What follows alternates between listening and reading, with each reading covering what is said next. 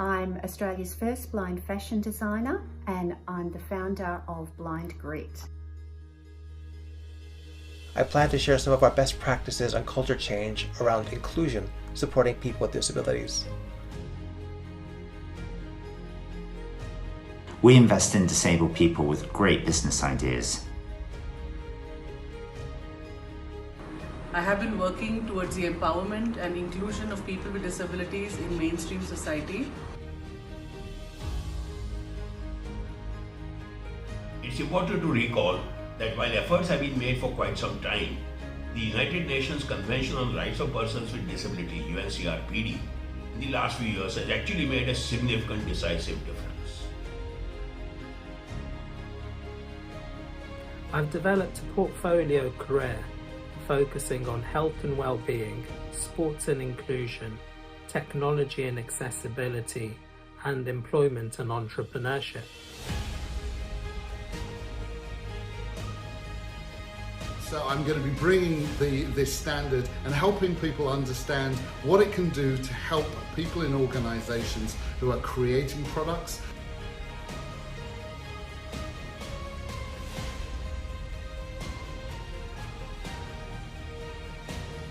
You know, in the world around us, it's not the disability that matters. Each one of us has a disability, and if we keep focusing on the disabilities, we will never move the world towards where we want it to be. You don't have to be a government organization or an NGO or possess loads of money to bring about the change. All you need is the will and the passion to bring about the change. It's not about what you can't do, it's about what you can do in an experience. And disability is a human experience. I'm excited to join you at the National Ability Summit and be able to share my thoughts and, more importantly, learn from you on this important topic. Let's all come together to share views and ideas. I can't wait to see what comes from all the incredible conversations from the summit. I'm delighted to be part of the National Ability Summit. I hope you will join all of us. Join me at National Ability Summit, December 2nd and 3rd, 2020. I'm very glad to be a part of the National Ability Summit. I really look forward to sharing our experiences with you at the National Ability Summit. See you there.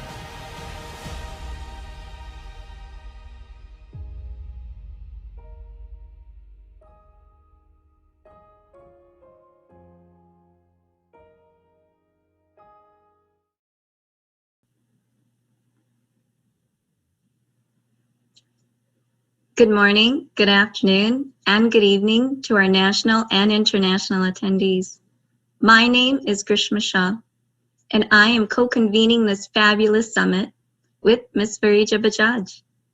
I'm an Indian American woman with wheatish skin and very big eyes. My curly brown shoulder-length hair is behaving somewhat well today, and I'm wearing a brown cardigan over a reddish-brown colored dress. My pronouns are she, her. Behind me is a sign that says Lagrish, intersecting stories, with a picture of a paintbrush, because I am an artist. I work with filmmakers, film festivals, and production studios in various stages of a film's journey. I'm also a doctoral candidate in the field of entertainment community psychology. I was born in India, and I live in the United States of America. And I'm also a person with a disability. Yesterday, Varija shared with us how she became interested in disability inclusion and how she ended up opening Pandora's box. Through mutual friends, we were connected, and we soon realized we both shared a common dream of making our world more inclusive. For me, it was through film, art, and storytelling.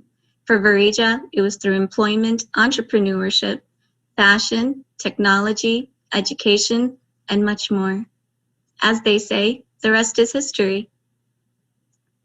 On day one of National Ability Summit, we learned about the do's and the don'ts of startups from investors and entrepreneurs, and how, at the end of the day, the impact we are making on our society should be the driving force for the work we do. We also learned that pivoting is an essential tool that all entrepreneurs should have in their back pocket. Each success is a result of numerous trials and errors. In mental health, we learned about the importance of policy and funding for access, while our film panelists shared with us how stories impact our culture and how collaborations with government can create awareness of disabilities. In our employment panel, we learned about the global community, how an initiative in India could be supported through resources in Israel. And in our skills development session, we learned that through technology, we can level the playing field for equality. Today, we will learn from national and international leaders how barriers limit individuals and communities, and how accessibility comes in many different forms. We'll also get to learn about fashion and how it can be a form of treatment. To close the event, Varija and I will talk to some of our panelists about what we've learned and what we can do to move forward with our mission of disability inclusion in India. Such a dream like National Ability Summit can't come to fruition without sweat, tears, support, and a little bit of magic. Without the support from our families, friends, and certain organizations, this two-day event with over 50 participants from 6 countries wouldn't have been possible. Thank you, Vijan, Graphisads, Opoy, Newsweek, GYMS, JD Institute of Fashion Technology, Chitkara University, Young Indians, Arty Labs, and Startup Buddy for your amazing partnerships. Thank you to our lovely Indian Sign Language interpreters from Sai Swayam Society, Shivani, Tanu, and Pooja, and to Amit Gautam, our fabulous American Sign Language interpreter. Thank you to our amazing technology team from Step 1, Rajan Ketan, Divyangna Misra, Akshay Padwal, Shantalu Bhopale, Hardik Pitlani, Rahul Pandey, and Anush Bharadwaj. Last but not least, thank you to our dedicated team members of Varija Life, Meera, Manya, and Anjani Kumar. I look forward to seeing you all in the final panel discussion. Thank you. One. Action. My name is Eve Anderson. Patrick Clary. Laura Allen. My name is Jyotsna Kaki. Kendra Lakoko. Ian Stoba. Jen Devins. And I work on accessibility at Google. I work on accessibility. Accessibility at Google. I work on accessibility at Google. Accessibility means a number of different things. Accessibility means everyone. Giving everyone an equal chance. Accessibility means making my life a bit more possible. I am blind myself, and accessibility is very important to me. I figured if I struggle to use products which are inaccessible, how many more individuals must be struggling out there? So I figured if I work in accessibility and I try to make products accessible, then other people could be happier. I've been at Google almost 12 years. 11 and a half years. 13 years. A little over 8 years now. Working at Google is life-changing for me. This is something, I think about all the time. When I was 14, I became legally blind within about a week. It was just this massive period of transition. I had to figure out all of a sudden, without being able to read a book or see what's going on the blackboard, or even distinguish my friends' faces in the hallway. And I really struggled in school and had to rely heavily on my family to pick up the missing pieces. The right sort of technologies didn't really exist for me in the classroom, and I realized how easily I could have slipped through the cracks. This is what fuels me in my life. We can't leave the opportunity for success up to chance, and technology is what can really make the difference. I use many products that are crucial to my day-to-day life. Things like Google Maps, finding wheelchair accessible transit routes and maps, even Street View, looking at different buildings to see how accessible they are, really beneficial. Accessibility matters because it fundamentally changes people's lives. Accessibility is very important to me on a personal level.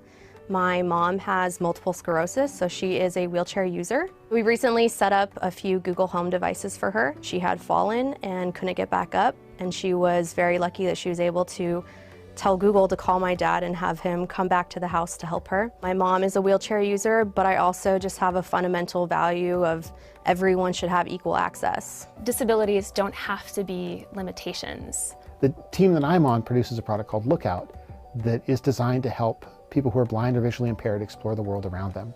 It's remarkable. The most rewarding part of my job is just coming in every day and working with brilliant coworkers and actually releasing products that can have a dramatic impact on people's lives. Now that I work at Google and I use products which are accessible and I can do it independently, people take me more seriously and they don't see my disability as being a shortcoming. Just hearing those stories really means a lot and is really motivating. Everyone benefits from a more inclusive society. It's critical for teams to continue to be building with accessibility in mind because we really are scaling out into the world. Working at a company such as Google that has such a wide range of products, if I could make those products accessible, we could make a huge difference for individuals out there, including myself. Google's mission is to organize the world's information and make it universally accessible, and useful. We clearly take that to heart. Universally accessible means everyone. I'm really excited to see what we come up with next.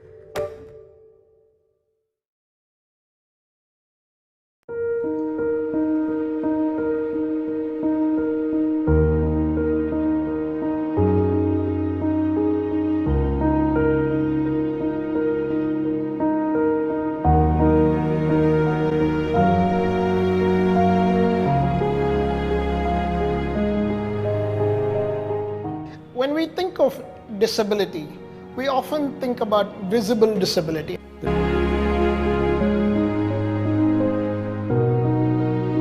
When we look at solving problems of scale, especially social problems, there are different ways of solving the problem. You can look at government solving the problem or look at some NGOs solving the problem. But it has rarely been the case where entrepreneurial energy has been used to solve such problems. It's our firm belief that it is only the entrepreneurial energy that will solve social problems of scale by spawning small social enterprises that are deeply focused on each problem. It is quite impossible for one entity to do it all. That is what led us to form RTLab as a mothership which can spawn off multiple enterprises that will focus on different spaces and help us solve problems of scale.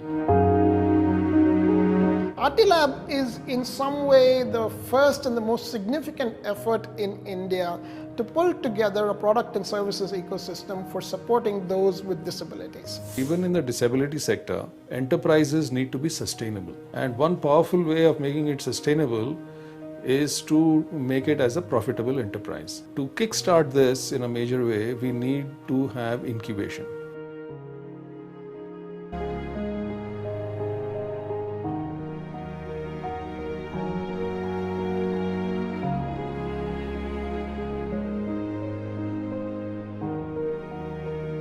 At RTLab, our focus is to allow our entrepreneurs and innovators to access the state-of-the-art equipment, tools and technologies, be it in hardware or software. We're looking at hardware technologies like plastics, molding, composites, woodwork, metalwork, various kinds of integration into 3D printing. We're also looking at software access such as AI, looking at AR, VR, we can talk about design technologies, various access to tools and technologies from embedded. So to help our entrepreneurs and innovators to develop a holistic and a really well-rounded product.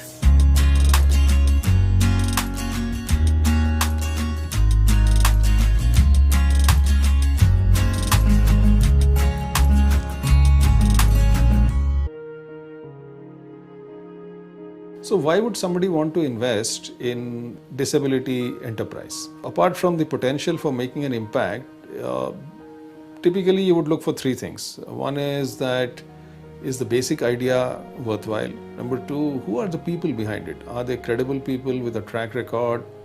And number three, of course, you have to make a judgment on their ability to execute. On all these three parameters, I would like to actually stick my neck out and endorse RTLabs.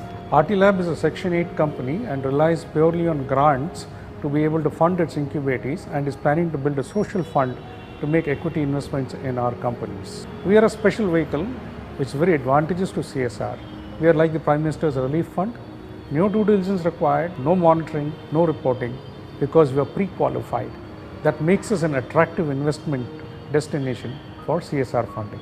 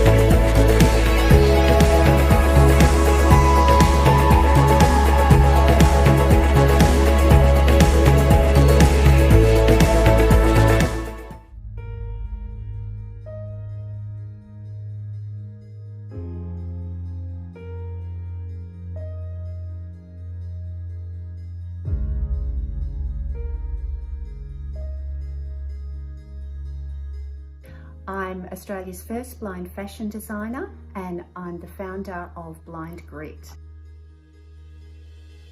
I plan to share some of our best practices on culture change around inclusion, supporting people with disabilities.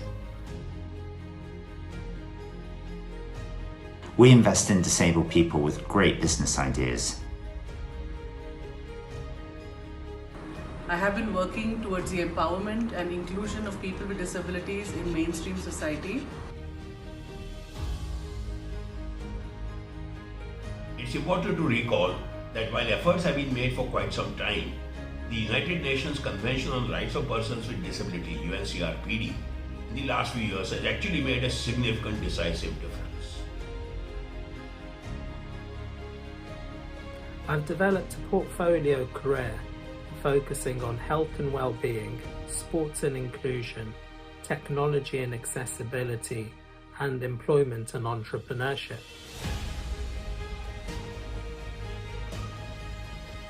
So I'm going to be bringing this standard and helping people understand what it can do to help people in organizations who are creating products.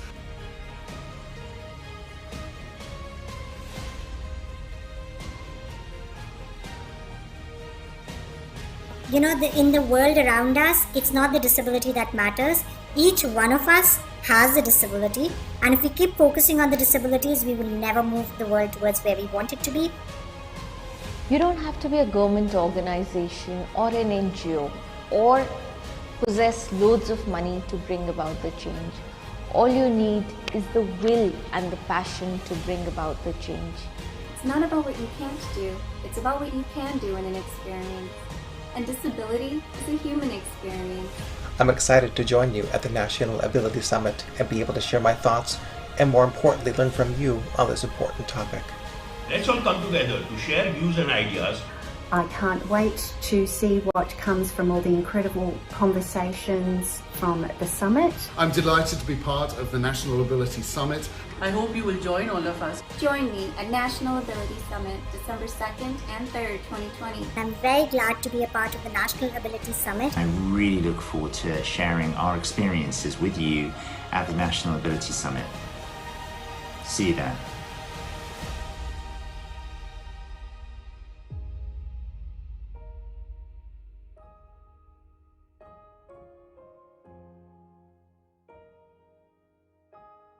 Take one. Action. My name is Eve Anderson. Patrick Clary. Laura Allen. My name is Jyotsna Kaki. Kendra Lococo. Ian Stoba. Jen Devins. And I work on accessibility at Google. I work on accessibility. Accessibility at Google. I work on accessibility at Google. Accessibility means a number of different things. Accessibility means everyone. Giving Everyone. everyone an equal chance. Accessibility means making my life a bit more possible. I am blind myself, and accessibility is very important to me. I figured if I struggle to use products which are inaccessible, how many more individuals must be struggling out there? So I figured if I work in accessibility and I try to make products accessible, then other people could be happier. I've been at Google almost 12 years. 11 and a half years. 13 years. A little over 8 years now.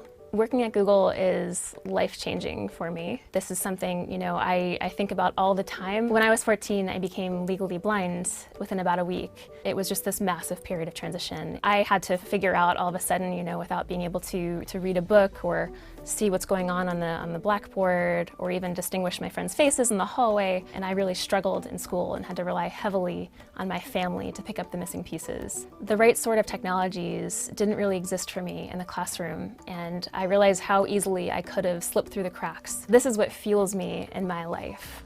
We can't leave the opportunity for success up to chance, and technology is what can really make the difference. I use many products that are crucial to my day-to-day life. Things like Google Maps, finding wheelchair accessible transit routes and maps, even Street View, looking at different buildings to see how accessible they are, really beneficial. Accessibility matters because it fundamentally changes people's lives. Accessibility is very important to me on a personal level.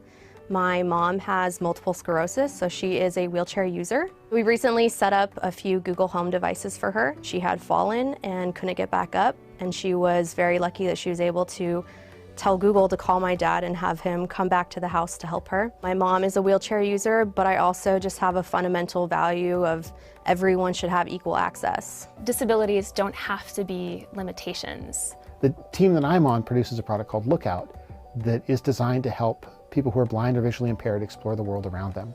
It's remarkable. The most rewarding part of my job is just coming in every day and working with brilliant coworkers and actually releasing products that can have a dramatic impact on people's lives. Now that I work at Google and I use products which are accessible and I can do it independently, people take me more seriously. And they don't see my disability as being a shortcoming.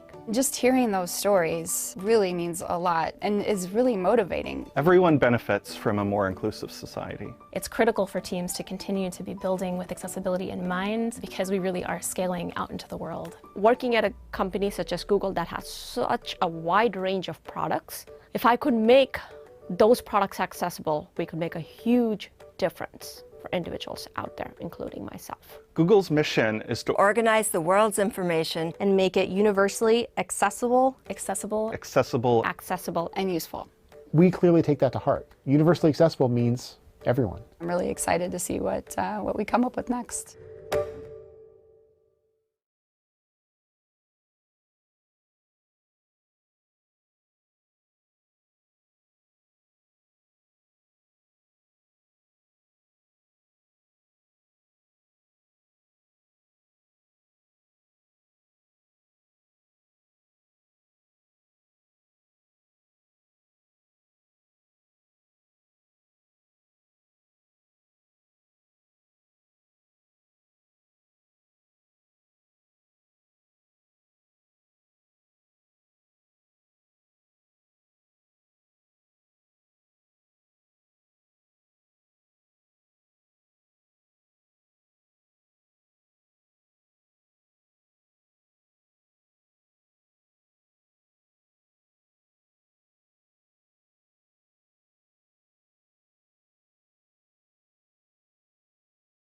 Second day of the National Ability Summit.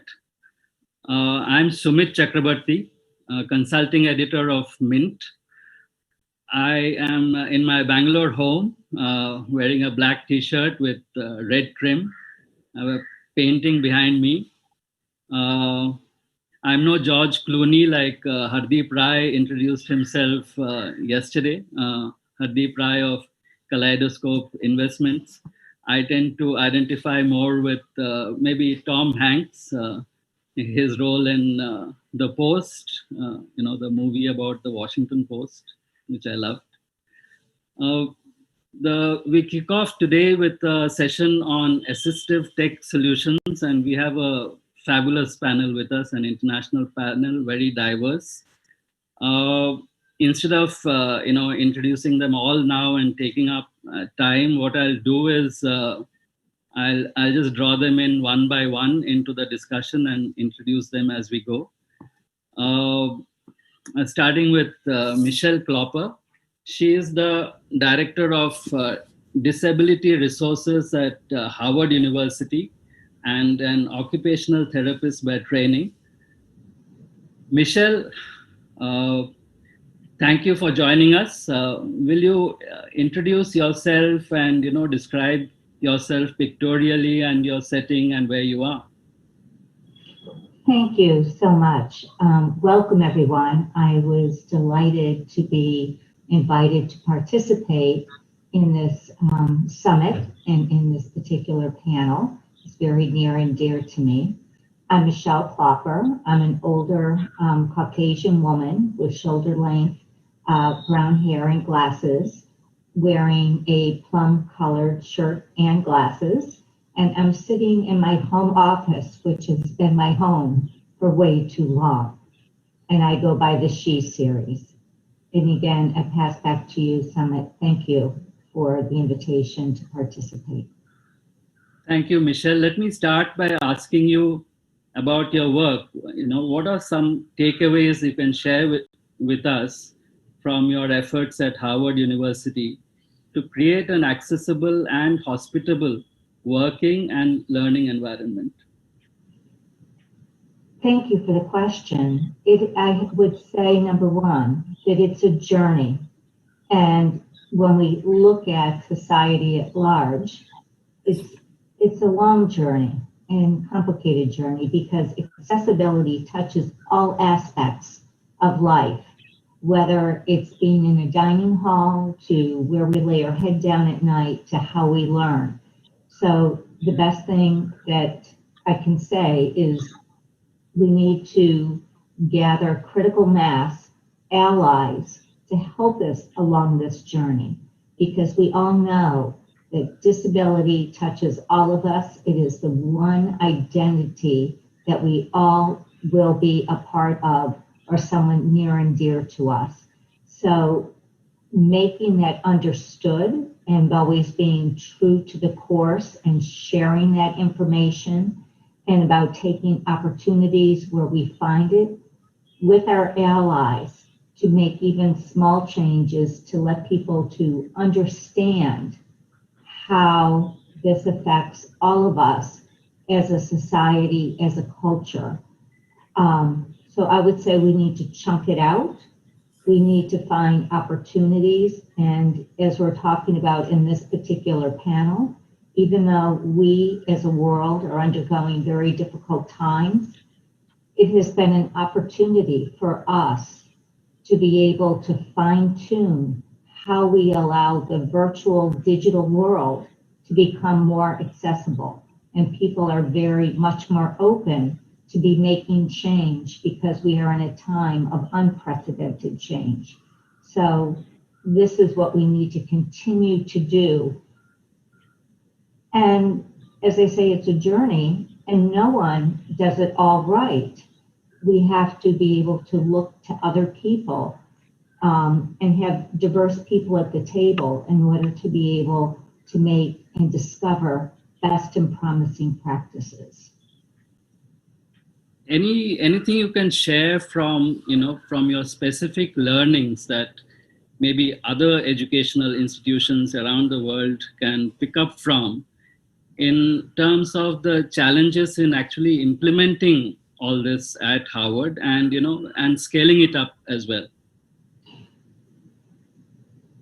I think that's a great question, because it depends upon what we're looking at and what opportunity and what barrier we're actually, I want to say, trying to address, is to chunk down the work.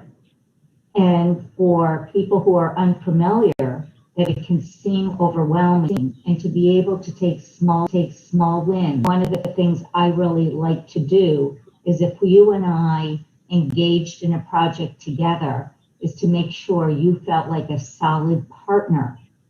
And as that partnership, and in the end, I want to celebrate the work and your reaching out and doing that work, so you can feel a part of it and you can feel that it's yours and that you made a difference and you are helping to change society, culture. And that is one thing I found, is that when you bring people along for the journey and they feel that they're a part of making the change, they're able to continue to make further change because they feel that they've been a positive force. And I think for other higher ed, it's being able to find those individuals and finding student voices, faculty voices, staff voices. And that's one thing we've been able to do, and our collective mass has become so much larger, and being able to make those changes that has been able to influence decisions. And we've done many things of instituting accessible procurement policies for digital tools, for what do we do for best practice versus live versus closed captioning. And so along the way, we've chunked out the work to be in small bites to be able to move it forward. But I would say it has to be very discreet, and you need to bring people along and chunk it out for them so they don't feel like it's just overwhelming. Thank you, Michelle. I'll move on to the next speaker now. This is Christopher Patno, Head of Accessibility Programs at Google. He's had a long stint earlier at Apple, so he's a tech whiz. Hi, Christopher. Will you describe yourself really and your setting? Sure. My name is Christopher. I'm wearing a white geometric shirt. My pronouns are he, him. I have gray hair, black headphones, glasses. I'm sitting in my office with a yantra behind me, giving me hope for some kind of knowledge. I came into this space by accident. I think it's important that everybody realize they have their own story. I was leading Google Play Music, and someone came into my team and turned on VoiceOver, and I heard button, button, button, button. I asked, what's that? And she said, well, this is Google Play Music for someone who's blind. I said, well, that's stupid. How do they use it? And she said, well, that's why I'm here. And that was my After 18 years of technology at Sony and Apple, I realized everything I had done had been done without thought of ability, disability, and accessibility. And I decided to make the change. So I took a Google 20% and ended up doing accessibility, and it turned it up into being my complete day job. Thank you for that, Chris. Let me ask you specifically now about the work you're doing at Google. Mm-hmm. How can Google products, Google is something that everyone connects with deeply all across the world. How can Google products be integrated with efforts by innovators to create better, more affordable assistive tech solutions than some of the legacy ones, which many philanthropists keep backing the legacy applications rather than kind of better innovative possibilities? So could you take us through a few examples? Yeah, I think the interesting opportunity is to break apart the old-fashioned devices that we're used to having, like AAC devices.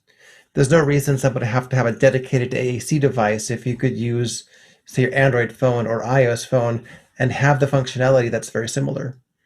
An example of us doing this, we've recently shipped a product called Action Blocks, which allows you to create pictures on your screen, and you press a button and it triggers an action from the Google Assistant.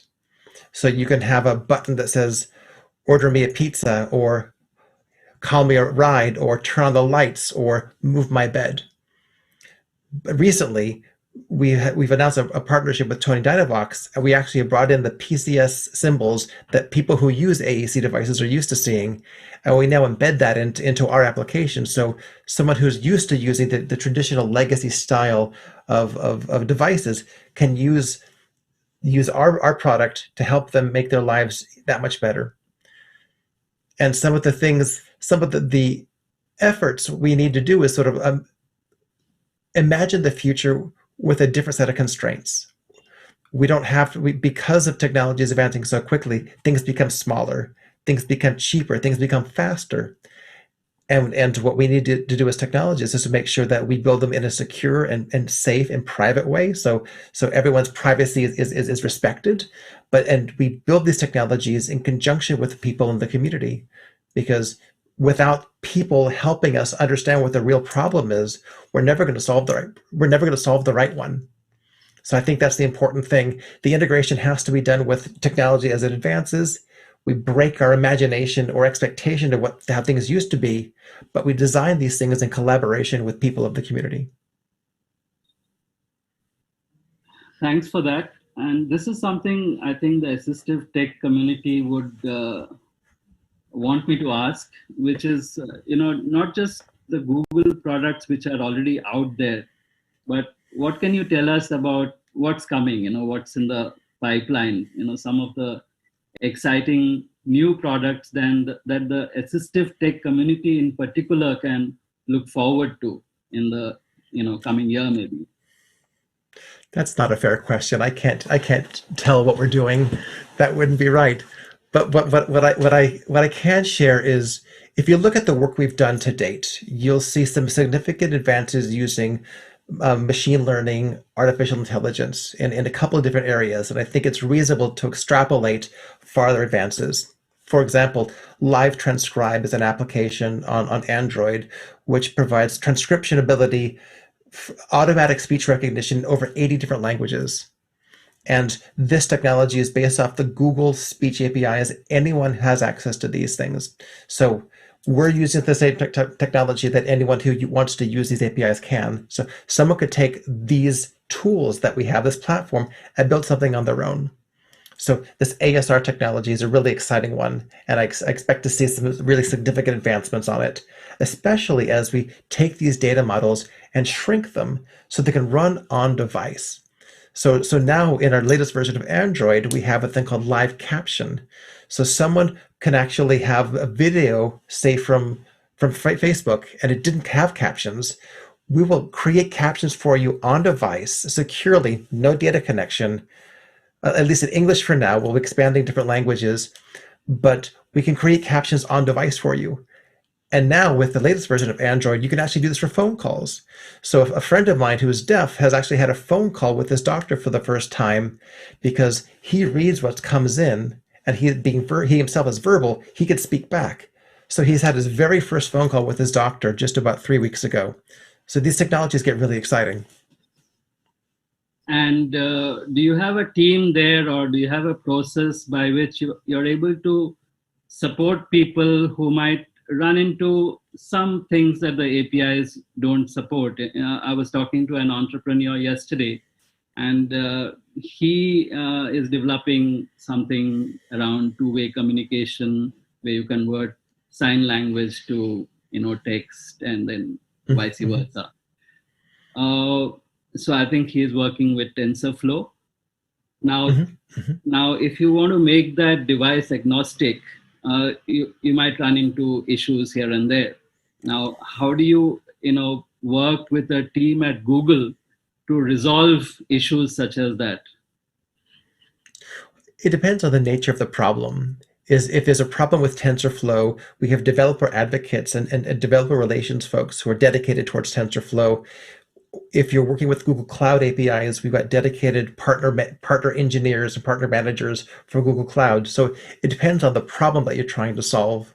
I can't give you a one-stop shop to give you all the answers. I'm sorry. Okay. Thank you, Chris. Moving on now to the next speaker, Mohan Sundaram. Mohan Sundaram is here with me in Bangalore. He is the founding director of, we're speaking to Mohan Sundaram next. So I think this is Pranav Desai. I just wait for the backend team to switch to Mohan Sundaram. Can you hear me? Yes, there's Mohan. Yeah. Hi, Mohan. Good morning. So Mohan Sundaram is the founding director and CEO of Artilab Foundation, which recently launched a startup incubator in Bangalore, which is unique because it focuses only on assistive tech solutions. Mohan, will you describe yourself pictorially and your setting? Yeah. So I am wearing a shirt with light green stripes. Much of my hair is turned white with a few spots of black, giving me a salt and pepper kind of hair, and a fully white beard. The beard has grown far more white than my hair on my head. Whatever little is there on top of my head, that is. I am wearing a spectacle. I'm sitting in my home office room. And so I was diagnosed with muscular dystrophy at the age of 16. I am wheelchair bound, and I have been an entrepreneur, a tech entrepreneur, largely in the IT space, and I've been in investing space. I've been in the venture capital space, and I also have spent significant number of time in the disability sector with NGOs. I am now the president of a federation of NGOs dealing with disability in Karnataka called Disability NGOs Alliance. And it's my disability that drew me to the disability field, and I found that there was very little being done for assistive tech within India, which prompted me to look at how to build this. I started this incubator, which is the first of its kind in the world, because there is no other incubator at the time when we started that was focused on disability as a theme. So that's what we do. So we not only look at assistive technologies, we look at assistive technologies, rehabilitation technologies, we look at infrastructure technologies, because they're not necessarily, assistive is more personal. There are infrastructure devices and also preventive solutions, tech solutions to prevent disability. That's the canvas that we handle. So let me hear a little more about the specific experience of selecting your first cohort of startups for this incubator program. which will kind of give us an idea about the entrepreneurship in this space that you're seeing in India and Bangalore. Okay, so we are now close to 2 years old. So not as recent as what one would think, but 2 years old now. We have gone through about 3 rounds of selection of teams to get incubated with us. About 60 to 70% of the teams are typically ones that come directly out of college. Okay. Now about 40% of them are ones who have been working in some space, have looked at this problem and come out to build something. The other profile that we have found is that the people who come into the sector are mostly innovators, but not entrepreneurs. We are more innovators than entrepreneurs, right? And being an entrepreneur, apart from being an innovator, is also a very important aspect of trying to build impact in this particular space. Right? And if you look at the assistive tech or the rehab tech space, there are outside of the digital products that one looks at, which Chris was talking about, there are a lot of most of the products are physical in nature. So it takes a long time to build, prototype, test, and all that. This is like the biotech space. It takes about 3 to 4 years for you to build a product to be ready to market. And so it needs longer incubation periods. And most of the innovators and entrepreneurs have to be first coached on it's a long run that you have to be in for. It's not as if something will happen tomorrow, because everybody sees news saying so-and-so got funded within 6 months and 8 months and stuff like that, right? Here in 6 to 8 months, you don't get to do even 1/10 of what anybody else will get to do in another sector, right? So there's a lot of alignment that needs to happen from people who come into this space. So that is one aspect about selecting people. The second is about how should it be different in terms of our engagement with them, right? One is the length of engagement, which will typically be about 3 to 4 years of incubation and maybe about 8 years of engagement, active engagement. The second is that most of the entrepreneurs who come into the space lose time trying to do prototyping, a lot of time. Right? So you must have good prototyping facilities and technical capabilities to be able to turn around prototypes as fast as you can. So we are looking at saying, can we turn 3 design iterations over in 18 months' time, which is fairly aggressive. And to do that, you need a lab and a very well-conceived and well-provisioned lab, I may say.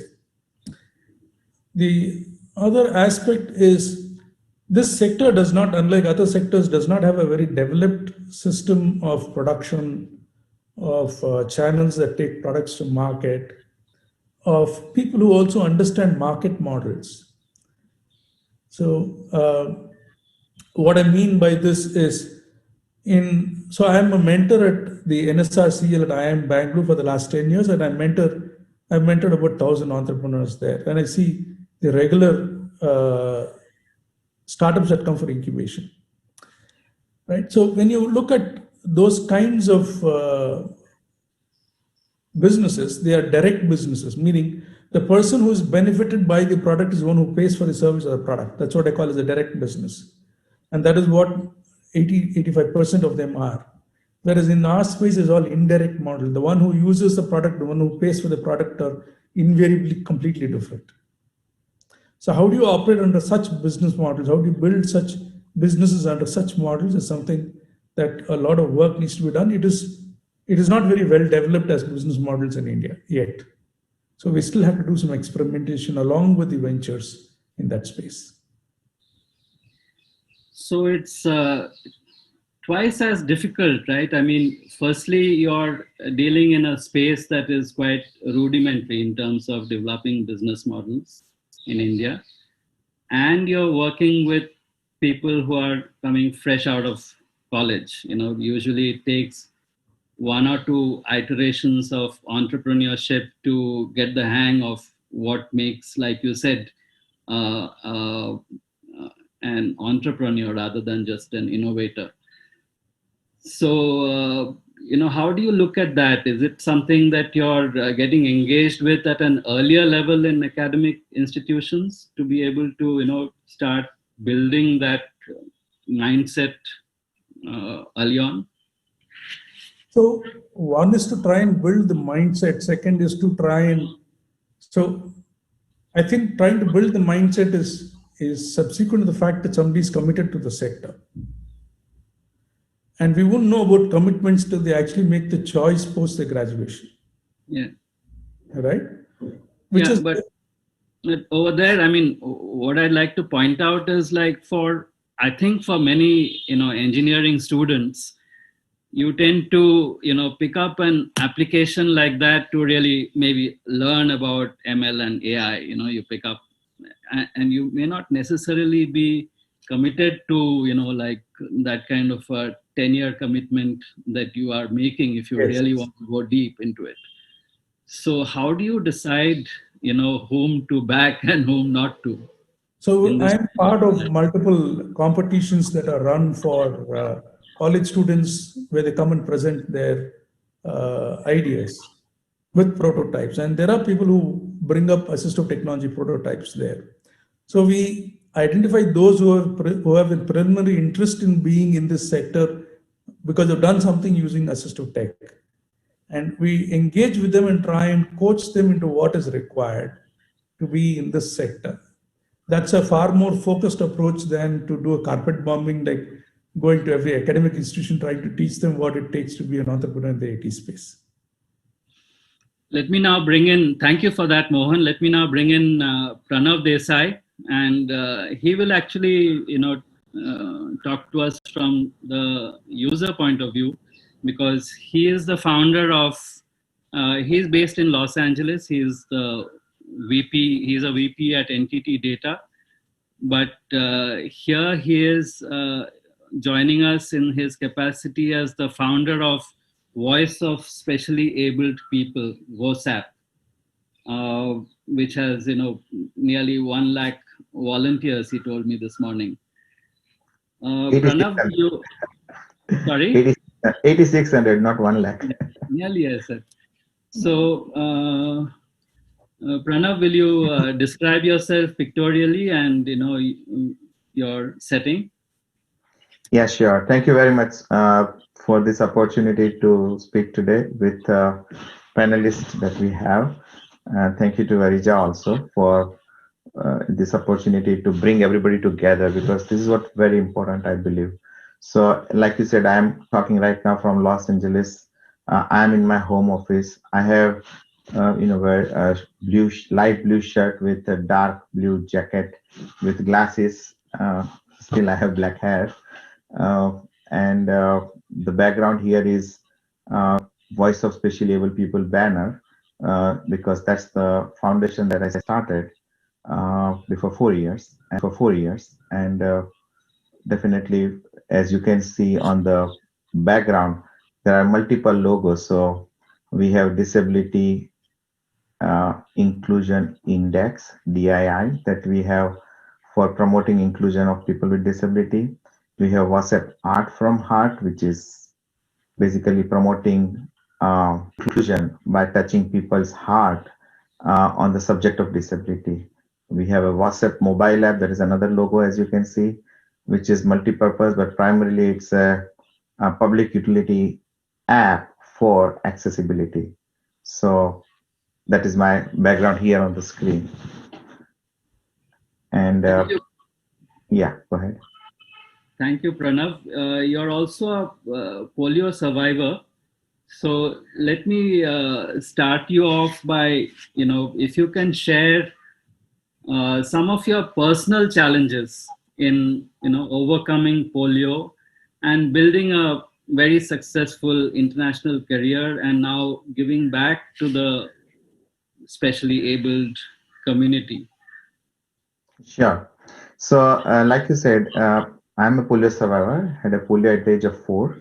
So how I could be where I am today, frankly, it is because of assistive device. You call it, glasses are also assistive device. Wheelchair is also assistive device, always not machine learning and AI. I, in my case, work with the braces, calipers. And it's important for people to understand that because of those calipers, investment that my parents made, at that time, I had up to jacket, so pelvis belt, jacket, and both the legs. But that kept me in a proper shape and allowed me to be mobile. And that's the reason I could do education, electronics engineering, MBA, compete in the corporate world here with Nippon Telegraph Telephone NTT Data for last 14 years. And very interestingly, America is very accessible relative to India. So I have again seen that how assisted technologies like power wheelchair, if I have to go to the park or somewhere, or I have a car with a conversion that again, I can take my power wheelchair into the car, it yields and all that. It's very interesting. From day one, when I came in 99, I had a car with hand control ready. So those type of fittings or enabling devices, it's a huge market here, obviously. And that's where I was very inspired that, to unlock the potential. I'm vice president of sales and have traveled, obviously, all these years, many cities and countries also worldwide as a working for a multinational company. How could I do that? Because everything is accessible and I have, all the freedom of renting a car with hand control and all that. So I'm just going a little bit on mobility side or locomotive side of assistive devices. That's my story.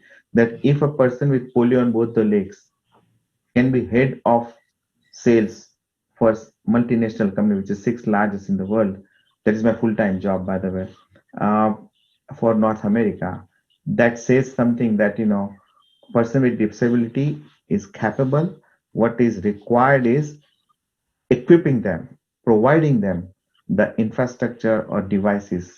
That's led me to start Voice of Specially Able People, where we are big time involved into making the difference in 360-degree advocacy and grassroots activities. So that's a good point to bring up, something a little more specific about the Voice of Specially Abled People. One of the things that innovators of assistive solutions face is in gaining access to the community, gaining access to the market. So what is WOSAP able to do in helping create demand for accessibility solutions? I look at it as a very infancy stage of the whole industry, right? As of now, only 1 out of 10 person with disability has an assistive device. That means 90% market is untapped. As per WHO, 1 billion people today are people with disability and expected to be 2 billion by 2030. That's a really double-digit growth for next 30-40 years if the trend the way it goes, because it allows to enable people, to make people functional instead of them being on welfare because of not functional. With assistive devices, they are going to be functional and a taxpayer and live life with dignity. So this requires tremendous amount of advocacy. So Voice of SAP is creating demand by doing advocacy with various forums. For example, Niti Aayog. We work with Government of India. We work with various academic institutions like Gujarat Technology University. We launch innovation challenge for the engineering students. So idea is that create a demand, talk to the industry people like Gujarat Chamber of Commerce and Industry, Startup Committee. We have talked to them that how innovation can be done in the college, like we see here in CSUN, California State University at Northridge, nearby my house. Those type of models should take to the market with industry's participation. When that can happen, when the advocacy is done, kind of selling the concept that there is a market, there is a demand, and that is right thing to do. So that is one part of it.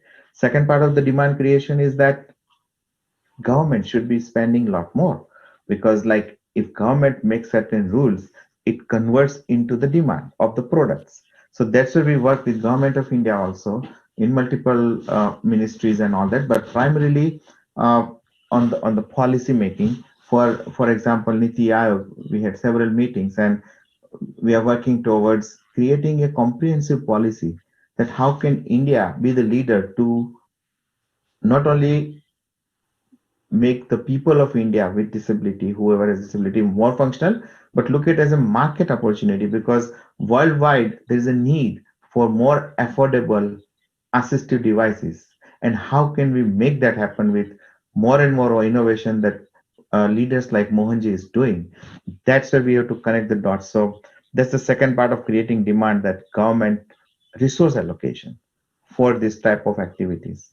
And there are many things that government is doing, I'm sure, and that needs to be always done more. And the third part of demand is that show the results exactly on the ground. So we are, the donations that we receive, we have enabled so many people in India with, and we have stories to tell. So that's where the demand will be more, visible, that, okay, if a person with hearing impairment, child with hearing impairment, got a hearing device, he starts speaking. There's this data, and this you can show.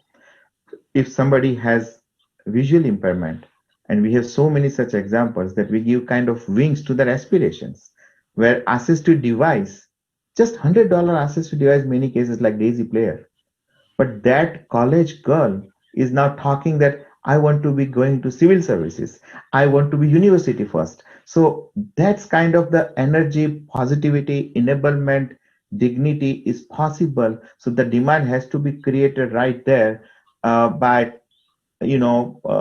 bringing resources to the community. And that's where our volunteers and our supporters, we are trying to bring the overall, solution in a way, policy, innovation, commercialization, and grassroots feedback, that this type of device is working, this type of device is not working, this is the demand kind of it, so we can give feedback to the entrepreneurs and innovators. Thank you for that, Pranav, a detailed answer. At this point, we have just passed the halfway mark, so I'd like to invite all the panelists, if you have a question for one another, if you just raise a hand, we can go with your questions rather than mine, so that it becomes more of a discussion. Anybody has a question for any other panelist, please raise a hand. Pranav, please go first. Okay. I have a question. I have several questions, but definitely Google has been leading in this assistive technologies.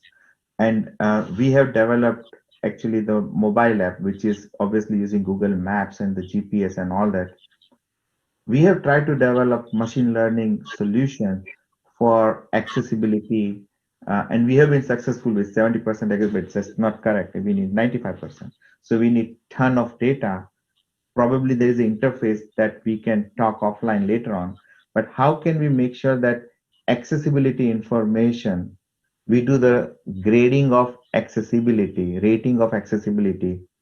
Has Google done any specific on that aspect? I know Google has done a lot of things on social circles and letting people do something, but any machine learning related initiative you think should be done? Or because we have kind of done it, but looking at we have 16,000 places we have mapped out. Our goal is to go to million. Is there a possibility to see how we can make it happen? Because that will be very helpful to the community. I'm not sure machine learning is the entirety of the problem. I think one of the biggest problems, using maps as an example, is getting ground truth, getting the data on the ground that is accurate. And that's not a machine learning problem, that's a people problem. How do we make sure that, how do we crowdsource this information so it's broadly available? We've recently announced and shipped in the US, starting the US, and we want to, and a couple other countries in Europe. I'm sorry, it's getting late and my brain I can't remember the exact countries, but we're broadening out this concept called accessible places, where we actually have accessibility information provided by stores and people who visit these places and say, does it have an accessible bathroom? Does it have stairs that allow, do you need to climb stairs to get in? And provide information that allows someone to make a choice if this is a place that they want or can go or not. Eventually, one would imagine this information could be wrapped into your trip journey. You say, I need a wheelchair, and we'll end someday. One would imagine you could take this information and have it be part of the process that creates a specific journey. This isn't something that exists today, but the more of this data that we have, the better chance we have of making that possible. And again, what we try to do is that pictorially, with pixel-based logic and machine learning. So we try to rate the at least external, whatever street view and the pictures that you have, do that, rating, whether it has ramp or not, whether it has a pipe railing to hold. Those things we have done, and so many scenarios we have kind of figured out. But then what we are looking at is that, yes, what you are talking is people should give feedback. But if there is a need of the hour is to get it out in millions of places being rated by machine learning, and then let people start commenting back, because that way probably this can be expedited. That's what we think. That, because going into, again, every problem has a different solution. I think that at a macro level, if we start at a high level mapping, what we see from outside, good start, because that way it will bring a lot of changes. And we are seeing that in the 16,000 places that we have mapped in city of Ahmedabad as a prototype. It is working. I mean, it's now a public utility. Collector himself is going after buildings which are not accessible. So at least that model we can look at, probably offline also with you, Chris, but I see some. I've reached out to you on LinkedIn. Please feel free to contact me, and we can see what's there. Yeah. Thank you, Pranav and Chris. Anybody else in the? I have a question for Michelle. Yeah, please go ahead. There's a lot of work that you're doing in Harvard, and one of the places, most education institutions in India are not accessible particularly, right? And it's not just about accessibility of the space.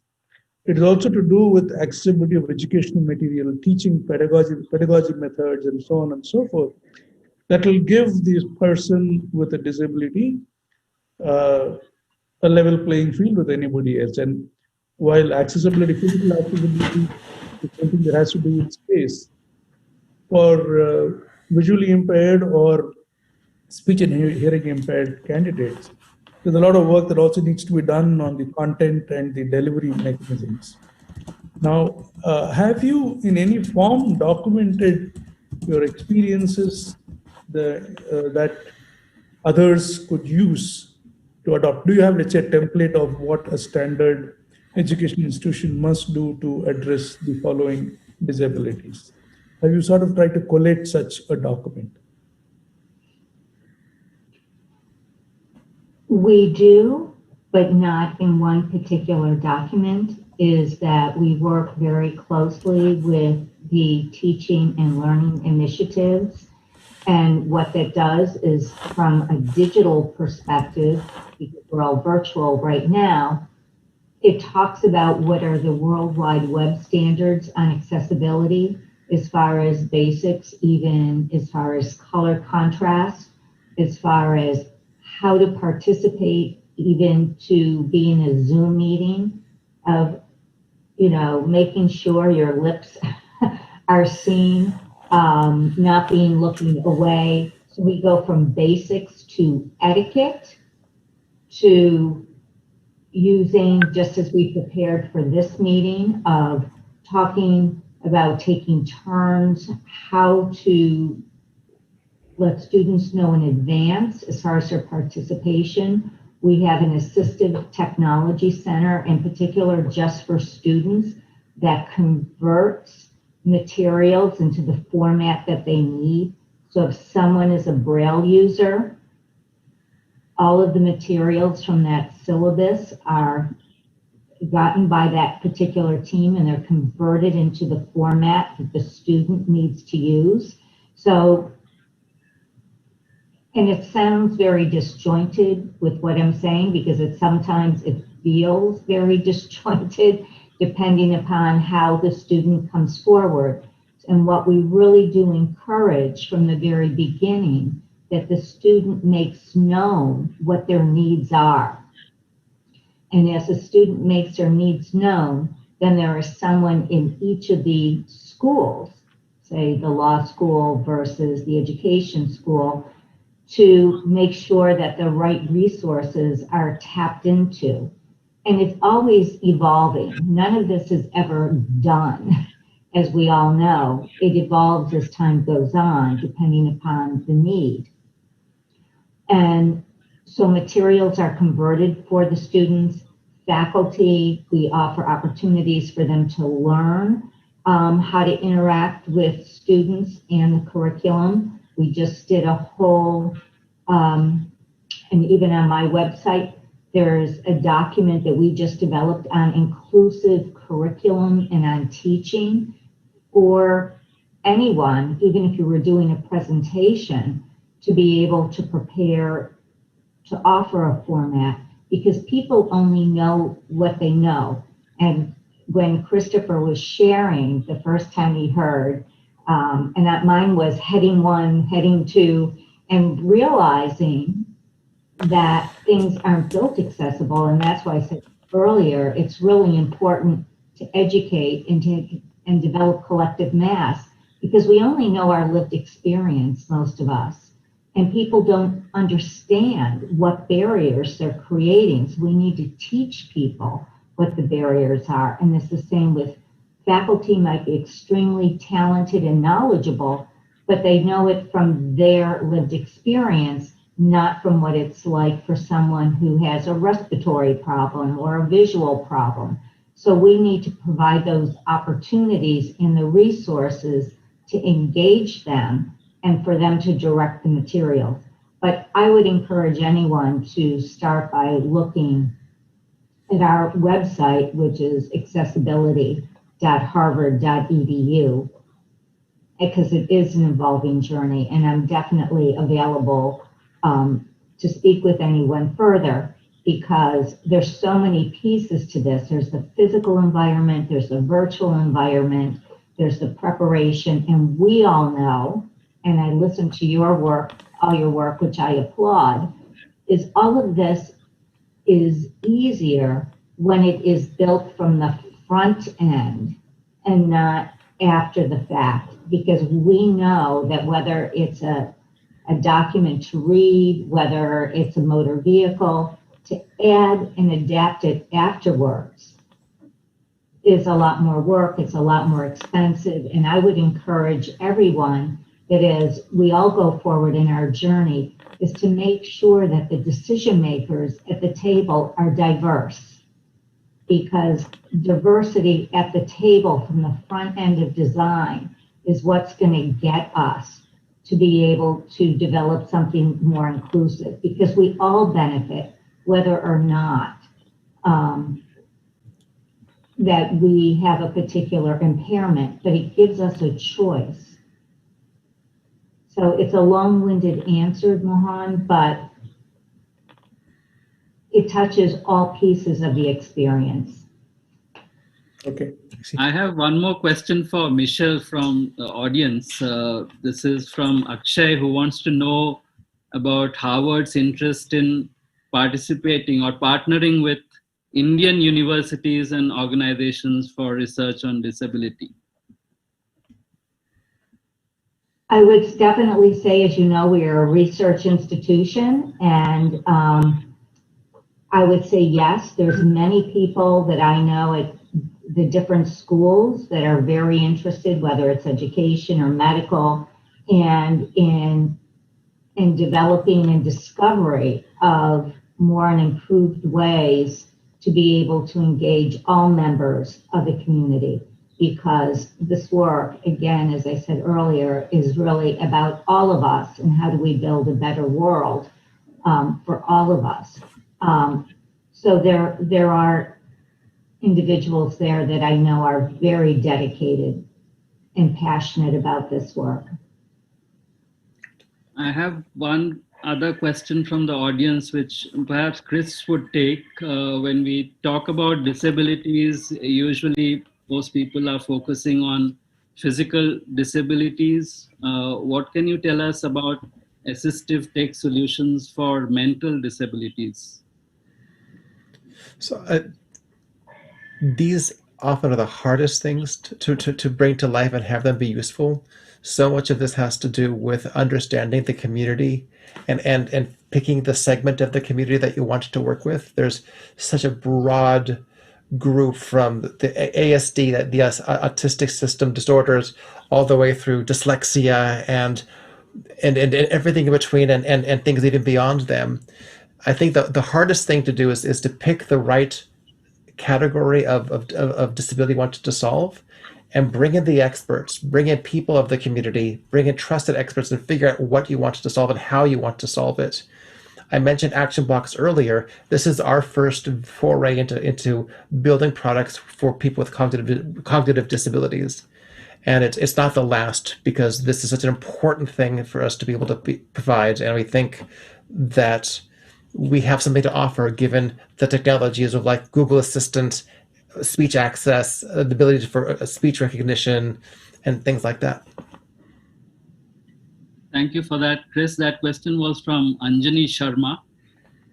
I have a question for another audience question, perhaps for Pranav. This is about, from Ishika Gupta, who wants to know, specific communities who benefit from assistive tech solutions. So let me just broaden that. If you could give us an idea about, what are the imperatives for creating assistive tech solutions? What is the demand for this? I think you touched upon this earlier, but if you could elaborate on the opportunities which are not being tapped and, people who are not being served. I mean, across the spectrum, what we have figured out, at least understood, is that affordability is very, very big issue. And that's why very important to focus on innovation, whether it's a motorized product or software product or hardware product. But even in America, I have seen a girl example, she's PhD, non-verbal, everything with her assistive devices, she will type and do amazing work. But the expenses for her to have those consumables for that product is so expensive. Why can't we make a mass production and have hundreds of at least PhDs, not one, who can afford living here in a very nice neighborhood? That's where I think the innovation, so all constituents, I think the demand is probably in multiple places, but if we go for the basic thing by population data, visually impaired and locomotive impaired are the biggest kind of population which generates the demand because of the sheer population. And there is a very good, return on investment also. If you have certain products that can, enable them to do certain things, there's a very large market. If you develop a nice app or a product, and that we all know all that, but at least I would say that youth or the children who are very tech savvy, they all should have this tablet. Doesn't matter, because a person with disability doesn't need to go to school. What COVID-19 unfortunately has, but always there is a blessing in disguise. There is no need to go to school for a student with disability. For a person with disability, there is no need to go to workplace. So that means a lot of technological solutions for educating the students.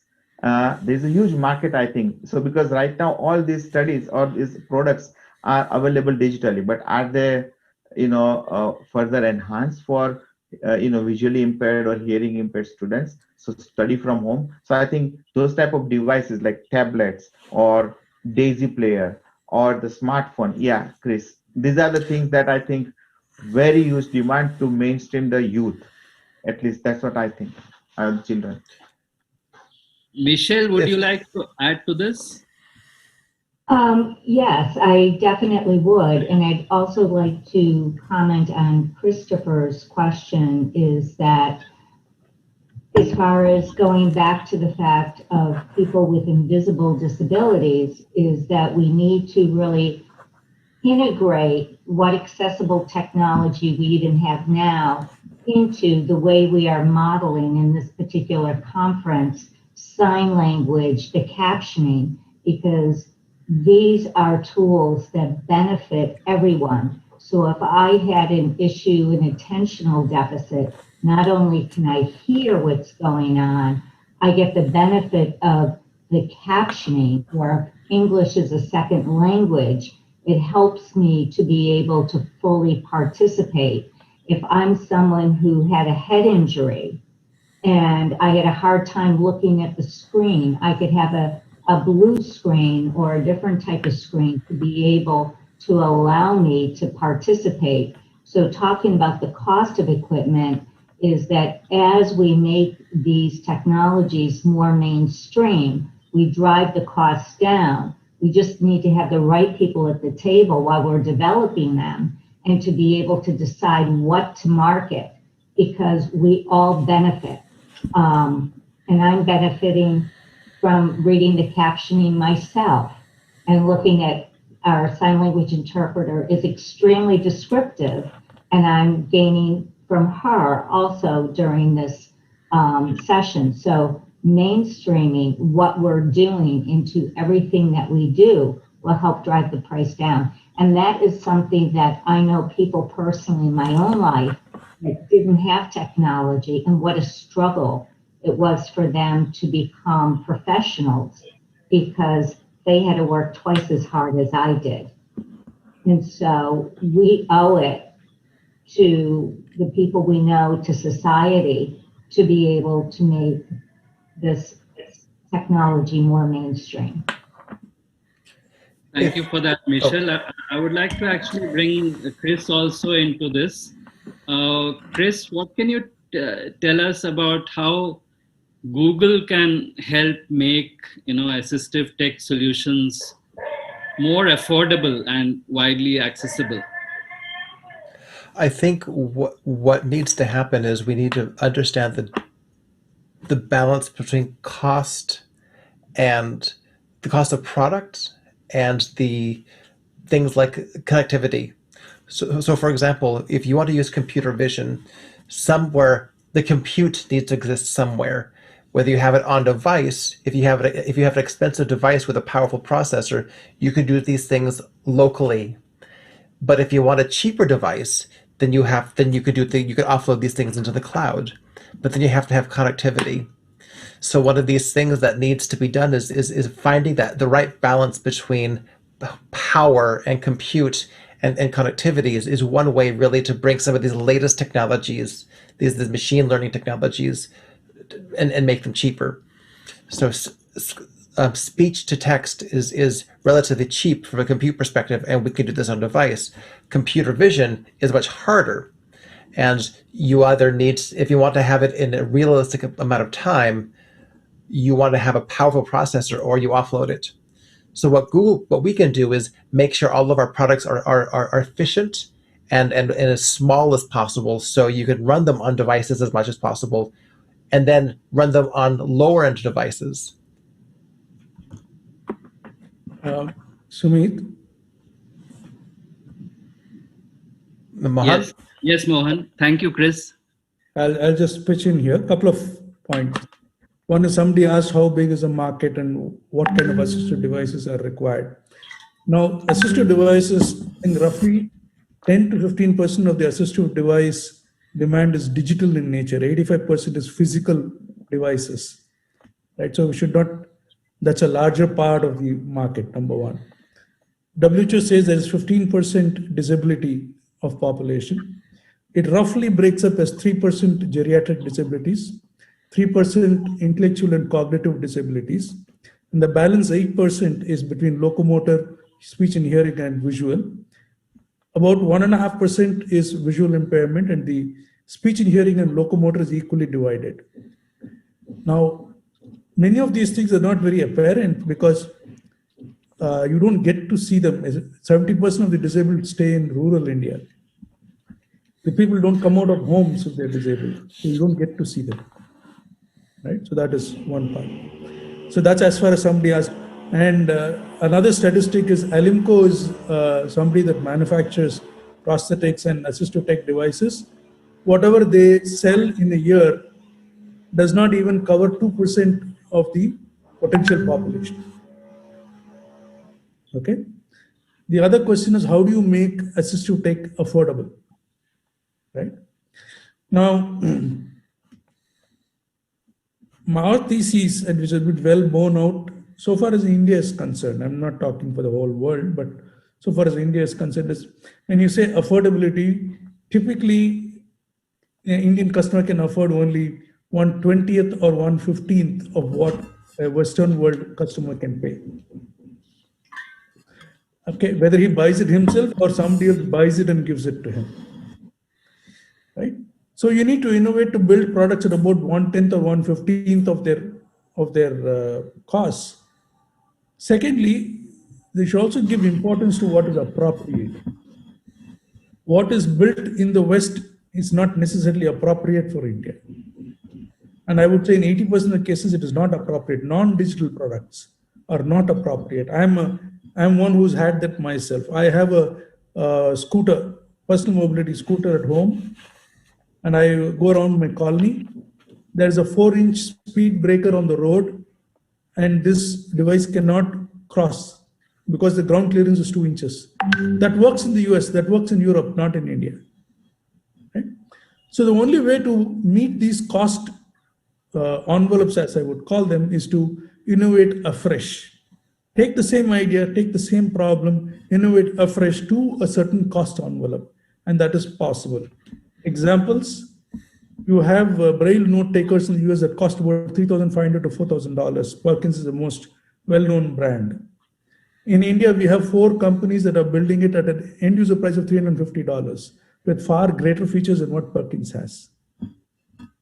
Okay, a good, fully functional K3 level prosthetic leg, say from Autobok or somebody, costs about 7.5 lakh rupees, 750,000 rupees. Indian innovation using materials which is not carbon fiber is available at 50,000 rupees and gives the same K3 level mobility. There are multiple examples like this where you can build products at those cost envelopes if you innovate afresh. And that is one of the key themes that we are pushing through for innovation. And we've been reasonably successful in being able to bring out products that meet the functional requirement and the affordability requirement for the Indian market. I think it will be, may not be the West. For digital products, you can take it to the Western world. But otherwise, there are countries that are very similar to India. ASEAN, Africa, Latin America have similar contexts and needs. So if you build such products here, you will be able to take it out to those countries and find good market for these products in those countries. Thank you for that, Mohan. I think we are out of time, so I'll just take one last question that I'd like each of the panelists to respond to briefly. Starting with Michelle, what part does clarity of government policy play in supporting assistive tech solutions, and how can you influence that? I would say government policy lays the foundation and gives us the mandate to everyone, not just higher ed, but to the country, is providing accessibility is of value and is important. How that actually happens is different in different environments and it evolves over time, but it does say that it is important to be accessible, and these are the basic requirements. And we've been talking a lot about vision and hearing and mobility, and we have very clear guidelines about what is effective communication and what is physical access. And digital is always evolving. It's the most evolving area. And thank you for the opportunity to be here. Thank you, Michelle. Pranav, would you like to talk about that in the Indian context? Yeah, I think in US, our volunteers, our youth volunteers, we conducted 15 projects. We are also working right now with UC Berkeley on data sciences department. Lot of research for data-driven advocacy. So addressing the issues that we are talking here, demand part, business case. So one Northwestern team, students, undergraduate, did a very good research on what is the business case for nations to invest, so the policy making inputs. So from all of that, we definitely are looking for taking this to India also with universities to have research projects and programs on innovation, on market analysis, on multiple areas. We really need to collect more data in India, in addition to other things, obviously, that we need to do on ground. But that is one of our WASEP collegiate is very focused on research so far in America. We are looking forward to take it to India also. Thanks, Pranav. Chris, anything to comment on how clarity in government policy helps?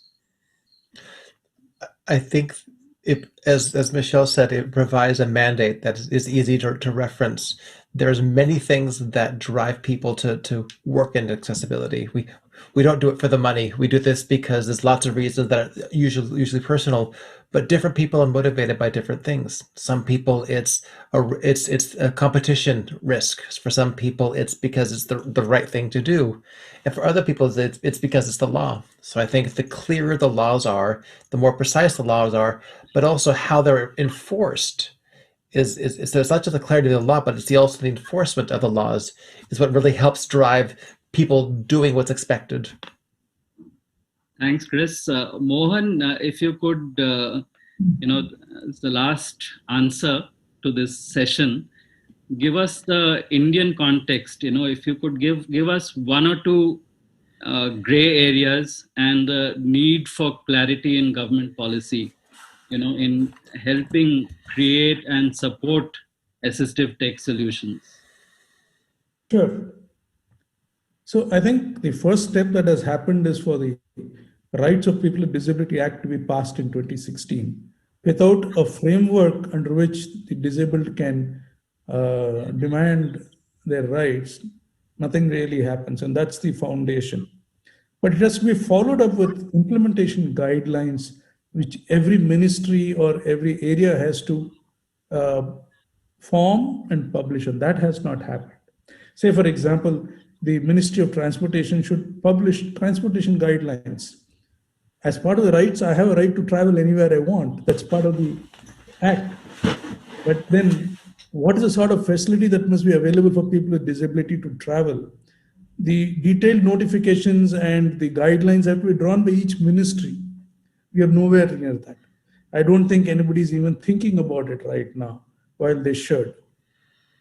Whether we like it or not, government is the largest driver for demand in this sector or any sector that is very nascent. They will have to develop the sector to lend it maturity before it can fly on its own, right? You at least need another 10 to 15 years of government intervention for a minimum in India for this sector to grow and be able to meet the needs of people that require assistive technologies. Thank you so much, Mohan, and to Pranav, Michelle, and Chris for a really interesting session for me to get multiple perspectives on this, in this emerging domain. And I'm sure the audience has, has many learnings and takeaways from this. Thank you so much. I think the Varija needs to be complimented for putting together such a diverse and interesting panel. And yeah, it's. I think the Varija team has some mementos to present to each of the speakers.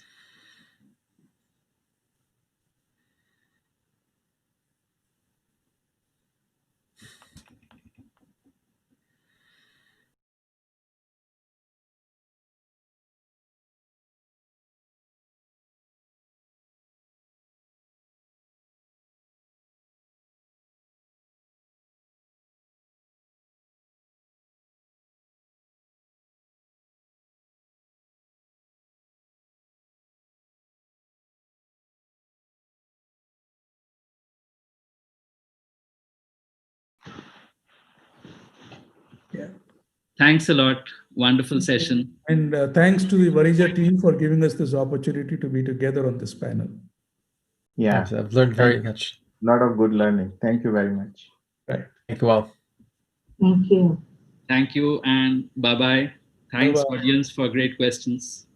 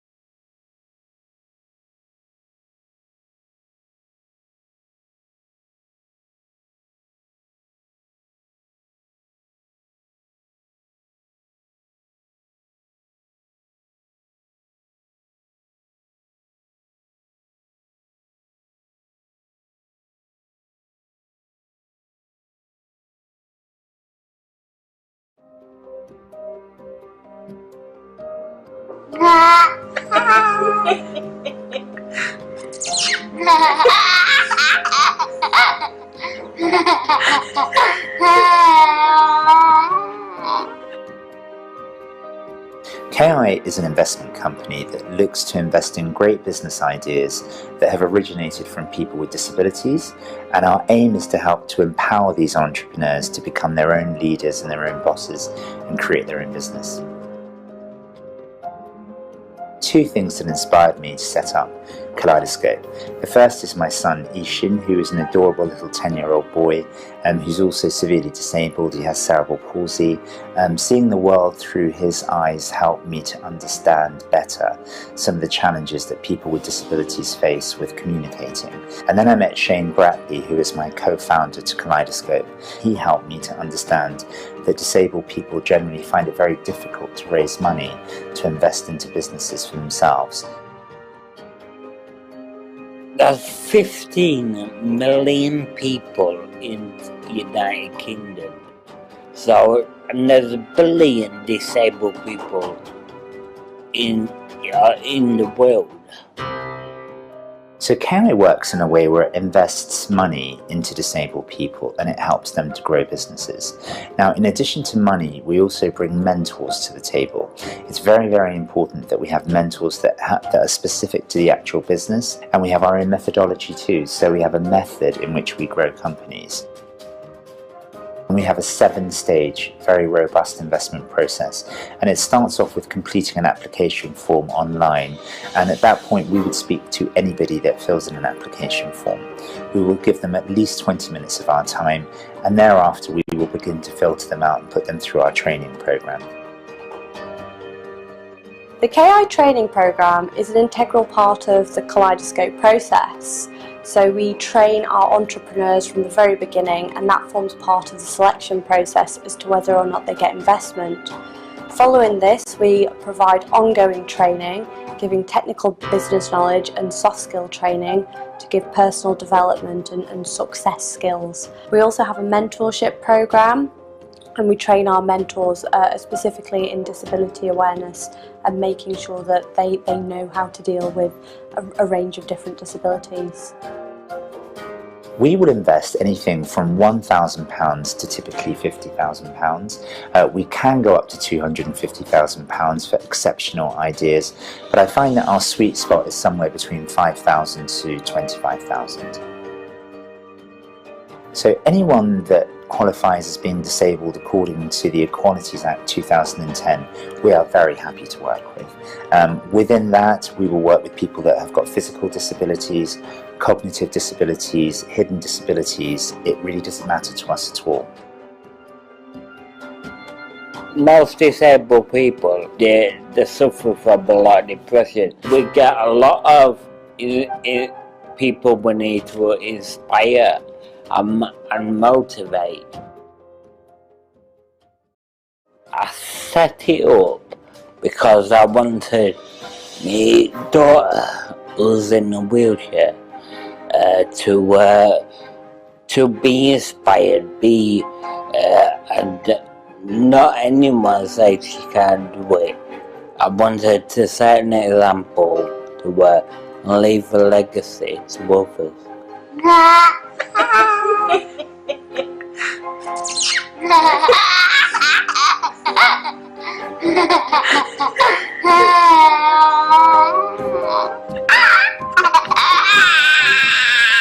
That's what he said.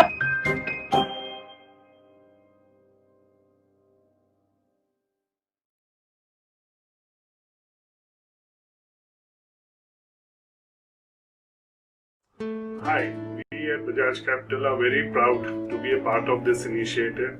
When I got to know from Bareja that what she's planning to do on creating a line of clothing, especially for the differently enabled, it's something really exciting, and I'm very proud of what she's trying to do. And that, people, because we need to be an inclusive society where everybody needs to enjoy life, and I think clothing, the way you look, the way, really affects the way you feel. So I'm very proud of the work to be done and to be associated and support this initiative. I wish you all the best, and I hope you continue. I'm also very proud of the International College of Fashion students who are working along with Bareja and helping her create this line, and it's a great learning opportunity for them. It's a great way to learn that we are all equals. People maybe have been given different challenges, but we should treat them the same, and we should create things which bring joy to everyone. So we are very proud to be a part of this. Wishing everyone the best, and fantastic work. Keep it up. So let me congratulate you, Varija, for identifying an area which is so beautiful, which is so relevant, which is so compassionate and socially uplifting. We all love to dress up, we all love to look good, it boosts our confidence, but we have never thought about the people who are physically challenged, who are disabled, who have some issues where they need garments to work around their comfort, ease of wearing, the fabrics that go into making such garments.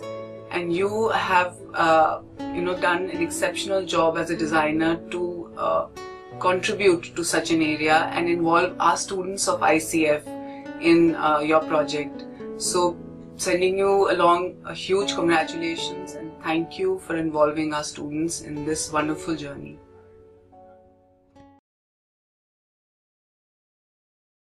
In India, we have always prided ourselves on our diversity as a nation. We embrace people of every culture, religion, ethnicity, and belief, and together we form the fabric of this country. As we continue our transformation into becoming New Age India, it is vital that we uphold the spirit of non-bias and inclusivity by extending it to include even the differently abled.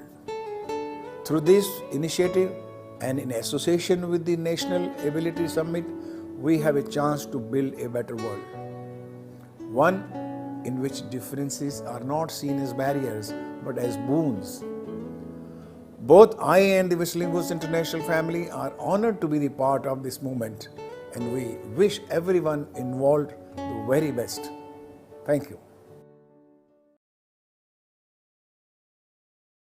We at Whistling Woods International have always highlighted the importance of giving back to society, and it's been our endeavor to associate with like-minded organizations. I was delighted when we were contacted by Varija Life to associate with them in this amazing research that they're doing for the differently abled amongst us. We at Whistling Woods have always encouraged our students to be inclusive and not discriminate against anyone. Taking forward the ethos of this institute, I am so proud of the students of School of Fashion who have participated in this initiative by Varija Life. The students have been working really hard and compassionately trying to find ways of designing clothing for the differently abled. We all at Whistling Woods are very excited about collaborating with other schools of fashion to create something really unique and work towards a better world.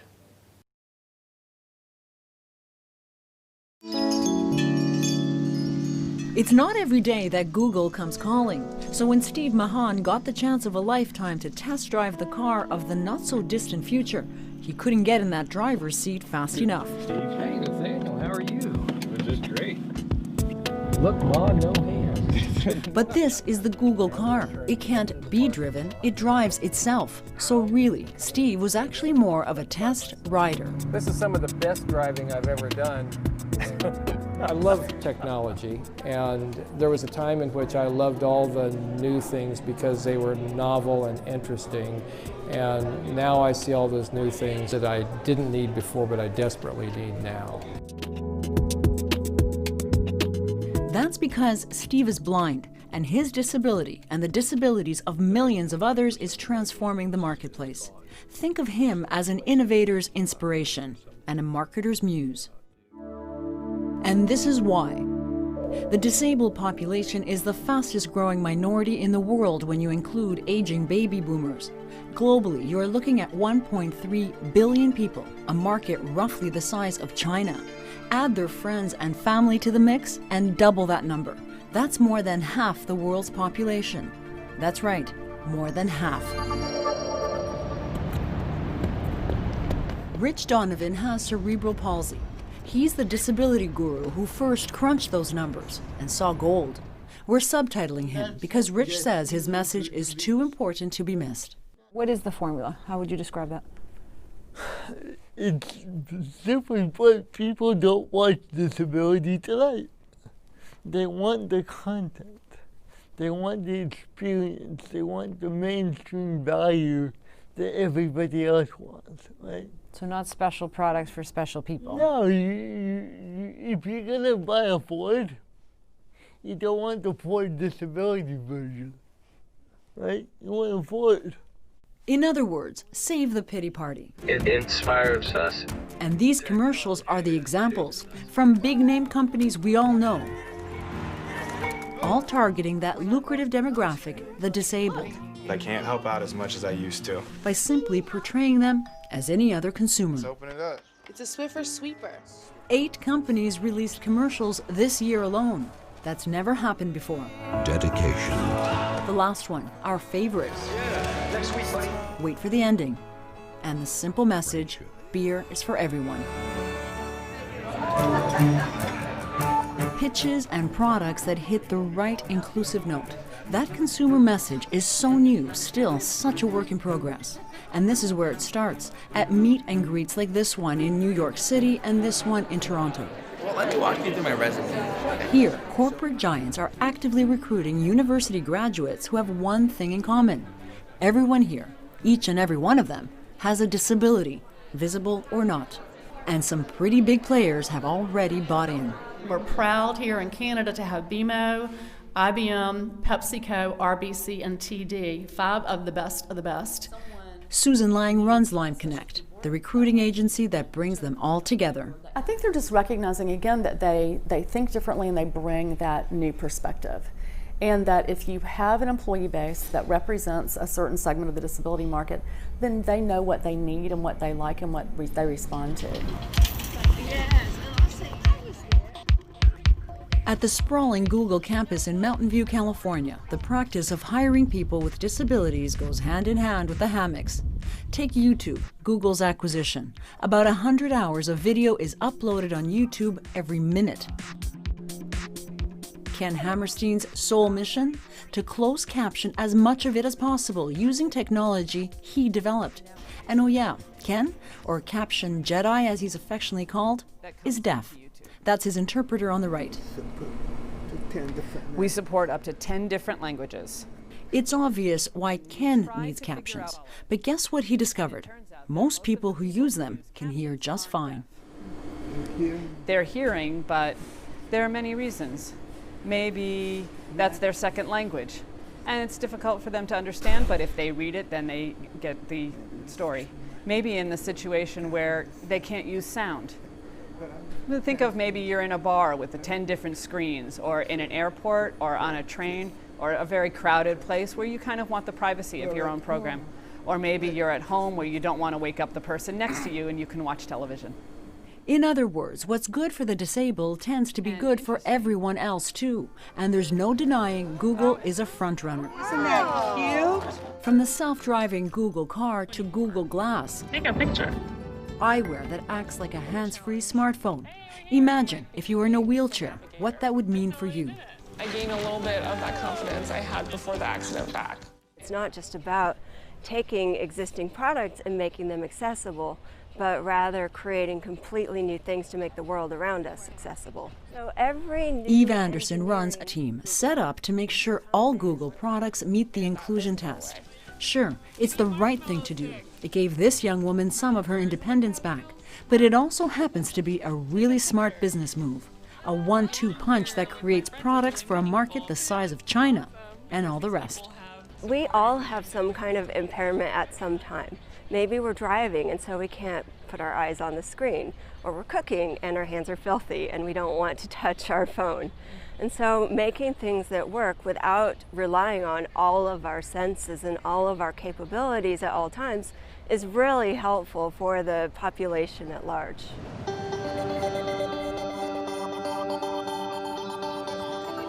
And that business model is growing. Rich Donovan actually created an index called Return on Disability, and just last week it started trading on the New York Stock Exchange. His ideas are in big demand around the world. On this day, it's Toronto's Bay Street at one of Canada's biggest banks.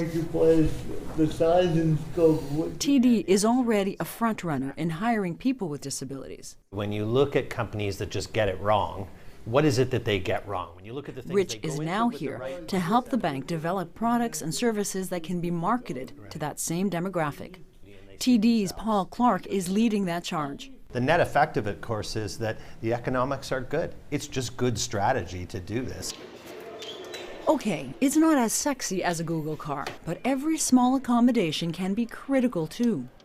Like ATMs with headsets for the visually impaired.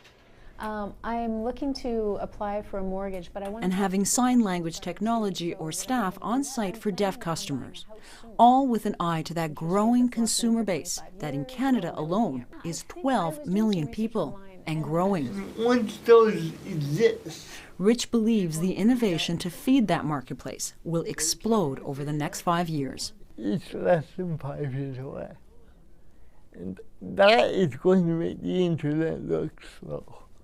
Right? When we can get rid of those silly things we call pencils, and even get rid of those silly things we call keyboards, and start to think our ideas, and start to interact that way. That's when this gets really exciting in technology. And that's on the horizon, that's coming at its fast. And it's going to be driven by disability. Good morning, guys. Good morning. How are you doing today? Steve Mahan is counting on that race to the future. He was a graphic artist until a rare eye disease robbed him of his sight 10 years ago. Now, when he's not test riding the Google car, he runs the Santa Clara Blind Center in San Jose, California. Yeah, it's good to have you here. Thank you. You know, we benefit from things that are novelties or conveniences for other people. If there's a ramp, you know, that you can walk up, well, if I'm in a wheelchair, I can roll up it. You know, if your phone can, if you can ask your phone a question, so can I. If you can listen to it instead of needing to look at the screen while you're driving, so can I. And so it enables me. I love this. And with that new ability, a new loyal customer. You know, and so it's something important coming back to me. And it's like getting well. In a certain sense, it's like getting well again. I'm doing very well. How are you today? You see, that test ride was also a test of Steve's very near future. Steve is confident he'll be buying a Google car in a matter of years, not decades. So confident, he's already promised us a ride the next time we're in town. Joanna Bermiliotis, CBC News, San Jose, California.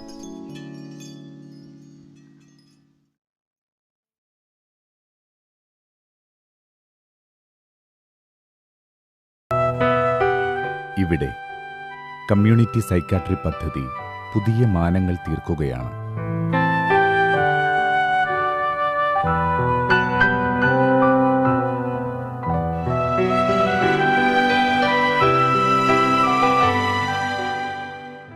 അഞ്ച് വർഷം മുൻപ് ഇവിടുത്തെ ഈ clinic നമ്മൾ തുടങ്ങിയ മൂന്നാമത്തെ ക്ലിനിക്കാണ്. അന്ന് ഏത് രീതിയിൽ ഇത് മുന്നോട്ട് പോകും എന്ന് നമുക്ക് യാതൊരു തീർച്ചയുണ്ടായിരുന്നില്ല. എന്തായാലും കുറച്ചെങ്കിലും രോഗികൾക്ക് ഗുണം ചെയ്യാൻ പറ്റും എന്നുള്ളൊരു ശുഭാപ്തി വിശ്വാസം മാത്രമാണ് ഉണ്ടായിരുന്നത്. പക്ഷെ പിന്നെ നമ്മൾ കാണുന്നത് ഇത് ഒരു ഏറ്റെടുക്കലാണ്. കാരണം ഞങ്ങളൊരു 10-ൽ താഴെ ആൾക്കാരാണ് ഇതിൽ പ്രൊഫഷണൽസ് ആയിട്ടുള്ളൂ. ഈ 10 ആൾക്കാർ 32 സ്ഥലങ്ങളിൽ ഇപ്പോൾ അടുത്ത് 2000-ഓളം പേഷ്യൻസ് ആകും. ഇത്രയും അധികം ആൾക്കാർക്ക് ഈ 10 പ്രൊഫഷണൽസ്, ഒരു ഡോക്ടറും, അധിക സമയം ഒരു ഡോക്ടർ ഉണ്ടായിട്ടുള്ളൂ, ആദ്യകാലങ്ങളിൽ 2 ഡോക്ടർമാരൊക്കെ ഉണ്ടായിരുന്നു. ഈ ചെറിയ ടീമിന് ഇത്രയും ആൾക്കാർക്ക് നല്ല ക്വാളിറ്റിയിലുള്ള മാനസിക രോഗ ചികിത്സയും പുനരധിവാസവും നമുക്ക് പ്രൊവൈഡ് ചെയ്യാൻ പറ്റണമെങ്കിൽ ആരോ ഇതിൻ്റെ കൂടെ നിൽക്കുന്നുണ്ട്. സമൂഹം തന്നെയാണ്. 400 വോളണ്ടിയർമാരാണ് തികച്ചും സെൽഫ്ലെസ് ആയിട്ട് ഇതിനു വേണ്ടി പ്രവർത്തിക്കുന്നത്. ഈ ഒരു ക്ലിനിക്കൽ സർവീസ് പ്രൊവൈഡ് ചെയ്യുക എന്നുള്ളതിൽ നമ്മൾ ഒതുങ്ങി നിന്നിട്ടില്ല. കാരണം ഇതിലേക്ക് ഇറങ്ങുമ്പോഴാണ് നമ്മൾ ഈ രംഗത്തുള്ള പ്രൊഫഷണൽസിൻ്റെ അഭാവം മനസ്സിലാവുന്നത്.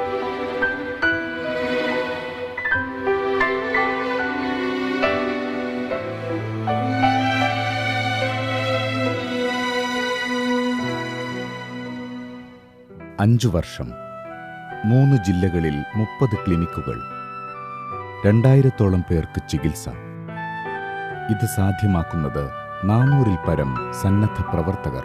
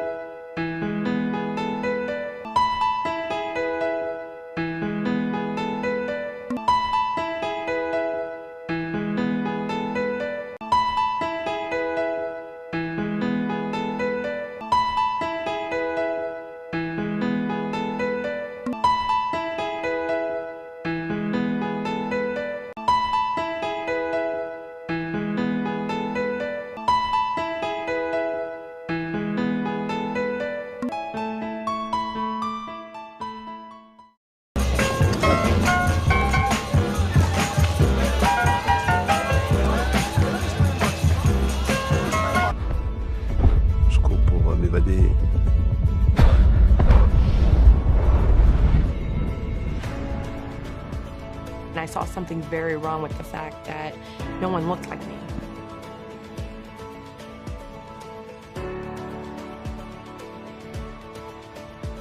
I'm Sam. I have ASD. Well, I'm Rudolph. I have MS. Alrighty, let's see here. Very organized. Good on ya.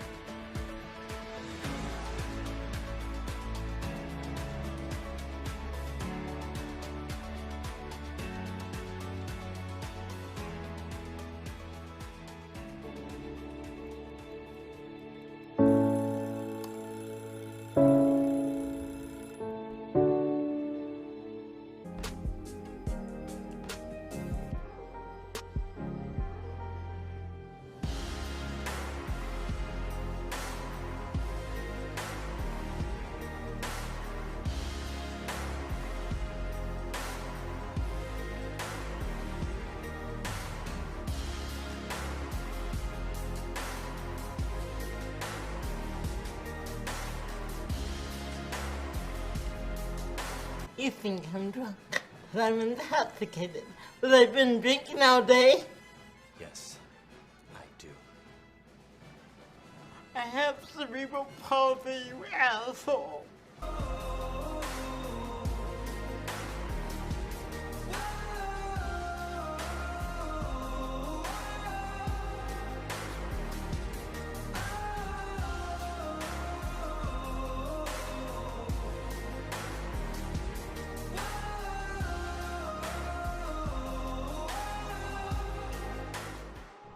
Tomber, se relever, ça fait partie de la vie. Et ça, c'est important pour beaucoup de gens, et moi, je l'ai compris très tôt.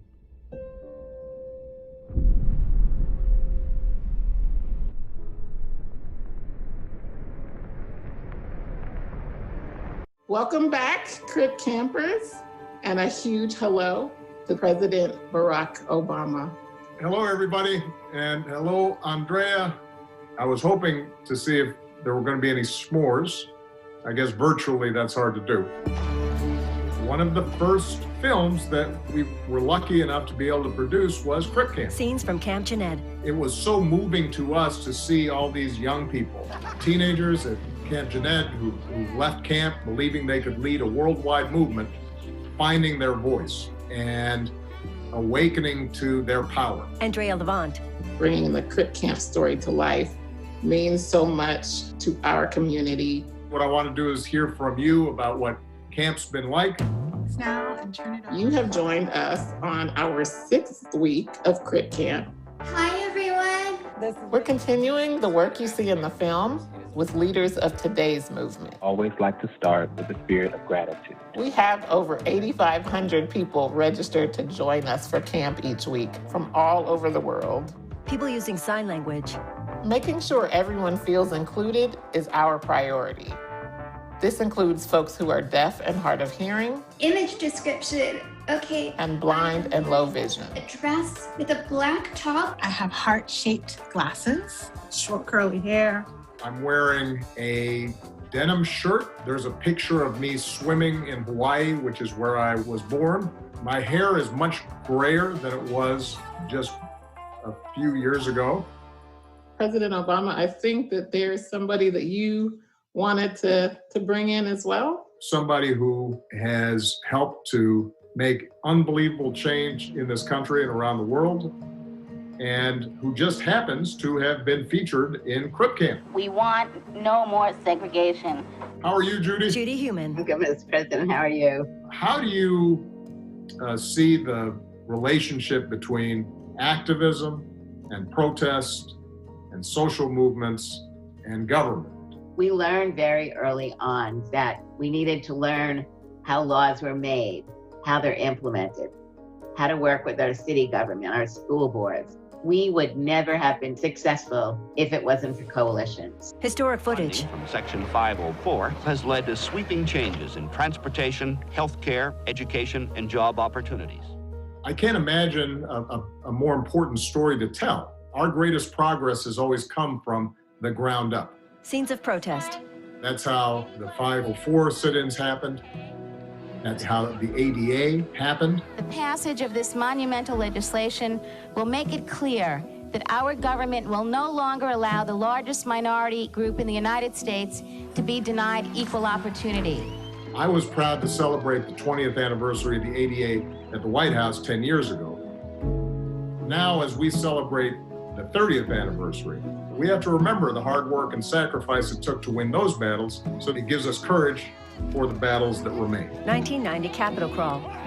Right now, when we're in the middle of a pandemic, at a time when people around the country are waking up to the systemic racism that so often has excluded people, Crip Camp with Film and the work that all of you are doing reminds us that when people get involved and they recognize their own power, they can achieve extraordinary change. You can join the Crip Camp virtual experience at cripcamp.com. Netflix.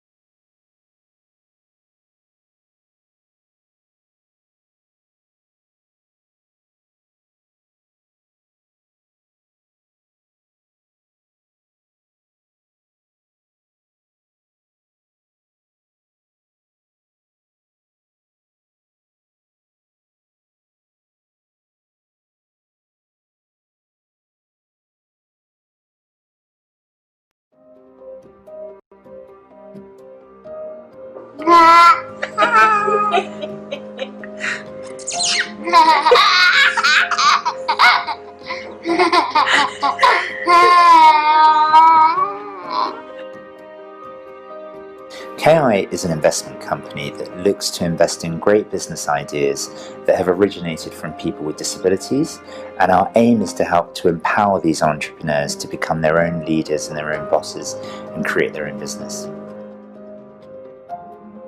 Two things that inspired me to set up Kaleidoscope. The first is my son Ishin, who is an adorable little 10-year-old boy who's also severely disabled. He has cerebral palsy. Seeing the world through his eyes helped me to understand better some of the challenges that people with disabilities face with communicating. And then I met Shane Bradley, who is my co-founder to Kaleidoscope.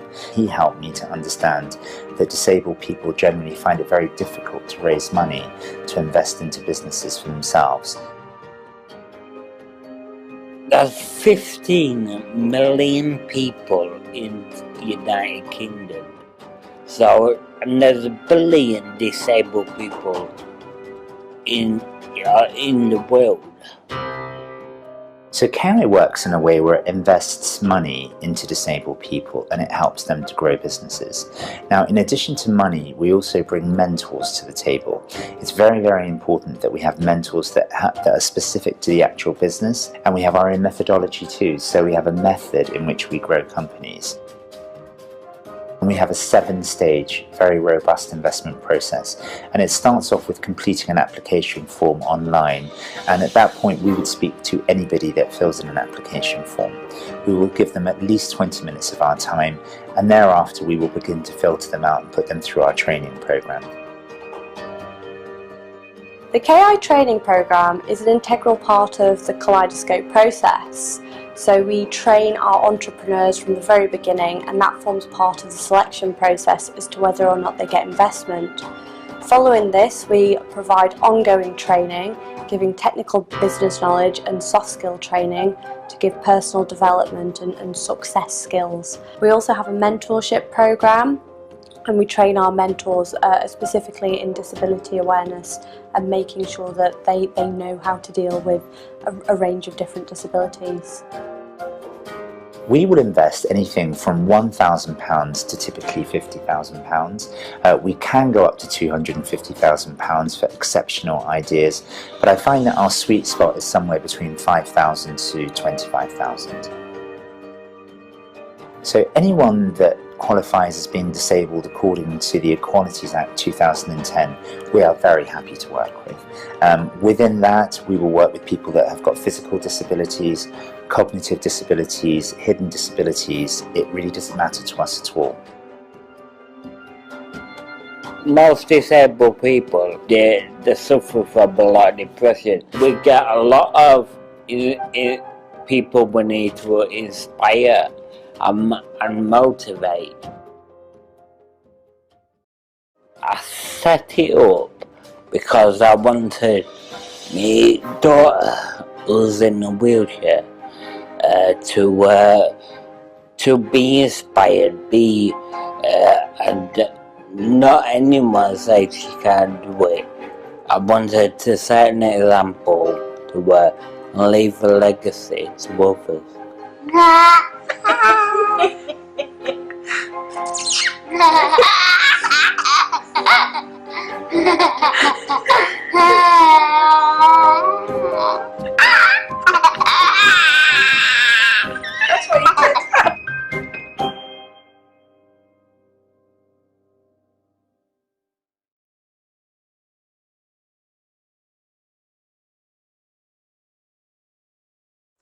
Hi, we at Bajaj Capital are very proud to be a part of this initiative. When I got to know from Varija that what she's planning to do on creating a line of clothing especially for the differently enabled, it's something really exciting, and I'm very proud of what she's trying to do. And that, people, because we need to be an inclusive society where everybody needs to enjoy life, and I think clothing, the way you look, the way, really affects the way you feel. So I'm very proud of the work to be done and to be associated and support this initiative. I wish you all the best, and I hope you continue. I'm also very proud of the International College of Fashion students who are working along with Varija and helping her create this line, and it's a great learning opportunity for them. It's a great way to learn that we are all equals. People maybe have been given different challenges, but we should treat them the same, and we should create things which bring joy to everyone. So we are very proud to be a part of this. Wishing everyone the best, and fantastic work. Keep it up. So let me congratulate you, Varija, for identifying an area which is so beautiful, which is so relevant, which is so compassionate and socially uplifting. We all love to dress up, we all love to look good, it boosts our confidence, but we have never thought about the people who are physically challenged, who are disabled, who have some issues where they need garments to work around their comfort, ease of wearing, the fabrics that go into making such garments. And you have done an exceptional job as a designer to contribute to such an area and involve our students of ICF in your project.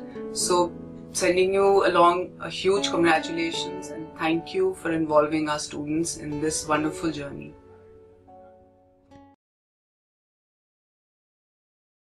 In India, we have always prided ourselves on our diversity as a nation.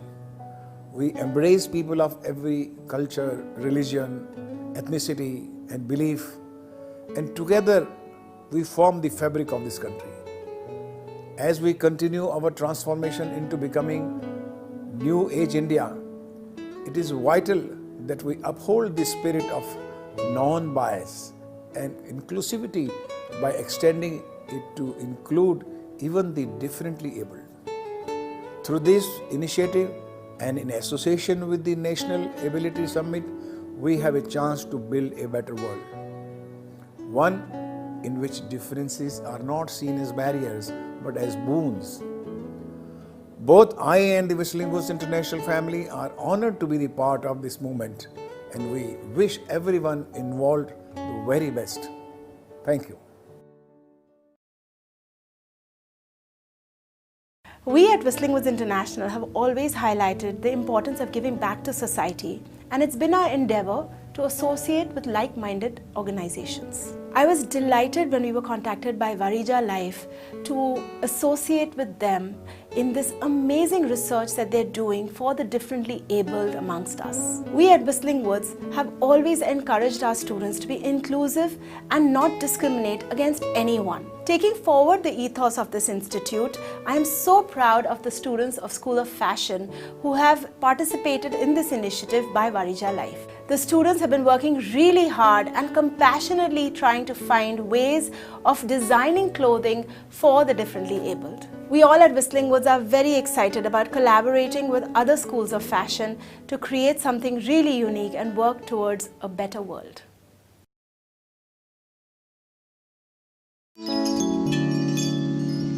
It's not.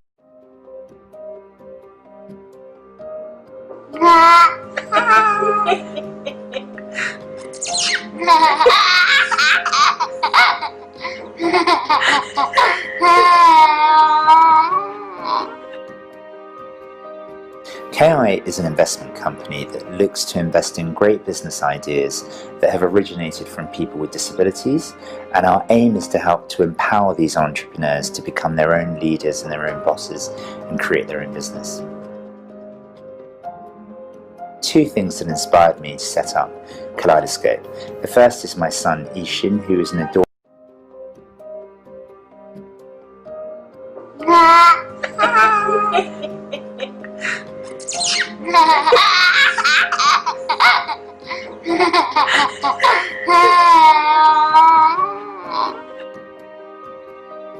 KI is an investment company that looks to invest in great business ideas that have originated from people with disabilities, and our aim is to help to empower these entrepreneurs to become their own leaders and their own bosses and create their own business. Two things that inspired me to set up Kaleidoscope. The first is my son Ishin, who is an adorable little 10-year-old boy who's also severely disabled. He has cerebral palsy. Seeing the world through his eyes helped me to understand better some of the challenges that people with disabilities face with communicating. And then I met Shane Bradley, who is my co-founder to Kaleidoscope. He helped me to understand that disabled people generally find it very difficult to raise money to invest into businesses for themselves. There's 15 million people in the United Kingdom. So, and there's 1 billion disabled people in the world. So KI works in a way where it invests money into disabled people and it helps them to grow businesses. Now, in addition to money, we also bring mentors to the table.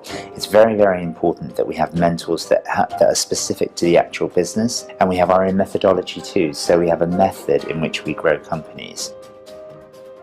And we have a 7-stage, very robust investment process. And it starts off with completing an application form online. And at that point, we would speak to anybody that fills in an application form. We will give them at least 20 minutes of our time. And thereafter, we will begin to filter them out and put them through our training program.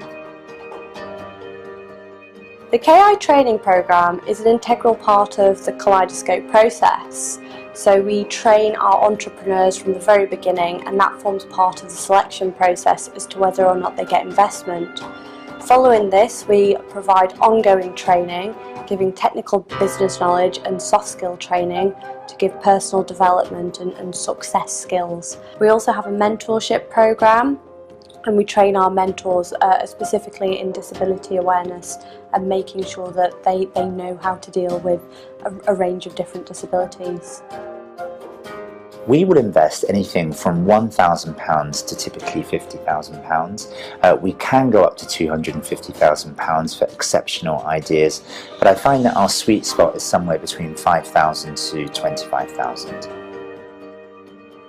So anyone that qualifies as being disabled according to the Equalities Act 2010, we are very happy to work with. Within that, we will work with people that have got physical disabilities, cognitive disabilities, hidden disabilities. It really doesn't matter to us at all. Most disabled people, they suffer from a lot of depression. We get a lot of people we need to inspire and motivate. I set it up because I wanted my daughter, who's in a wheelchair, to be inspired, and not anyone said she can't do it. I wanted to set an example to leave a legacy to others.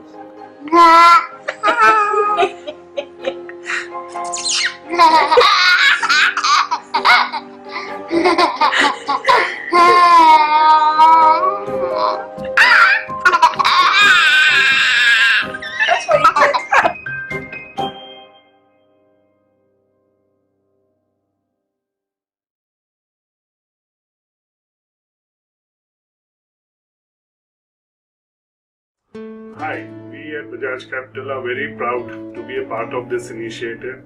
When I got to know from Bareja that what she's planning to do,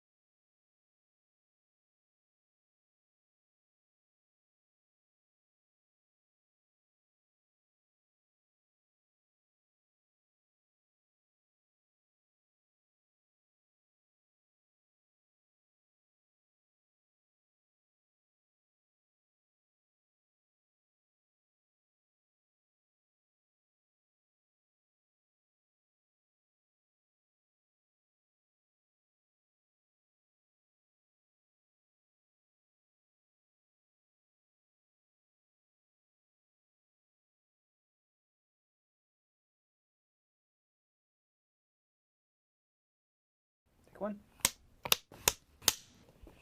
Action. My name is Eve Anderson. Patrick Clary. Laura Allen. My name is Jyotsna Kaki. Kendra Lococo. Ian Stoba. Jen Devins. And I work on accessibility at Google. I work on accessibility. Accessibility at Google. I work on accessibility at Google. Accessibility means a number of different things. Accessibility means everyone. Giving Everyone. everyone an equal chance. Accessibility means making my life a bit more possible. I am blind myself, and accessibility is very important to me. I figured if I struggle to use products which are inaccessible, how many more individuals must be struggling out there? So I figured if I work in accessibility and I try to make products accessible, then other people could be happier. I've been at Google almost 12 years. 11 and a half years. 13 years. A little over 8 years now. Working at Google is life-changing for me. This is something, I think about all the time. When I was 14, I became legally blind within about a week. It was just this massive period of transition. I had to figure out all of a sudden, without being able to read a book or see what's going on the blackboard or even distinguish my friends' faces in the hallway. And I really struggled in school and had to rely heavily on my family to pick up the missing pieces. The right sort of technologies didn't really exist for me in the classroom, and I realized how easily I could have slipped through the cracks. This is what fuels me in my life. We can't leave the opportunity for success up to chance, and technology is what can really make the difference. I use many products that are crucial to my day-to-day life. Things like Google Maps, finding wheelchair accessible transit routes and maps, even Street View, looking at different buildings to see how accessible they are, really beneficial. Accessibility matters because it fundamentally changes people's lives. Accessibility is very important to me on a personal level. My mom has multiple sclerosis, so she is a wheelchair user. We recently set up a few Google Home devices for her. She had fallen and couldn't get back up, and she was very lucky that she was able to tell Google to call my dad and have him come back to the house to help her. My mom is a wheelchair user, but I also just have a fundamental value of everyone should have equal access. Disabilities don't have to be limitations. The team that I'm on produces a product called Lookout that is designed to help people who are blind or visually impaired explore the world around them. It's remarkable. The most rewarding part of my job is just coming in every day and working with brilliant coworkers and actually releasing products that can have a dramatic impact on people's lives. Now that I work at Google and I use products which are accessible and I can do it independently, people take me more seriously, and they don't see my disability as being a shortcoming. Just hearing those stories really means a lot and is really motivating. Everyone benefits from a more inclusive society. It's critical for teams to continue to be building with accessibility in mind because we really are scaling out into the world. Working at a company such as Google that has such a wide range of products, if I could make those products accessible, we could make a huge difference for individuals out there, including myself. Google's mission is to organize the world's information and make it universally accessible, and useful. We clearly take that to heart. Universally accessible means everyone. I'm really excited to see what we come up with next.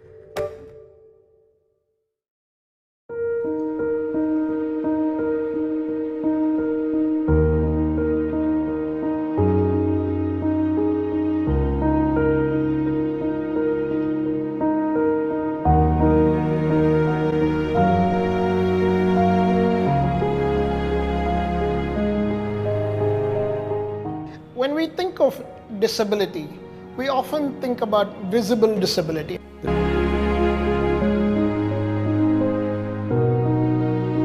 When we look at solving problems of scale, especially social problems, there are different ways of solving the problem. You can look at government solving the problem or look at some NGOs solving the problem. But it has rarely been the case where entrepreneurial energy has been used to solve such problems. It's our firm belief that it is only the entrepreneurial energy that will solve social problems of scale by spawning small social enterprises that are deeply focused on each problem. It is quite impossible for one entity to do it all. That is what led us to form RT Lab as a mothership which can spawn off multiple enterprises that will focus on different spaces and help us solve problems of scale. Artilab is in some way the first and the most significant effort in India to pull together a product and services ecosystem for supporting those with disabilities. Even in the disability sector, enterprises need to be sustainable. And one powerful way of making it sustainable is to make it as a profitable enterprise. To kickstart this in a major way, we need to have incubation.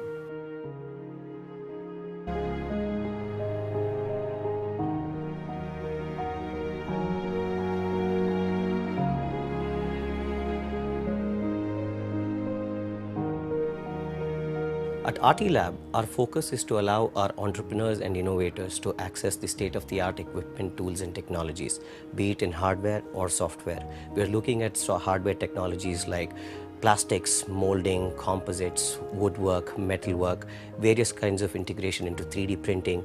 We are also looking at software access such as AI, looking at AR, VR, we can talk about design technologies, various access to tools and technologies from embedded. So to help our entrepreneurs and innovators to develop a holistic and a really well-rounded product.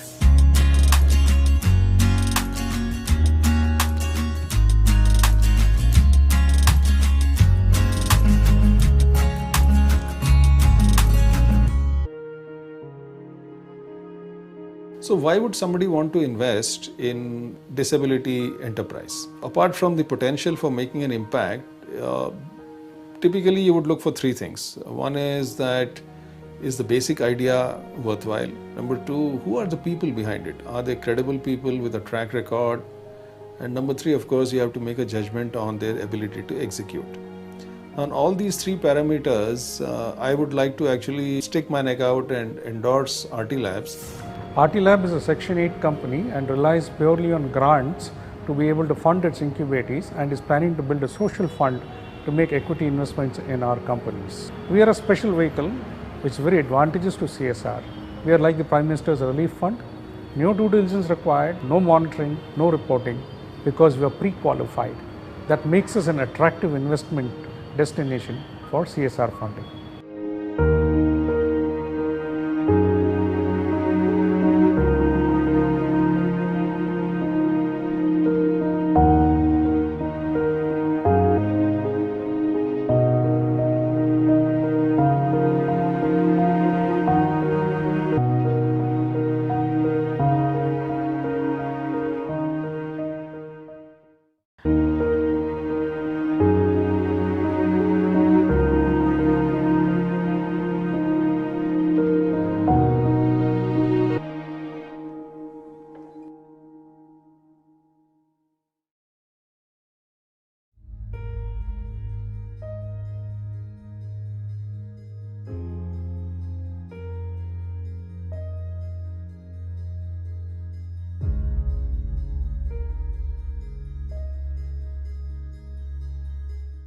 I'm Australia's first blind fashion designer and I'm the founder of Blind Grit. I plan to share some of our best practices on culture change around inclusion, supporting people with disabilities. We invest in disabled people with great business ideas. I have been working towards the empowerment and inclusion of people with disabilities in mainstream society.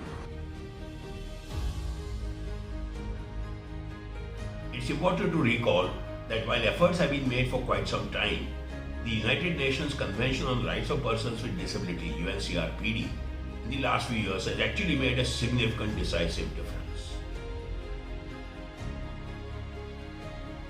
I've developed a portfolio career focusing on health and well-being, sports and inclusion, technology and accessibility, and employment and entrepreneurship.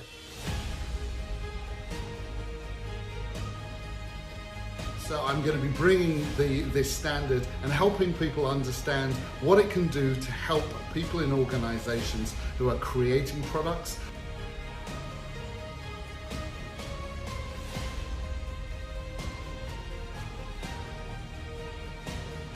You know, in the world around us, it's not the disability that matters. Each one of us has a disability, and if we keep focusing on the disabilities, we will never move the world towards where we want it to be. You don't have to be a government organization or an NGO or possess loads of money to bring about the change. All you need is the will and the passion to bring about the change. It's not about what you can't do, it's about what you can do in an experience. And disability is a human experience. I'm excited to join you at the National Ability Summit and be able to share my thoughts and, more importantly, learn from you on this important topic. Let's all come together to share views and ideas. I can't wait to see what comes from all the incredible conversations from the summit. I'm delighted to be part of the National Ability Summit. I hope you will join all of us. Join me at National Ability Summit, December 2nd and 3rd, 2020. I'm very glad to be a part of the National Ability Summit. I really look forward to sharing our experiences with you at the National Ability Summit. See you then.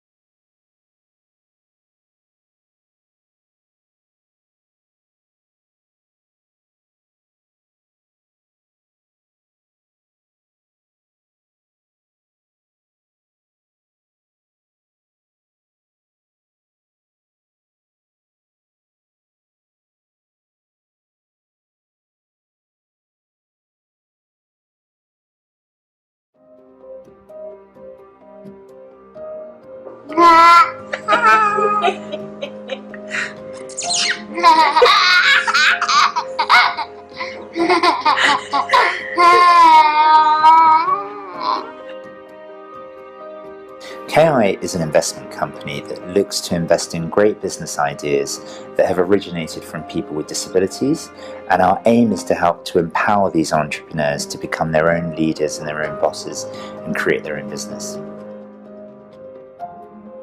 Two things that inspired me to set up Kaleidoscope. The first is my son Ishin, who is an adorable little 10-year-old boy who's also severely disabled. He has cerebral palsy. Seeing the world through his eyes helped me to understand better some of the challenges that people with disabilities face with communicating. And then I met Shane Bradley, who is my co-founder to Kaleidoscope. He helped me to understand that disabled people generally find it very difficult to raise money to invest into businesses for themselves. There's 15 million people in the United Kingdom. So, and there's 1 billion disabled people in the world. So KI works in a way where it invests money into disabled people and it helps them to grow businesses. Now, in addition to money, we also bring mentors to the table. It's very, very important that we have mentors that are specific to the actual business, and we have our own methodology too. So we have a method in which we grow companies. And we have a 7-stage, very robust investment process. And it starts off with completing an application form online. And at that point, we would speak to anybody that fills in an application form. We will give them at least 20 minutes of our time. And thereafter, we will begin to filter them out and put them through our training program. The KI training program is an integral part of the Kaleidoscope process. So we train our entrepreneurs from the very beginning, and that forms part of the selection process as to whether or not they get investment. Following this, we provide ongoing training, giving technical business knowledge and soft skill training to give personal development and success skills. We also have a mentorship program, and we train our mentors specifically in disability awareness and making sure that they know how to deal with a range of different disabilities. We would invest anything from £1,000 to typically £50,000. We can go up to £250,000 for exceptional ideas, but I find that our sweet spot is somewhere between £5,000 to £25,000. So anyone that qualifies as being disabled according to the Equalities Act 2010, we are very happy to work with. Within that, we will work with people that have got physical disabilities, cognitive disabilities, hidden disabilities. It really doesn't matter to us at all. Most disabled people, they suffer from a lot of depression. We get a lot of people we need to inspire and motivate. I set it up because I wanted my daughter who's in a wheelchair to be inspired, and not anyone says she can't do it. I wanted to set an example to leave a legacy to others.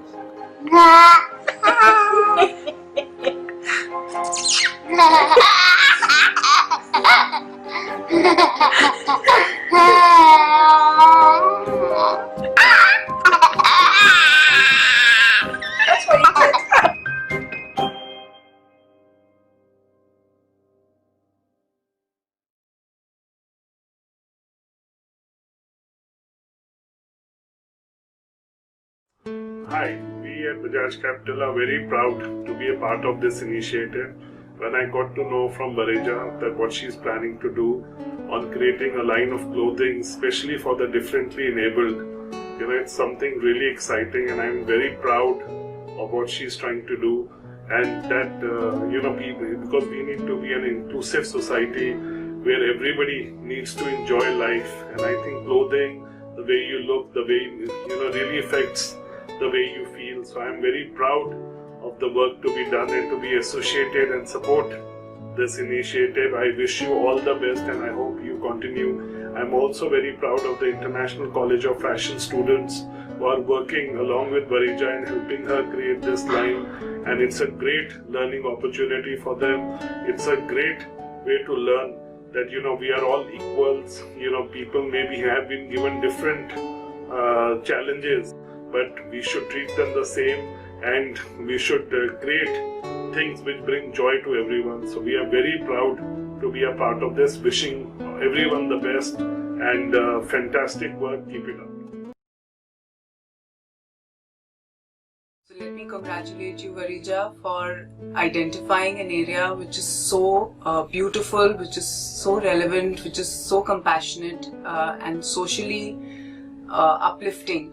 We all love to dress up, we all love to look good, it boosts our confidence, but we have never thought about the people who are physically challenged, who are disabled, who have some issues where they need garments to work around their comfort, ease of wearing, the fabrics that go into making such garments. And you have done an exceptional job as a designer to contribute to such an area and involve our students of ICF in your project. So sending you along a huge congratulations and thank you for involving our students in this wonderful journey.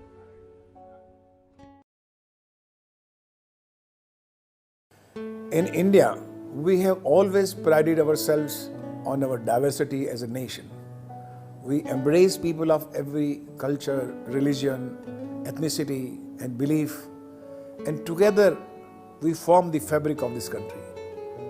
As we continue our transformation into becoming New Age India, it is vital that we uphold the spirit of non-bias and inclusivity by extending it to include even the differently abled. Through this initiative and in association with the National Ability Summit, we have a chance to build a better world. One in which differences are not seen as barriers but as boons. Both I and the Whistling Woods International family are honored to be the part of this movement, and we wish everyone involved the very best. Thank you. We at Whistling Woods International have always highlighted the importance of giving back to society, and it's been our endeavor to associate with like-minded organizations. I was delighted when we were contacted by Varija Life to associate with them in this amazing research that they're doing for the differently abled amongst us. We at Whistling Woods have always encouraged our students to be inclusive and not discriminate against anyone. Taking forward the ethos of this institute, I am so proud of the students of School of Fashion who have participated in this initiative by Varija Life. The students have been working really hard and compassionately trying to find ways of designing clothing for the differently abled. We all at Whistling Woods are very excited about collaborating with other schools of fashion to create something really unique and work towards a better world.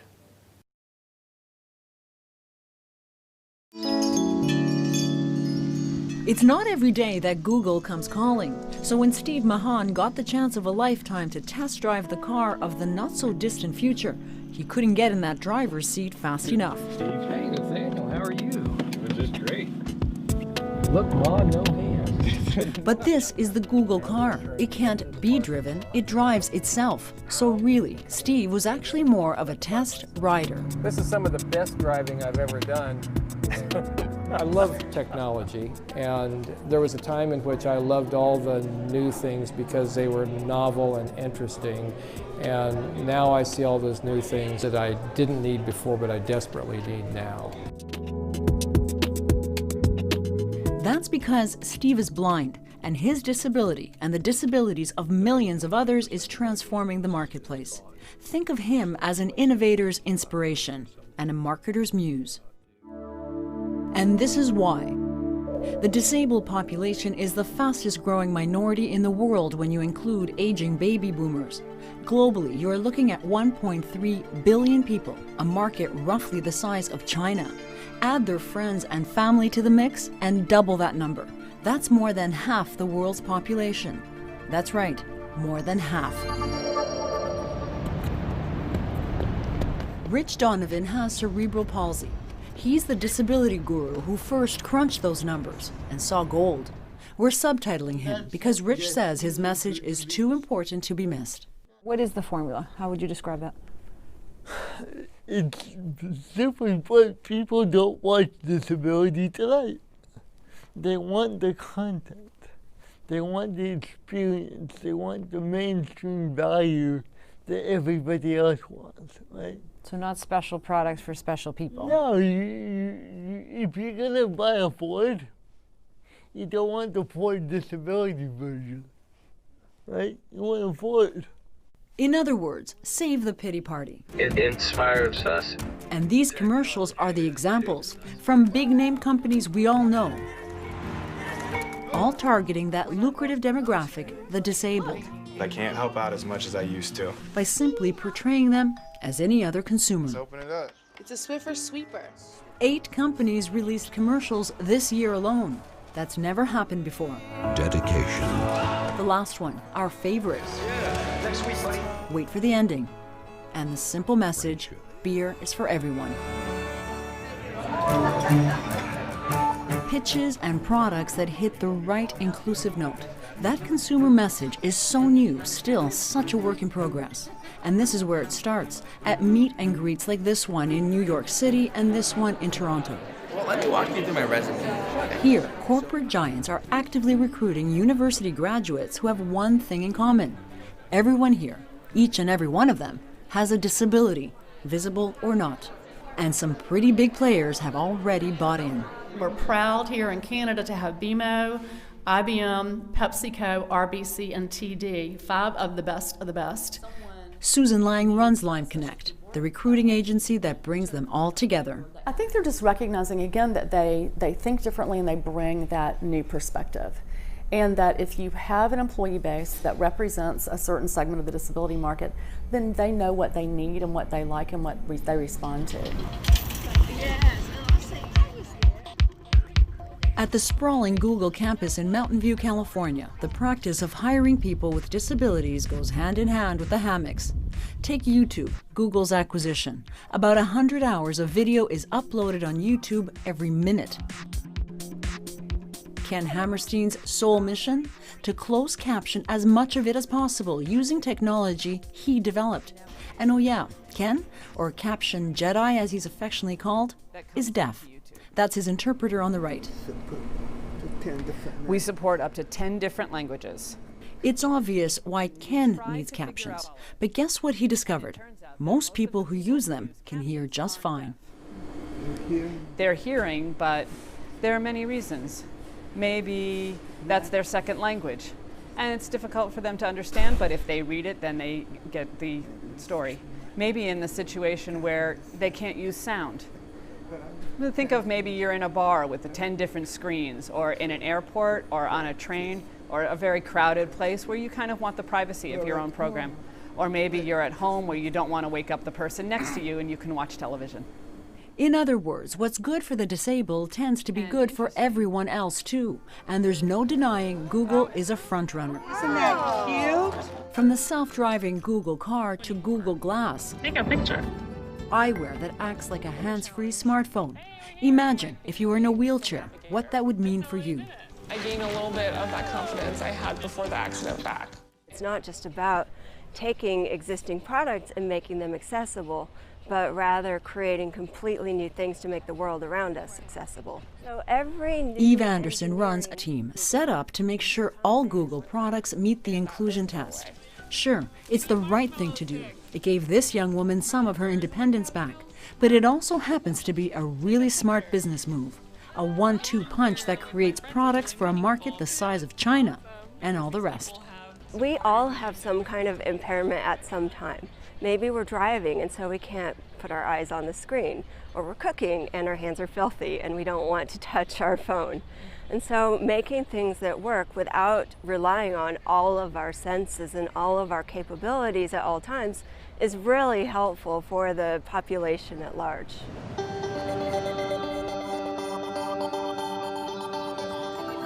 And that business model is growing. Rich Donovan actually created an index called Return on Disability, and just last week it started trading on the New York Stock Exchange. His ideas are in big demand around the world. On this day, it's Toronto's Bay Street at one of Canada's biggest banks. TD is already a front-runner in hiring people with disabilities. When you look at companies that just get it wrong, what is it that they get wrong? When you look at the things Rich is now here to help the bank develop products and services that can be marketed to that same demographic. TD's Paul Clark is leading that charge. The net effect of it, of course, is that the economics are good. It's just good strategy to do this. Okay, it's not as sexy as a Google car, but every small accommodation can be critical too. Like ATMs with headsets for the visually impaired. I'm looking to apply for a mortgage, but I want and having sign language technology or staff on site for deaf customers, all with an eye to that growing consumer base that in Canada alone is 12 million people and growing. Once those exist, Rich believes the innovation to feed that marketplace will explode over the next 5 years. it's less than 5 years away. And that is going to make the internet look slow, right? When we can get rid of those silly things we call pencils, and even get rid of those silly things we call keyboards, and start to think our ideas, and start to interact that way. That's when this gets really exciting in technology. And that's on the horizon. That's coming at its fast. And it's going to be driven by disability. Good morning, guys. Good morning. How are you doing today? Steve Mahan is counting on that race to the future. He was a graphic artist until a rare eye disease robbed him of his sight 10 years ago. Now, when he's not test riding the Google car, he runs the Santa Clara Blind Center in San Jose, California.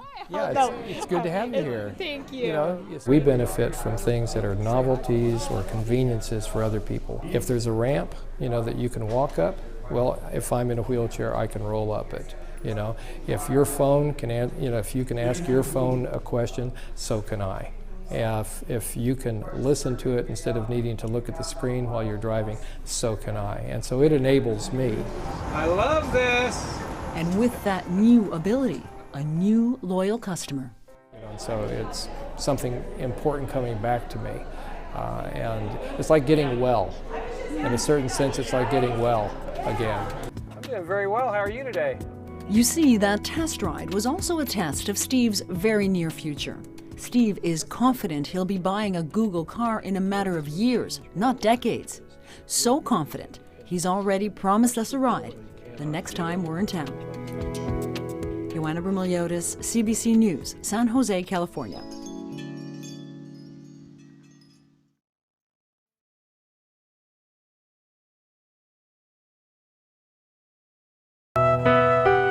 ഇവിടെ community psychiatry പദ്ധതി പുതിയ മാനങ്ങൾ തീർക്കുകയാണ്.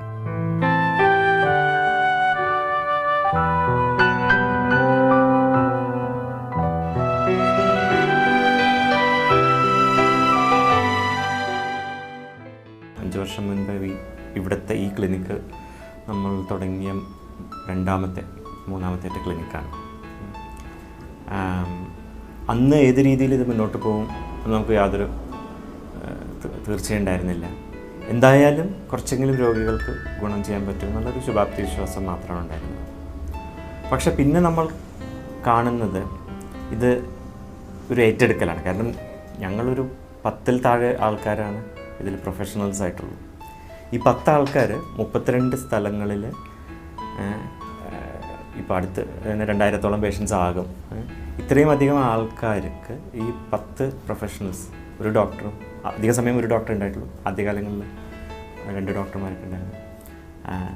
ഈ ചെറിയ ടീമിന് ഇത്രയും ആൾക്കാർക്ക് നല്ല ക്വാളിറ്റിയിലുള്ള മാനസിക രോഗ ചികിത്സയും പുനരധിവാസവും നമുക്ക് പ്രൊവൈഡ് ചെയ്യാൻ പറ്റണമെങ്കിൽ ആരോ ഇതിൻ്റെ കൂടെ നിൽക്കുന്നുണ്ട്. സമൂഹം തന്നെയാണ്. 400 വോളണ്ടിയർമാരാണ് തികച്ചും സെൽഫ്ലെസ് ആയിട്ട് ഇതിനു വേണ്ടി പ്രവർത്തിക്കുന്നത്. ഈ ഒരു ക്ലിനിക്കൽ സർവീസ് പ്രൊവൈഡ് ചെയ്യുന്നുള്ളതിൽ നമ്മൾ ഒതുങ്ങി നിന്നിട്ടില്ല. കാരണം ഇതിലേക്ക് ഇറങ്ങുമ്പോഴാണ് നമ്മൾ ഈ രംഗത്തുള്ള പ്രൊഫഷണൽസിൻ്റെ അഭാവം മനസ്സിലാവുന്നത്.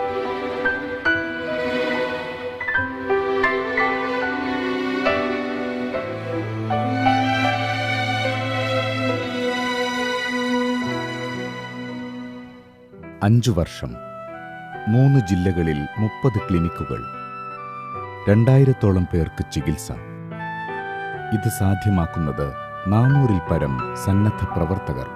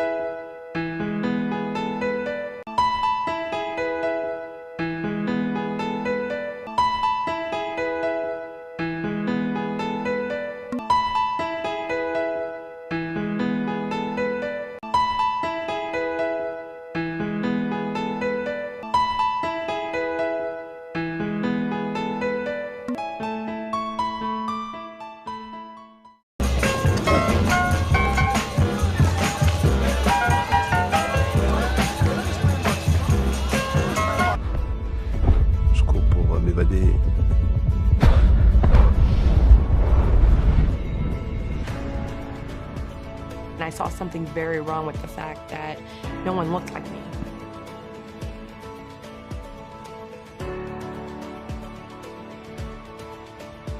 I'm Sam. I have ASD.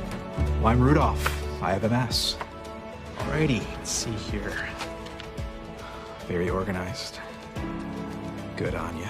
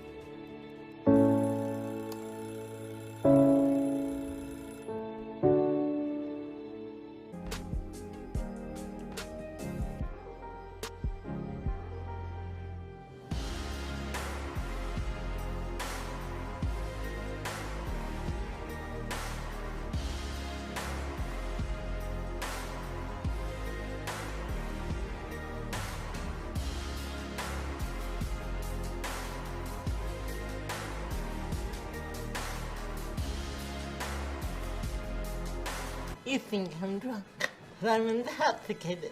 That I've been drinking all day? Yes, I do. I have cerebral palsy, you asshole.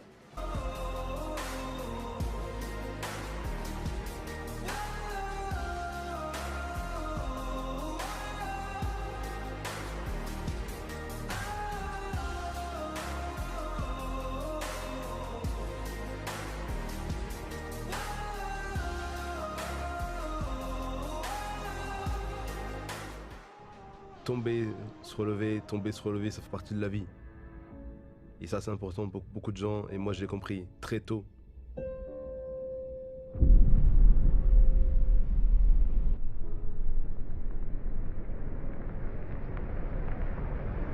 Welcome back, Crip Campers, and a huge hello to President Barack Obama. Hello, everybody, and hello, Andrea. I was hoping to see if there were going to be any s'mores. I guess virtually that's hard to do.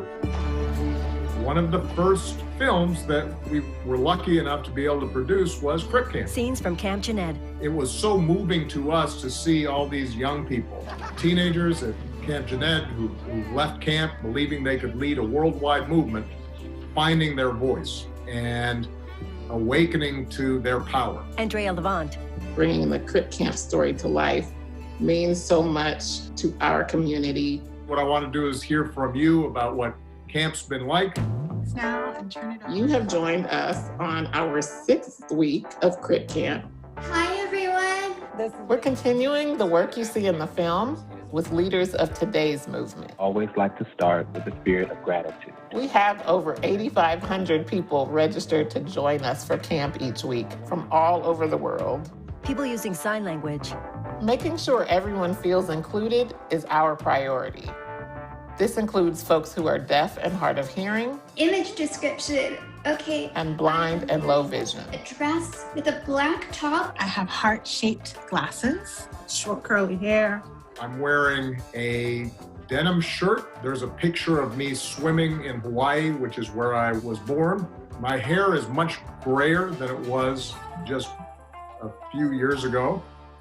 President Obama, I think that there's somebody that you wanted to bring in as well. Somebody who has helped to make unbelievable change in this country and around the world, and who just happens to have been featured in Crip Camp. We want no more segregation.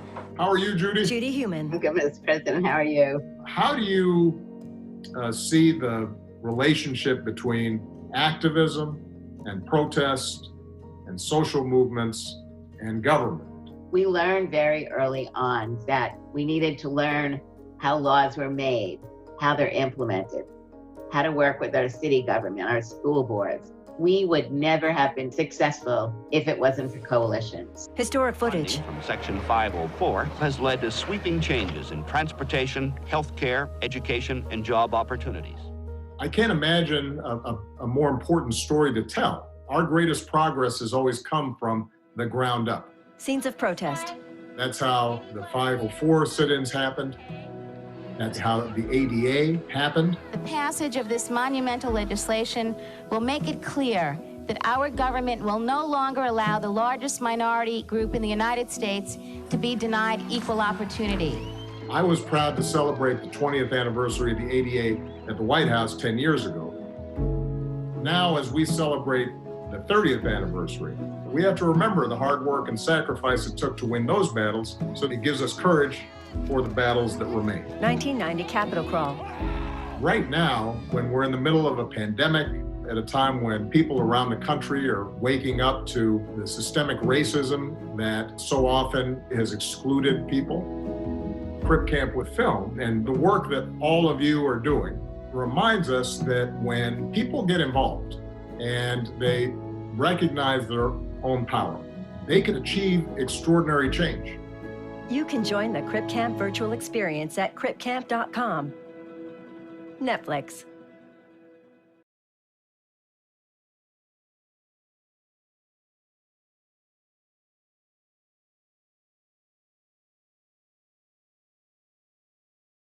What, you want me to tell them what happened? Well, two people got cramps and they're spreading. We were all very hyper about it. And I have to go shower some people. I'll see you later. I wanted to be part of the world, but I didn't see anyone like me in it. I hear about a summer camp for the handicapped run by hippies. Somebody said you probably don't smoke dope with the counselors, and I'm like, sign me up. Come to Camp Jeanette and find yourself. There I was in Woodstock. You wouldn't be picked to be on the team back home, but at Jeanette, you had to go up to bat. Even when we were that young, we helped empower each other. It was allowing us to recognize that the status quo is not what it needed to be. The world always wants us dead. We live with that reality. At the time, so many kids just like me were being sent to institutions.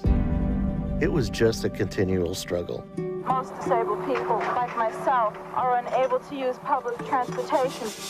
We needed a civil rights law of our own.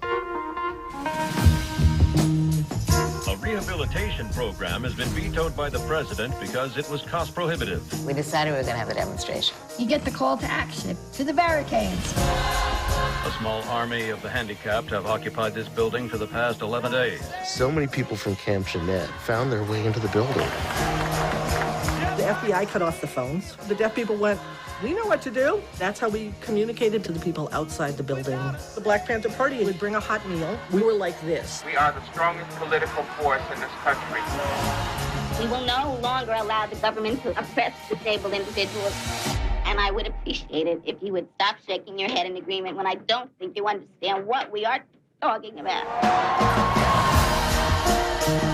What we saw at that camp was that our lives could be better. If you don't demand what you believe in for yourself, you're not going to get it. I said for pleasure. You like to see handicapped people depicted as people? Excuse me?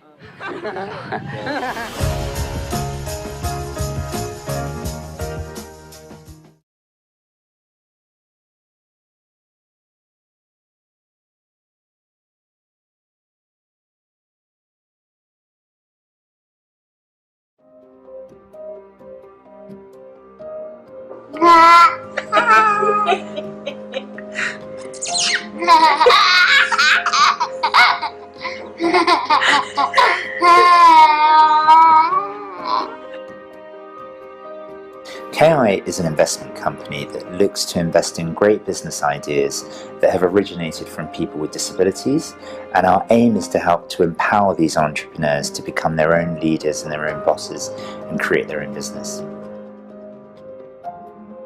Two things that inspired me to set up Kaleidoscope. The first is my son Ishin, who is an adorable little 10-year-old boy who's also severely disabled. He has cerebral palsy. Seeing the world through his eyes helped me to understand better some of the challenges that people with disabilities face with communicating. And then I met Shane Bradley, who is my co-founder to Kaleidoscope. He helped me to understand that disabled people generally find it very difficult to raise money to invest into businesses for themselves. There's 15 million people in the United Kingdom. So, and there's 1 billion disabled people in the world. So KI works in a way where it invests money into disabled people and it helps them to grow businesses. Now, in addition to money, we also bring mentors to the table. It's very, very important that we have mentors that are specific to the actual business, and we have our own methodology too. So we have a method in which we grow companies. And we have a 7-stage, very robust investment process. And it starts off with completing an application form online. And at that point, we would speak to anybody that fills in an application form. We will give them at least 20 minutes of our time. And thereafter, we will begin to filter them out and put them through our training program. The KI training program is an integral part of the Kaleidoscope process. So we train our entrepreneurs from the very beginning, and that forms part of the selection process as to whether or not they get investment.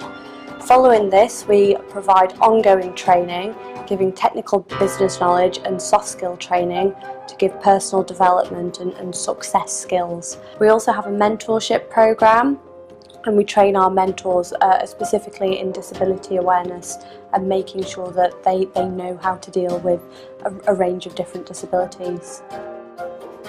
We will invest anything from £1,000 to typically £50,000. We can go up to £250,000 for exceptional ideas, but I find that our sweet spot is somewhere between £5,000 to £25,000.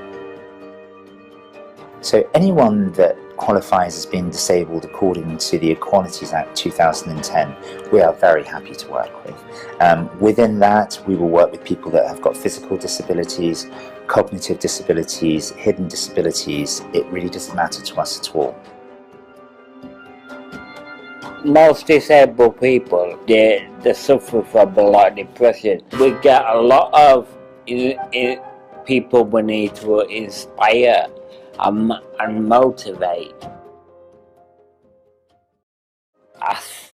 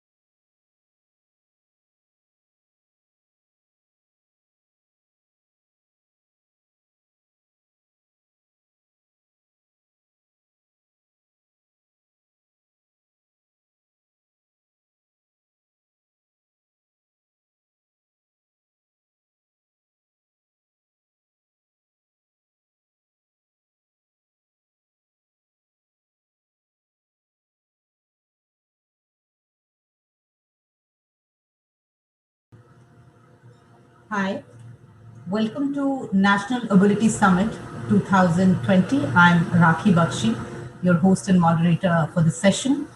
And we are, of course, talking about a theme on a day which is celebrated internationally. It's the International Day for Persons with Disabilities, persons who are, very, very special amongst us. And we have started yesterday talking about this theme, something which talks about the inclusive atmosphere in the universe. And what a delight it is to talk about that. I welcome all the panelists and I welcome all the organizers and also congratulate them that this event is taking place. We'll be talking to many minds. We are talking about people who we really value. And let me first start by introducing myself and to give you a pictorial description here. Of course, my name is Rakhi Bakshi, and I'm wearing a red jacket, also a pair of glasses, black hair, a little reddish lipstick, and a necklace which it can be seen. And I'm also very, very privileged to start this show right now, this session right now. And let us first of all introduce everyone, each of you who is very special for this session. And we will talk about, first of all, let me introduce Mr. Parul Sharma. Very happy to have you here. Mr. Sharma, who's a city planner working towards promoting accessibility and inclusion in contemporary and future cities and has been advocating the rights of persons with disabilities. He has 13 years of full-time work experience in management consulting, project and program management, and working on urban management projects across environment, urban planning, sanitation, solid waste management, and urban infrastructure sectors in various cities in India. He's worked extensively in many states of India on financial and development assistance assignments. As far as interpersonal skills are concerned, he's worked on a variety of working environments. He has experience in facilitating high-level meetings also with ministers and other senior government officials and partners to promote public policy. He has the strong acumen to identify new synergies with governments across centers and state and across the length of products and services and work cohesively towards enabling the same. Mr. Parul Sharma, thank you so much for joining us here, and we will, of course, be talking to you further. Next is Ms. Anita Narayanan. Very welcome, warm welcome to you, ma'am. Somebody who's, again, an expert on accessibility, diversity, and inclusion, a consultant, a disability rights advocate, and founder, of course, and sponsor and managing trustee of Ekansh Trust, based in Pune. Somebody who's been empaneled by the Government of India Ministry of Social Justice and Empowerment with the Department of Empowerment of Persons with Disabilities.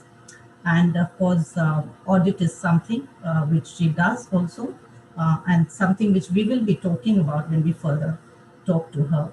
She has basically been an expert who's talked vocally about inclusive education, so takes keen interest on subjects which involve those. And then, of course, somebody who's really been on media platforms, and we've seen her talking about these issues with passion and experience, of course. Thank you so much for being with us. The next one, who's, of course, joining us here is Kush Kanodia, who's the Chief Disability Officer of Kaleidoscope Group of Companies.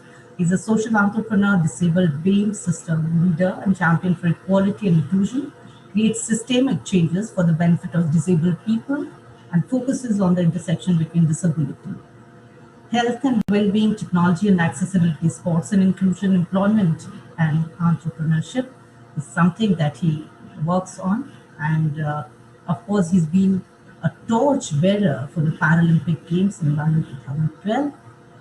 Among the top 10 most influential BAME leaders in technology.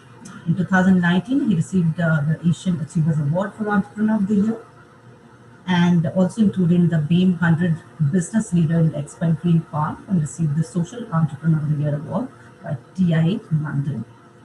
The most important thing, he has led the No Wheelchair Tax campaign to success, transforming the NHS in England His new campaign is to create a standardized and compassionate disabled grant parking policy for London, England, and the UK. We will be talking about that to you, sir. Very, very delighted to have you amongst us.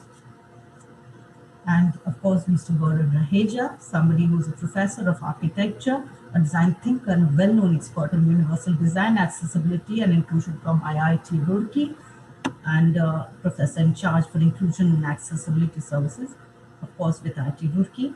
A key advisor and consultant for various accessibility projects under Accessible India campaign, including audit of Prime Minister's office, railway station, IVI airport, among several others. Has been appointed now as a consultant with the National Institute of Urban Affairs, which is a prime body working on this theme, and delivered several talks and keynote addresses. He has been awarded the Emphasis Universal Design Award in 2010 by the National Center for Employment of Disabled People. So welcome all of you. We are all here. The day is very special, as I said, and we share, I'm sure, the same thought and feeling to talk about more and more inclusivity, also to support, salute disabled people, not only in India, but across the globe, and how and what we can do to really give them a hand, give them a shoulder, and that's where we are. So first of all, I would actually like to go to Mr. Gaurav Raheja. Mr. Raheja, the architecture around it, I mean, we can in fact see that very beautiful behind you in the background, is something that you're talking about. And whenever we are talking about, the whole inclusive part of how we should look at disability, architecture is something which really importantly comes before us. It should be at the forefront, because when we're talking about transportation, we're talking about accessibility. I think that's something which is very, very important. So could you just throw some more light on that as to how and what kind of steps are being taken on that? Okay. So thank you, Rakhi. Am I audible? You are, sir. Okay. So thanks, Rakhi. Thanks, Varisa, and thanks for organizing this entire event, which brings us all together. Before I begin my sharing in response to Rakhi, I have just this feeling, and I'm just echoing it here, that I wish that this International Day of Persons with Disabilities could actually transform for future years into International Day of Accessibility as well. While we celebrate diversity of existence, I wish we also celebrate the constructiveness about this discourse that can actually bring more inclusivity, and that can only happen when we start talking more about access, enablement, empowerment, than only about the challenges that we have to face. Having said this, on a note of architecture, I think many times in my engagements with young students as well, and that's a question that even I ask to myself. Tell me, where is architecture not? Right from the day when you're born in a shelter. Even if those unfortunate situations where the birth has happened even on a street, even street is a component of architecture. Even a ground and an open space is an experience of architecture. And even a built form that humans try to shape around is also a piece of architecture. And incidentally, the backdrop that I have right now is nothing but my own institution, that's IIT Roorkee, which was also built by the British. And when we built, one of the biggest questions that we have is, what is the longevity of what we are building? In comparison to, suppose you build an application or a software, how long does a software or a mobile phone last? I'm looking at a very strong perspective here. And this perspective is that a product's lifetime is usually 1 year, 2 years, 5 years, at the max, maybe 10 years. But when you actually build a building or a structure, I think you're building for generations with very little chance to make any repairs or any mistakes. And that's the point where I bring the seriousness of this debate, that when you build, let's try that we build for forever and for everyone. And I think this has been a message of the 20th century mistakes that we have done to our architecture that I hope the 21st century can correct. Accessible India campaign, through which I have been associated with the government of India, I think is a fairly wonderful move. And I must make a small clarification here. The campaign was set in 2015, launched by our Honorable Prime Minister. And in 2016 was the new act, which is the Rights for Persons with Disabilities Act, that came on the ground. So the campaign was launched just before the launching of the act. It was very, very nicely positioned, I must say. And one of the key mandates of Accessible India campaign was to bring accessibility in the conversation of all ministerial circles or all governmental circles, and from there translate into civic body circles. So yes, I would say a lot of initiatives were taken, to the extent even when you see a smart city campaign, a lot of street city campaigns, for example, development of the metro systems. So of course it started in New Delhi, but it started spreading around the rest of the India also. What started with ITDP programs on developing streets. So I believe now Pune is also part of it. Chennai has been doing part of it. Chandigarh city has done some initiatives on it. So a lot of work has been spreading in some pockets here and there. But I believe this is a forum now to awaken the fact that Accessible India campaign was not a campaign for 1 year. It's a campaign which has to be now carried forward by the citizens, by us as professionals, and not leave it only onto the shoulders of the government, because public has an immense role to take accessibility onto the ground. And that's where I would say the experience of that is visible in the airports, in the metro rails, in some NMT transports as well. But I definitely say that a lot has still to be done. And I believe we all should join hands to take those steps further as well. So I would now like to go to Madam Anita and say that you're talking about conducting barrier-free architecture, and talking about universal design, and what in fact Mr. Raheja has just said. Something similar to that, when you talk about this whole accessibility part, how would you think we can actually reduce, when you're talking about barriers, but also facilitating in terms of design? Of course, Accessible India has a vast framework, and as Mr. Raheja shares also, what would you say, talking about this whole idea of inclusivity and what more can be done? What would you say, Anita ji, can be done in this regard? Thank you very much, Rakhi, for that question. And since we had been asked to introduce ourselves pictorially, I need to introduce myself as Anita Iyer Narayan from Pune. I'm a 53-year-old with graying hair. I'm wearing a light green shirt, and here I am talking to all of you. I'm in my home office, and I'm speaking from here. So when we talk about universal design and we talk about accessibility, like Gaurav said, it can't be a one-point focus. It has to be a 360-degree approach to accessibility. Also, all the stakeholders have to be taken into consideration when we are talking about accessibility. Does everybody understand what accessibility means? So when you look at the logo of my NGO, it says awareness, acceptance, sensitization, and then inclusion. Which means, are we aware of what we are really doing? So while there are rules and regulations and standards that have already been laid down, have they been well explained to all the stakeholders? Do people with disabilities understand their rights and understand what accessibility in relation to their own disability means? Does somebody on a wheelchair know what to expect when he goes to a place when he talks about accessibility? When you're making single structures accessible, for example, if you make, say, a hospital completely accessible, how do I get there from my residence?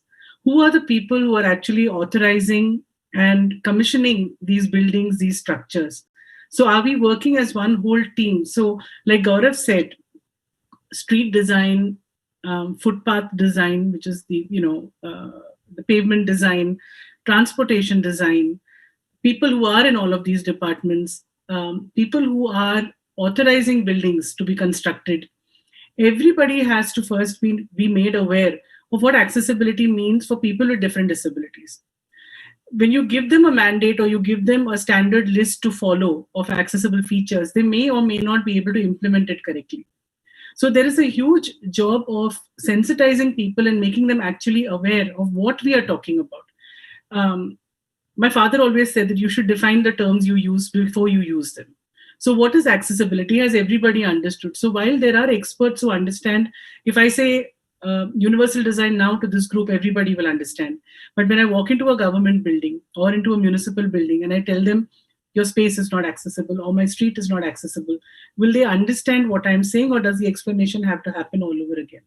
So I think the beginning has to be awareness among students of architecture, civil engineering, city planning, etc. The entire city has to be planned by one single team. We cannot do piecemeal planning of a city.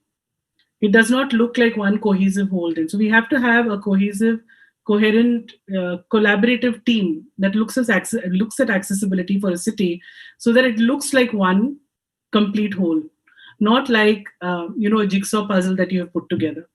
So I think awareness, I think, is the first step. I have always said this, and I will continue to say that being aware of what we are talking about as universal design and accessibility is very important, because accessibility actually impacts the dignity of a person with a disability. Nobody wants to be picked up and taken from point A to point B. You don't want to be carried in your wheelchair or outside of your wheelchair from point A to point B. Everybody has personal dignity.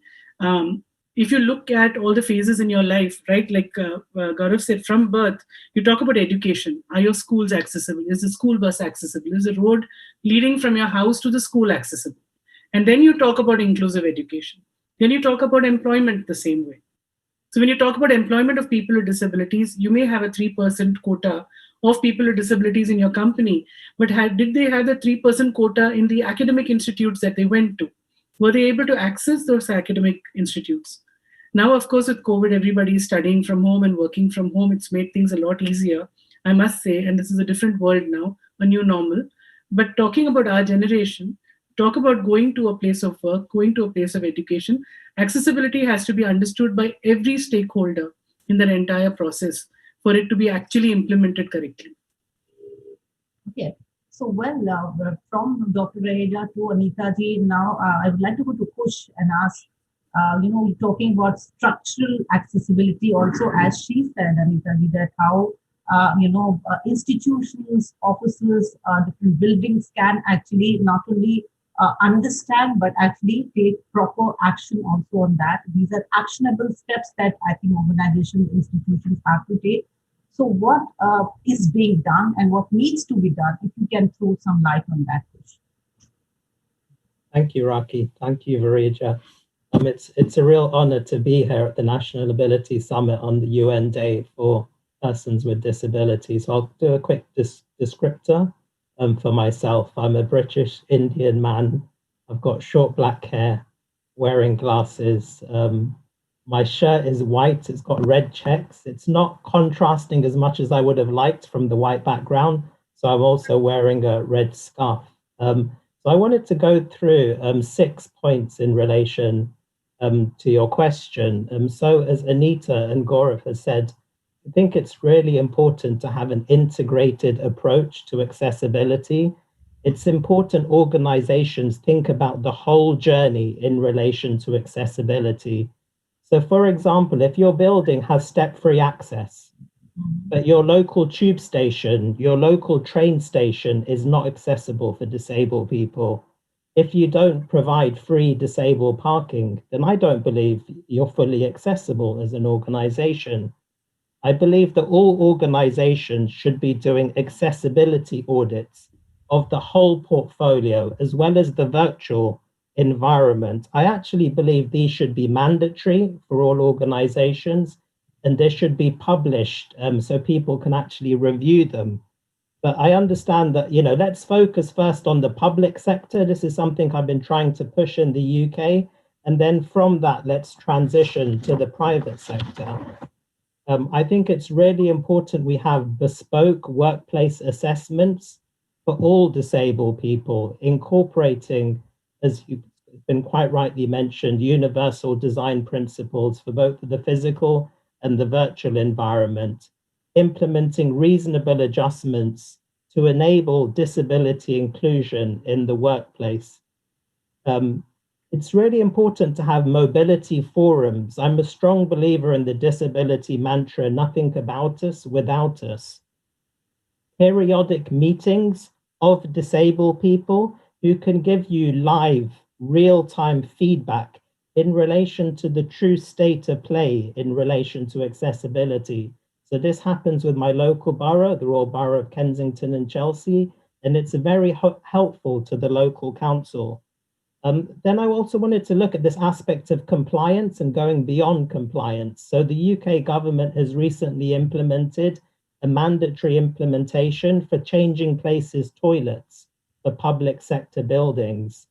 So this has basically been made compulsory. So changing places toilets are larger than traditional accessible toilets, 12 meters squared. They have a hoist for severely disabled people. And then also this aspect of going beyond compliance. And I like to think of it as proportional representation. So we had a big battle with the Premier League in the UK.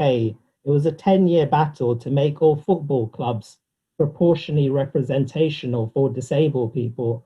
Because the challenge we have sometimes is organizations can meet the legislation, equalities law, and be accessible.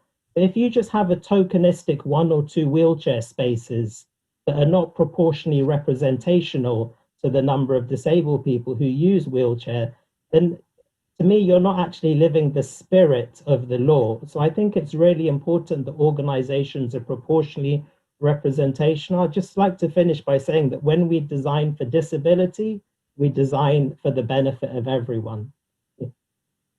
Yeah. Okay, thank you so much for very, very, I think, keen insights that you are providing through your suggestions here. Thank you so much, Kush. We would like to go to Parul here, Mr. Sharma. When we're talking about this whole chain of how do we go about accessibility, right from home to then schools, then colleges, as Anita also said, how do we actually understand first, make ourselves aware, and then work on that? So what would you say, how, if families, if they want to really be, houses, for example, or universally, for example, if one wants to be supported there in terms of the infrastructure, what help and support one can get? I mean, talk about, let's say, help and support in terms of financial ones, in terms of, other societal ones. What would you say can be done? Throw some light on that. How do we put in structure right from the beginning, right from the primary, basic platform? Mr. Parul Sharma. Yeah. Thanks, Raghi. So, first of all, I would like to give my pictorial representation. Like, I am a typical 36-year-old North Indian male, and I am sitting in my living room, wearing a white shirt with navy blue blazer. And coming to your question, Raki, first of all, I would like to congratulate Varija Life for taking this initiative of, initiating a dialogue, bringing global expertise and local expertise together at same platform. Coming to your question, what kind of support one can get, be it an individual or institution? I think this is your question, right? So honestly speaking, even though intentions of government are very good and government is doing a lot of work promoting, advocating for, safeguarding the rights of persons with disabilities and making all public institutions and facilitating and encouraging private partners to make their spaces accessible. But I am afraid to say that there is no single policy in the country where you can get financial support from the government for making your premises accessible. Knowledge sharing and technical knowledge dissemination could be given by the government. But as far as we talk about financial cost sharing or giving some incentive, that part is missing. And I think I would also like to add at this juncture, at the outset, like Dr. Gaurav Reja mentioned, that Accessible India campaign was launched at the very right time of, before promulgating the RBWD 2016 Act. So government's intentions are good and they have done their part. So this is the time that when society should come forward and every individual should consider as individual social responsibility of talking out about accessibility and working towards facilitating it and realizing it. Because ultimately, person with disabilities or people having other kind of physical challenges like our senior citizens or children or women with medical conditions, so they are diverse in their own sense, and diversity is the reality. So we need to honor that, and it's the duty and responsibility of everyone involved in the urban development sector to make sure that all the infrastructure we develop is accessible in nature. I personally feel as an urban planner and a faculty in various government institutions that we have failed as designers, architects, planners, engineers, and social anthropologists because we left one section of society totally segregated. And I strongly feel that it is not a particular section of society, rather it touches upon every family in the country. Like Census of India says that 2% of the population is person with disabilities. But World Bank and UN, which gives a more correct figure as per 2011 data, that there are around 10 to 15% persons with disabilities in the country. And this was when there were 7 categories before RPWD 2016 Act came into existence.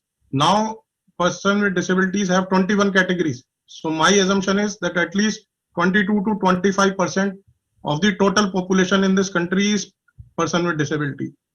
And if you imagine a household size of at least 4.5 in a populated country like India, you will see that almost every family has a relative, a friend, or a colleague who is a person with disability. So this is one issue which should be talked about in every family. It touches upon everybody. So we all have grandfathers and our parents in our families who have limitations in accessing various services and products and various physical spaces in the city. To add to, coming back to your question, I want to share that there is a small budget within the government departments which has not been promoted well amongst various government machineries, which says that under the head other administrative expenditure, around 2 to 3% of the expenditure could be made towards making our premises accessible. So this financial support exists in the budgetary mechanism for only government establishments, but for private and individual establishments there is no such provision. But yes, government can take initiative. I think from this conference only we can make some recommendation to the government, and I am quite sure government will welcome this. I'm sure these are very, very valid inputs and points which are coming here to all your voices, suggestions, and expertise. And I think these are should be taken as notes to take home or to take to offices actually and work on that. And I think these are very workable kind of suggestions coming through. And I'm really glad that's happening. So Anita ji, talking about how to really make everyone be a part of what is again a universe for everyone. When we're talking about equality, we are talking about inclusivity. What would you say as we are talking and we are interacting on this theme? How senior citizens and especially children, for example, you're talking about accessibility at public spaces, like you're talking about wheelchair to be taken to merry-go-round. I mean, different kind of activities that children get into, and how that can be facilitated more. So tell us more about that idea as to what can be done there, where children mingle and they come together and nobody's left out. Right. So I think this question comes from the background that we have installed some accessible play equipment in a public park in Pune. We made sure that we chose a park near the Pune Reptile Park, the snake park where everybody comes, and the Pune Zoo. So it's a very small space that we got from the local corporator, the person who works with the Pune Municipal Corporation. There was no funding forthcoming from the Pune Municipal Corporation, so we had a very tiny budget. But what we did was to put in a swing that could take a wheelchair. We put in a merry-go-round on which a wheelchair could go. And then there are there are swings, and the swing seats are such that the knees are a little raised and the body is sort of reclined to the back, so that a child who does not have control over the upper body will not fall off the swing. So for balance of a child who has balance challenges, right? So such equipment has been installed there. There is a seesaw which has seat belts so that a child who's sitting on the seesaw will not fall off. Why was this installed in a public park and not in a special school is because inclusive play has to happen. The first thing we do when we are growing up is to play together.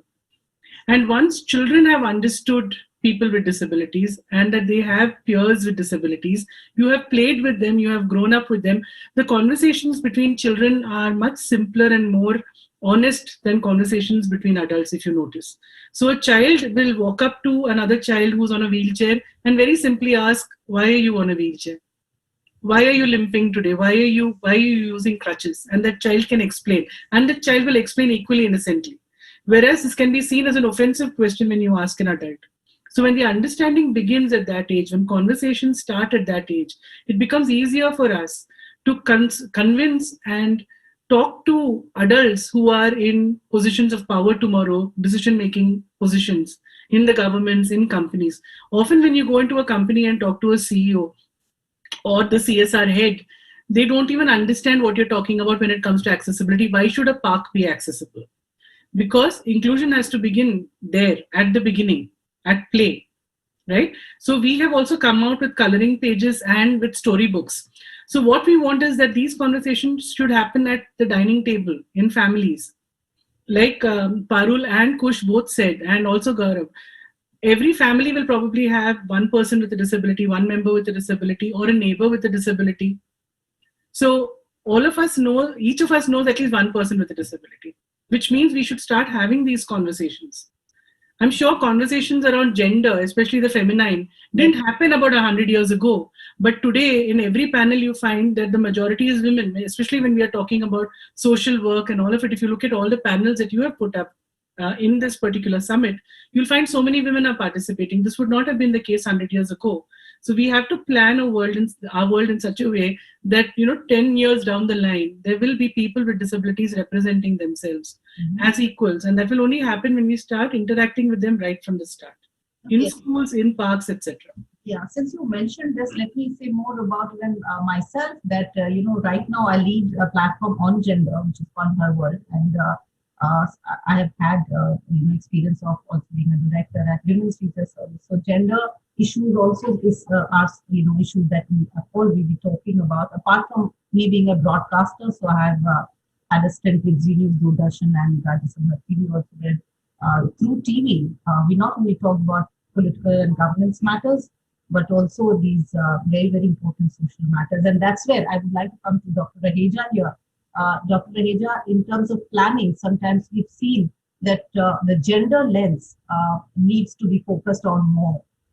Do you think it's happening? And do you think when one is planning the whole architectural design, the gender aspect is also now being looked at?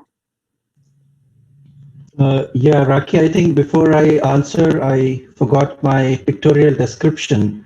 So for the benefit of the audience, let me also describe that I am a 43-year-old male, North Indian, and wearing a red-colored pullover with a blue-collared shirt, which is not metaphoric, but is actually a blue-colored shirt.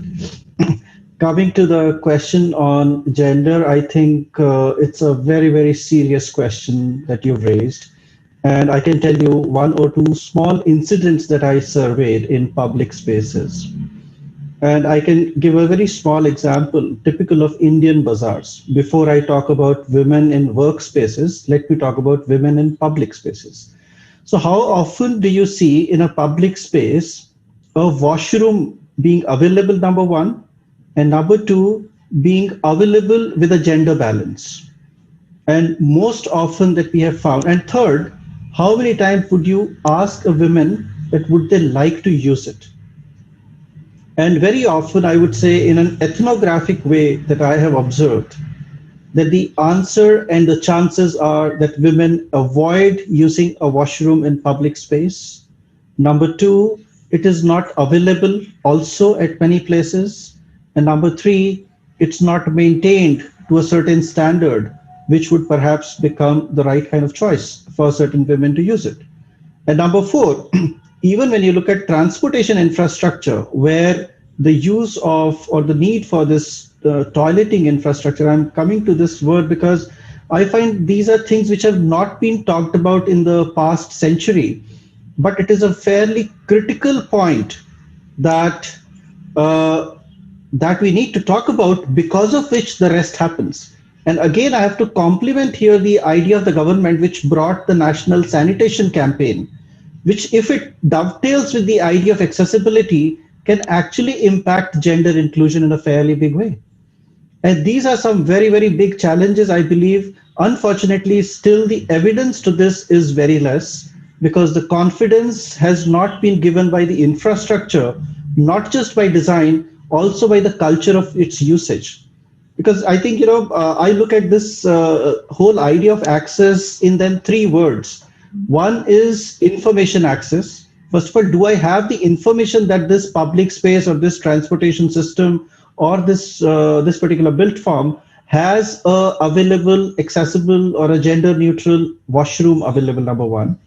So is there information available? So I would promote the idea of what is called as toilet maps of cities, toilet maps of districts, because that facility, unless I know, I would not even plan my travel to a particular place. The second thing is whether its infrastructure is the right kind of infrastructure. Because let's not talk about women alone. Women have been sharing and shouldering the entire social responsibility of bringing up children. I'm not trying to be gender biased here, but I see now male members have also taken roles. But we must accept that in Indian culture, this has been shouldered by women for long. So at the same time, the question is, what about women with children? How do they accompany them into a washroom when they go? And would then there be a child-friendly washroom is something, it comes as another demand. Now, these things have slowly started happening in facilities like airports, where you therefore now see women can independently travel.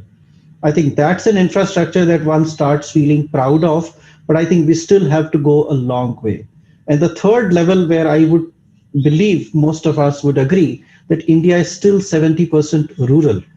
While the urban gets all the light because it needs all the infrastructure, I think rural should not be ignored. Rural is not the weak point of India. Rural is the promise of the food that we have. So I believe the rural infrastructure, even including the gender inclusive aspect, when it looks at drinking water and sanitation, is something that I would wish to promote through this platform, is a very important need of accessible infrastructure in order to create accessible communities. Because the point I must say here, that when we have created independent washrooms in homes, there have been studies which has sometimes, killed the idea of women's socialization. Because certain cases in rural areas, women were actually moving out in that public washroom spaces. And I have seen examples in Bihar and several other communities at ground level where queuing cultures also are sometimes exclusive because of a caste-based or a kind of social status-based position. So I think these are all concerns that we have, and therefore accessibility needs to respond contextual to cultures and regions as well, besides the physical dimensions of it. Anita, you want to add something there? Yeah. Yes, and now that we are not only looking at the gender binary, we are looking at transgenders and people who don't identify as either male or female. We need more unisex toilets. Also, the fact that I may need to accompany an elderly gent like my father or say father-in-law into the toilet, or my husband may have to accompany his mother, or maybe me tomorrow into a toilet, makes it very important that the toilets are larger, as most disability-friendly toilets are, and also family toilets, as they are called. I think at the airports, etc., when you look at the signage, they show a father, mother, and 2 kids, as the sign outside instead of just a male or a female.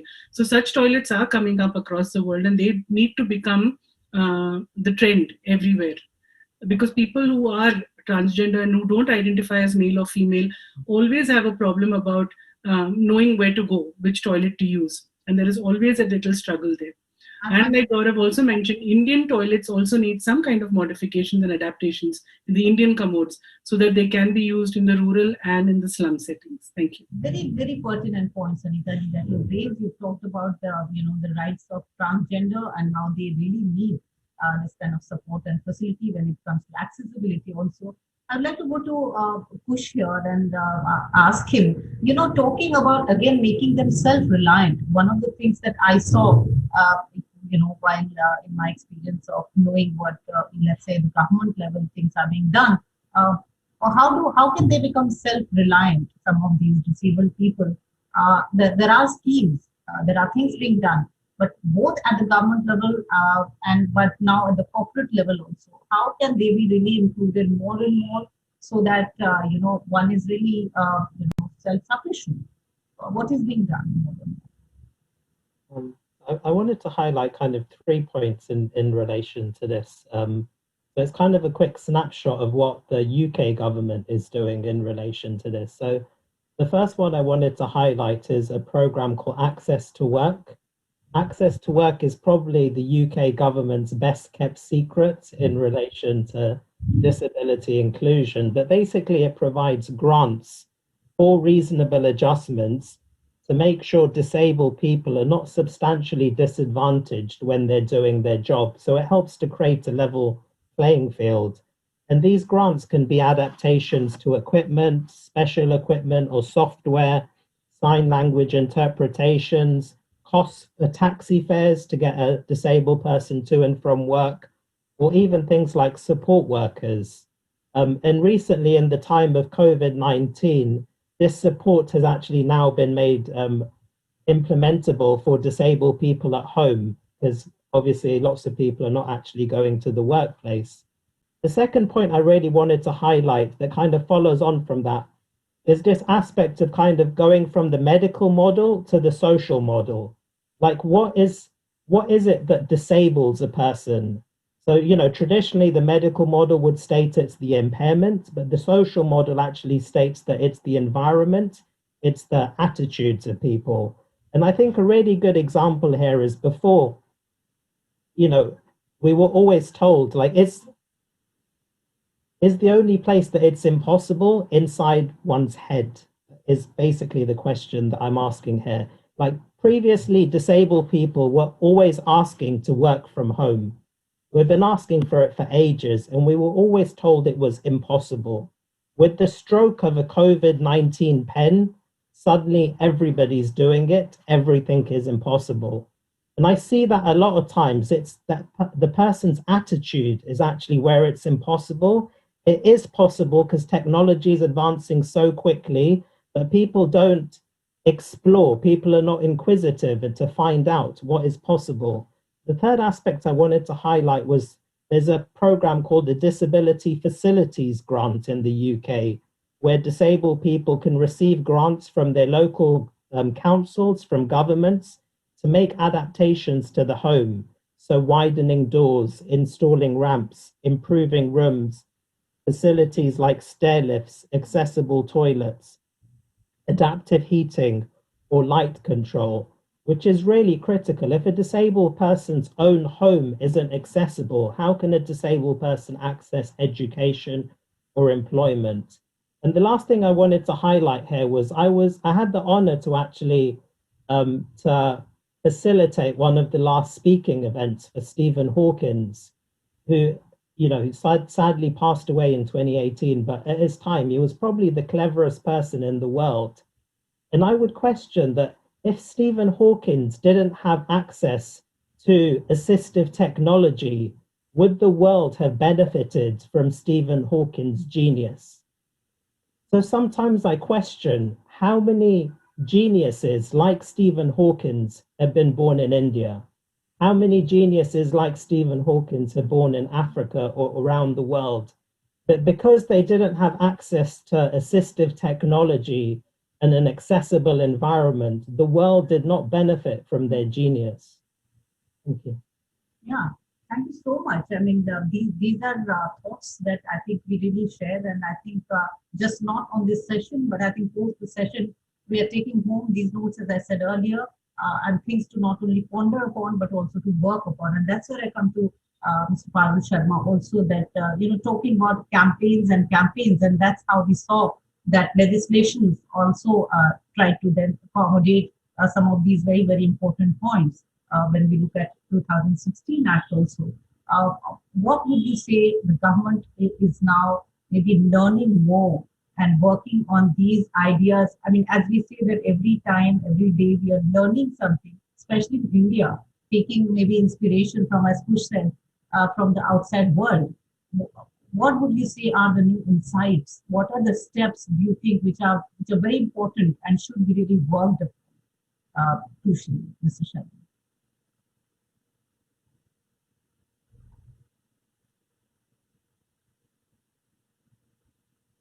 Can you hear me? Hello? Is there a problem of audio? Rakhi, can you hear me? Sorry, I was on mute. No, yeah. So, do you want me to repeat the question? Basically, yeah, please. Actually, I am facing some technical difficulty. I'm not able to, like every time you speak, so voice becomes very low. Okay, can when you are speaking. Yeah. If you could be a bit louder, I can hear other speakers. Yeah. Can you hear me now? Yeah. Okay, so I would say that the governments, of course, the citizens have to be more aware. They have to support each other. There has to be, in fact, solidarity amidst the community as well to understand, help each other. But when we look at the authorities, for example, when Kush talks about the grants available in UK, how the government here in India and the authorities are really looking at creating more such atmosphere. We were talking about how we look at, not only genders, but transgenders, all kinds of sections also, children, senior citizens. How do you think the government of India is really looking at going a step ahead? We are talking about more inclusion in the corporate sector. We're making them self-reliant. We're giving them employment opportunities. We are trying, as Anita ji said, we talk about inclusive education, not only the term as such, but actually literally also in the education field. So what would you say the government of India is really taking the right steps, especially as we are in 2020, we are talking about rural and urban divide. How are we taking everyone ahead, learning and then walking further on ideas which are very concrete to make accessible India campaign also walking on its top? Yeah, I got your point. So as I earlier said, the intentions of the government are very good, and government actually wants to deliver right at the grassroots level to make the built environment accessible. ICT as well, but I'll be focusing on built environment because that's the session laws. So out of all my research done in the past, I think I'll try to highlight like where is the shortcoming.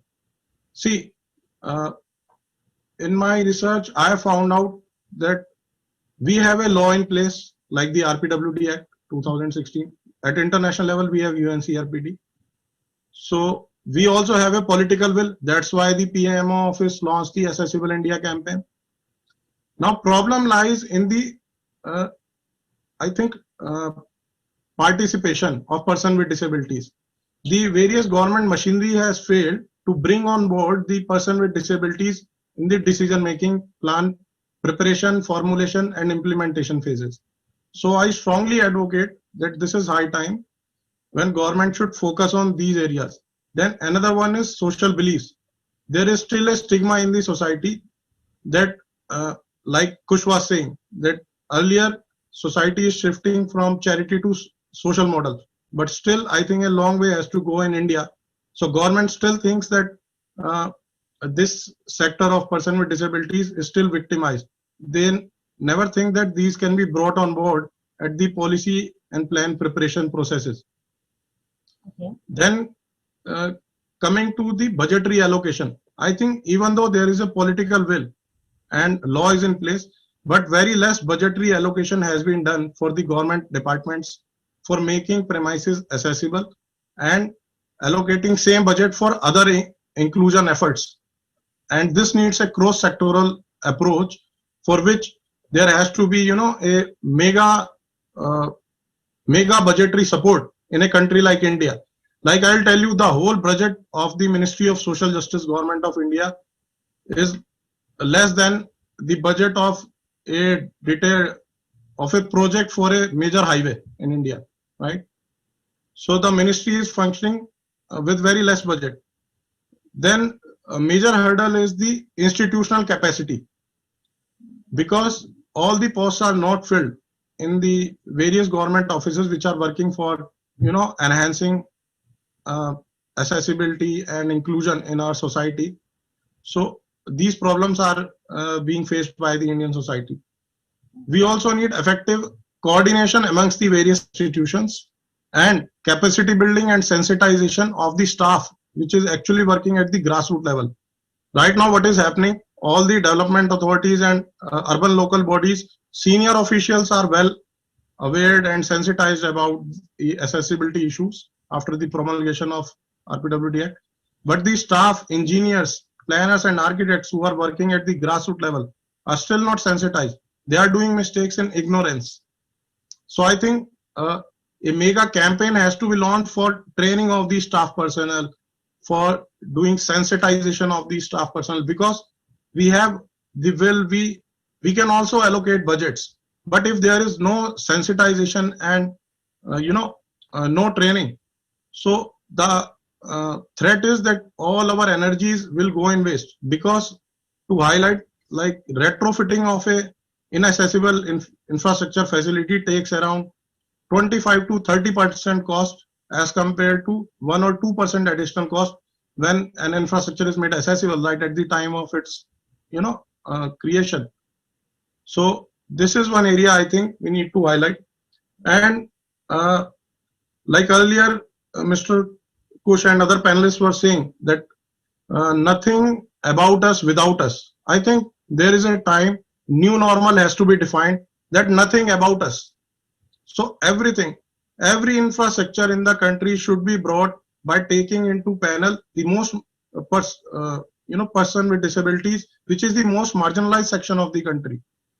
So I strongly feel that when we are designing cities for all, it encompasses all the genders, transgenders, even children, not only person with disabilities. So I think representation from these section also needs to be there in the plan formulation and policy implementation stages as well.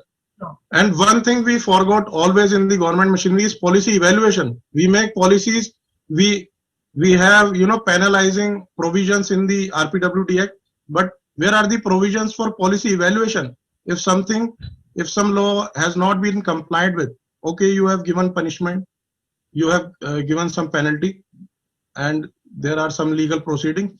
But what is the solution? Who is going to evaluate the shortcomings in the policies? So this is one area which also needs to be recommended to the government. And I think there is a big gap between the industry, government, and the citizenry and the political economy. So all these four pillars should come together to take forward the agenda of inclusion. Right now, what is happening, industry and the corporate sector is taking a lot of initiatives for promoting accessibility within workplaces, but they are not aware of the various schemes of the government.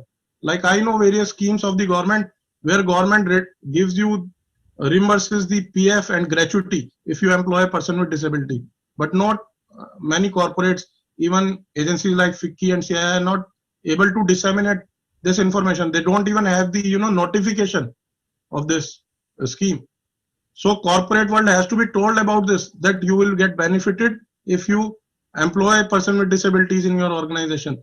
Similarly, if a government, if a corporate hires an apprenticeship for a person with disability for first year and consecutively for second year they give him a job, then the whole 1 year salary would be reimbursed by the government. So this is another scheme, but corporate sector doesn't know about this. So there is a need for bringing everyone together on same platform and initiating dialogues. I think some of these points that really should be noted, very, very valid points. Thank you so much, Mr. Sharma. I would like to go to Dr. Raheja. talking about research also, of course, you're looking at the broader aspect, but talking about more research and understanding, because one could see when I handled some of, the assignments there, and one got to understand that how, for example, understanding the exact need of people with disability, and then working on those needs. So, for example, how science can come in. And just now, Mr. Sharma was talking about this chain being maintained and, a proper nexus, understanding, between the corporate, the industry, the government, and the social sector all together, when they all help each other in terms of understanding the subject, understanding the challenges, and also what are the schemes available. What would you say about how science and research can actually also help? And if there are things that we don't know about, then please tell us as to what is being done, Dr. Raheja. Yeah, thanks, Rakhi, for raising that very pertinent question. I would split it in two components. One component I would say is, what do we do with the knowledge, first of all, that we already have? The first question is that the accessibility that we're looking forward in the reality, is there something that we don't know about and that's why we're not doing? So what is the knowledge content about that? So for that, I think one option that I have is create what is called as a mind, body, soul model of developing a full program. The mind talks about the rationale, the intellectual component of why are we talking about all these things, and the details about this, whether it's the medical model, the social model, and why inclusion is all required. Second is the body, which means the infrastructure, which means the technical aspects, which means why do you need a curb ramp, why do you need a wider door, and how do you deliver it, right? And the third part is the soul, when it's actually experienced by the user. Now, exactly in the same way, when you look at the second aspect, which is the research, I think research has again multiple dimensions. One is a dimension which is called the fundamental dimension. The fundamental meaning, we're looking at a very blue sky research completely where somebody has done nothing about.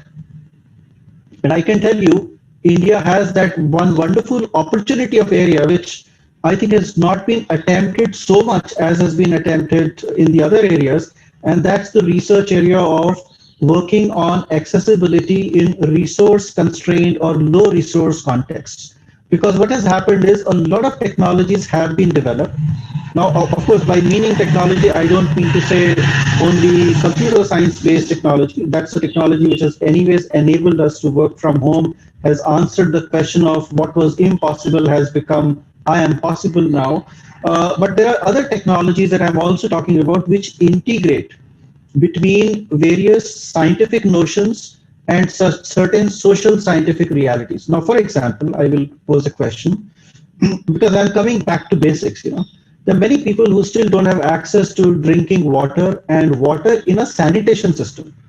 Creating a sanitation system is one, but providing access to that requires some kind of a system through which you can even cross the thresholds of a rural system.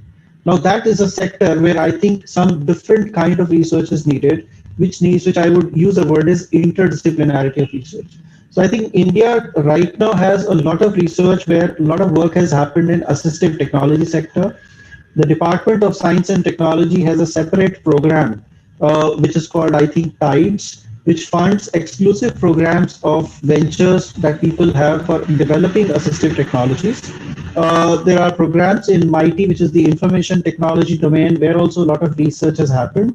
But Mark, what would you say, what are the new learnings? How can we learn from each other? And how can we really gain more experience, awareness that everyone is talking about here in the panel, and that use that awareness, information, all the schemes and policies available to really hold hands in a much better fashion?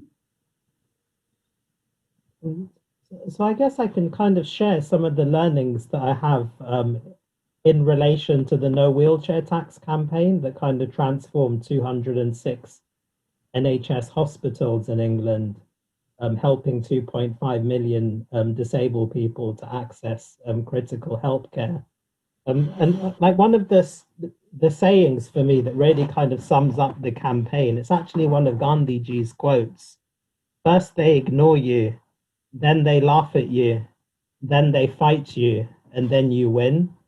And that actually, the first three aspects of that happened to me on the first day. And that's why I realized we were actually going to win the campaign.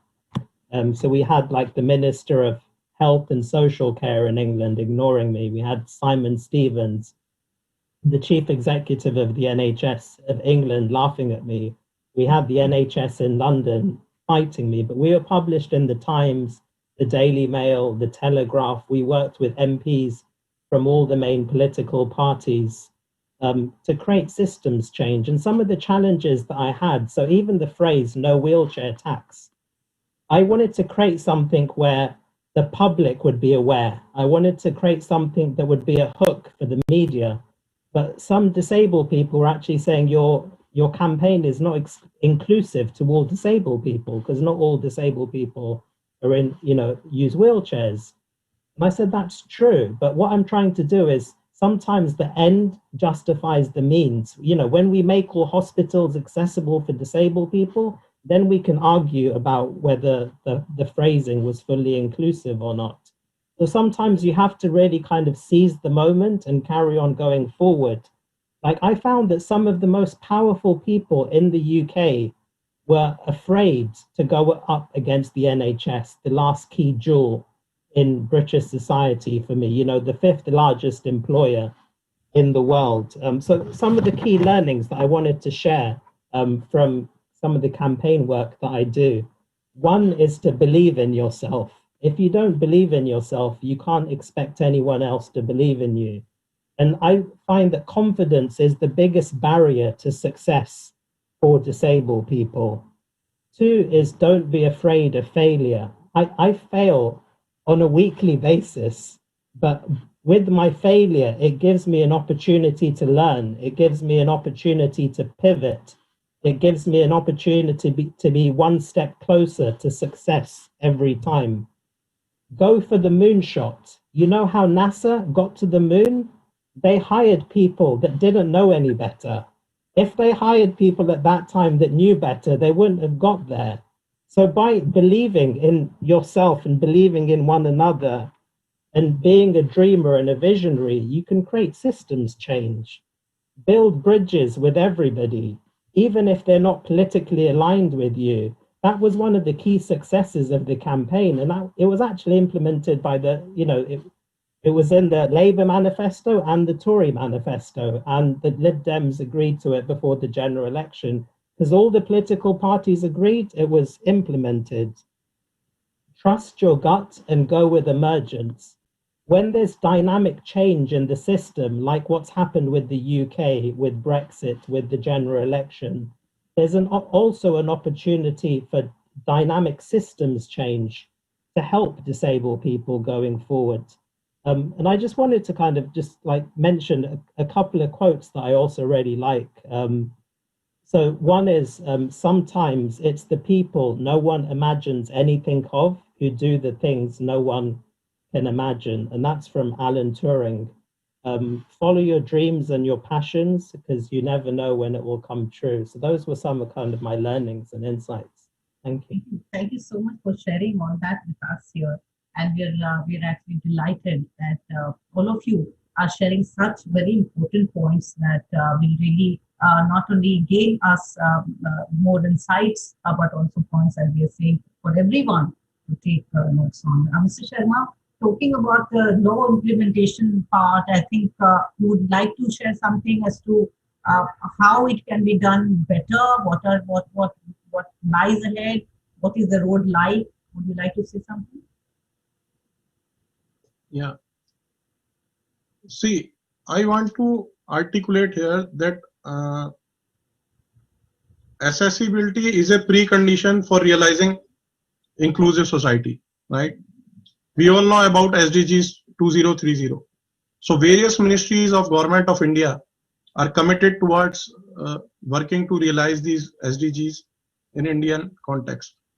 So this is the need of the hour that the Ministry of Social Justice, which supersedes the only Department of Empowerment Person with Disabilities, should come forward and should be at the center of coordinating cross-sectorally with all the ministries.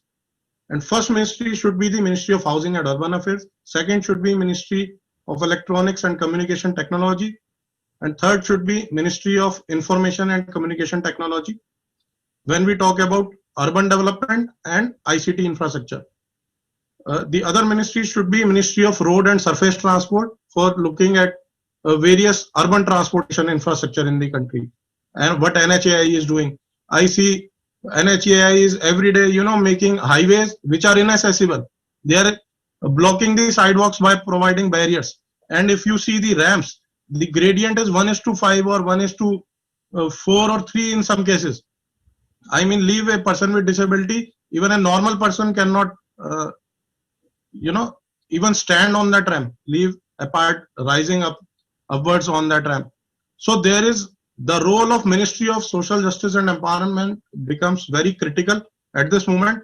And I think the ministry also has to done a retrospective of what all data they are having, because as other panelists said clearly, like Gaurav Raheja said, that data is must, information is must for making NEC policy formulation. So evidence-based policies are lacking in our country. Right now, the Ministry of Social Justice has launched a flagship project of making unique disability ID cards for various persons with disabilities across the country. So in the process, I have realized that they are collecting very vital information about the age categories, what is the kind of disability these people are having, what is their geographical location, and how much they are qualified, whether they are having dependent or not. I think this vital information, ministry themselves doesn't know where all they can use. They should share this with the Ministry of Health, Ministry of Housing and Urban Affairs, because right now we are having information about the geographical spread of the various types of disabilities in our country. So various disabilities demand different kind of needs in terms of infrastructure based, in terms of information dissemination, and such a kaleidoscopic country we have that even the geography and challenges and climatic conditions and the needs of person with disabilities changes with on a region basis. So I think a strong set of recommendation needs to be given to the Ministry of Social Justice for compiling all the information which they're collecting through their flagship initiative of UDID card preparation. And this evidence, this data should be used for making evidence-based policies, sitting together with all other ministries working for the same cause of making inclusive society. Yeah, very, very, again, an integrated approach as far as different ministries are concerned, convergence, more knowledge sharing, and then, as you're saying, evidence-based information, Mr. Sharma. I think. And Rakhi, I would like to add one more point. Like Ms. Iyer was saying, that some disability commissioners in the country are not, conversant with various disabilities. I have been sitting in the ministry. There are many commissioners who have been given dual charge. Some are handling, 3 departments. So they don't even, some disability commissioners were asking me that, can you send me the copy of the RPWD Act just 2 years back. Like Act was launched in 2016 till 2018, those commissioners have not even read the Act. And in a city like Delhi, which is the administrative and political center of the country, we are having no disability commissioner. That post is lying vacant for almost more than a year. So you can imagine what is happening in the remotest corners of the country.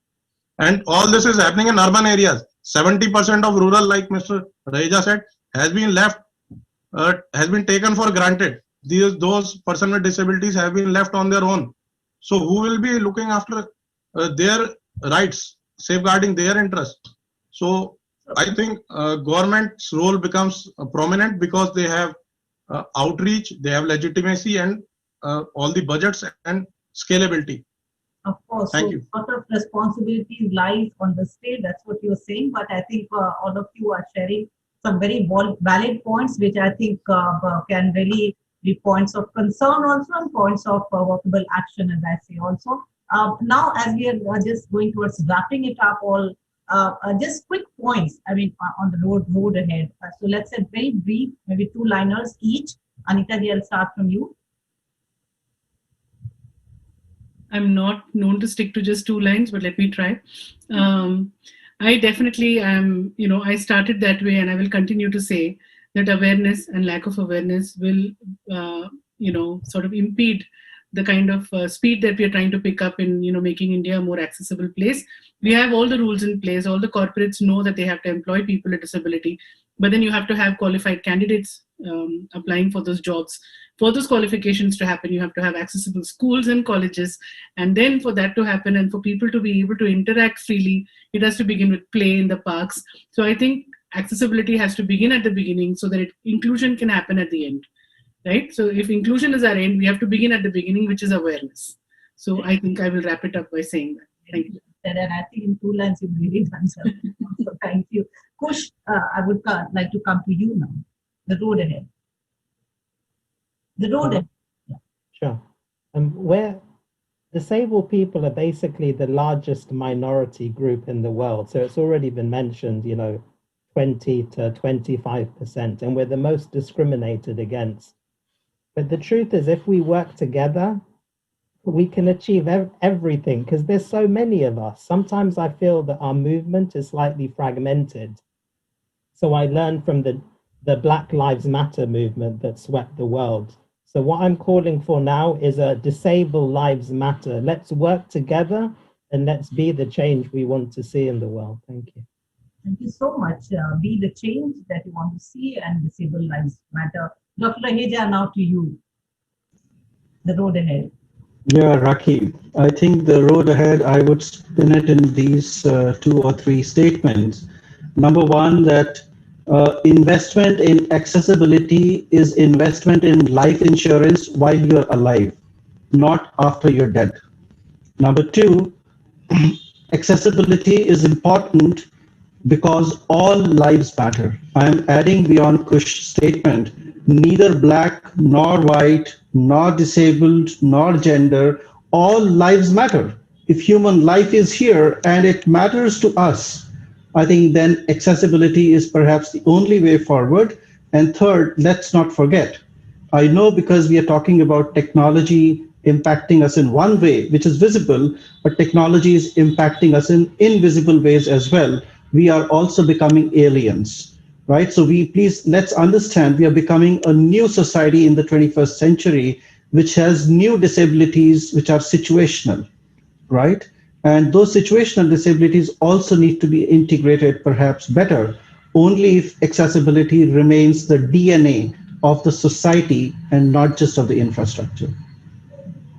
And now to you, Thank you. Sharma. And in fact, one question which had come also, one wanted to ask, and the suggestion was to give transportation allowance to epileptic persons. You can answer that briefly, and also the room. Can you please repeat the question? So there was a question. Your voice is not on. Anybody can answer, because that question came as a suggestion to us, is that whether transport allowance can be given to epileptics. That is a question that came to me, and I'm just putting it, anybody can answer that, but of course to you also, the road ahead. What I can make out, you are asking that whether transport allowance could be given to person with disabilities, right? Yeah. So I am saying person with disabilities doesn't wants any charity. They just want their equal rights. So no allowance is required. They are just asking to make all the public infrastructure accessible for all. And, it is their constitutional right. So who is any government to, give them some charity? That is in the, that is in the mandate of the law of land under the RPWD Act as well. So the only thing is and because this is the ideal thing, this is the right thing, making infrastructure accessible for all. And this is high time when we all Indians can, unlock human potential and leave a legacy at the international forum. So I think we should take this movement and with pride. What a strong note, Mr. Sharma. Because I want. Constitution is something that gives us strength. Article 11, 12, 21, like it mandates, and we have a very strong act in place, the RPWD Act. That's why I think India has already got an edge. We are already at an advanced stage, and it's just the matter of institutional training, coordination, and better mechanisms to be in place. We have the political will as well. Yeah. So that's from my side. Thank you so much. And to get the essence from Anita, you're right that I think there are so many things that maybe can also be part of the next edition, Anita, when we further discuss more. I guess there's so much still left, but I think for now it is. And I would now like to maybe, as time says, I would like to wrap it all up. But before we all actually just try to give an end to this session's discussion, a moment of appreciation for you all. And there is something waiting from the organizers, Varija Live, which is really excellently hosted and organized this summit for all of you. National Ability Summit has been a 2-day affair. And we have had many important sessions where we took up important themes. And we will be taking up all those in future. And all these points will keep coming up. But now the time for some memento and appreciation. I would like to start with Aditya.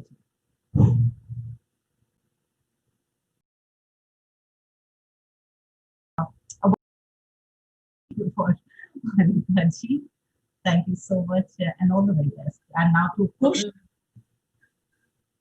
Yeah, here it is for Kush.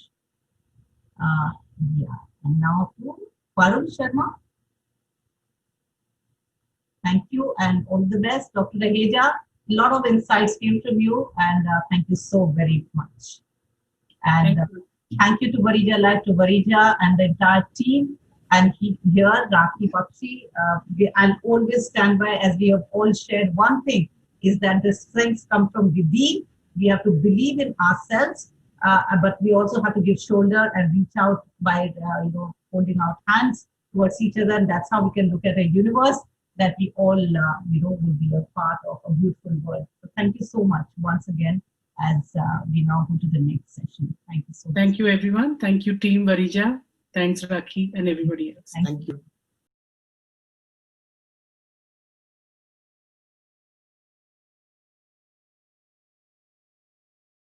So let me congratulate you, Varija, for identifying an area which is so beautiful, which is so relevant, which is so compassionate and socially uplifting.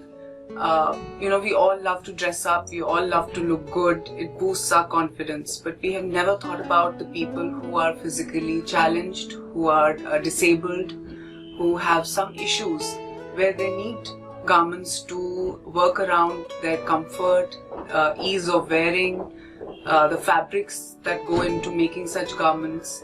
And you have done an exceptional job as a designer to contribute to such an area and involve our students of ICF in your project.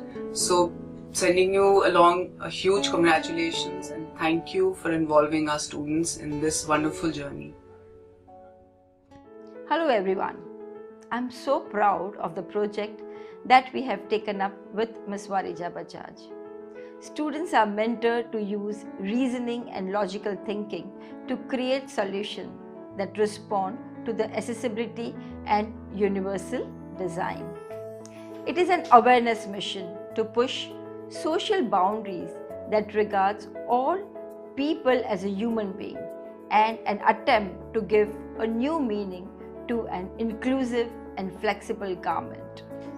Through our continuous research, we believe and encourage young designers to innovate sustainable, environmental friendly and ethical products, not just to serve our planet, but also to provide for a future generation.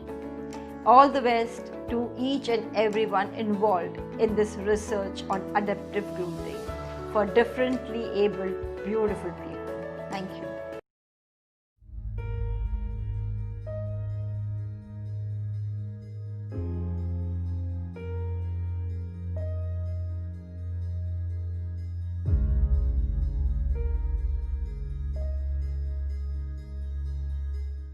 I'm Australia's first blind fashion designer and I'm the founder of Blind Grit.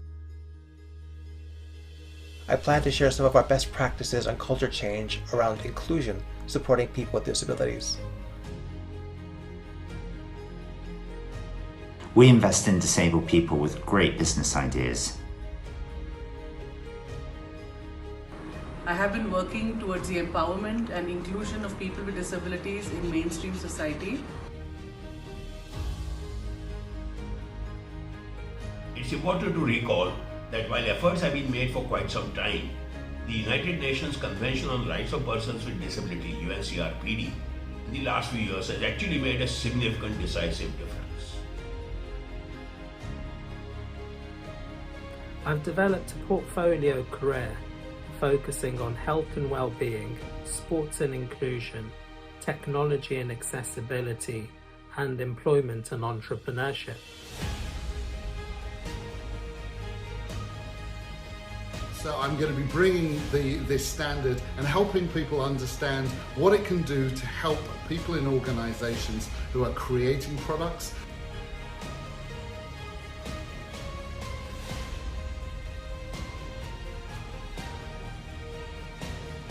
You know, in the world around us, it's not the disability that matters. Each one of us has a disability, and if we keep focusing on the disabilities, we will never move the world towards where we want it to be. You don't have to be a government organization or an NGO or possess loads of money to bring about the change. All you need is the will and the passion to bring about the change. It's not about what you can't do, it's about what you can do in an experience. And disability is a human experience. I'm excited to join you at the National Ability Summit and be able to share my thoughts and, more importantly, learn from you on this important topic.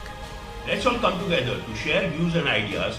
I can't wait to see what comes from all the incredible conversations from the summit. I'm delighted to be part of the National Ability Summit. I hope you will join all of us. Join me at National Ability Summit, December 2nd and 3rd, 2020. I'm very glad to be a part of the National Ability Summit. I really look forward to sharing our experiences with you at the National Ability Summit. See you there.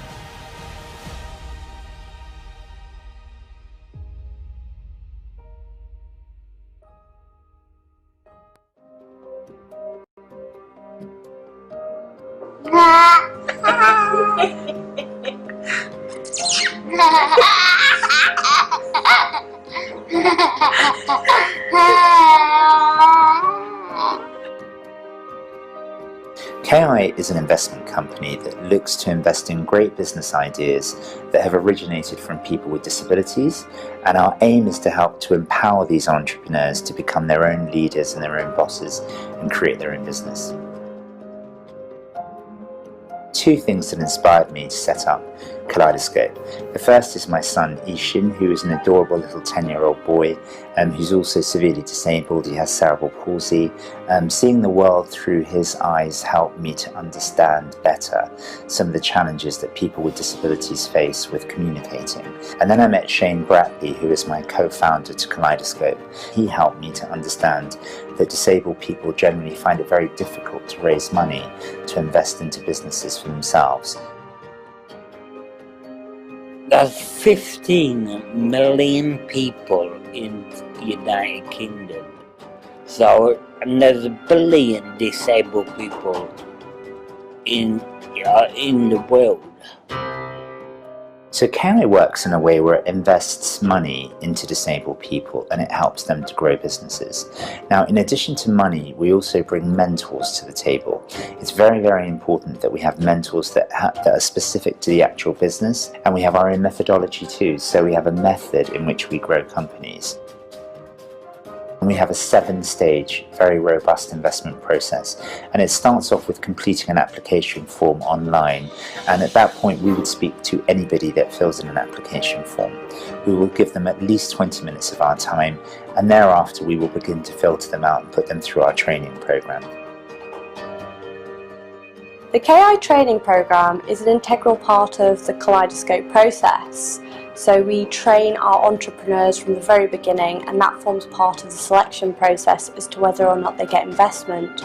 Following this, we provide ongoing training, giving technical business knowledge and soft skill training to give personal development and success skills. We also have a mentorship program and we train our mentors specifically in disability awareness and making sure that they know how to deal with a range of different disabilities. We would invest anything from £1,000 to typically £50,000. We can go up to £250,000 for exceptional ideas, but I find that our sweet spot is somewhere between £5,000 to £25,000.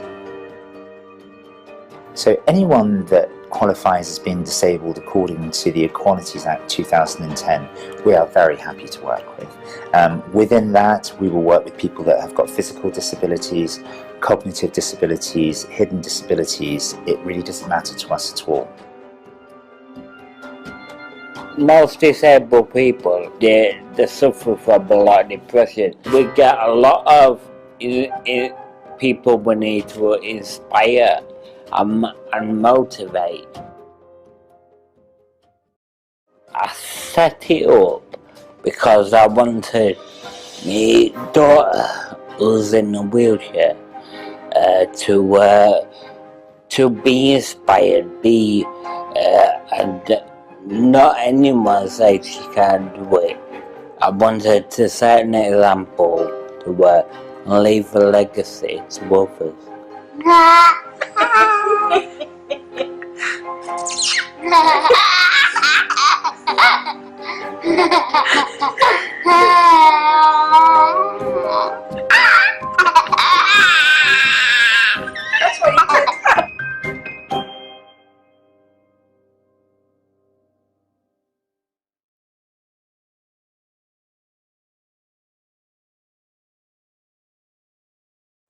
Hi, we at Bajaj Capital are very proud to be a part of this initiative.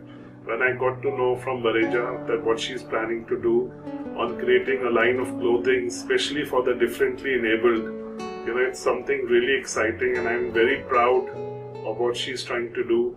And that, people, because we need to be an inclusive society where everybody needs to enjoy life, and I think clothing, the way you look, the way, really affects the way you feel. So I'm very proud of the work to be done and to be associated and support this initiative. I wish you all the best, and I hope you continue. I'm also very proud of the International College of Fashion students who are working along with Varija and helping her create this line, and it's a great learning opportunity for them. It's a great way to learn that we are all equals.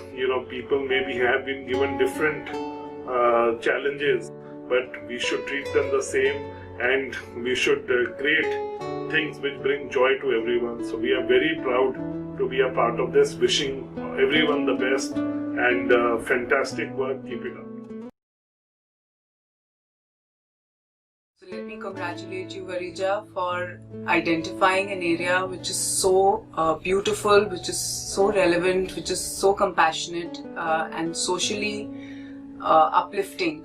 We all love to dress up, we all love to look good, it boosts our confidence, but we have never thought about the people who are physically challenged, who are disabled, who have some issues where they need garments to work around their comfort, ease of wearing, the fabrics that go into making such garments. And you have done an exceptional job as a designer to contribute to such an area and involve our students of ICF in your project. So sending you along a huge congratulations and thank you for involving our students in this wonderful journey.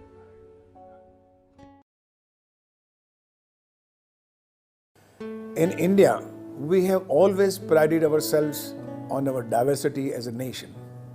We embrace people of every culture, religion, ethnicity, and belief, and together we form the fabric of this country. As we continue our transformation into becoming New Age India, it is vital that we uphold the spirit of non-bias and inclusivity by extending it to include even the differently abled. Through this initiative and in association with the National Ability Summit, we have a chance to build a better world. One in which differences are not seen as barriers but as boons. Both I and the Whistling Woods International family are honored to be the part of this movement, and we wish everyone involved the very best. Thank you. We at Whistling Woods International have always highlighted the importance of giving back to society, and it's been our endeavor to associate with like-minded organizations. I was delighted when we were contacted by Varija Life to associate with them in this amazing research that they're doing for the differently abled amongst us. We at Whistling Woods have always encouraged our students to be inclusive and not discriminate against anyone. Taking forward the ethos of this institute, I am so proud of the students of School of Fashion who have participated in this initiative by Varija Life. The students have been working really hard and compassionately trying to find ways of designing clothing for the differently abled. We all at Whistling Woods are very excited about collaborating with other schools of fashion to create something really unique and work towards a better world.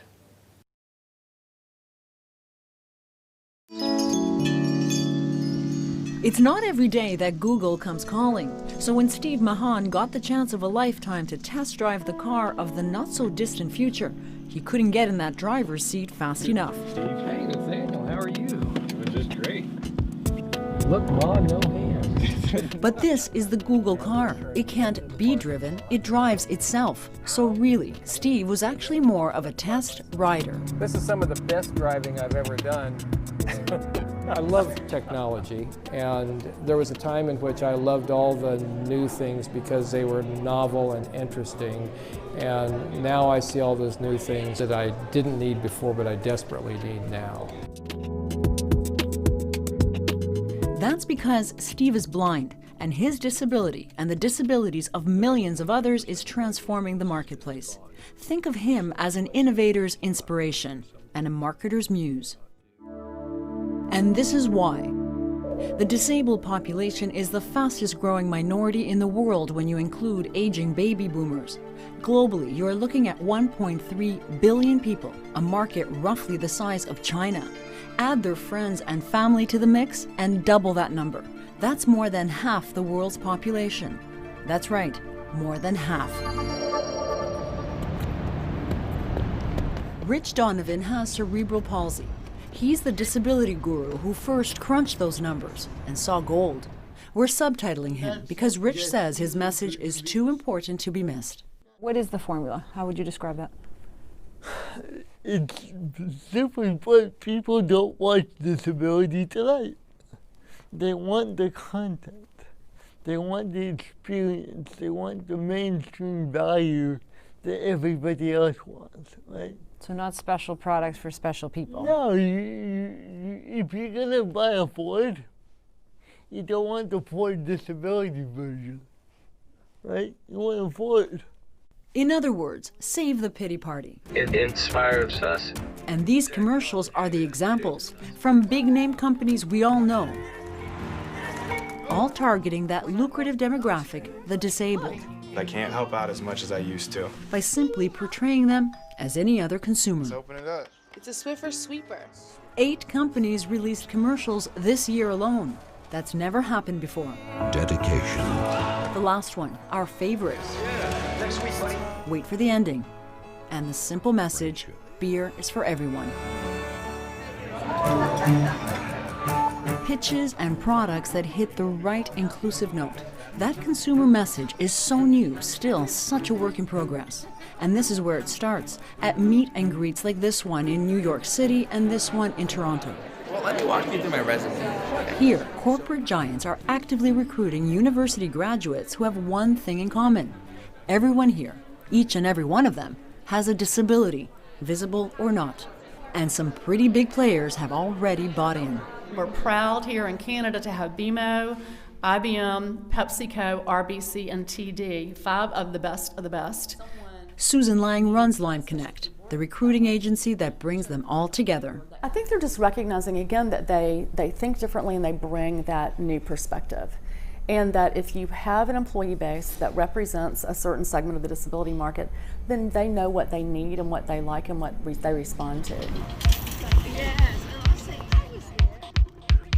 At the sprawling Google campus in Mountain View, California, the practice of hiring people with disabilities goes hand in hand with the hammocks. Take YouTube, Google's acquisition. About 100 hours of video is uploaded on YouTube every minute. Ken Hammerstein's sole mission? To close caption as much of it as possible using technology he developed. And oh yeah, Ken, or Caption Jedi as he's affectionately called, is deaf. That's his interpreter on the right. We support up to 10 different languages. It's obvious why Ken needs captions, but guess what he discovered? Most people who use them can hear just fine. They're hearing, but there are many reasons. Maybe that's their second language, and it's difficult for them to understand, but if they read it, then they get the story. Maybe in the situation where they can't use sound. Think of maybe you're in a bar with the 10 different screens, or in an airport, or on a train, or a very crowded place where you kind of want the privacy of your own program. Or maybe you're at home where you don't want to wake up the person next to you and you can watch television. In other words, what's good for the disabled tends to be good for everyone else too. And there's no denying Google is a front runner. Isn't that cute? From the self-driving Google car to Google Glass. Take a picture. Eyewear that acts like a hands-free smartphone. Imagine if you were in a wheelchair, what that would mean for you. I gained a little bit of that confidence I had before the accident back. It's not just about taking existing products and making them accessible, but rather creating completely new things to make the world around us accessible. So Eve Anderson runs a team set up to make sure all Google products meet the inclusion test. Sure, it's the right thing to do. It gave this young woman some of her independence back, but it also happens to be a really smart business move. A 1-2 punch that creates products for a market the size of China, and all the rest. We all have some kind of impairment at some time. Maybe we're driving and so we can't put our eyes on the screen, or we're cooking and our hands are filthy and we don't want to touch our phone. And so making things that work without relying on all of our senses and all of our capabilities at all times is really helpful for the population at large.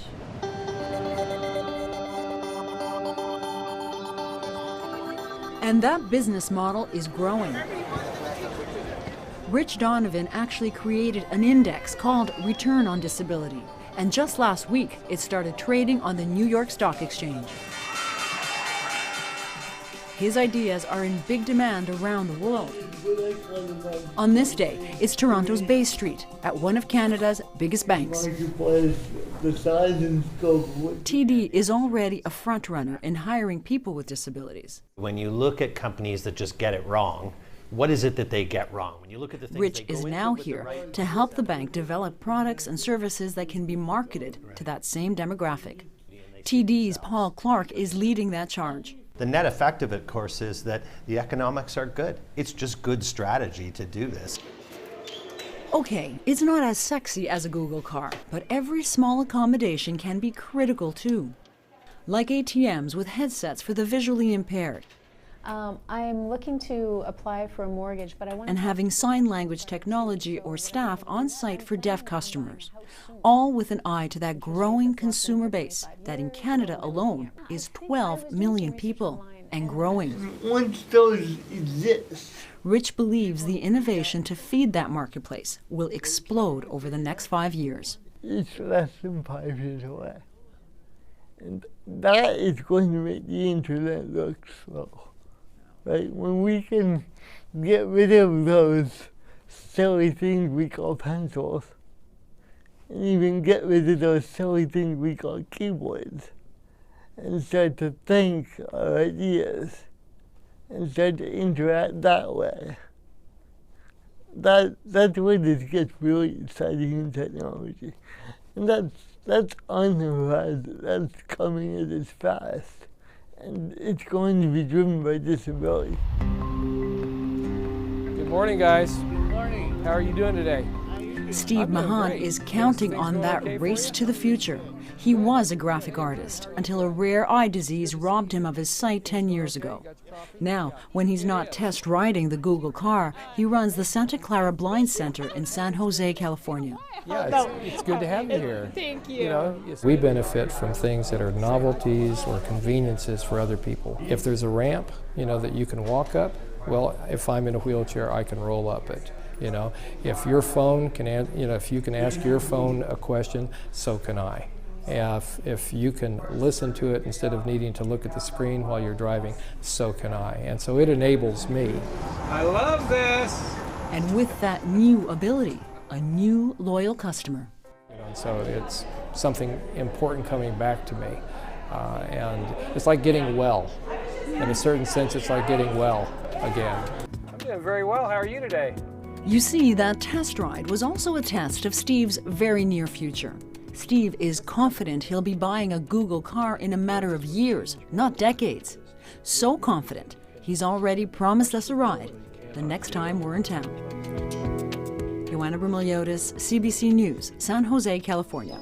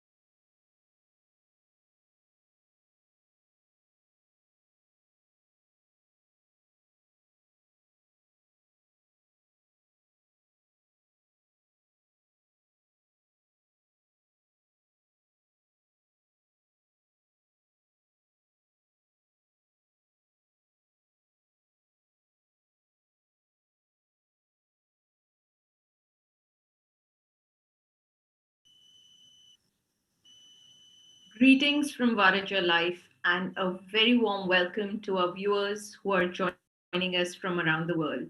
Good morning, good evening, good afternoon, depending on from where you are joining us. This is Varaja Bajaj, convener, National Ability Summit and founder of Varaja Life. But for this session, I'm a fashion designer. It's been terrific 2 days of brainstorming and sharing ideas with experts from all over the world. I'm extremely excited to host this session in particular, which actually was a trigger to start our mission at Varaja Life and where we are today. For our friends who are blind and visually impaired, I'm an Indian woman with a wheatish skin tone, not so fat, not so thin, with brown long hair till below my waist. I'm also told that I have a sharp nose and I have a wide smile. And I'm wearing a white top with a sepia wallpaper with book papers collaged at my back. I hope that is sufficient to draw a picture in your mind. For those who know me professionally, I'm a fashion designer with 3 apparel brands, Varaja Design Studio, Office & Dew, and Leila. Coming from a non-academic background 16 years ago, my approach towards design was more scientific than artistic. Being an MBA, I was told that if your customer wants rotten apples, you give them rotten apples. You don't give them fine apples because they don't want them. And that stuck in my mind. And I thought, not quite literally, but what it means is try to understand what the other person wants. And there began my journey to understand the need of the customer. And that customer could have been anybody. And it also was about understanding a lot of unspoken language, a lot in terms of understanding the psychology of the customer. And that's where I thought if I'm blessed to understand design for people who can speak, I'm probably blessed to design for people who cannot speak and understand their needs and their psychology. And that's where I volunteered myself to special schools, people with disabilities, trying to understand a lot that probably even they didn't know what they wanted in terms of clothing. And while I was trying to do that, I realized that there was very little literature which was available in the space. There were very few brands that was catering to this segment. And this was 16 years ago. And 16 years down the line now, in 2020, I still find very little literature and very little research in this space, and which is why we are here to talk about clothing for persons with disabilities. And very recently, for those who know and for those who don't, earlier this year, we had initiated a research with 27 fashion colleges here in India on clothing for persons with disabilities. It had its own challenges because it requires 2 skill sets. One is to understand fashion, the technicalities of fashion, and the other to understand disabilities. But it is still better than doctors designing clothes, I feel, because fashion worldwide is perceived as meant for Hollywood, Bollywood, red carpet. It is a more glamour-stricken business than than technical. And that's where we want to lead this conversation. And allow me to welcome our panel here today from all over the world doing brilliant work in this space. And joining us here today is Matthew Skerritt from Australia, Every Human, Stephanie Thomas from Curatable from US, Nicole Hind, the Australia's first blind fashion designer from Blind Grit, and Shannon Willard from Silverts joining us here today at this panel. And I have had several rounds of conversations with all of them, trying to bridge the gap and bring the best practices together. And I think this is a brilliant platform to do this in front. And we have a lot of fashion designers and aspiring fashion designers watching this today. But before I move on, I would want Stephanie to give her pictorial description for our blind audience. Hi, I'm Stephanie Thomas, and I'm going to start with my backspace. So I am in a room. You see a bookcase to what would be over my right shoulder. To my left, you get a bit of my kitchen. To my left, you see a bit of a refrigerator and some cabinetry. I am an African-American woman with darker brown skin. I have medium length layered hair. I'm wearing a black blazer with a black cami and gold accessories. And I also have a wide smile, not too thin, not too heavy. And that is my description. I hope that is adequate for you. Yes, Stephanie, and you are one of the most popular disabled fashion stylists for those who are joining us. Stephanie holds a graduate degree in communications and fashion journalism. She lectures in fashion marketing, advocacy communication, fashion journalism, and styling. She's also author and editor of Fitting In, an anthology of the social implications of fashion and dressing with disabilities, which is coming in spring 2021. Born a congenial amputee missing digits in Los Angeles. She's one of the most popular names when it comes to fashion styling for the disabled. Thank you, Stephanie, for joining us. It's my pleasure. Thank you for having me. Thank you. Shannon, would you want to go next with your pictorial description? Sure. So in terms of my backspace, I am against a white and gray wall with some glass as a staircase. I have blonde, long hair, sort of straight. I tried to do my best at 6:30 a.m. I have a light complexion, and I'm wearing a baby blue sweater.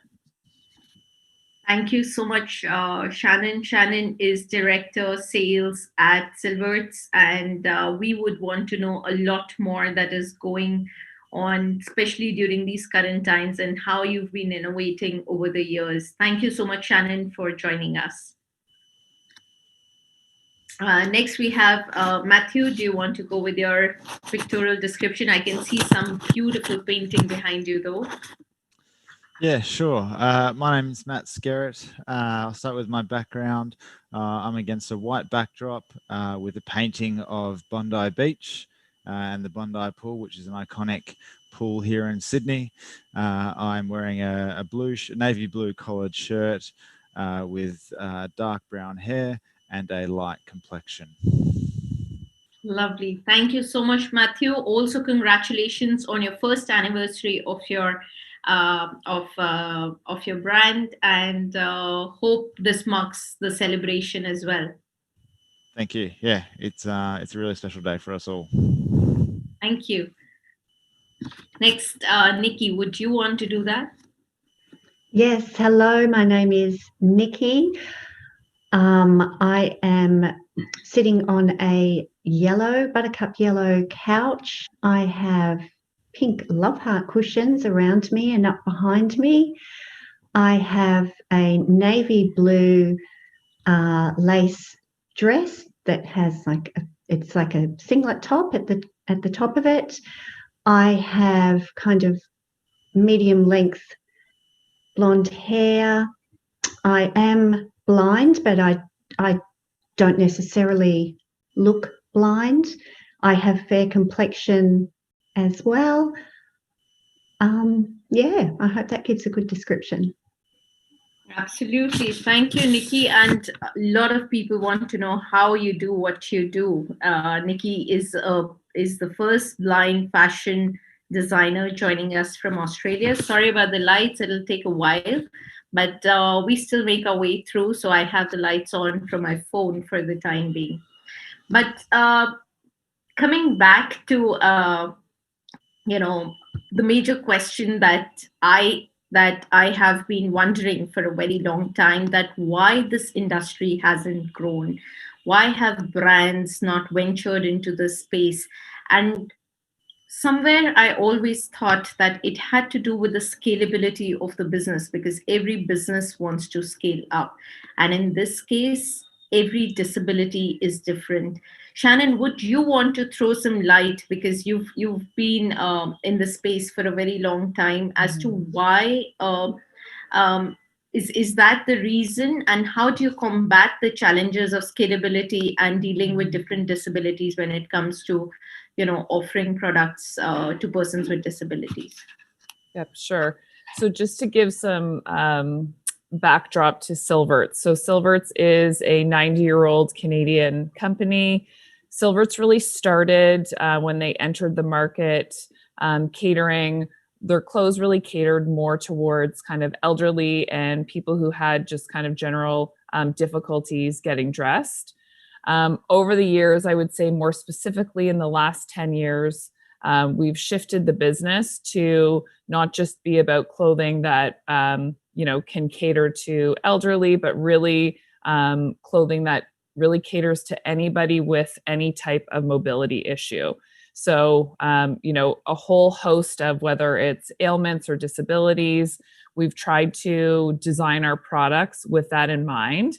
So what we've done is we've taken a bit more of a generic approach to how we design our clothing with respect to, if you go on our website and see our products, our brand is built on this idea of open back technology. So, if you're getting dressed with a top or a shirt, you don't have to raise your arms. You can just kind of walk into a garment and then it closes at the back and it looks like a regular shirt.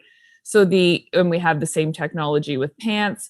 Our biggest, one of the core kind of competencies of what we do is we want to make sure that, anyone getting dressed who has difficulties or anyone with a disability, that they look and feel exactly the same as the person beside them. And so that's super important when we're always keeping that in the forefront of our mind when we're designing clothing, that the person should look just as wonderful as, someone else in, a top that they've purchased from Zara or wherever. So I think that that's, something that, we have tried to, in terms of scalability, we've really tried to have our products be able to fit a whole host of people. So not just to focus on, diabetes or certain ailments or Alzheimer's, really kind of design our product generic enough that the technology and the benefits and features can really help a whole host of people, age, aside. So I think that that's really what has been our key to success. And going back to some of the challenges in the space, what I've found having come from a fashion background to this space, our biggest challenge, which I'm sure you can attest to, is just category awareness. So still having been at Silverts for a year and a half and, spoken to a lot of people in the industry, still people just don't know what adaptive fashion is. So I feel like we're literally just at the tip of the iceberg in terms of where we can take this category as a whole. And we've had other players in the space, but in a small way. Tommy Hilfiger has done a fantastic job in kind of bringing light to the category. But I think the more people that understand what adaptive clothing truly is really going to kind of tip the scale and be able to have us get products to more people on a much more mass scale. I think brilliantly said. Although you've been in the industry, the brand has been existent for 13 years, 11 years, Shannon? So Silverts is a 90-year-old company. So so we're just about to hit our 90-year-old mark. Yeah. Yeah. So from that perspective, while you say that you're still scratching the surface, being there for 9 years, we have Matthew who's just completed, 1 year now in Australia and retailing adaptive clothing. What's your opinion, Matthew? And of course, your 1 year, I think half the year went in COVID. So your challenges must be like extremely different in this case. Yeah, the first half of the year was definitely not easy from a business perspective. We obviously had we launched 12 months ago, and COVID hit us sort of in mid-March. So there were definitely some challenges this year. But I mean, similar to what Shannon was saying, you know, at this point in time, the adaptive clothing market, people are designing to not necessarily to specific disabilities. We all know that, you know, every disability is quite different, and so where we need to get to it in a future point in time is customization to be able to be specific to an individual. We're not quite there yet because the efficiency is there from a manufacturing point of view.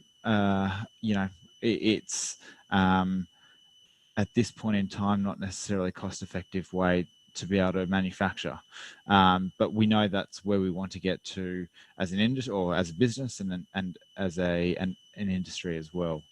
But yeah, every human, it's 12 months old. We're in a adaptive clothing marketplace, bringing the best of adaptive fashion from around the world into one spot for people here in Australia and New Zealand. And we're really, what we've learned is that people want to wear brands that you know, everyone associates with outside of the adaptive space. And as Shannon mentioned, you know, Tommy Hilfiger's done a fantastic job of bringing awareness into the adaptive space, as has Nike with their shoes.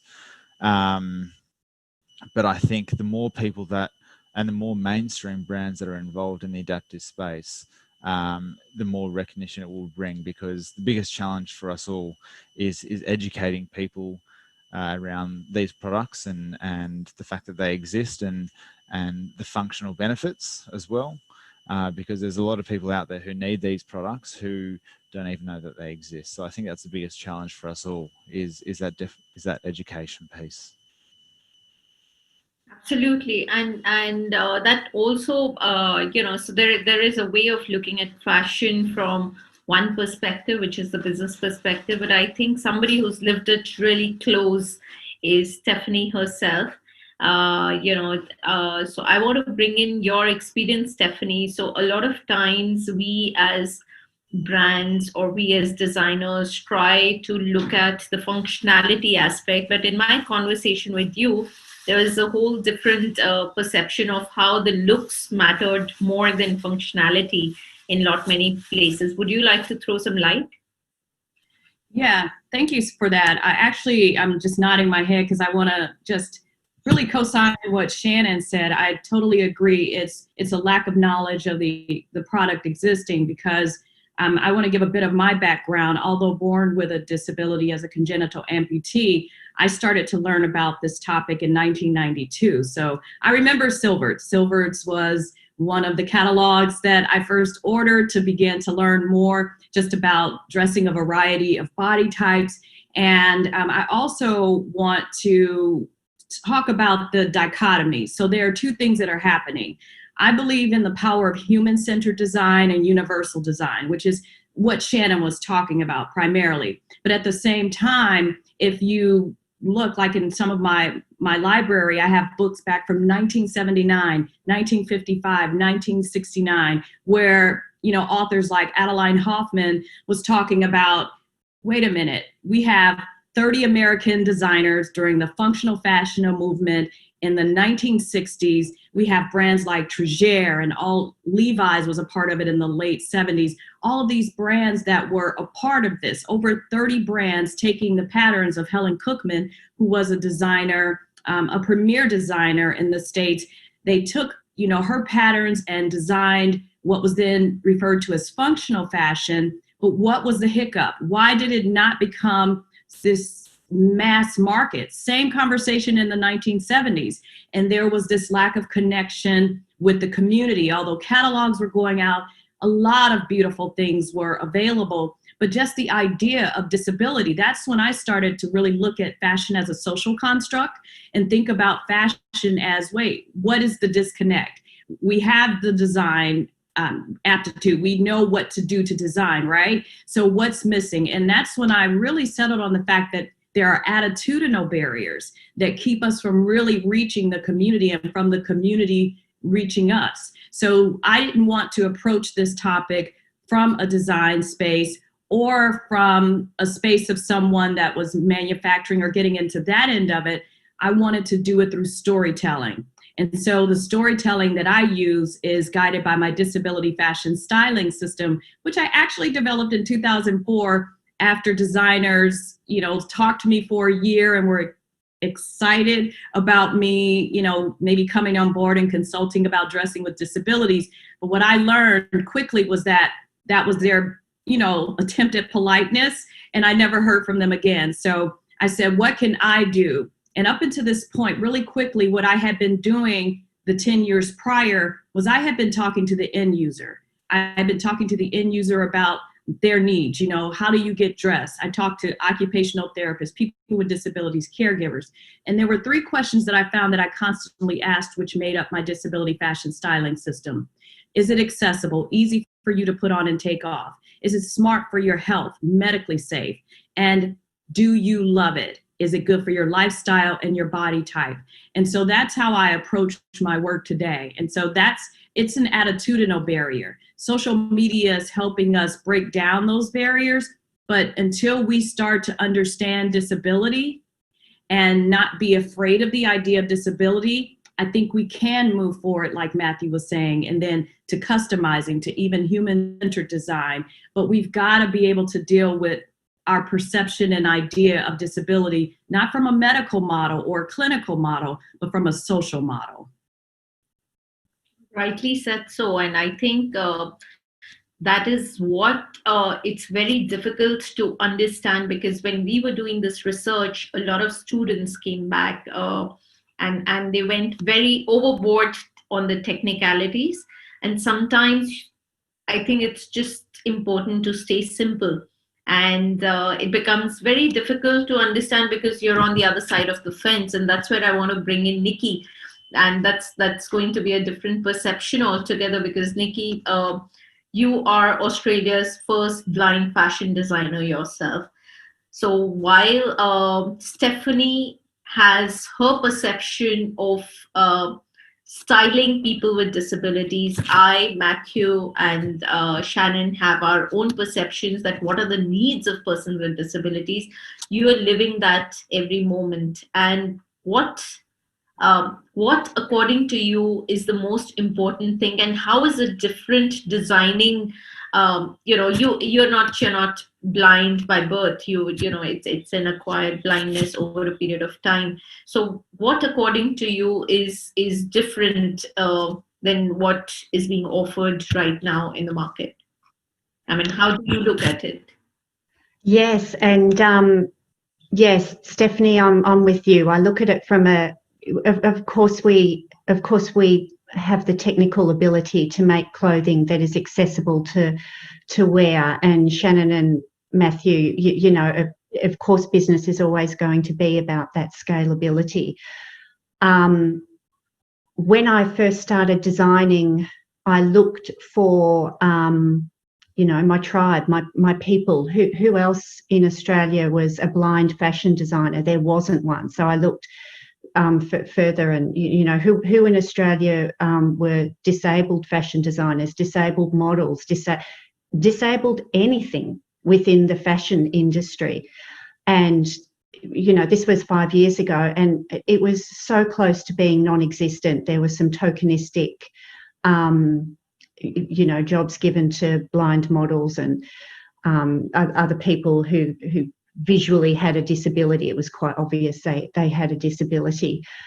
And certainly what I feel very strongly about, and what Blind Grit is built on, is people with a disability being in decision-making positions at every level within the fashion industry. It cannot be done. You can't actually achieve genuine inclusiveness unless you've got people with disabilities sitting at the decision-making tables at all different levels. Because I'm part of the Disability Leadership Institute here in Australia, which is a world first. It's just incredible. And the conversations we have there are wonderful. And one of the things as entrepreneurs that we discuss is and leaders is that concept of disability is different to other minority groups in that each individual within it is so different. You can't give generic solutions on the whole. However, if you have people with the lived experience in all different positions at all different levels in the industry, they will lead with the most awesome solutions, because what's good for disability is good for everyone. So for me, my vision is, I just see it as a no-brainer that fashion just needs to be fashion, because things that are easy to get into are good for everyone, and not everyone with a disability finds it difficult to get into clothing.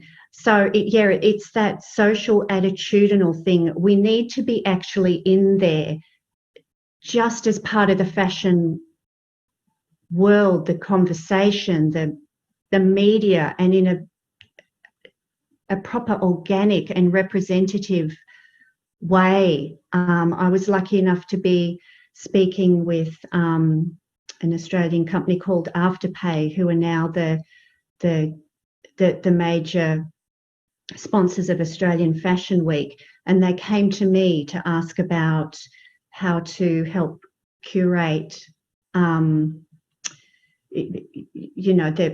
Fashion Week to assist those with visual disability fitting in. And my response was, I think you need somebody who is a dedicated disability consultant on your committee at the decision-making table with everyone else, because it's not about just making experiences for people with vision impairment and then calling someone else in a wheelchair and say, well, how do we include people in wheelchairs? Gosh, to me, it's fashion's been like two rivers running. Fashion and disability have been like two rivers running side by side. It's not like people with disability have only just started wearing clothing. Of course, they've always worn clothing, and they wear clothing for the very same reasons as everybody else: for protection, for comfort, for attitude, for confidence. And some of those things are easier for people with disability than others. But they're running side by side, and you can't keep them separate, and there's no point. Why would you? They need to be running together, and when the waters meld, you can't tell what's disability and what's fashion. It needs to be all the same thing. I'll say it again because I can't say it enough. What's good for disability is good for everyone. I would just like, my vision is that there isn't necessarily adaptive clothing. There's just clothing that's easy for everyone, because it needs to be the same. Yeah, people with disability want to wear Tommy Hilfiger. They don't want to wear the clothes that, you were saying, Shannon, that your company started making clothes for older people. And again, when you look historically, disabled people were put in hospitals with older people. Society doesn't know what to do with us, that we are often categorised with older people and those who have difficulties. And there's no need for that anymore. And there are so many awesome solutions. And it's the people who live outside that comfort zone day in, day out, as a daily experience of living, who will come up with the most awesome solutions. They will let you know how to scale it. They will let you know, and they will be the biggest value add at your table. They must be at the decision-making tables. I think that also brings to the thought of universal design, which we actually look in spaces. I wish that could also be there in clothing. But having said that, certain disabilities do need special attention. And while brands like Silhouettes and Matthew is here from Every Human, while you're offering more generic sort of solutions, because obviously that's important for the business, do you think there is a need for bespoke clothing or customized clothing? Because that is a space which I have seen very little people covering. Would you want to go first, Shannon? Sure. Yeah, absolutely. I definitely do think that there's a need for the whole idea of customization. And I think as we, go down through the years, it will become much more important. To echo Matthew's point, it's from a, scalability and a volume perspective, it's obviously quite challenging to do. So from our perspective, we tend to, have products that are very easily sized so that it just, again, is accessible to people. So we work, kind of in the extra small to, we go up to 3XL. We try and design our garments with that in mind so that it's kind of easy to, figure out what your sizing is. So right now, in the next few years, I don't see our business going, very much towards this whole idea of customization. We're trying to focus just more on how we add features and benefits that just make it easier for people to get dressed. So, whether that's things like adding magnetic zippers that you can, we have a zipper that you only need one hand to do up. So just features and benefits that, help the wearer and make their lives easier to essentially get dressed. But no, to answer your question, in terms of any type of bespoke, we're not there right now in terms of our collection, but hopefully in the near future, we will be. And do you also have some hot sellers that work the best when it comes to selling adaptive clothing? I mean, this is an absolute requirement or it's a sure shot sell? Yeah, I mean, it's interesting. Our business has shifted dramatically in the last 5 years to our biggest selling category right now is actually footwear. So the business was built on kind of this open back technology. So pants and tops that were kind of easy to get into and dresses. But it has now drastically shifted towards footwear. We find that when we're speaking with the wearer of our clothing or footwear is the hardest thing to find in the marketplace. So all of our footwear has a huge amount of adjustability. It has non-slip technology. And then recently we've just added antimicrobial features.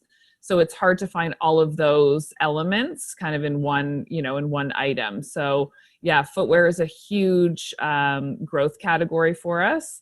And then, our next best-selling category, this is also skewed somewhat with COVID, but we have a sophisticated alternative to like a hospital gown, so a nightgown, but it has an open back design and it looks like a really just pretty sophisticated item. So obviously with the onset of COVID, that has been a category that has been growing for us at an exponential rate.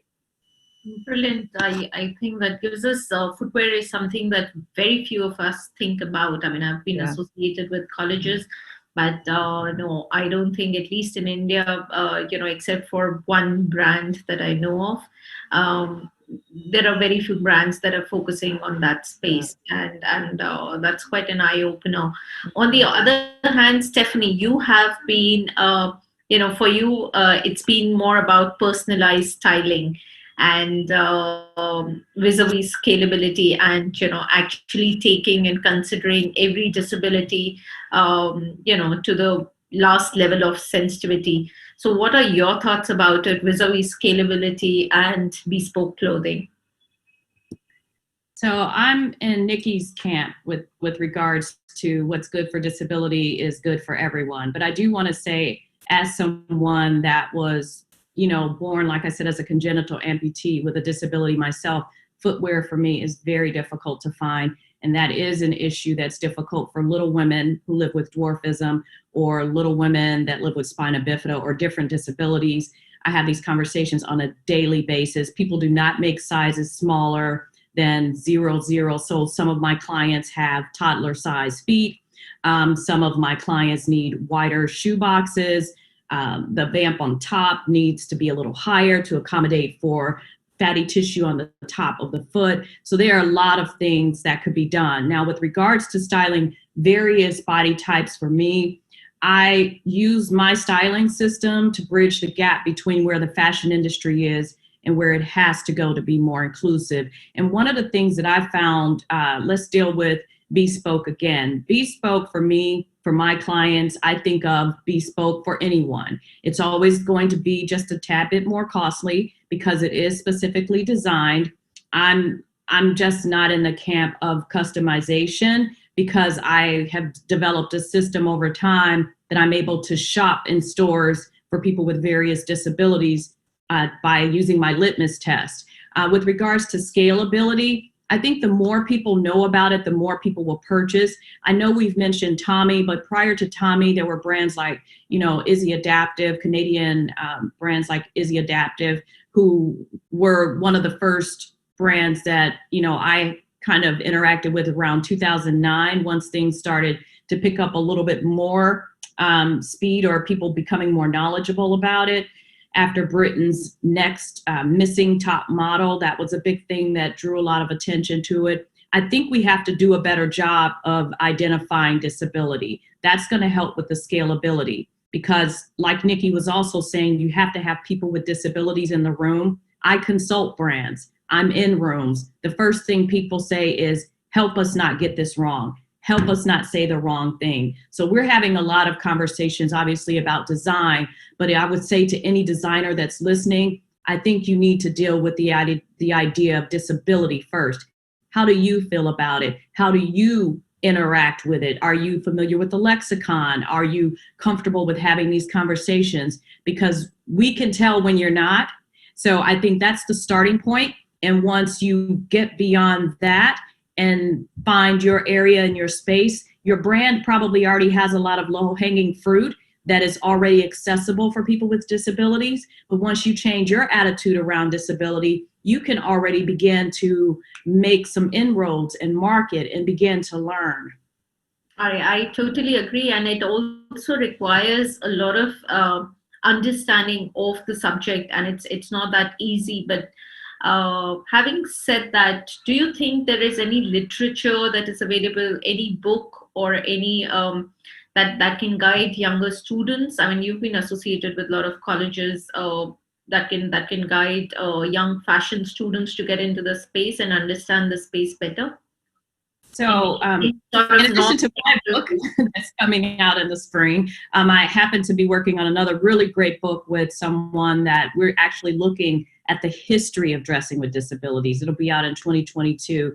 We have gone back as far as the 1700s. So for students that, until those types of books come out, no, there's not a lot of books, but one of the things that I tell all of my students, education through interaction. Begin to get online, follow advocates for disabilities, begin to learn, begin to interact. And when you're doing your research, begin to change up some of the keyword searches that you're doing. Instead of using commonplace, disability, disabled, start to use some of the more antiquated terminology. There is a ton out there, but you just have to be diligent in seeking for it. And I think in addition to the academic, it's really important to have that education through interaction. There are places like Parsons in New York City that has Open Style Lab that's doing great work. When I'm teaching my styling courses at Academy of Art, I use, my styling system with some of the aspects of it. There are people that are doing things, and I think the way to find it is to stay connected to the community. Because there are dissertations. You can not only look at this from a design space in academics, but you can also look at it through the social sciences. Since fashion is a social construct, and that's those two rivers running side by side that Nikki was talking about, how can you bridge that gap through, telling stories and bringing it all together? So instead of just books, and by the way, there are tons of them, like the one I mentioned by Helen Cookman and Muriel Zimmerman actually did a great book. If you just Google those names, you'll be able to find a book that they did in 1967, 1960. I think they published it in 67, did it in 61, still relevant today. And that will lead you to a great list of other writers and people in this space. So be creative with your search. No, it's not as much out there as it will be. But I think that if you get involved with the social media community and do that education through interaction, you'll learn even more, and just as importantly as academic. Absolutely. And I think what is also more important is put that literature down for the people who've achieved a certain learning curve. I think it is part of their you know, it becomes even more imperative to pass that learning curve to the next generation, because it has taken tons of effort to bring a certain learning curve to a certain level. You don't want the next generation to start from ground zero. They should rather, move on to the next level. And that also brings to a very curious question, Nikki, because my daughter is very curious that how do you design clothes? She said, how can she design clothes? She must be just jumbling it up all since she's blind. So how do you do that? I'm sure a lot of people are very curious to know that. So help us to understand what is design from your perspective, from your eyes. Well, it is, again, it's very social. So fashion is incredibly powerful. Fashion has always been at the forefront of social movements, embracing people of different colours, complexions, cultures, embracing diverse sexualities. Fashion's always at the forefront. So it's so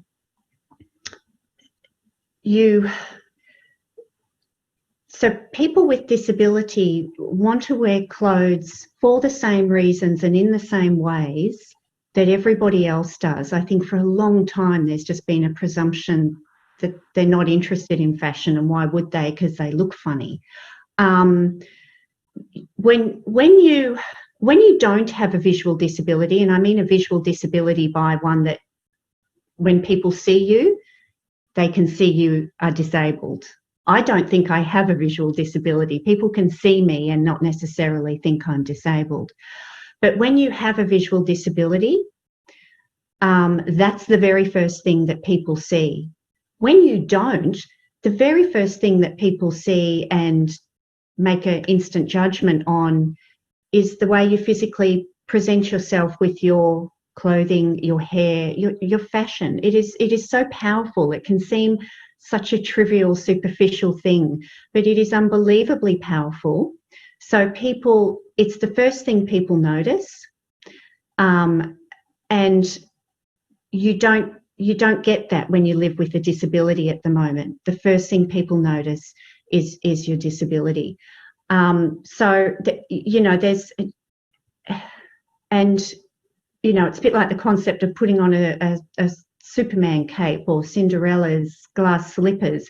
You can absolutely, there's something very powerful about it psychologically as well. So, when you dress, it helps you feel a certain way. It helps you project an image in a room that you want to project, whether you want to blend in a bit more or whether you want to look more confident than you actually feel, whether you want to look vampy, sexy, academic. So all of those things. So,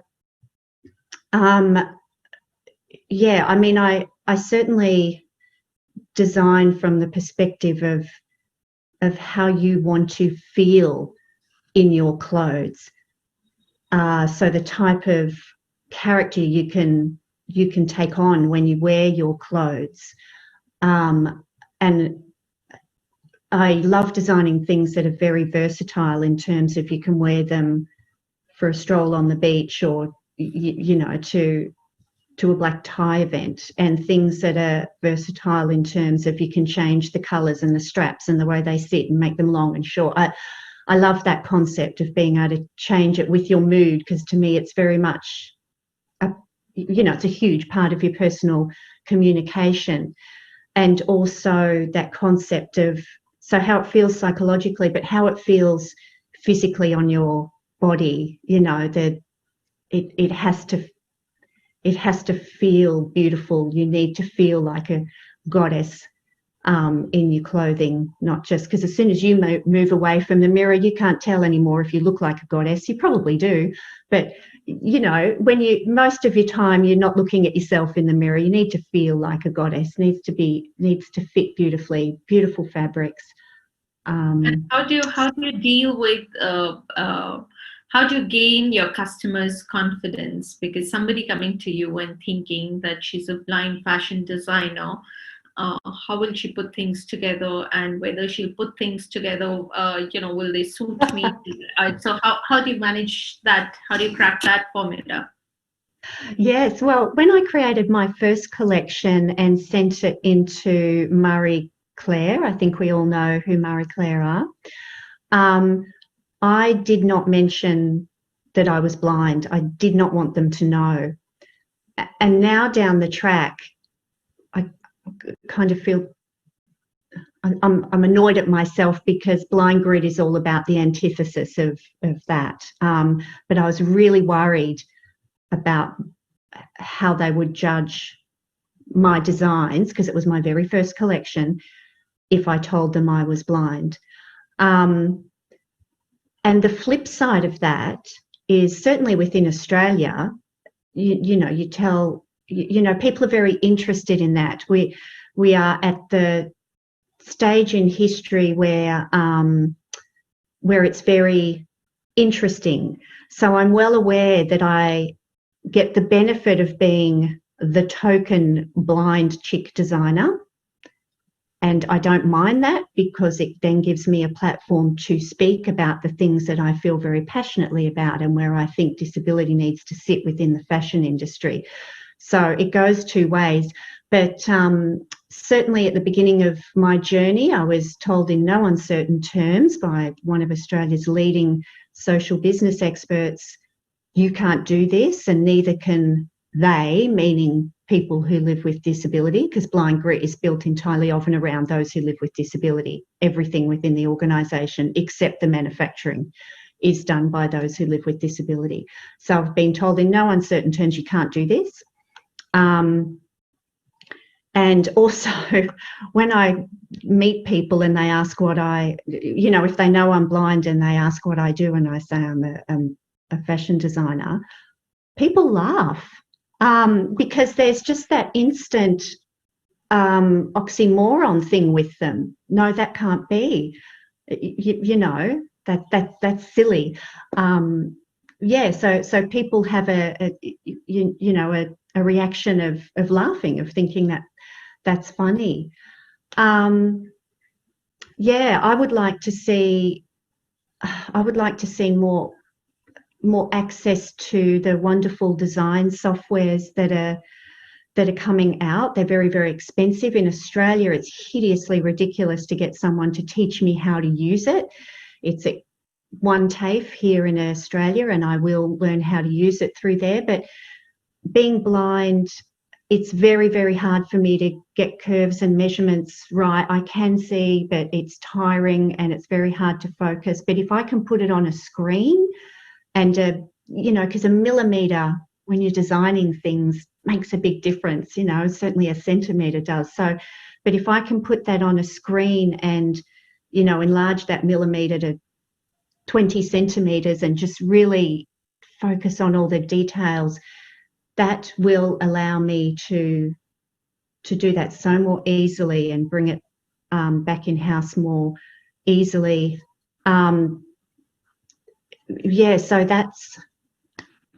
So you're managing that, and I think so there's a good and the bad side of being the first one. I always feel the good side is I'll start with the bad one. I'll sign off with the good one. So the bad side is that there's no learning curve and there are no benchmarks. But the good side is that you're the master of the game and you create the rules and the rest of the world follows you. So yes, and I think that's what Matthew is also trying to do. And Matthew, we would want to know from you in your experience, because you have had the prior experience to deal with people with disabilities apart from, just clothing. Do you think that in some way artificial intelligence and, and you're in the online space, how can artificial intelligence and technology can be brought in when it comes to clothing for persons with disabilities? Because a lot of these people, in a lot of countries, and maybe country like India as well, not everything's accessible. They probably cannot step out to, a specific store, physical store, being in, one city. I mean, in India is huge. Maybe something like this will start very locally. But if somebody wants to reach out, do you think there's a potential for for artificial intelligence and technology to sort of come in to bridge this gap? Yeah, I mean, I do believe there is a potential, absolutely. We can see how technology improves the lives of everyone on this planet. And, I'm sure at some stage, artificial intelligence will improve the lives of everyone, including the lives of people with disabilities. Are we at that point in time currently? Probably not. I think, I just wanted to echo the points of everyone else. I think it's a matter of education at this point in time, and it's a matter of perception as well. We are at this point in time where the designs are there to cater to so many people around the world, but there's the perception that we need to change. And I think, we are trying to change the way people think about adaptive clothing. Historically, it has been viewed as a medical solution and a medical product.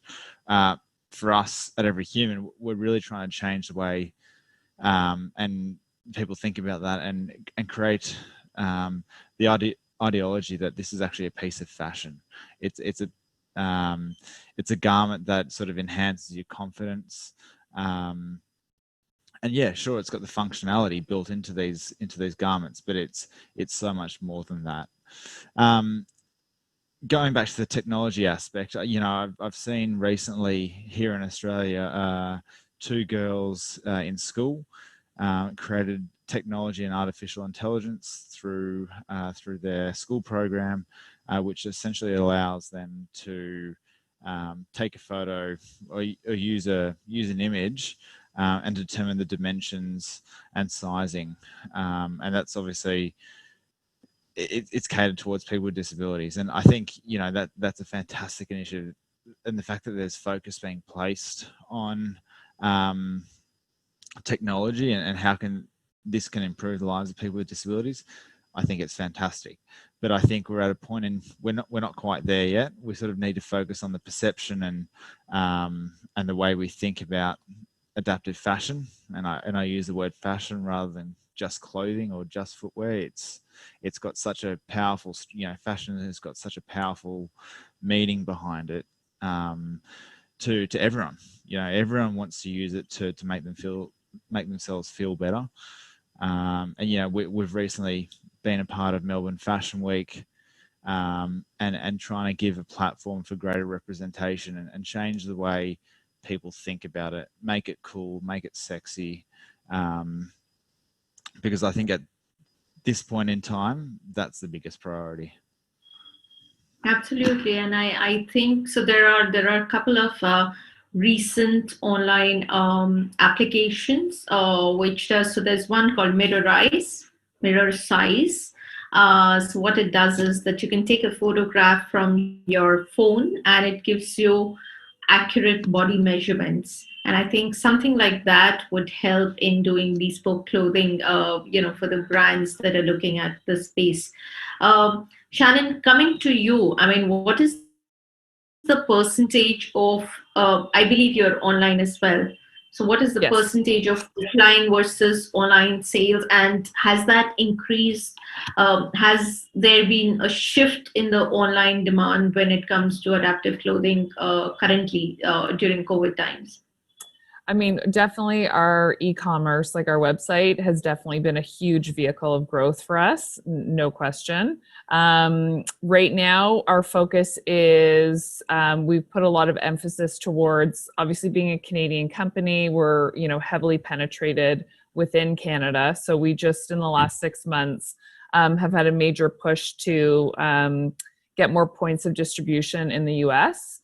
So we're starting to work with some pretty big home healthcare suppliers, durable medical supply chains, and some big pharmacies to try and get some of our commodities out more on a kind of mass scale than just our own kind of website. So that kind of feeds into the whole idea of, we have a great website. It's been very successful for us, but we need more points of distribution if we're going to get the category awareness piece. So my main focus has really been, to, as I said, try and get more people to understand kind of what we do and the features and benefits of our products. So you'll see in 2021 some pretty big partners that we'll be hopefully sharing some success with, and getting the kind of Silverts brand and adaptive fashion in the marketplace in a much larger, more meaningful way than we have had in the past. Yes, indeed. And we want you to come to India as well. Yes, definitely. 100%. I'll use this platform to nudge everyone to come to India. Maybe next time, the next National Ability Summit we'll have this discussion offline here in India.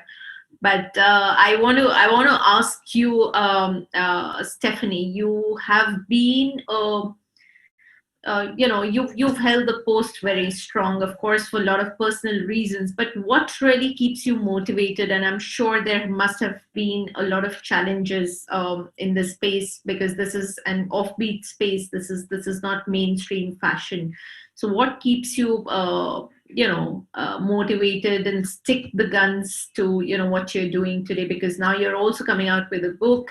It's not just professionally what you're doing. You give a lot of time to colleges to propagate this knowledge to a larger audience. So how do you do that, and how do you keep yourself inspired? I think that's a great question. I think the honest answer, especially this year being particularly tough for so many reasons, I think I always go back to the why behind the what.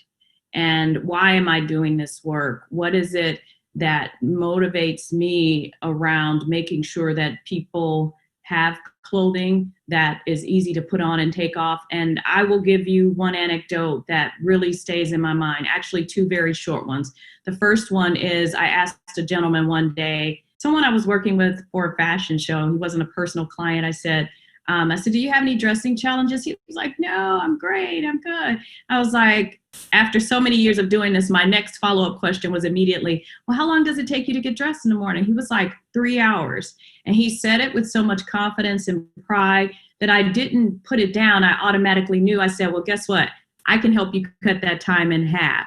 And that motivates me, problem solving and helping people dress with as much dignity and with as much independence as possible. The second anecdote that really feeds me, that keeps me going, is one of my clients here. I've seen the trajectory of her career go from being unemployed to having a thriving business, working with, different studios here in, LA, consulting about disability. And I remember for us in particular, when we were shopping for footwear one day, I just said, bring the tissue. We're going to get the tissue. We're going to get the water. We're going to be hydrated, and we're going to go through the day, and we're going to find different types of footwear that will work for your feet, because she has drop feet, and she is a seated body type and uses a wheelchair for mobility. And I remember she just started crying in one of the aisles when she found something. She was like, do you know, I've never tried this on because I just automatically thought that it wouldn't work for me. And that's what keeps me motivated. And I think being a small business, I get to be a bit more agile. I get to pivot quicker and stay on top of what is happening and move with the industry. And that keeps me motivated. And at the heart of everything that I do, I have to say, is I want to eradicate these negative perceptions of disability. And that's it. That's what wakes me up every day. Even when I feel exhausted and I can remember those anecdotes, and I can remember the fact that this is not just about beautiful fashion, which I personally love as well, but it's about people's lives and the quality of life. And if my short time on earth can help someone really experience a life that makes them feel included and not segregated, then it's worth it for me. I so resonate that. I think there is no bigger gratification than bringing joy to somebody. And I think, especially in this space, there's a lot of vacuum and there is a lot that can be done. But I want to ask you, Matthew, what keeps you motivated and what got you to this space, and especially during these difficult times? I'm sure, and considering it's a startup, it's just been a year old. How are you holding your guns? Yeah, I mean, I'm actually an accountant by trade. So previously I was working for a financial services firm, but ultimately why I moved into this industry was because I was looking for purpose. I was looking to improve the lives of others. And, some of the stories that you hear from being involved in this industry is just absolutely incredible and just so heartwarming. I got into this space because of my involvement with my family's business, which owns and operates aged care facilities. But, speaking to people with disabilities who are younger, that younger generation, and speaking to their parents and families and friends, it was the younger generation that I really connected with. I'm also in my 20s, so I kind of connected with that younger story, and there's this awesomely incredible, powerful story of what fashion is. And yes, it's a product, but it's got so much more deeper meaning to so many people. And I think that's the driving force behind, getting through those tough days. There has been some tough days, but I think it's the story and that deeper meaning, which is why I'm doing what I'm doing. We've had, a lot of people ask, why have you started and created Every Human? Is it because you have a disability, or is it because you have a family with a disability? And I don't have a disability myself, and I don't have an immediate family with a disability. But I know how I feel when I put on, a nice shirt and a jacket and a pair of pants. And it was speaking to people that I realized, everyone on this planet wants that exact same feeling, and everyone deserves that exact same feeling. And so why can't we create a platform which gives choice to these people?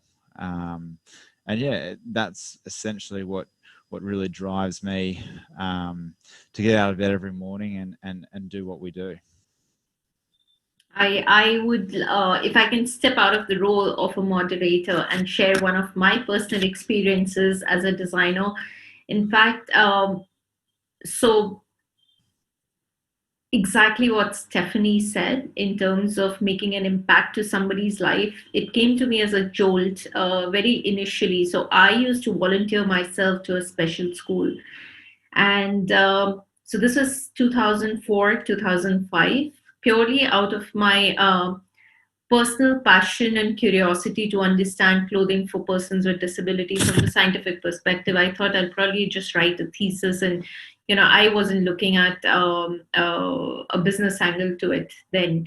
And there was this special school that I was going to, and they had red uniforms. Now, in the world of design, the color red is supposed to excite you. Which is also when you observe that in spaces, you don't use a color red in your bedroom. It's usually in the spaces like activity rooms or gyms or play areas, in schools. And that was basic common sense for me. But now, when I was going to the special school, there were special kids and there were hyperactive kids and there were super hyperactive kids. And my observation was that there was this one child, in fact, a couple of them, they would be absolutely fine at home. But the moment they would come to school, they would be not under control. They would be even more hyperactive.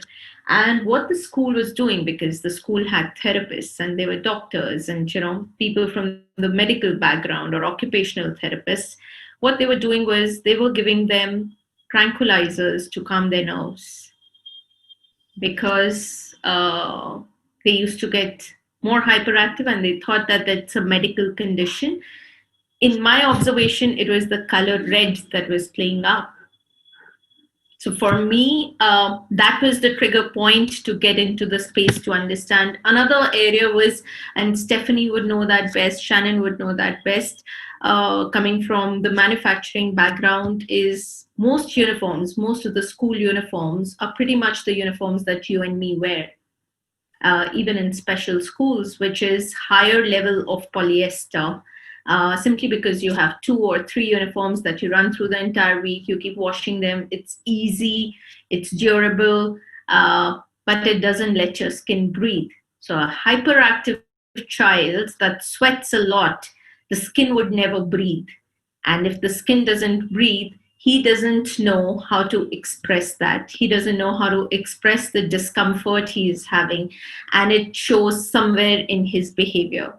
Another experience that I had very recently, where I was talking to one of the occupational therapists, and he shared an experience of this condition. He said, "Here is this girl that I am, I'm giving therapy to. She has this strange condition where she would take off her clothes in public, and she would do that when she'll see too many people around." I said, "Why is that? I mean, I've never heard a medical condition."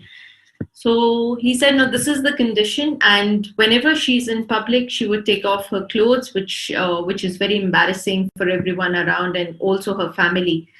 And I tried connecting with her family, trying to understand that what is not right. And I asked the family that, what kind of clothes do you make her wear? They rather took offense to the fact that, I'm thinking that they can't afford good clothes for her. They said, "No, we make her wear very nice clothes. We make her wear party clothes, and we dress her up well when she goes out." Now, my inference was that when she's at home, she's in a pajama and a t-shirt and in very comfortable clothes.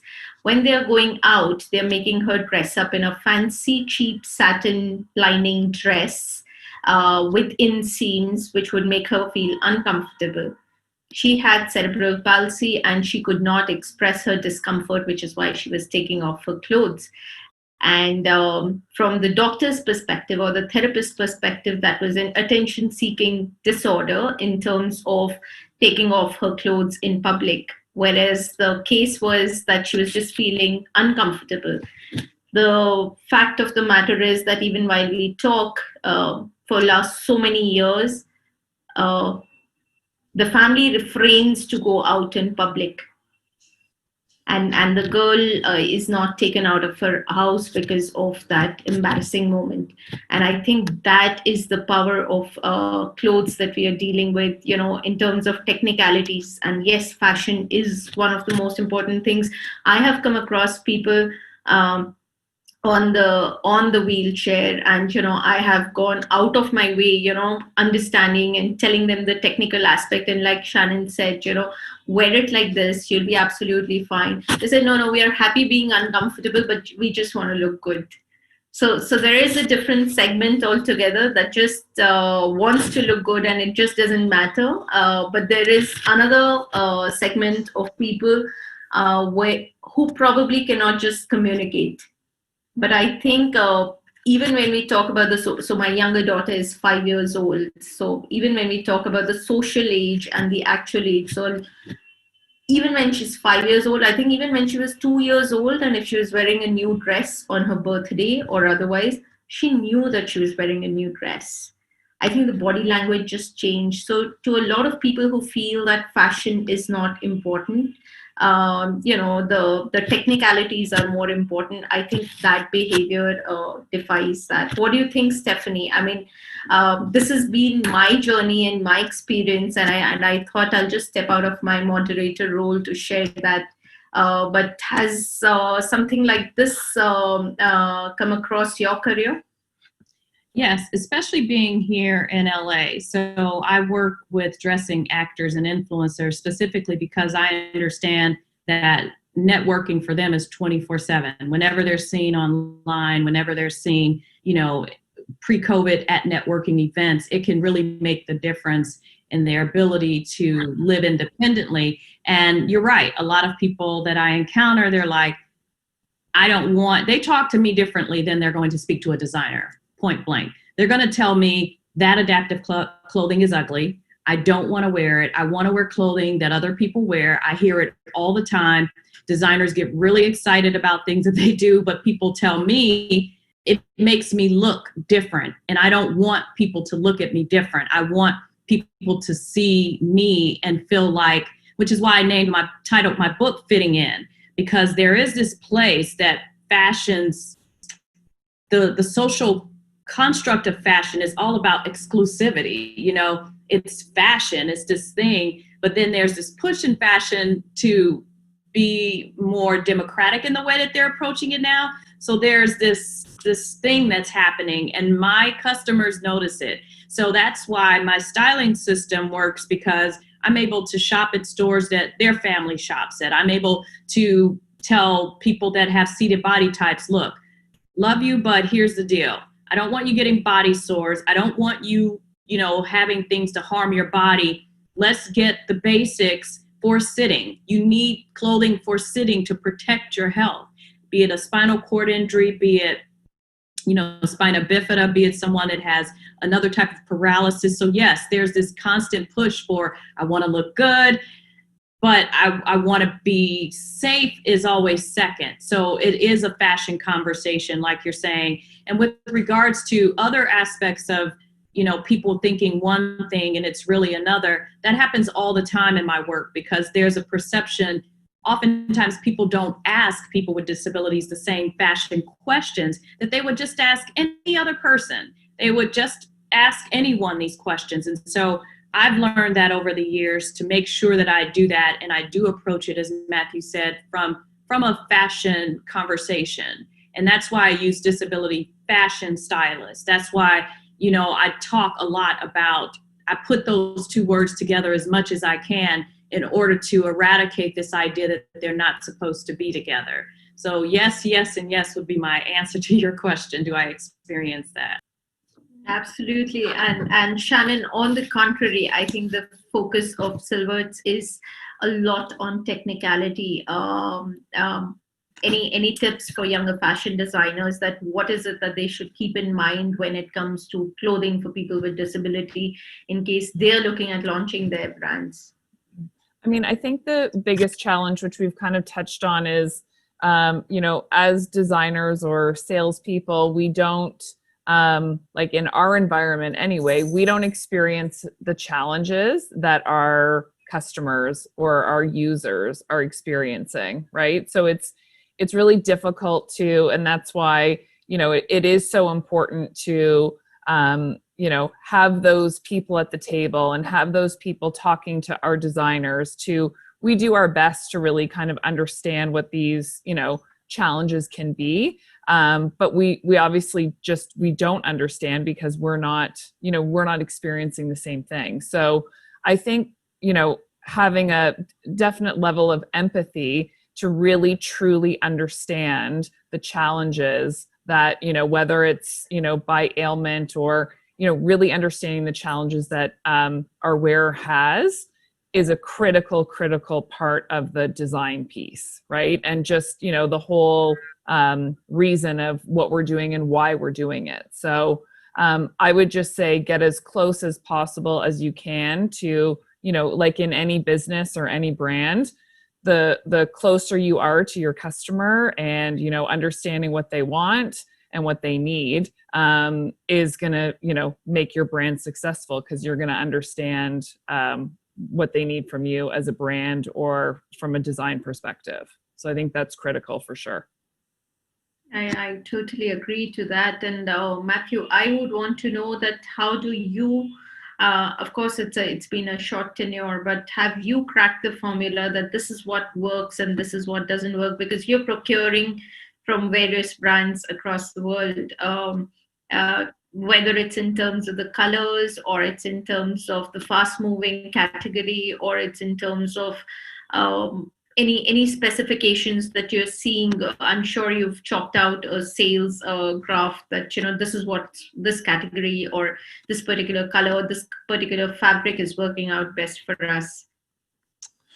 Yeah, I mean, like Shannon mentioned earlier in this conversation, what we're seeing is footwear is really probably the driving force of our business. So from a product category perspective, footwear is kind of where we're seeing the most demand. And I think it's probably the products that are in that category. They're truly universal products, and I think the universality of the product, because it caters to, I guess, so many different types of disabilities. I guess that's one factor, right? But it's also because of the fact that even if you don't have a disability, people still wear that product and they believe in that product as well. So I think it's the universality of certain products and brands, which really drives what we're seeing, what drives the performance. But I think, in terms of cracking the formula, I think what we're really focused on is creating a brand and creating something that people believe in rather than it just being a product. And I think, people want to wear something that fits in with any other clothing brand. And I think that's the crux of it. That's the most important thing. So for us, we're really trying to create a brand. We're trying to create something that people believe in. The functionality is there, but it's creating that belief system. And I think, and it's also the universality of products. What we're really seeing is the products that are universal are doing well. And sure, some disabilities and some functionalities might not be able to be universal. For example, clothing that's designed for the seated position, the construct of that garment is different, and it probably doesn't allow someone who's standing to wear that as comfortably. But I think, the products that are truly universal is where we're seeing people sort of go toward. I think one of the major takeaways from this conversation, and especially Shannon and Matthew, is that footwear seems to be the most lucrative category, which I think a lot of footwear designers and also footwear brands are not really focusing on, not at least in India, except for people who are looking at diabetic foot and, people who just want to be maybe old age disability where they want to, because I think there's a spillover also from, hardcore disability to just comfort as well. That's where I think, Matthew, your concept of universal design sort of comes in. Yeah. Nikki, you have any thoughts on, what everybody's spoken vis-a-vis the fashion, the design perspective from the technical aspect and from the visual aspect? Yeah, absolutely. This is such an interesting conversation. I guess fashion is all about perceived desirability and perceived value. Fashion is probably society's strongest communicator of what is desirable and what is valuable. And I guess, listening to Shannon and Matthew, because I have to say, I like Stephanie, am a small business. I think I have more freedom. For most of what I do in my business, I'm not thinking scalability. It's not because I don't want my business to be huge. It's just I like the concept of pivoting. I feel very grounded in what I'm strongly trying to communicate to the world, and that is a rebranding of those who live with disability, to have them seen as prestigious, desirable, valuable. And fashion is by far the best vehicle for that. It's a really powerful vehicle. And when I was hearing you, Shannon, talking about focusing so much on, empathy with your customer and the particular challenges that they face. And for me, genuine inclusiveness in the fashion industry just needs that concept flipped. And for me, it's easy because it's always there in my head. I can't see it any other way. As in, rather than thinking of addressing the challenges that they face, drawing on the awesome strengths and the challenge-conquering innovation, creativity, problem-solving that they have. And again, I know I'm saying it over and over, what's good for disability is good for everyone, because, people break their leg, people break their arm, people, burn their fingers. I get a frozen shoulder and I can't use my arm for a few days at a time, and then I can't change my child's nappy, much less dress myself, so you will just that flipping around of the incredible potential and value that those who live with disability have to offer. Just flip it in your head so as it's about the strength and what they can bring to you. What they can bring to the table, because they're sorry, I'm getting muddled with my words there. It's just always in my head like that. It more than trying to address the problems and challenges of people with disability,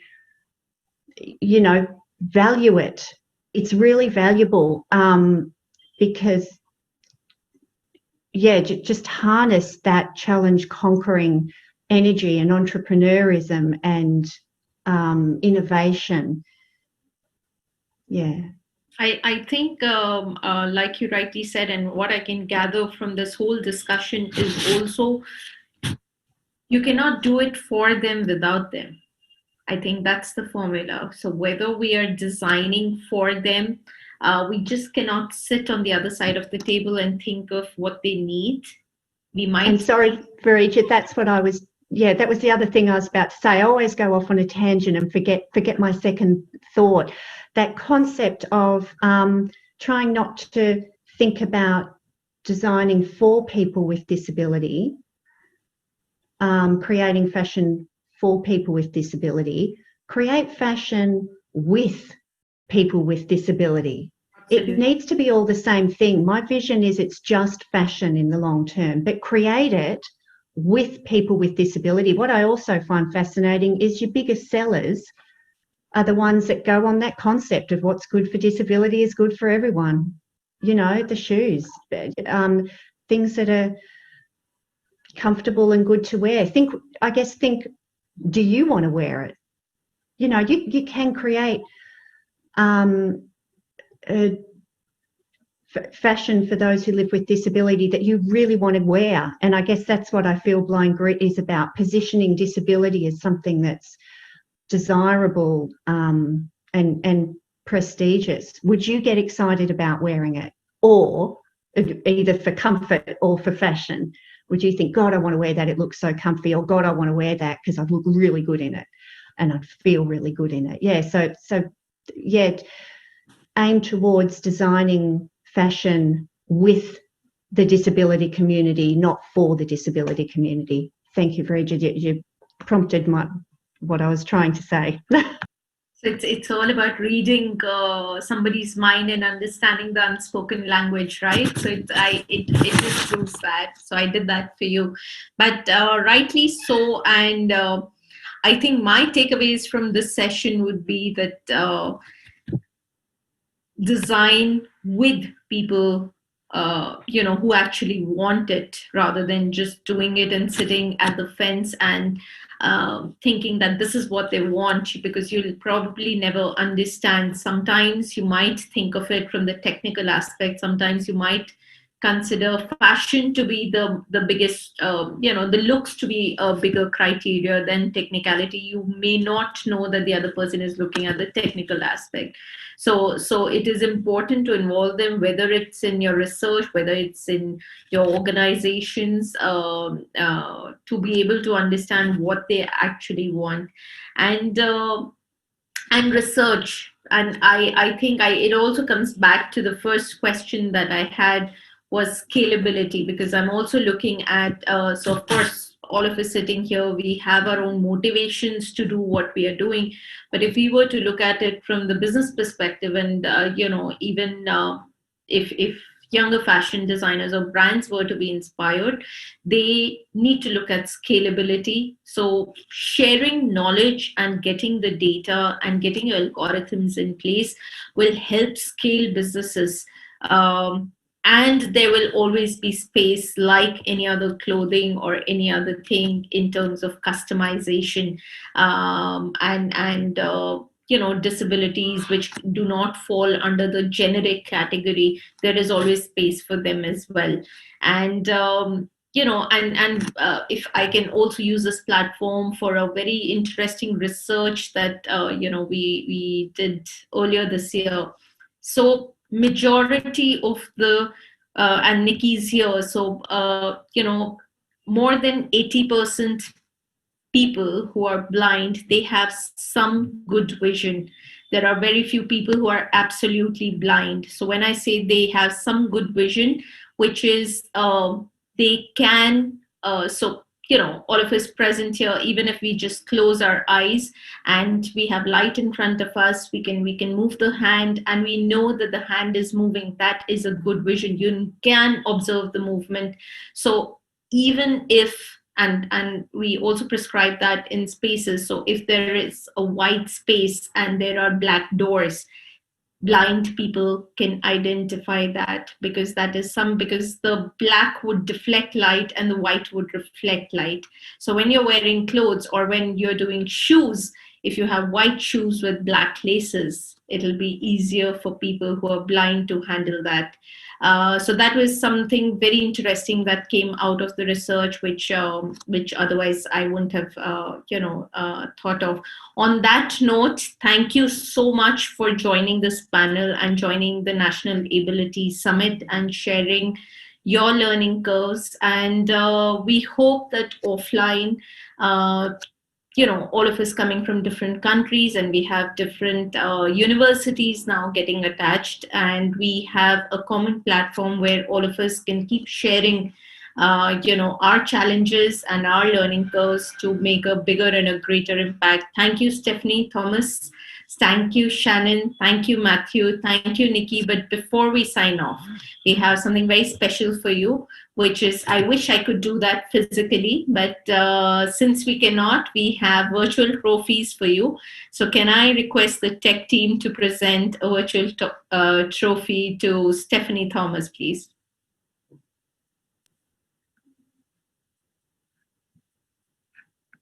Thank you so much. Thank you, Stephanie. Can we have for Shannon, please?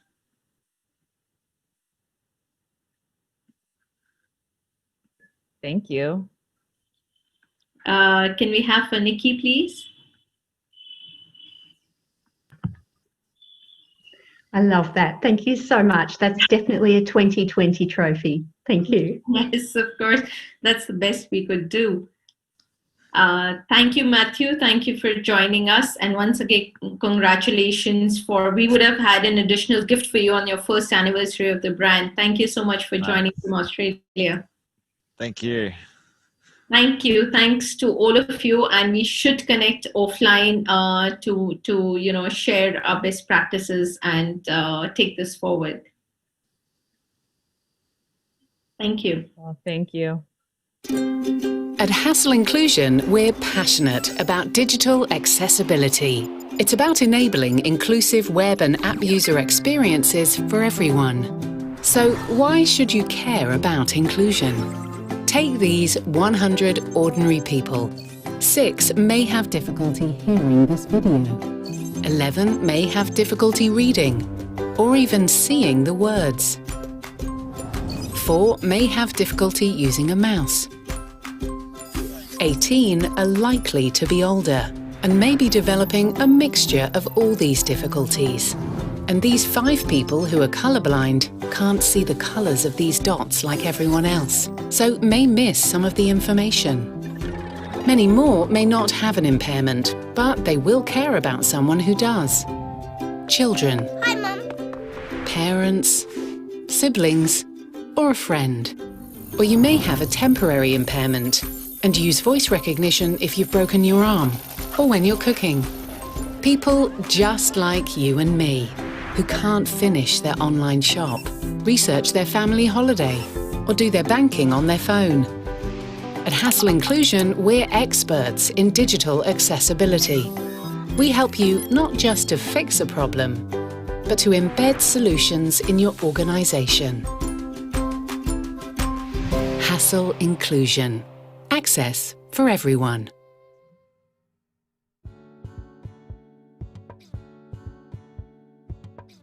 As a blind man, why is it more challenging to order a pizza online than do my online banking? Surely it should be simple. Hi, I'm Adi Latif and I am blind. Sometimes I'm not able to complete a transaction on a website or an app because it's not been designed accessibly. I feel like I'm being locked out. I use a screen reader to access websites and apps on my phone which are read out to me. There are loads of digital tools out there, so the digital world should be accessible, but it's not. I'm Meryl Kate Evans. I was born hearing-free. The biggest barrier for me when using a website or app is the lack of caption for audio and video. And if there are captions, the captions are not good quality. Many videos contain automatic captions, and I quit watching them because there's too much work to decipher. And I know I'm not the only one. When I run into barriers like this, I feel so frustrated.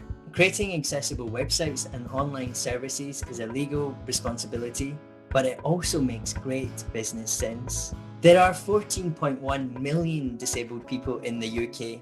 That's a lot of potential customers. Yet 69% of those customers abandon online transactions because the site or service is inaccessible.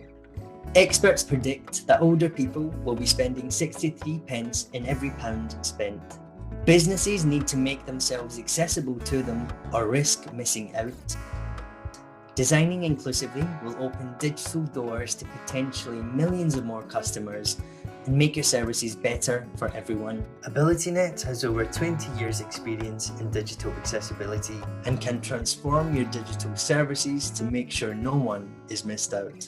Download our brochure to find out how we can help you create a more accessible digital experience.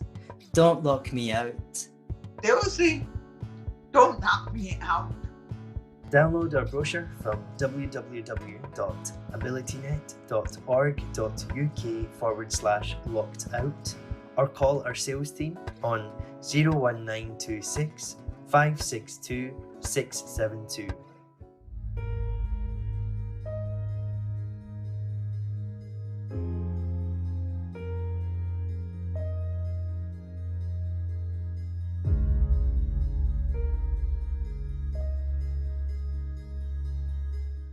I'm Australia's first blind fashion designer and I'm the founder of Blind Grit.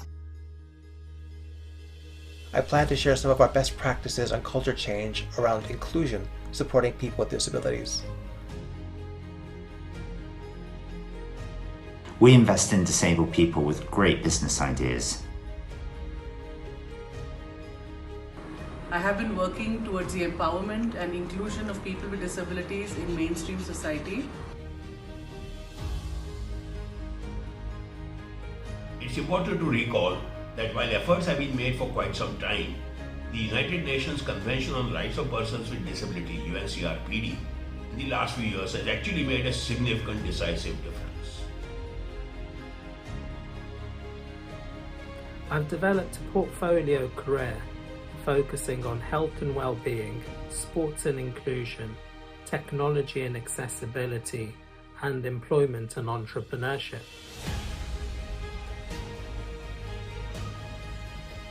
So I'm going to be bringing this standard and helping people understand what it can do to help people in organizations who are creating products.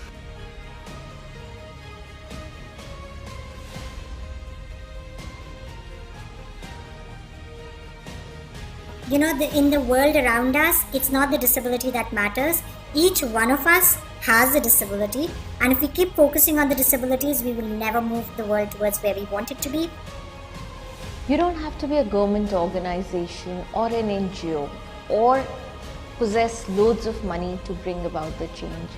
All you need is the will and the passion to bring about the change. It's not about what you can't do, it's about what you can do in an experience. And disability is a human experience. I'm excited to join you at the National Ability Summit and be able to share my thoughts and, more importantly, learn from you on this important topic. Let's all come together to share views and ideas. I can't wait to see what comes from all the incredible conversations from the summit. I'm delighted to be part of the National Ability Summit. I hope you will join all of us. Join me at National Ability Summit, December 2nd and 3rd, 2020. I'm very glad to be a part of the National Ability Summit. I really look forward to sharing our experiences with you at the National Ability Summit. See you there.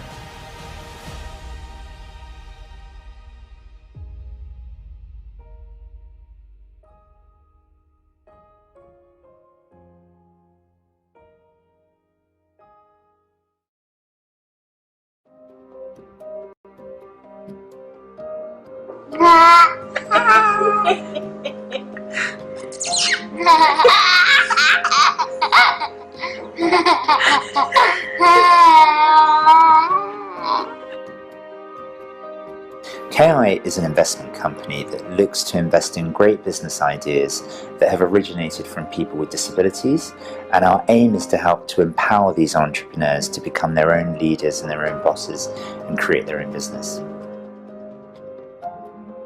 Two things that inspired me to set up Kaleidoscope. The first is my son Ishin, who is an adorable little 10-year-old boy who's also severely disabled. He has cerebral palsy. Seeing the world through his eyes helped me to understand better some of the challenges that people with disabilities face with communicating. And then I met Shane Bradley, who is my co-founder to Kaleidoscope. He helped me to understand that disabled people generally find it very difficult to raise money to invest into businesses for themselves.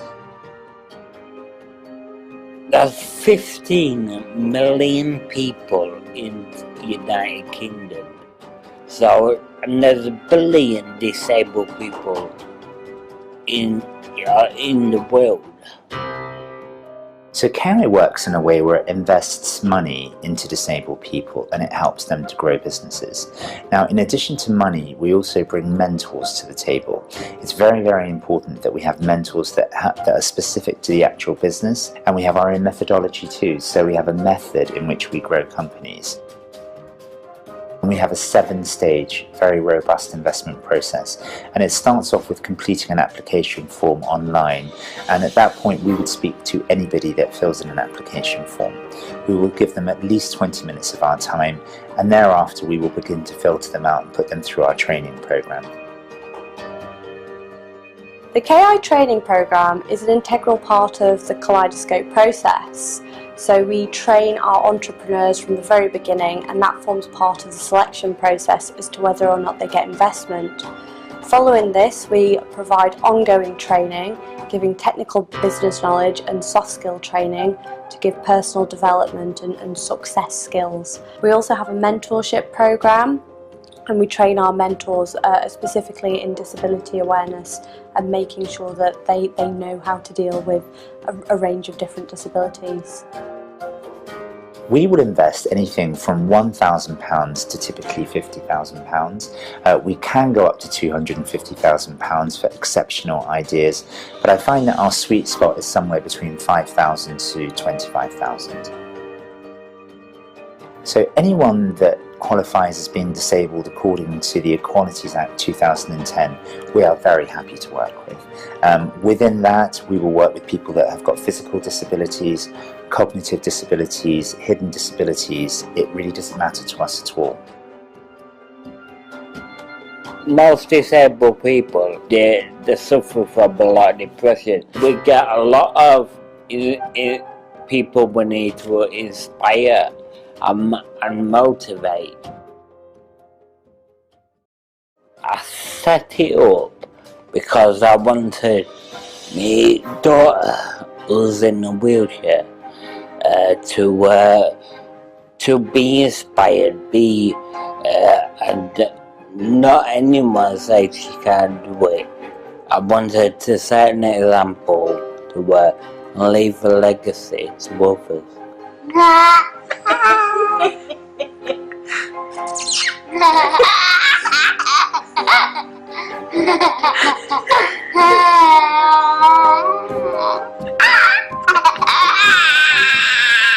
That's what you did.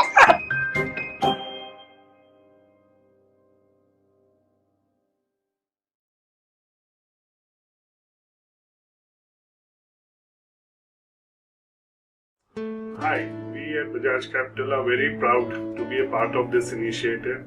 When I got to know from Vareja that what she's planning to do on creating a line of clothing, especially for the differently enabled, it's something really exciting, and I'm very proud of what she's trying to do. And that, people, because we need to be an inclusive society where everybody needs to enjoy life, and I think clothing, the way you look, the way, really affects the way you feel. So I'm very proud of the work to be done and to be associated and support this initiative. I wish you all the best, and I hope you continue. I'm also very proud of the International College of Fashion students who are working along with Vareja and helping her create this line, and it's a great learning opportunity for them. It's a great way to learn that we are all equals. People maybe have been given different challenges, but we should treat them the same, and we should create things which bring joy to everyone. So we are very proud to be a part of this. Wishing everyone the best, and fantastic work. Keep it up. So let me congratulate you, Vareja, for identifying an area which is so beautiful, which is so relevant, which is so compassionate and socially uplifting. We all love to dress up, we all love to look good, it boosts our confidence, but we have never thought about the people who are physically challenged, who are disabled, who have some issues where they need garments to work around their comfort, ease of wearing, the fabrics that go into making such garments. And you have done an exceptional job as a designer to contribute to such an area and involve our students of ICF in your project. So sending you along a huge congratulations and thank you for involving our students in this wonderful journey.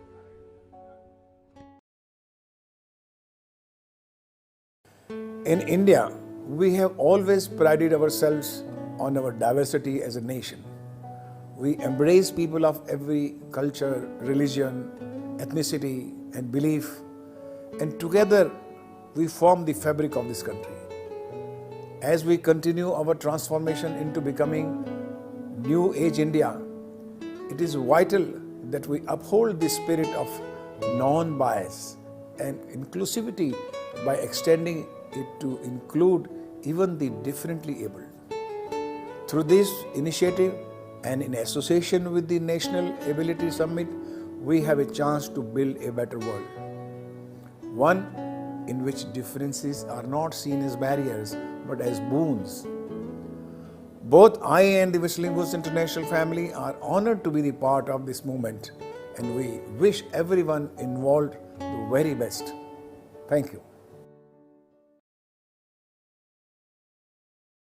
We at Whistling Woods International have always highlighted the importance of giving back to society, and it's been our endeavor to associate with like-minded organizations. I was delighted when we were contacted by Varija Life to associate with them in this amazing research that they're doing for the differently abled amongst us. We at Whistling Woods have always encouraged our students to be inclusive and not discriminate against anyone. Taking forward the ethos of this institute, I am so proud of the students of School of Fashion who have participated in this initiative by Varija Life. The students have been working really hard and compassionately trying to find ways of designing clothing for the differently abled. We all at Whistling Woods are very excited about collaborating with other schools of fashion to create something really unique and work towards a better world.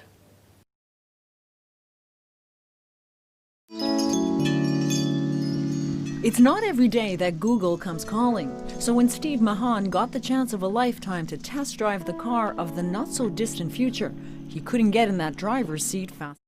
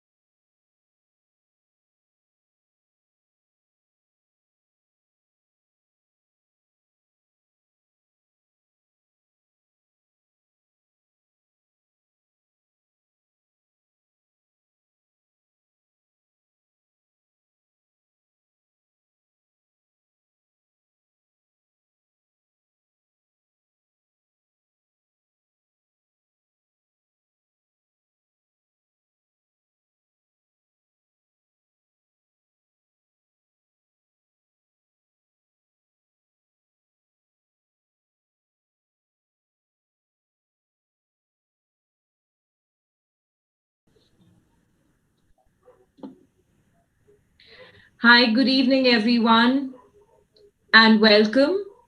I am Leher Sethi, an entrepreneur and a social activist. I run my own event management company by the name of Something Creative, and I've been organizing events to celebrate the International Day of Persons with Disabilities for the past 2 years now. I'm grateful to Varija for having made me a part of a wonderful initiative, the National Ability Summit.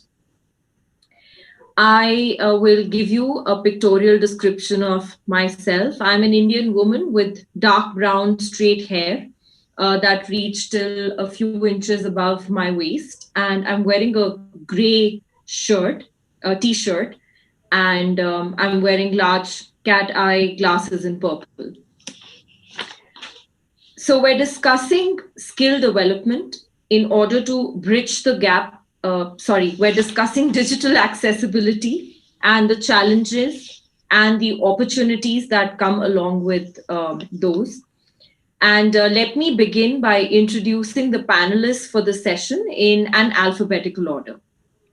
So we have with us Mr. Balendu Sharma. He is the Director, Localization and Accessibility for Microsoft India. Balendu leads the Accessibility Charter at Microsoft India and is playing an important role in ensuring that Microsoft's products are accessible to people with disabilities. He is also a celebrated author, and the Ministry of Home Affairs has recently selected his Hindi book on accessibility technologies for the Raj Bhasha Gaurav Award, which will be conferred by the President of India. He is on several important committees of the Government of India and works with various departments, non-profits, and industry bodies such as FICCI, CII, and NASSCOM on disability issues. Balendu, can you please describe yourself for our viewers? Yeah, sure. Thank you so much, Leher. I'm actually wearing glasses and I have black hair, and I'm wearing a blue shirt and a gray colored blazer. So that is how I like to describe myself. Thank you, Balendu. Next, I would like to welcome Jonathan Hassel. Jonathan is the CEO and lead consultant at Hassel Inclusion UK. Jonathan is one of the world's top digital usability and accessibility thought leaders. He has over 19 years of experience in identifying new directions and challenges in digital accessibility, finding best practice processes and technology solutions, authoring international standards, and presenting best practices to conference audiences across the world.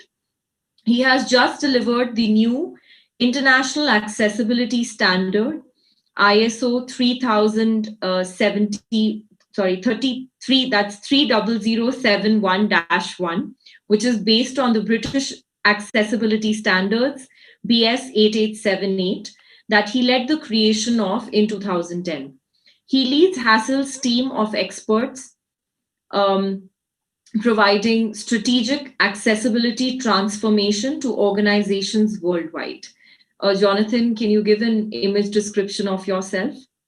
Thank you, Leher. Yeah, so my hair is graying, so that's probably the first thing to say. I'm wearing a purple shirt as well.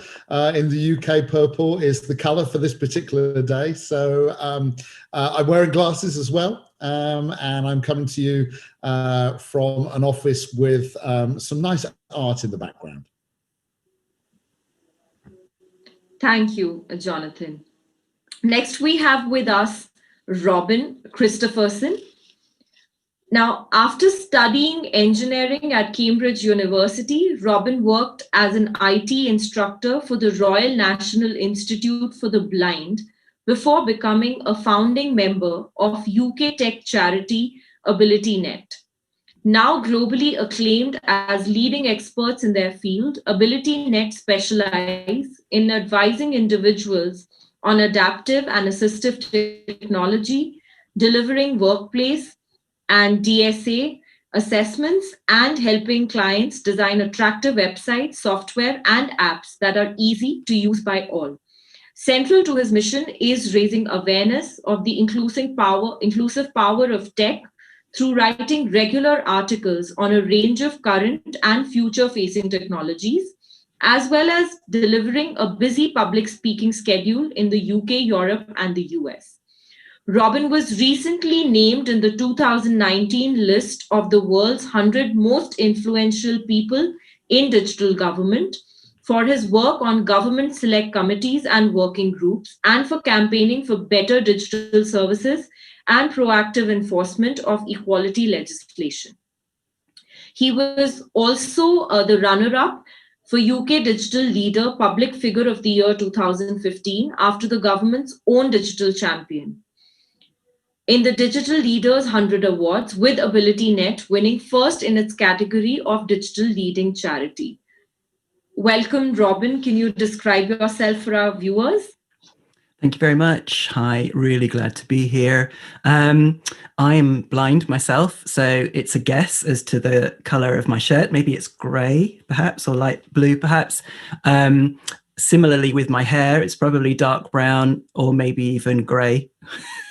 I'm of indeterminate age. I'm 50.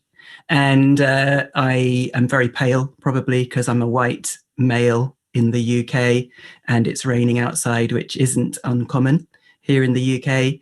So yes, I'm talking to you from a lovely city, Warwick, in the middle of the UK, with a lovely castle. And I'm in my office, my home office.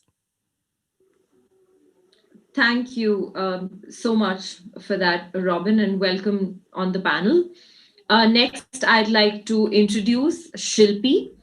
Shilpi is a serial entrepreneur with a passion for technology and disability. Shilpi Kapoor is the founder of Barrier Break and 24/7 accessible documents that focus on digital accessibility. With a team of 200 plus accessibility experts and approximately 65% of them having a disability, she has grown this to scale. An accessibility evangelist, Shilpi is looking for ways to make digital accessibility a priority. She has been recognized as one of the top 15 women transforming India by the Niti Aayog in 2019, and as one of the top 20 most powerful women in business in India for the year 2017 by Business Today magazine. Her belief in inclusion goes beyond with Newshook, which is India's premier media site focusing on disability, inclusion, and accessibility. Having started it in India, she wants to take this globally so that we can change attitudes towards people with disabilities. She is also the recipient of the NCPEDP, the Helen Keller Award 2008, and a non-disabled role model supporter of increased employment opportunities for people with disabilities. Welcome on the panel, Shilpi. Could you please give a pictorial representation, a description of yourself? Firstly, thank you for having me here, Leher and Varija. So I am an Indian woman. I'm going to go slightly beyond what you can see on the screen. 5 foot nothing in height is how I talk of myself. Love my Indian clothes. So I am wearing a gorgeous green grace dupatta, which is actually kind of like a shawl, and with some beautiful colors of peach and yellow, so that I can brighten up the time sitting at home and trying to work, with just, enjoying the day out there today. And that's it. Thank you, Shilpi. So today we're discussing something that's very interesting. We are discussing digital accessibility and the opportunities and the challenges that presents. So this discussion is focused on outlining barriers to digital accessibility, the solutions, and possible next steps to ensuring digital accessibility. Now, digital accessibility centers on access to technology products, resources, and services across hardware as well as software. Although accessibility may have originated to facilitate matters for a particular subgroup, which is persons with disabilities, it is actually important to view it as being beneficial to everyone. So a couple of things that I just came across that I'd like to mention before we actually head right into the discussion is, so for example, the widely used speech technology, the driving directions in cars or search results on smartphones was actually birthed from Dr. Raymond Kurzweil's decision to create a reading machine for the blind. And that's something that we all use today. Another thing that we all use, I use quite a few of them, is ebooks, So ebooks that we listen to today were birthed from George Kirsch's frustration that he, as a blind man, could not access information. And caption video, which helps us follow a movie via subtitles in noisy places or helps us learn new languages, was actually created for people who are deaf or hard of hearing. And as a final example, speech recognition or voice recognition technology, be it Microsoft's Cortana or Apple Siri or interactive voice response systems we use to book hotel systems or air tickets, they have all been used by persons with disabilities for over 30 years. So accessibility does not just benefit persons with disabilities, it actually benefits all of us. So with that, just sort of setting the tone for the panel, we can now get into the discussion. So I'd like to ask all the panelists, since you're all working in this sphere and you're all experts in your own areas, what according to you will be the new direction for digital accessibility practices post-COVID-19? Do you feel that things will change for the better or worse, since now, the whole world is sort of dependent on digital access as social distancing comes into place? I can start if you'd like, Neha. Yes, please. So this is Jonathan Hassel here. So I think the thing that has really kind of happened this year is that everybody now needs digital. So just a couple of things that I think have been really, really interesting. Firstly, a lot of people who have a disability have been wanting to work from home for a long time and been campaigning for that, and oftentimes not able to because their employers wouldn't let them. Now everyone, certainly in the UK at least, is working from home. So I think that's a huge change that's happened. Effectively, we test a lot of the digital tools and apps that people use for work. And what we find is that they're never quite as accessible as you would like them to be.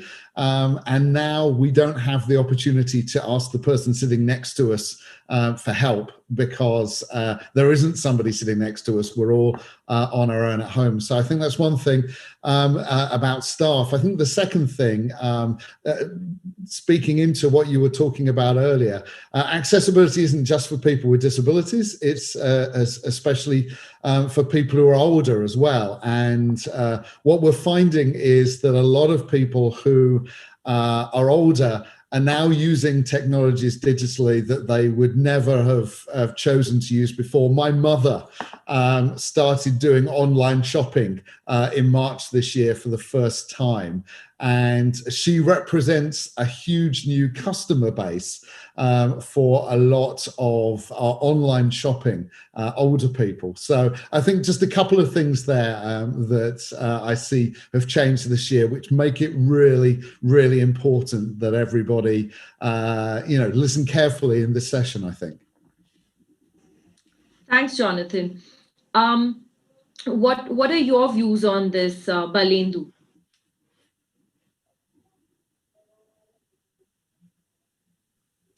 You're on mute, Balendu. One moment. Thank you so much. Yeah. So thank you so much, Leher, and thank you, Jonathan. While we are all limited to our geographical locations and most of us are confined within our homes, I think no greater need or even desperation was felt in the near history worldwide to keep everyone connected and ensure business continuity. At an individual level, people with disabilities have been facing bigger challenges than others. And I was going through this document from NCPED, which listed many problems faced by PWDs during this pandemic, including access to essentials, access to healthcare, medical aid, communication, accessible information, access to helplines, access to caregivers, assistive devices and support groups, financial challenges, discrimination, violence and abuse, and psychological issues. So a whole lot of issues are there. Although we are actually in a field at a time when accessibility is getting mainstreamed. So that is such a great thing to happen because of the pandemic also and the lockdowns also. But there are many issues, social issues also. And the barriers that people are facing, people with disabilities are facing, they have become bigger and harsher to some extent, as far as the society is concerned, as far as the social fabric is concerned. Now, speaking from the standpoint of remote work, there are a couple of positives which need to be mentioned as well. And Jonathan has very rightly mentioned some of them already. For example, people with disabilities, especially those who are well off, can work comparatively comfortably from the confines of their homes, where they have ensured a system to take care of their disabilities already. So this is the better setting for them. Another comforting factor is that since many people are working from home, employees or students with disabilities may feel as much a part of their teams as others. Remote work technologies are also giving voice to people with disabilities who had speech impairment or communication issues or physical disabilities. So this is also happening. One interesting study that I went through recently, it was done from GitHub, and the study says that 3,000 adult professionals above the age of 22, they participated in a study in January 2020, and 14% of the remote workers who were surveyed during this particular survey, they say that they had a disability or chronic illness. Now, out of these, 83% of these workers said that they were able to work because of remote work. So that was another good thing to happen here. Now, an important development here is that organizations have now realized that remote work is not such a bad thing after all, and work can continue this way.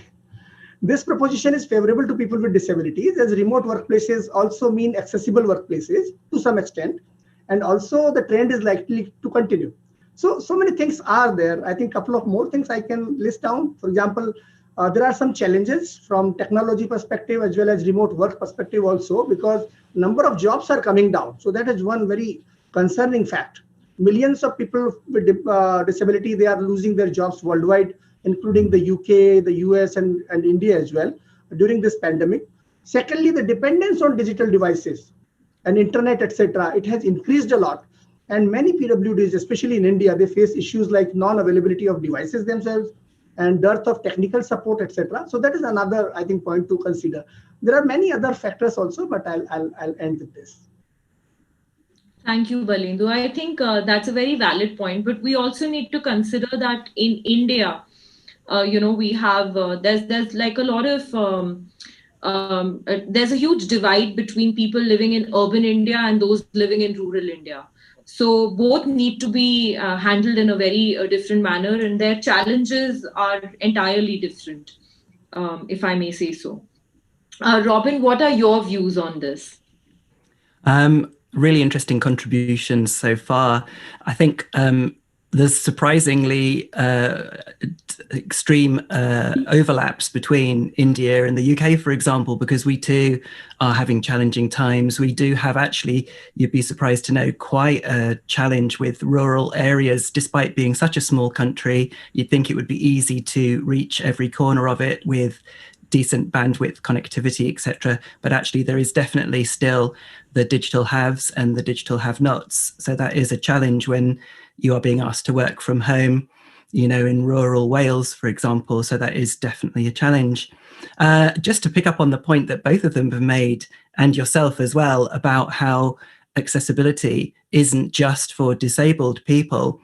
Here in the UK, we're trying to champion the idea of digital inclusion being the phrase, because yes, the guidelines mention accessibility, and they're available for web and for iOS and Android and other platforms as well.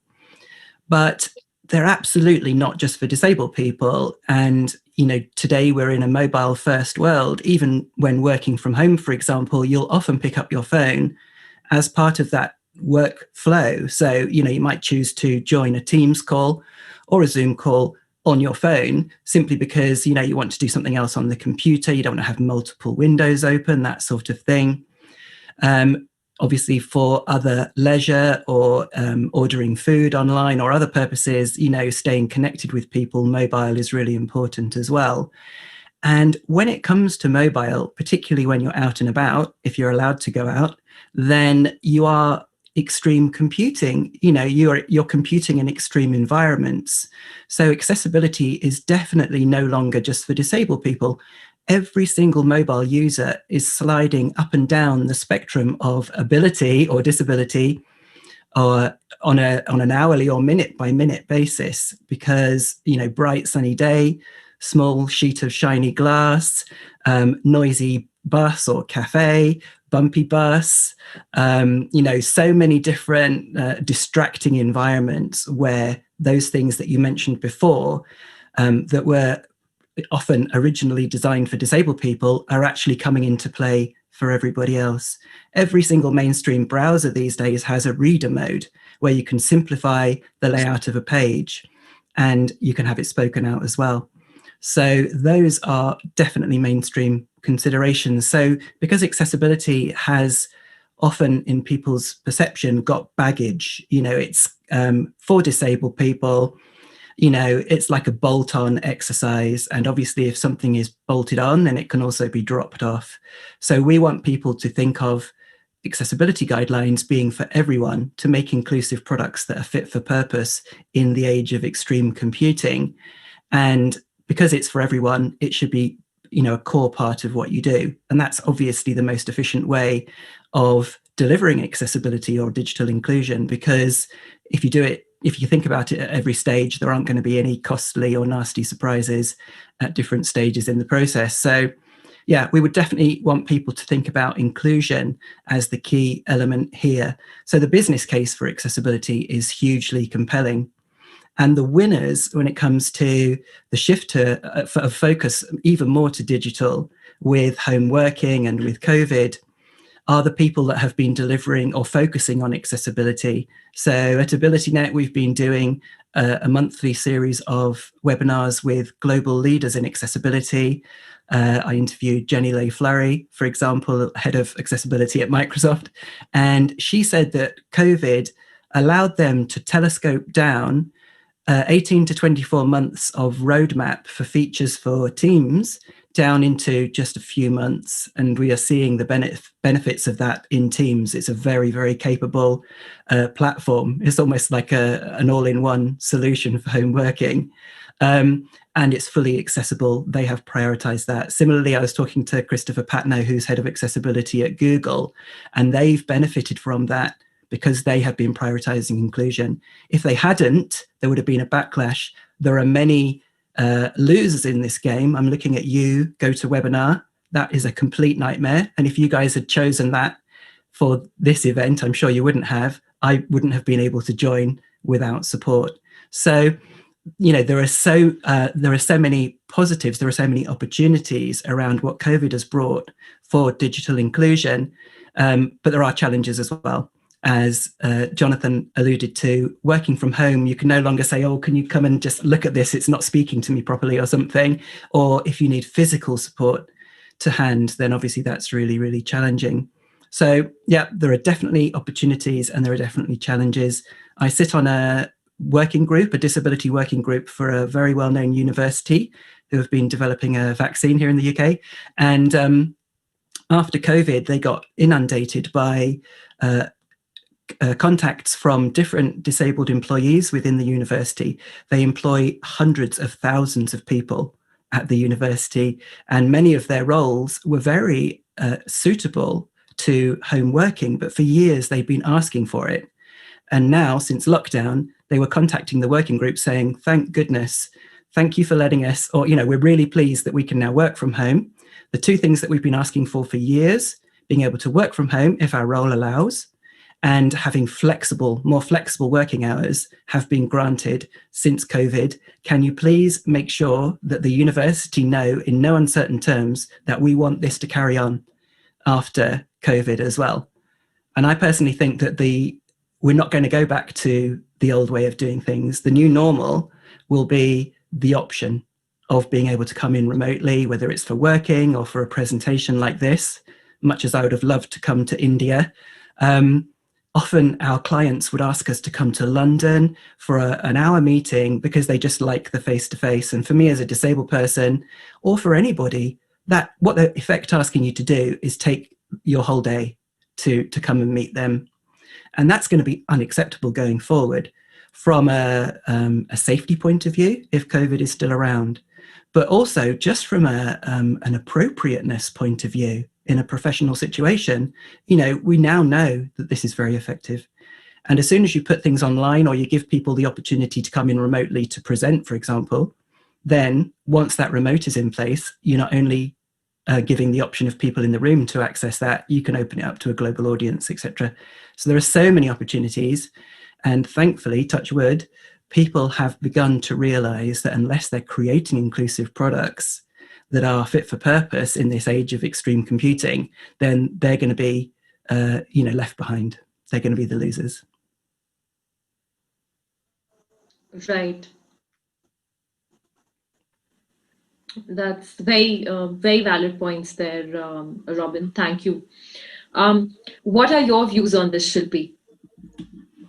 So I think I agree with everybody on the panel, and I don't want to get into that again. But what I do want to talk about is, I think, the world was not necessarily ready for so much of a digital on-take, especially if I think from an India perspective, right? And I think about all the people with disabilities who now have to shop online, check the COVID app by the government online, and all of that not being accessible because we weren't ready, right? It was not that we didn't start the conversation on digital accessibility. We started the conversation on digital accessibility in 2008, right? But the challenge is our companies and governments taking on that conversation in the spirit of inclusion, like what Robin was saying or Jonathan was saying, rather than doing it as a reaction or not doing it, right? So I think so as much as this entire time is an opportunity, and I can tell you within Barrier Break, we have increased our team by 25% in this period, employing that entire 25% is people with disabilities, right? That means there is obviously a push towards accessibility. That's why companies like ours are growing. But on the flip side, there are also so many products out there which are inaccessible, which leave a huge gap. And it's also time to change the focus from only, government services to something like a fitness app being accessible, right? It is time to change to everyday things that need to be accessible. Because still now, largely the conversation was, what do you need first? You need banking first. Make that accessible. So you saw the banks around the world start to look at it. You need education accessible. So you saw the universities start to focus on it. But what we now need is everyday solutions to become accessible. That everyday app of yours needs to go out and become accessible. So I think there's an opportunity, but there is also, we yet get asked the same question. Where are the disabled that we are making this for? Are they really our customers? Even today in this day and age, people yet ask us that tell us what the numbers are, right? Tell us why are we doing this? Does the cost justify the end result from an ROI perspective? I think we have an opportunity. We have an opportunity to promote digital accessibility and take it to the next level. And I think we should use that in that format, because like everybody said, or like you started off with saying, Leher, technology has become ubiquitous.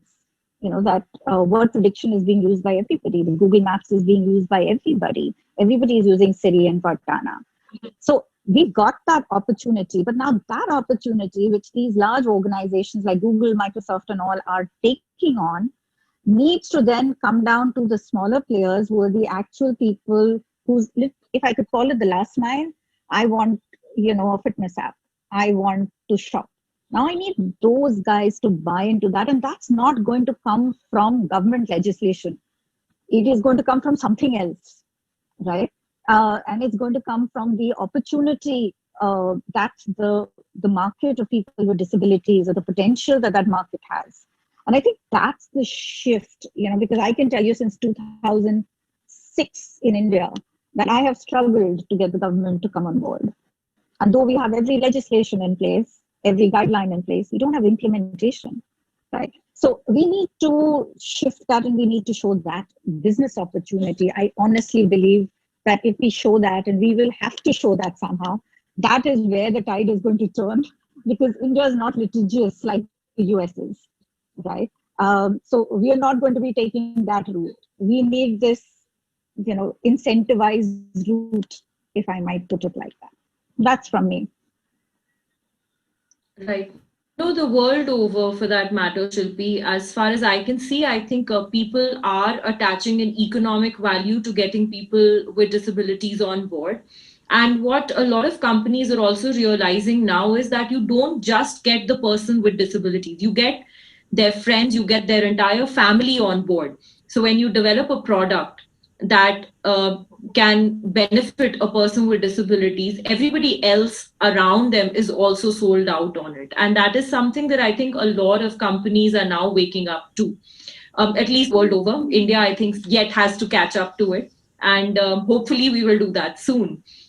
So my next question is to Robin. Robin, I read that despite being blind, you have been using technology very effectively, using speech output to access computers, the internet, your iPhone, and many other technologies to assist you in your work. Now, has it always been this simple? And if not, how do you feel that things have changed in the past few years? Wow. It's certainly not always been that simple or powerful, but technology since the 80s, since the advent of the personal computer, has played a huge role in overcoming people's disabilities. So yeah, for me, I had a talking laptop at university. It was like the size of a small suitcase, but it helped me get through.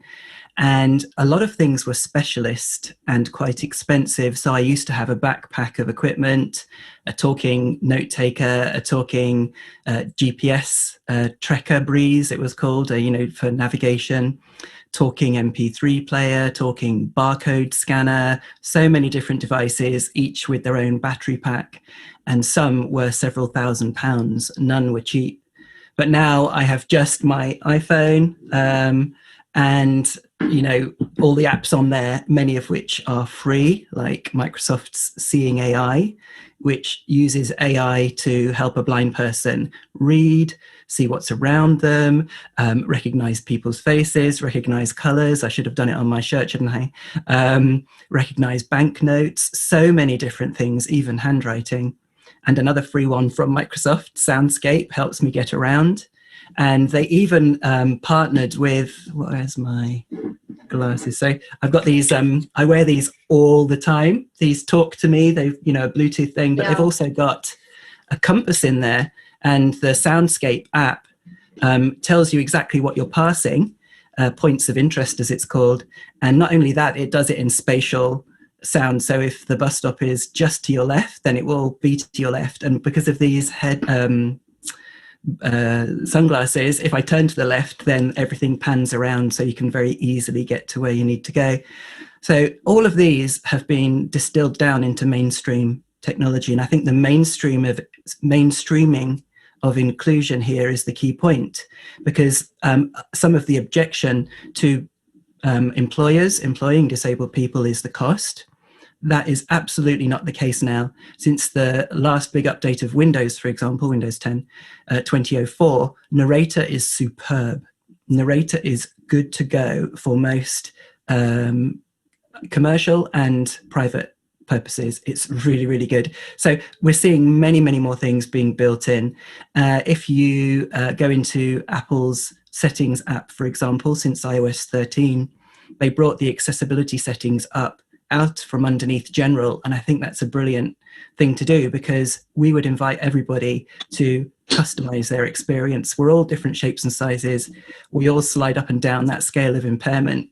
So we shouldn't accept a vanilla experience with our devices. We should have a play if you do a kind of a spider map diagram of all the settings in iOS, for example, then you'll see that over half of the items are in that accessibility setting.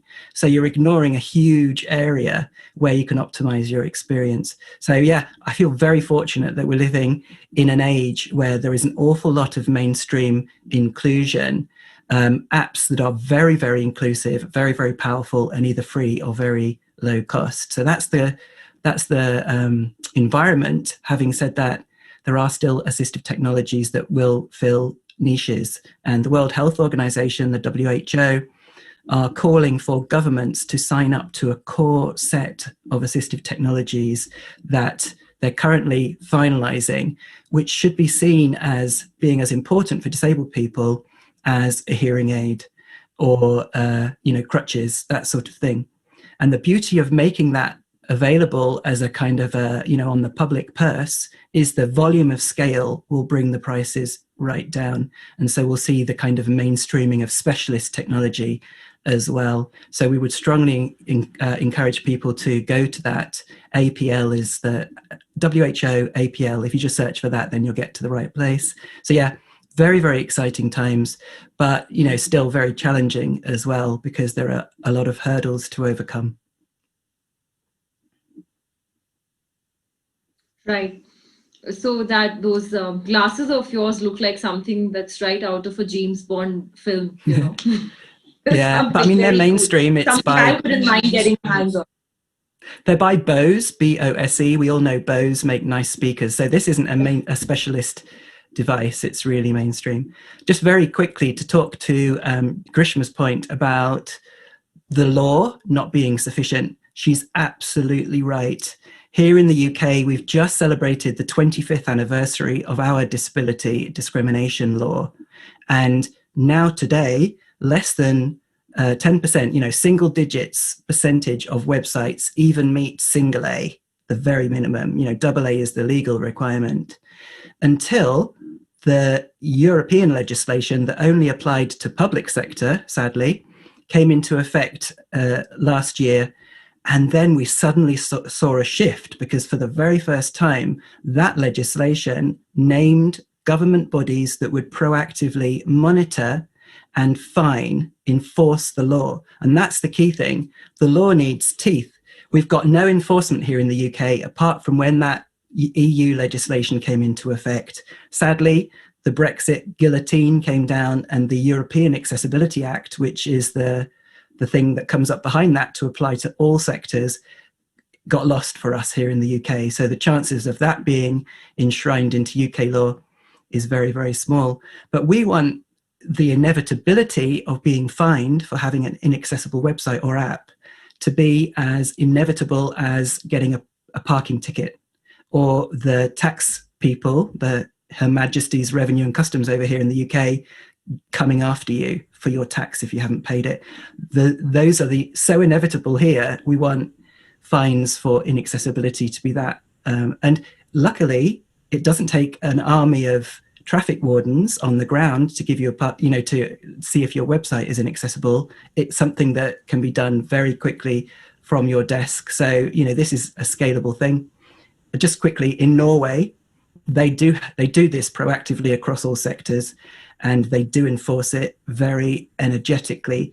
And their national airline, SAS, the national airline of Norway, dragged their feet for a year, saying, it's too complicated. So this government body started to fine them €15,000 a day. And within 10 days, they'd fixed everything. It cost them €150,000, which they could have avoided if they'd done it in the year. So it absolutely needs to have enforcement. And so we would invite the Indian government, all other governments, to actually start doing that energetically. And then that will finally shift the needle. I hope that happens soon, Robin, but I don't know about your government, but I think ours will take a lot of time, because where we're lagging, in my humble opinion, I think we have a lot more hurdles to cross before getting to that point. Jonathan, my next question is to you. I read on the website of Hassle Inclusion that most organizations, this is what it says in one of your blogs or one of the articles on your website, that most organizations are oblivious to or terrified about web accessibility. Why do you feel that is so, and how can you help?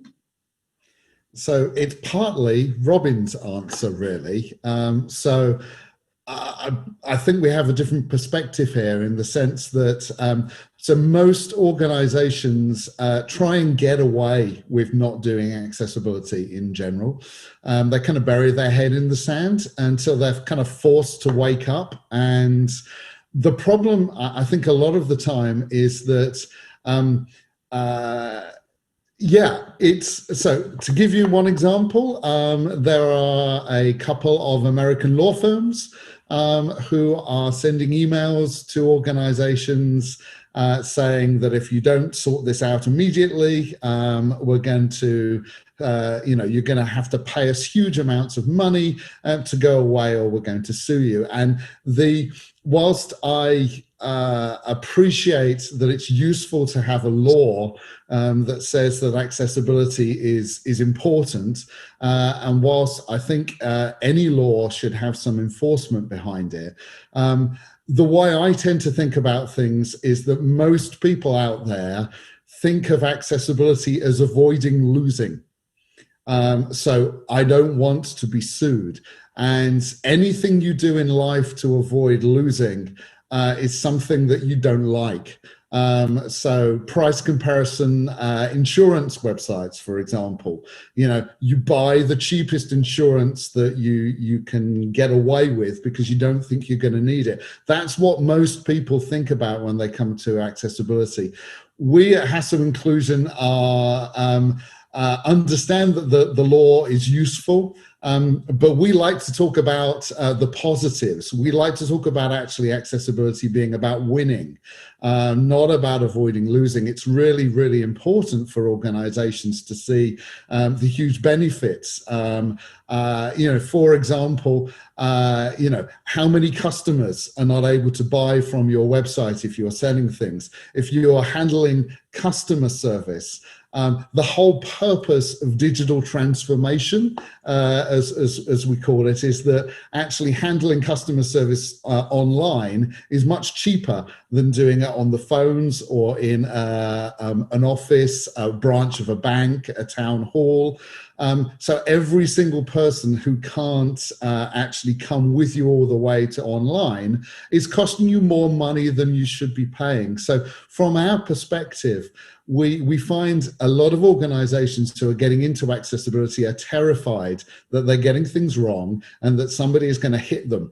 And the way we try and enable them to understand things is that they can get this right.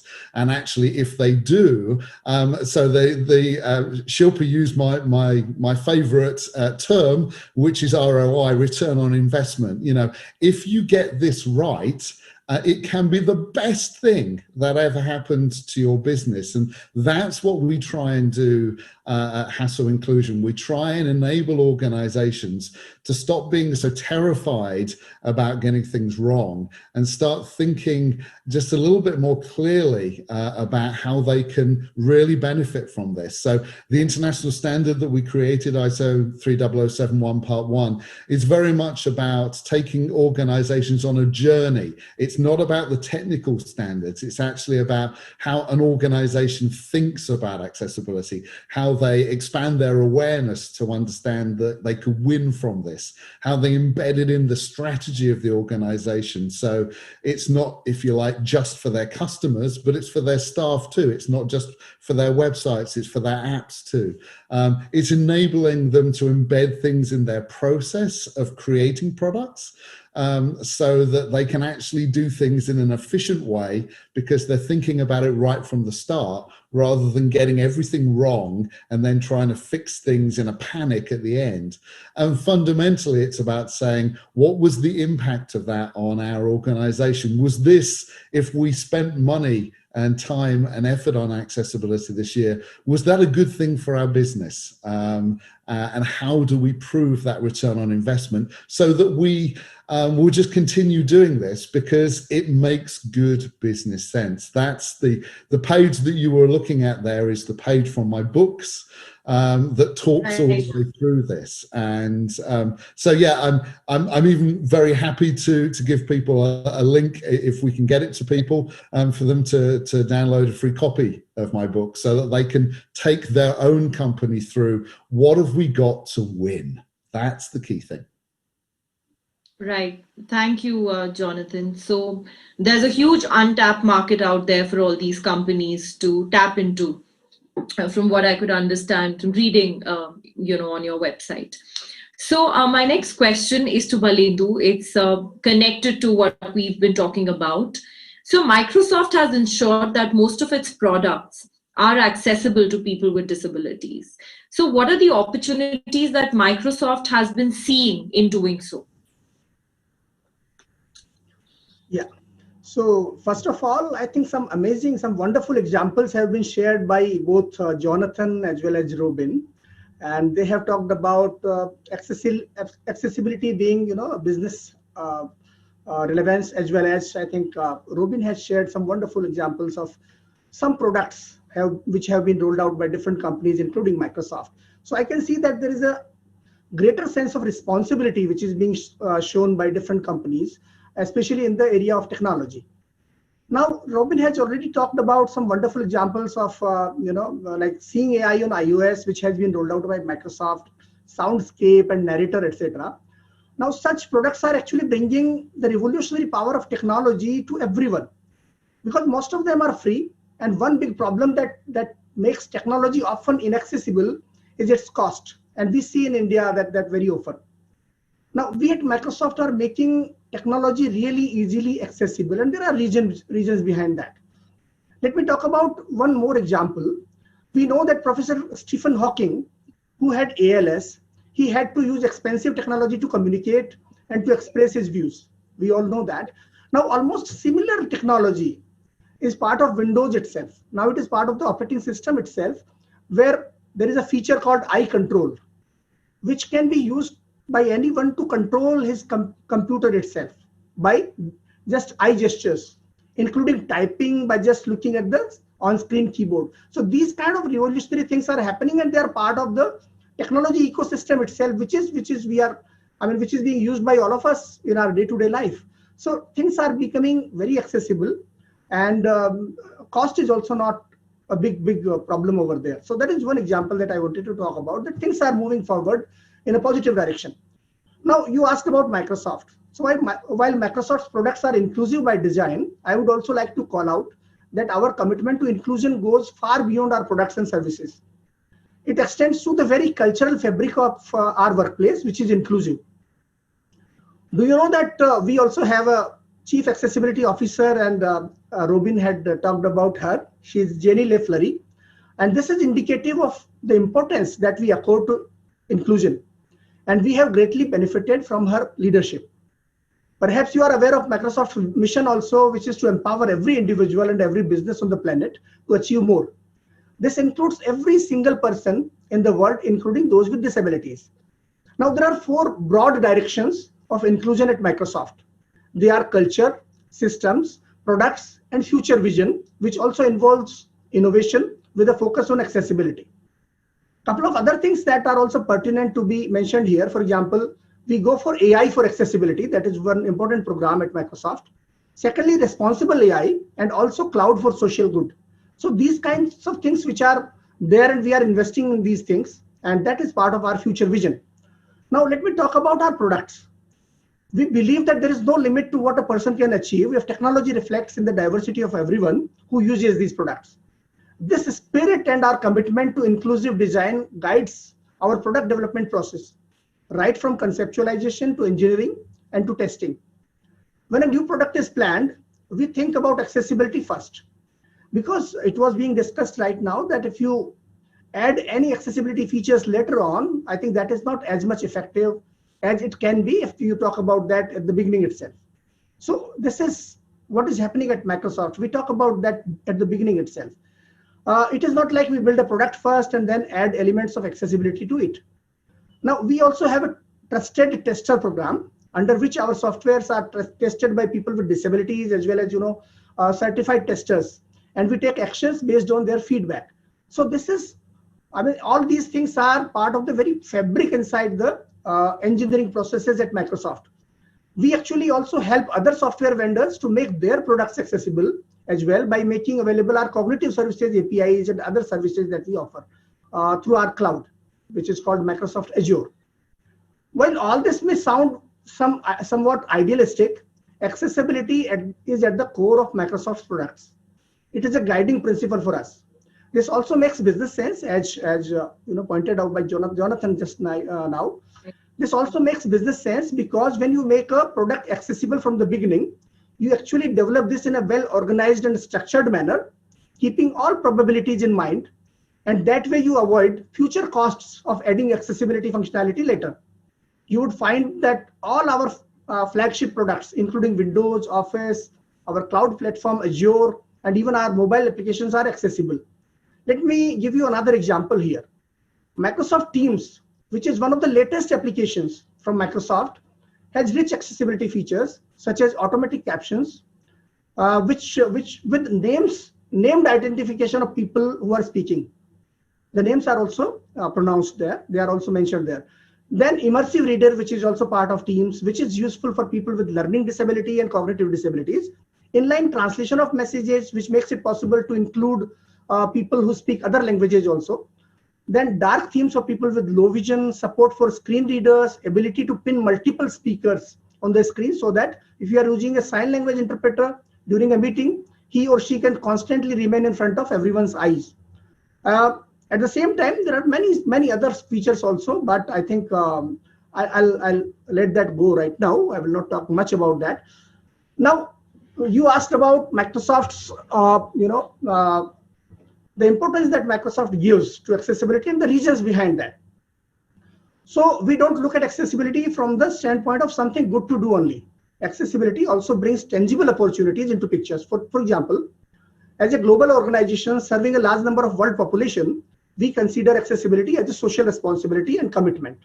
There are more than 1 billion people with disabilities in the world, but only 1 in 10 have access to accessible technology and products. Now, developing accessible products brings us a huge opportunity to touch people's lives and make social impact. So that is one thing. Secondly, when we build for accessibility, we make better products. Things designed for accessibility or disability are useful for everyone. This actually fuels innovation also. Another aspect of this is that 3/4 of the world population has at least one disability. And we know that more than 70% people have invisible disabilities. So disabilities might not be visible all the time. For example, Microsoft began transcribing event keynotes to help attendees who have hearing disability, but we ended up getting far more feedback from attendees who speak English as a second language. Now, text-to-speech was first developed to help disabled patients to move their wheelchairs, but today we all use that feature. Another important aspect of accessibility being beneficial to organizations is that if you don't design for accessibility, you lose opportunities to reach out to a large section of people. We know that at least 15% of the world population consists of persons with disabilities. To quote Bert Floyd, if you don't design for accessibility, it is like saying to every 5th person who walks in your door that I don't want your business. Accessibility at design stage saved money also, as you don't need to modify the design later on when a need comes up. This makes your products useful to diverse population, including the elderly as well as the children also. Because people are temporarily facing disabilities also. For example, some people might have cataract, or some people might have met an accident. These people also require these kind of accessible products and features. So it makes sense to invest in these. Now, if you are respectful of inclusion in your operations and products, you make better business, as envisaged in an Accenture study. The study says that organizations which are inclusive end up having 28% higher revenue and 30% better performance in terms of economic margins. So many things are there. There are multiple opportunities in accessibility, but what is most important is to be inclusive, and to have a culture of inclusion, because culture reflects in everything that we do. Thank you. Thank you so much, Balindu. That was truly enlightening and I think very valid, from the standpoint that you spoke of, So my next question is to you, Shilpi. Your focus has been on making technology accessible to persons with disabilities and on making it a priority. You started off as a non-profit. I was reading about you online, and then you shifted to a for-profit, keeping the focus on this sector. So, how profitable has it been for you, and why did you need to make that shift? Well, so I'll go back in time. I set up the first ever computer training center in India for the visually impaired. And I actually walked into RNIB, Robin, and picked up everything they could give me and came back to India and started teaching at that point of time. And this is where I'm talking about 95 to 97. But I very soon realized that whenever I went out, saying I was working with people with disabilities, it was always looked at as a charity model. And that was not something that went down with me. And in the time of 95 to 97, even if, like I taught 100 blind people computers, but they yet got the same telephone operator jobs, right? Actually, I must say that even now, people yet struggle to get jobs with disabilities, right? It's not as easy as we might think it should be, considering there is so much amazing technology and just look at all that Robin can do. But even then, there is a challenge. So I looked at the entire model and said there has to be another way of doing this. And by then, I had figured out Section 508 and web accessibility, and I said, "Oh, this is what I want to do." So today, what we do is we help people to make their technology accessible. So our mandate is not to go out and make new technology, but our technology is to help every company ensure that their technology is accessible, kind of like what Jonathan was talking about. How do we help you become inclusive right from the design stage, etc.? So when you look at it and you ask me a question about profits, right? Today, Barrier Break employs 240 people as of this morning, right? 65 to 70% of them are people with disabilities. They are providing, most of our business comes from the US, UK, European markets, very little from India actually. These are some amazing people who are providing solutions to the rest of the world, right? And to show that it was or it is successful, one is the number of people that we employ, right? Because we wouldn't be employing it if we weren't having revenue. We also had a venture capitalist that came in and invested in us, right? About 5 years back, we bought out our VC and we now own the company again 100%. That could only happen because we wanted to prove a point. We wanted to prove a point that disability technologies, accessibility is something which, is going to have a market opportunity out there. And when we got invested in, I think the only reason they invested in us was because they believed in the market potential, but they had no clue how we would get there, right? So having a VC who bought into the idea, we yet struggled for nearly 8 years in the Indian market because getting customers in India was very difficult. And before we knew it, we had to look west. So today we are, I must say, highly profitable. We are, we are profitable to the point where we can invest in technologies like NewsHook and put more than $200,000 behind that one product on a yearly basis to ensure that media is accessible to disabled people.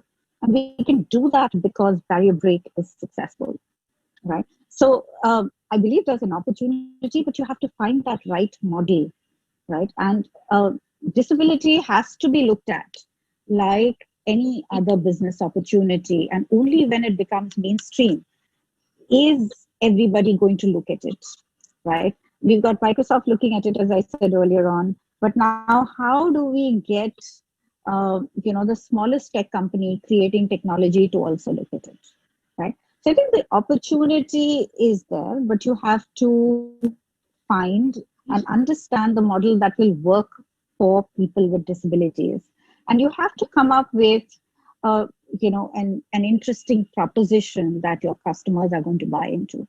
So from a VarioBreak perspective, being an accessibility testing house, our biggest bread and butter is really providing testing services and providing consulting and strategy services. And we hadn't realized that there was this entire opportunity in the offshore model that was available, because a lot of companies wanted to come to India from a cost perspective, as well as having the right knowledge perspective. And that was an opportunity that we saw a gap in, right? So what I tell everybody that looks at the disability space is that there is an opportunity to look at it differently rather than look at it as a charity. And if you can go beyond that charity, that is really where you will start to build true inclusion, because not a single employee in VarioBreak is there because they have a disability.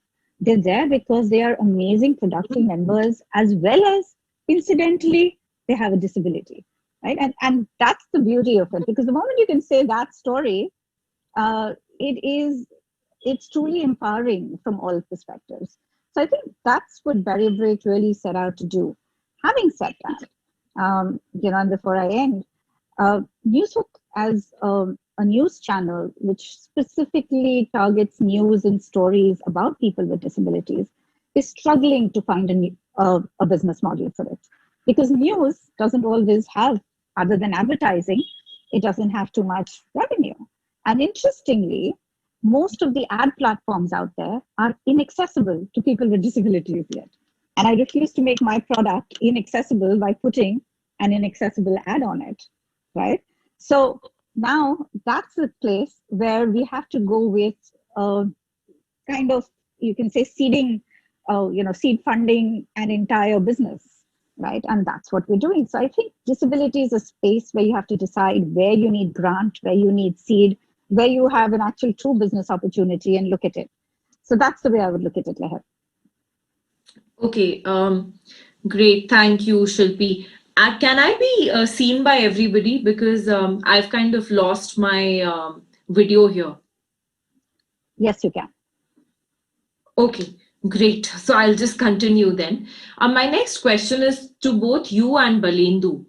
I was reading about both of you, and I saw that you both work with the Indian government on accessibility. Now, I understand that the government has taken a lot of positive steps towards digital accessibility since ratifying the UN Convention on the Rights of PWDs in 2007. And in 2013, the Indian government approved a national policy on universal electronic accessibility. And in 2015, the Department of Empowerment of Persons with Disabilities under the Ministry of Social Justice and Empowerment has also outlined the Accessible India campaign.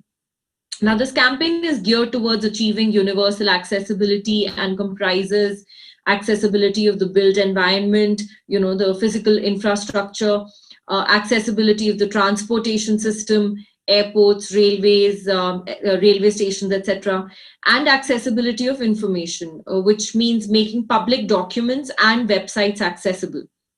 However, according to the Center for Internet and Society, which is a non-profit organization, which undertakes research on digital technologies from both policy and academic perspectives, reports show that India lags behind other countries in employing clear accessibility criteria, firstly for persons with disabilities, and that most of the government websites were not fully accessible. And I did check this as well. So a lot of our websites are not accessible by people with disabilities. And that given inaccessibility, the little information on government policies, its programs, and schemes for persons with disabilities is available, anywhere. So how do you feel that this can be addressed, since you're both working with the government and advising them? Okay, so I helped draft the guideline for Indian government websites. I wrote the national policy on electronic universal accessibility. So But the problem is, you need implementation and monitoring, right? That's the key. As a country, I can say this, and the late Javeda Bibi, who was a friend and a mentor, always told me, he said, it should be write in letter everything that you want from the law. Whether you get it in your lifetime or somebody will take that law and get it at a future date, at least you have written on record what you need to have. So I give you another example. You're talking yet about 2008 and all of that. The most latest policy that came out was to make television accessible to the deaf and hard of hearing, right? And when we drafted that policy, we even went in and we put in penalties, and we actually put in how much was acceptable of how much of television needed to be accessible, how much of it needed captioning. And we put in timeline matrices in place to say in so many years, this much needs to be done. The challenge at all times is about procurement. It is not so much about policy. I think we have a whole barrage of laws and policies in place at this point of time. But now what we need is, we need the government to enforce it, and Belinda is smiling away, and we need procurement to come in and kick in and say, we will only buy accessible technology. And at this point, I know that I'm a part of some of the committees, and I know people from Microsoft are on that, where we are looking at how do we maybe adopt EN 301549 as, from an India perspective. But the challenge is, can we get the government to get there? Right? It goes back to my earlier question. From the government perspective, I don't think they need to be told ROI. They just need to be told we have disabled people in the country. It needs to be equal access. But from a procurement perspective, departments, ministries yet ask that question, right? And very often what is done is the least denominator that's needed, right? Having tested the first ever government website in India for the government and making it fully accessible ourselves, from there, I can't even find 5 websites in India that I would say are accessible today, right? And that makes you really cringe and scrunch and say, oh God, what are we going to do about it? But I think the government machinery will have to start to think differently. And I think we will have to look at this at procurement. Whether we like it or not, we will have to bring in some legal precedent, because I don't see us shifting without it. But there is a gap, and the gap is at the implementation. If you ask me in the letter, do we have things in place? We have things in place. But that is something I think all of us struggle to push. And anybody who has an idea how we can push it, we would, happily. I know I have given an offer to the Ministry of Railways at one point saying, I will make your entire website accessible for free. And that is one of the biggest websites that we have, IRCTC, right? And I don't mind doing it for free, right? Just so that we can prove that something at that scale can be accessible, right? So that's where we are. But I think we need a light that shines us in the direction of where we should walk. So that's it for me. I will let Belindu answer that. Yeah, Shilpi, actually, I also agree with you, because we also believe that at the leadership level, there is vision. I think we agree to that, because even the Prime Minister, he feels very emotionally about this issue. And not just emotionally, but he thinks that these things must be done. So that vision is there, leadership is there. In fact, the word that Divyangajan, which has been coined by him, that it may not be liked by people. Maybe there might be different views about that, but that shows that the kind of attachment is there with the people with disability and their problems, and the kind of recognition is there, so that we all can see there. But yes, you are right that many things are in place from the leadership standpoint, from policy standpoint, including, for example, the National Trust being there, the body that governs a lot of work in disability sector. The Accessible India campaign is there. Very powerful one, because we in India have so many other important programs going on, and this is also been given as much importance as like Digital India or some other program. So at the level of the country itself, this program has been launched. it is there. PWD Act, I think that has been again, some sort of work has been done there also on web accessibility, not only at the government level but also at the courts level. Supreme Court has also intervened in this issue, and there are certain guidelines that we have to make. Are all websites accessible? They are there. Other than that, there is 4% reservation for people with disability. That is another very important thing that we have to mention. So things are there in place. Policies are there. The leadership is there. The vision is there, but the implementation that you also mentioned, that is not there. So maybe we lack, on that particular point. And that is applicable to all of these points. For example, the 4% reservation for jobs, for people with disability, that is not being implemented in toto properly.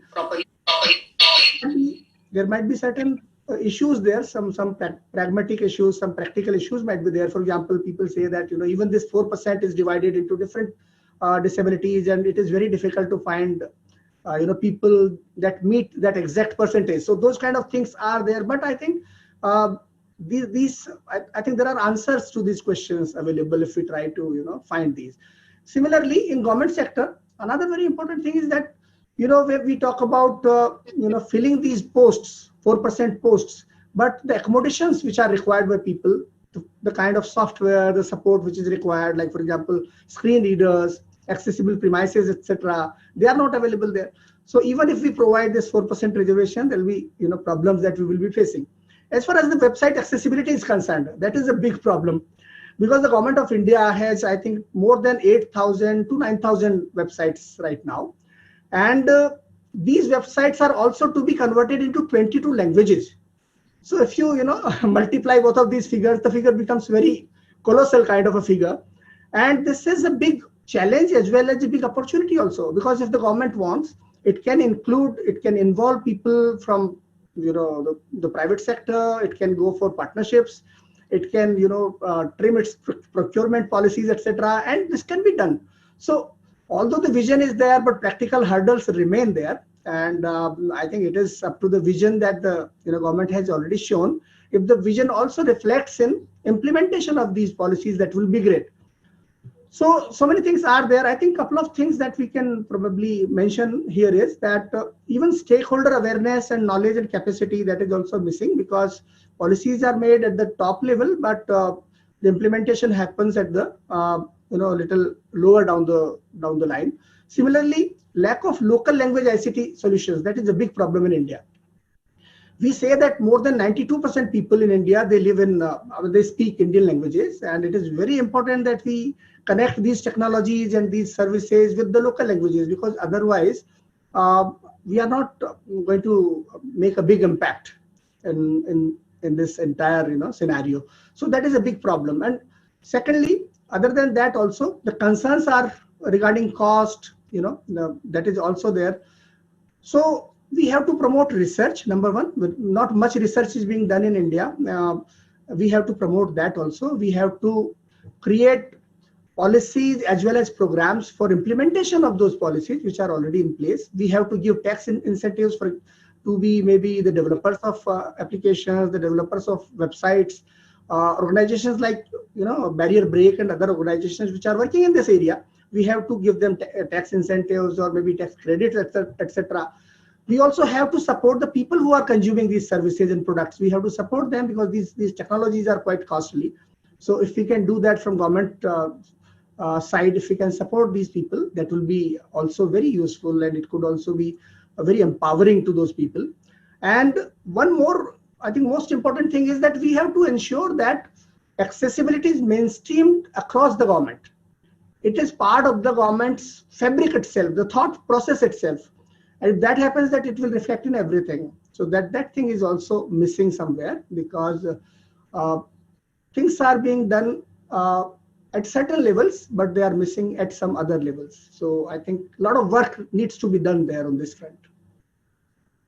Right. Thank you, Balendu. So I think that the government needs to lead by example, right? We can't impose certain rules and policies on the private players unless the government does it itself, right? It has to lead by example.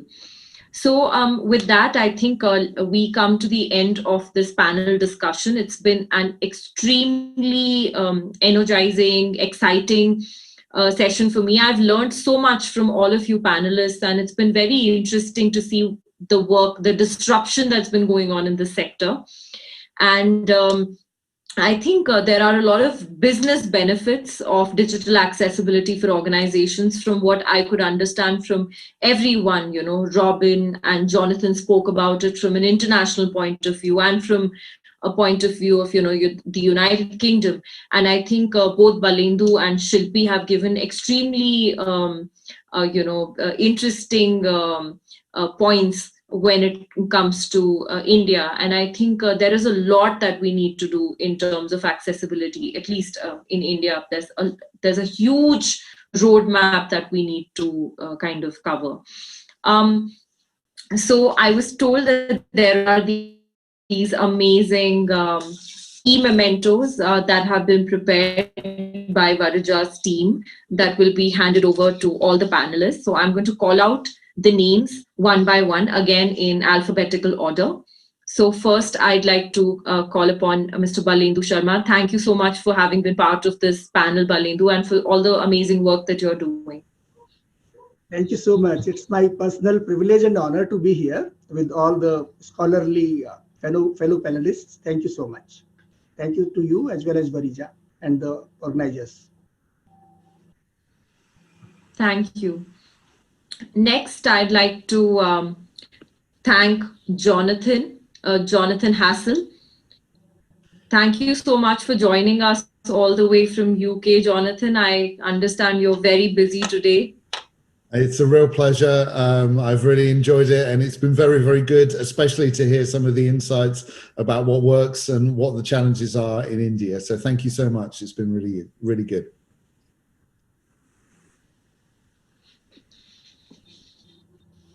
Thank you, Jonathan.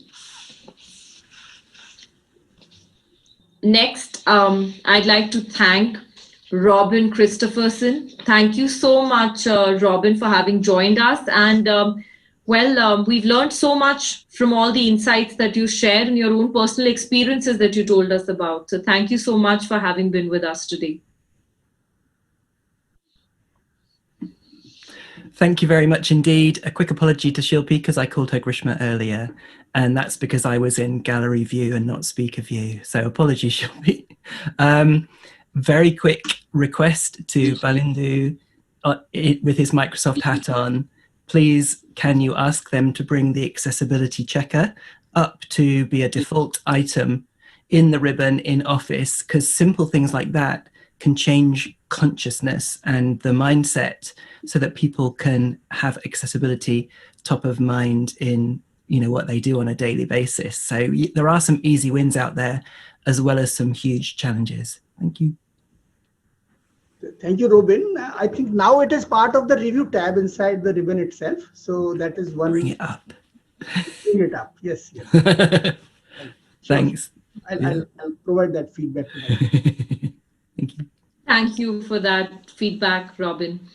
I'd also like to thank Shilpi Kapoor, who was with us. And thank you so much, Shilpi, for having shared your personal journey with us today. It was a pleasure talking to you. Thank you, Leher. Thank you, Varija. And thank you, Tanu, for interpreting continuously in this period. I know we've been talking away, so really appreciate the sign language interpreter being there. And it was a pleasure to talk with each of you on this panel, I think. And we have to meet at the next conference in person that we are all at. Yes, that would be really nice. I hope this entire COVID pandemic situation gets sorted out soon. And thank you all so much for all the valuable inputs that you have given. I hope, we can compile all of this somewhere and, maybe make a study of it or a white paper that we could present to our governments to work upon. And thank you so much. It's been a real pleasure. I've truly enjoyed this. And I hope that accessibility is not something that, we're going to be talking about and seeing, that there's a lot more disruption and a lot more work that's done out there, and hopefully in a couple of years time, we don't need to make it such a big issue that it automatically is there, because it's such a huge population that is affected, and we all eventually will have some disability or the other. So it's for ourselves, right, at the end of the day.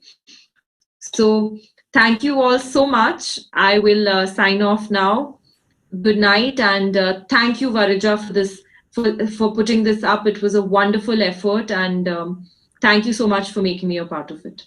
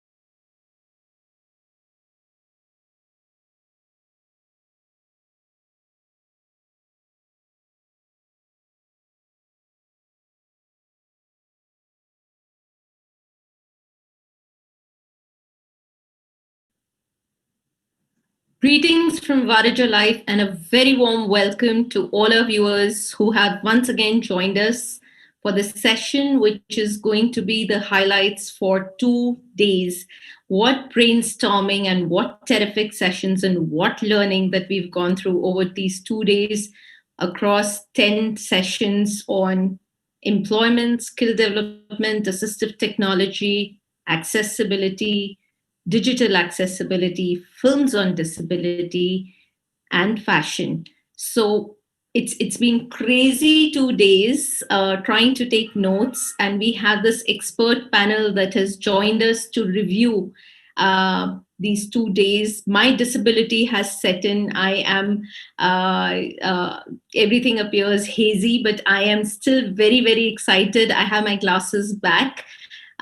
But I'm really excited about where we are heading towards from here, because we don't want that the conversation around disability is limited to International Day of Disability. It has to be more to that, more to just one day of celebration and of inclusion. And this is why we thought we will put together this panel, which will guide us, tell us, analyze all the loose thoughts that came to consolidate and tell us where to go ahead from now, from the individual perspective and from the perspective of organizations, be it government, be it private and public sector, be it health sector, or be it education sector. So we will know what we all can do in our limited capacities. I'm describing myself pictorially. I am Varija Bajaj. I am an Indian woman with long brown hair going little down my waist. I am wearing round glasses. As I said, my disability has set in, and I'm wearing a white shirt sitting against a wallpaper, which is a collage of book papers, antique book papers. And I am joined today by Anita Iyer from Ekansh Trust, by Krishma Shah. She is joining us from Chicago. We have Hardeep Rai from the Kaleidoscope Group joining us from UK. We have Ravindra Singh, who has joined us from Skill Council of Persons with Disabilities, and of course, Dr. Nimesh Desai from IBHAS. Anita, would you want to pictorially describe yourself for our blind friends? Good evening and thanks, Varija.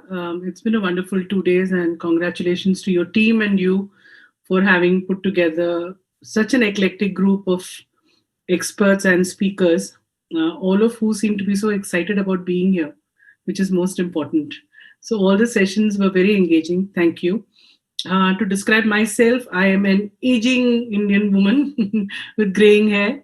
I'm in a yellow bright shirt, which matches with the backdrop of the Varija banner, as Varija very nicely pointed out at the beginning of the session. And yeah, that's about it.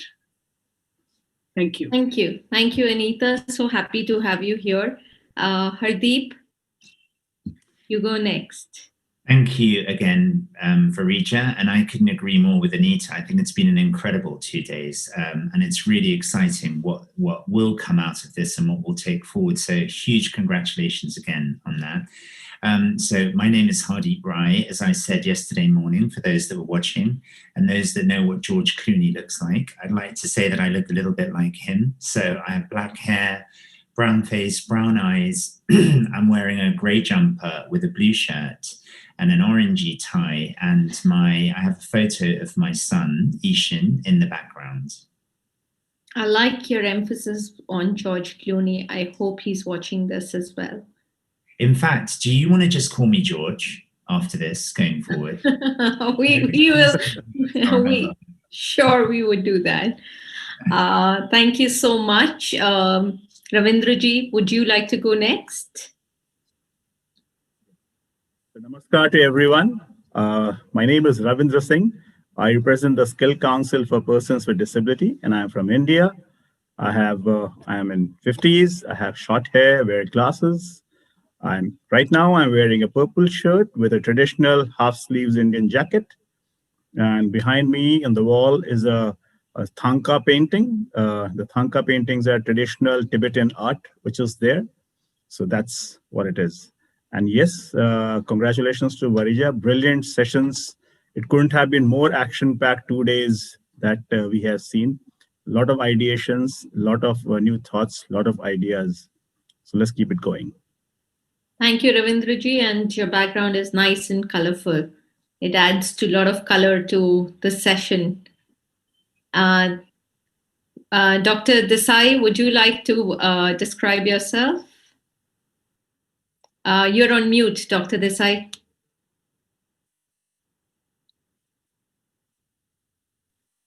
I got that. Okay, can you hear me? Yes. Right.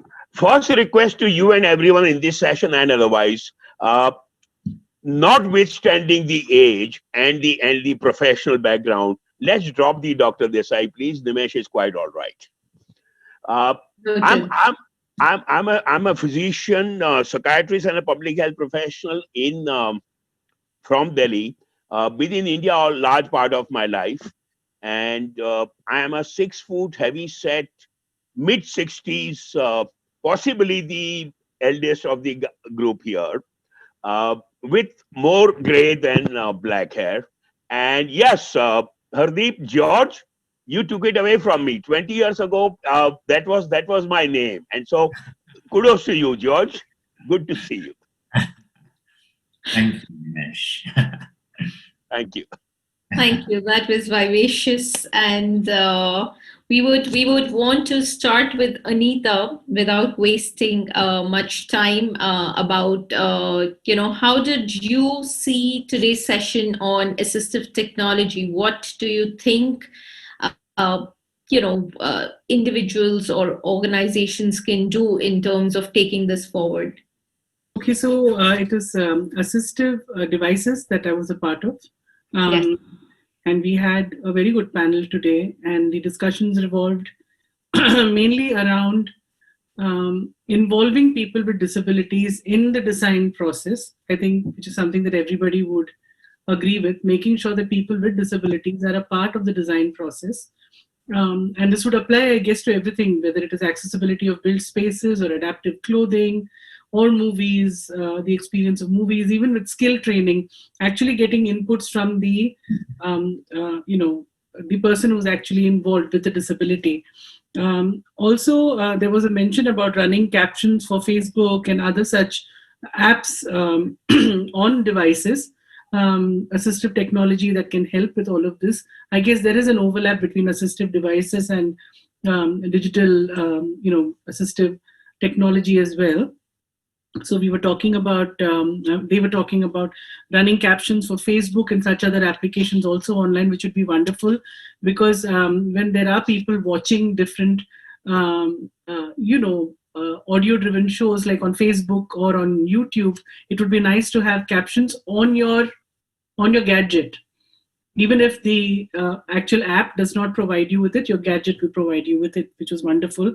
Of course, levels of accuracy have to be looked into, because we find that closed captioning or subtitling does get a little mixed up when the accents change. So when you have a British accent and an Indian accent, and the name Kush was spelled as push, it's fun to watch, but it can be misunderstood sometimes. So I think we have to look at the levels of accuracy when it comes to subtitling especially. There is one thing that, at least in this discussion, I didn't find mentioned, which I very strongly believe is a great help, which is picture-in-picture, where you can have sign language interpreters, as a part of the larger picture, actually interpreting what is going on screen. So they have this in a lot of places abroad, a lot of programs abroad, where there's a picture-in-picture option. I think even the news does it, but when you allocate half the screen to the sign language interpreter, that gets a little difficult. What you have on screen, Varija, is what I'm talking about. Picture-in-picture really helps a lot with entertainment as well. Pranav Desai also spoke about people with polio and wheelchair access and the kinds of wheelchairs that are available now. This brought to mind, this is one thing that I'm adding on my own, a very recent experience, where a boy with cerebral palsy who had upper body and lower body mobility challenges needed a wheelchair, and he was from a very poor family.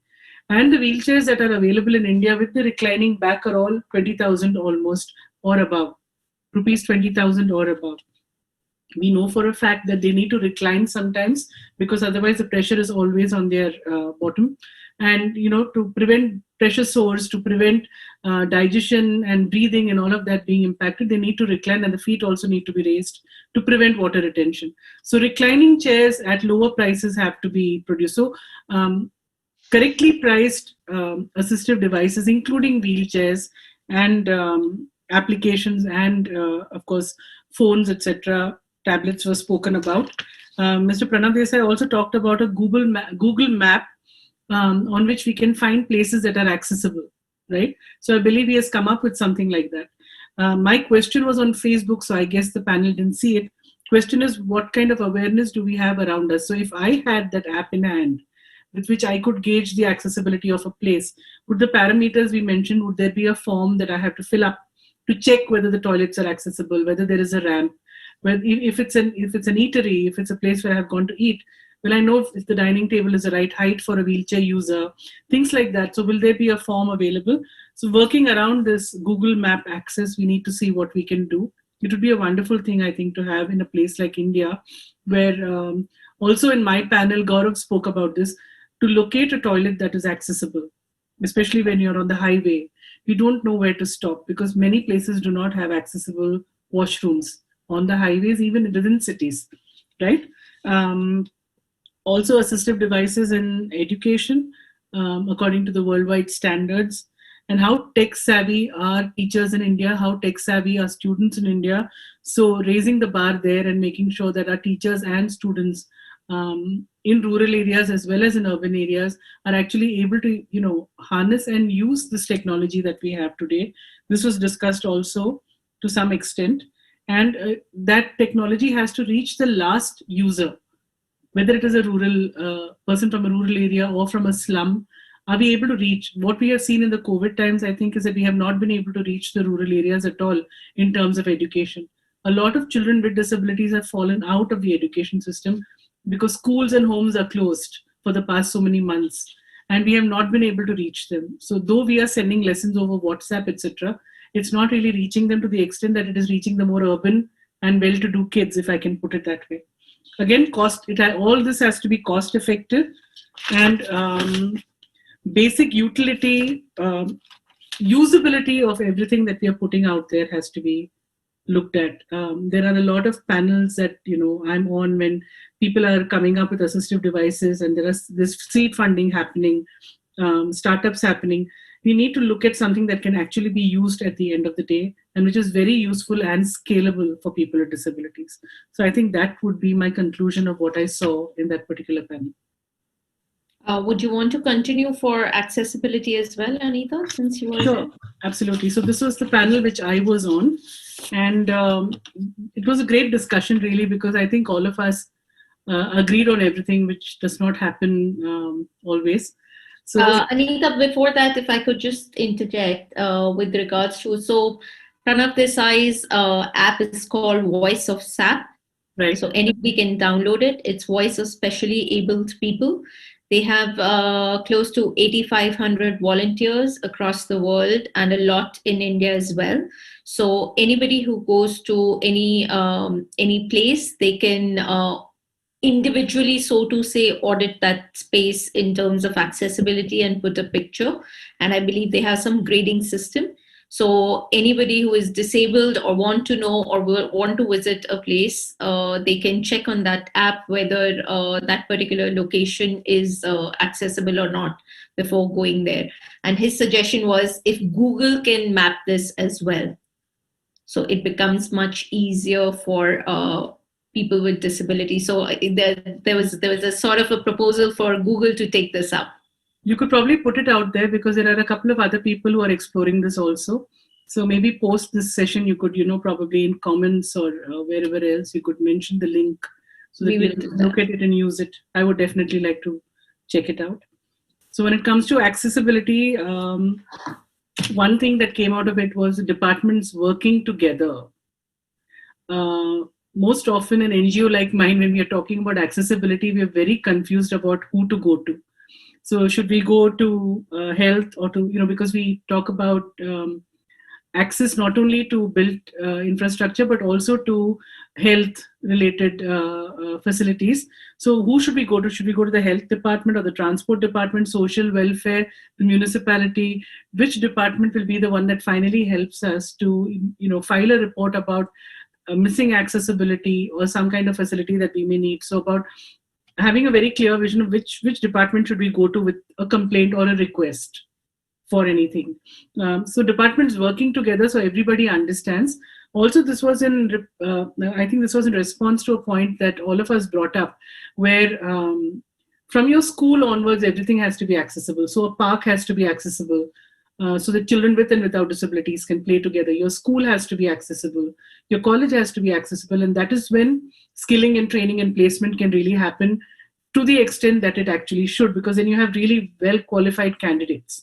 And everything begins from the beginning, from education onwards and play onwards. So we really wanted to know which are the departments. The education department also has to be involved, making all these spaces and all of these human rights available for people with disabilities. And Parul was talking about no funding from the government actually for the industries or the commercial organizations actually to make their spaces accessible in India. But Kush said that the British government does support them if they want to make their spaces accessible, the workspaces accessible. So this was something that was mentioned about whether we can propose to the government of India some kind of incentive for Indian organizations, because multinational companies usually come with their set of rules. Like every McDonald's will have a ramp anywhere in India, right? So what about the Indian companies? So do they come with these set of rules, and can we just propose that the government supports them in this? I believe there are rules where salaries and bonuses, etc., are actually taken care of by the government if a person with a disability has been employed for more than a year and not on a contract basis. But these, from what Parul told us, most employers are not aware of all of these concessions and allowances that they have if they're employing people with disabilities. A lot of awareness has to be created. I think there are beautiful schemes in India. Everything is actually, been authorized by the government of India. It is just that we don't know how to claim our rights correctly. We don't know our rights and how to claim them. So we need to reach out to a lot of people with, all of this information. Gaurav also mentioned rural outreach. And we were talking about toilets for people, not only from the binary point of view, gender point of view, but also for transgender. So unisex toilets, which will also accommodate families where a person might need to take the parent of the opposite gender into the toilet, to change a diaper or for anything else at all. Or if a parent has to take a grown-up child into the toilet of the other gender, how do you do it unless you have unisex toilets? So these things have to come into India also. In schools, in public spaces, we need these. So we were talking about toilets also in rural areas, given that there are Indian commodes, etc. How can we actually adapt and find new designs that will make this space more comfortable? This is something that is not discussed often. In fact, when we had our first conference on accessibility 10 years ago is when I realized that people who are on wheelchairs very often don't use the public toilets or toilets at all. They use adult diapers or they use catheters. So these are not things that are put out there very easily because there is some embarrassment around the whole discussion. But these things need to be discussed because it's a very basic human right which impacts our dignity more than anything else. So user data, Gaurav was very keen on. He says we need to know how many people use these spaces, how they use these spaces, how are these spaces used. So usability, again, has to be taken into consideration. We do get a lot of fancy designs, etc., that don't last very long because they're not effective or usable. So usability has to be taken into consideration, and a lot of research has to go into this, especially in India, because most of our population is in rural areas. And we have to take those needs into consideration. There are also a lot of slums. Therefore, we have to take a lot of other aspects into consideration. In my case, what I had to say at the end of it all is that awareness is very important. Standardization, there are standards across the world right now. Like I said, it is an evolving space. At the same time, there are standards already available. And every stakeholder at every step of the way has to be aware of these standards. Because if I were to commission a building tomorrow and I don't know what a wheelchair accessible toilet looks like, the architect can get away with anything. And I do find during my access audits that this happens. So there is a wheelchair sticker on the door of a toilet, and the toilet door opens inwards, and it is tiny, and there is a step leading to the toilet. So this happens. Why? Because I don't know what I'm commissioning.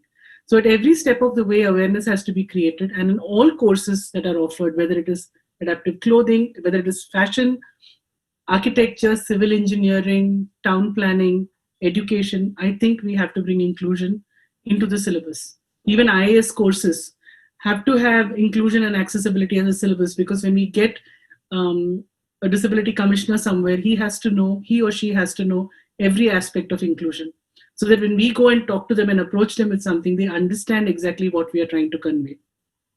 This was it for our session. Thank you. What a brilliant sum up, Anita, and it was elaborate and a very concise. I think you've just picked the right nerve of every aspect of these two sessions, and I totally agree with you that education, that's from where it all starts, because these are the people who are future policymakers, future architects, future designers, and future engineers, or entrepreneurs. And till the time it's not ingrained at that point, because I think that is something which is missing, not just in India, but across the world, that accessibility and disability inclusion, it's just a surface topic which is discussed in syllabus.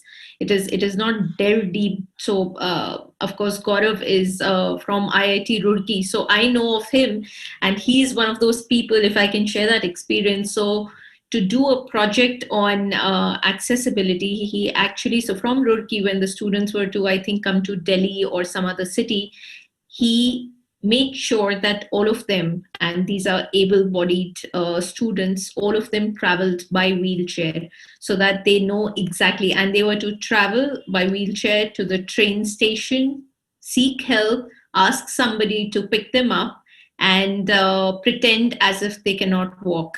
And exactly to understand that at every point, what is the challenge? So there are people like that who are actually doing that sort of exercise from the education perspective, but very few are doing that. Can I just step in?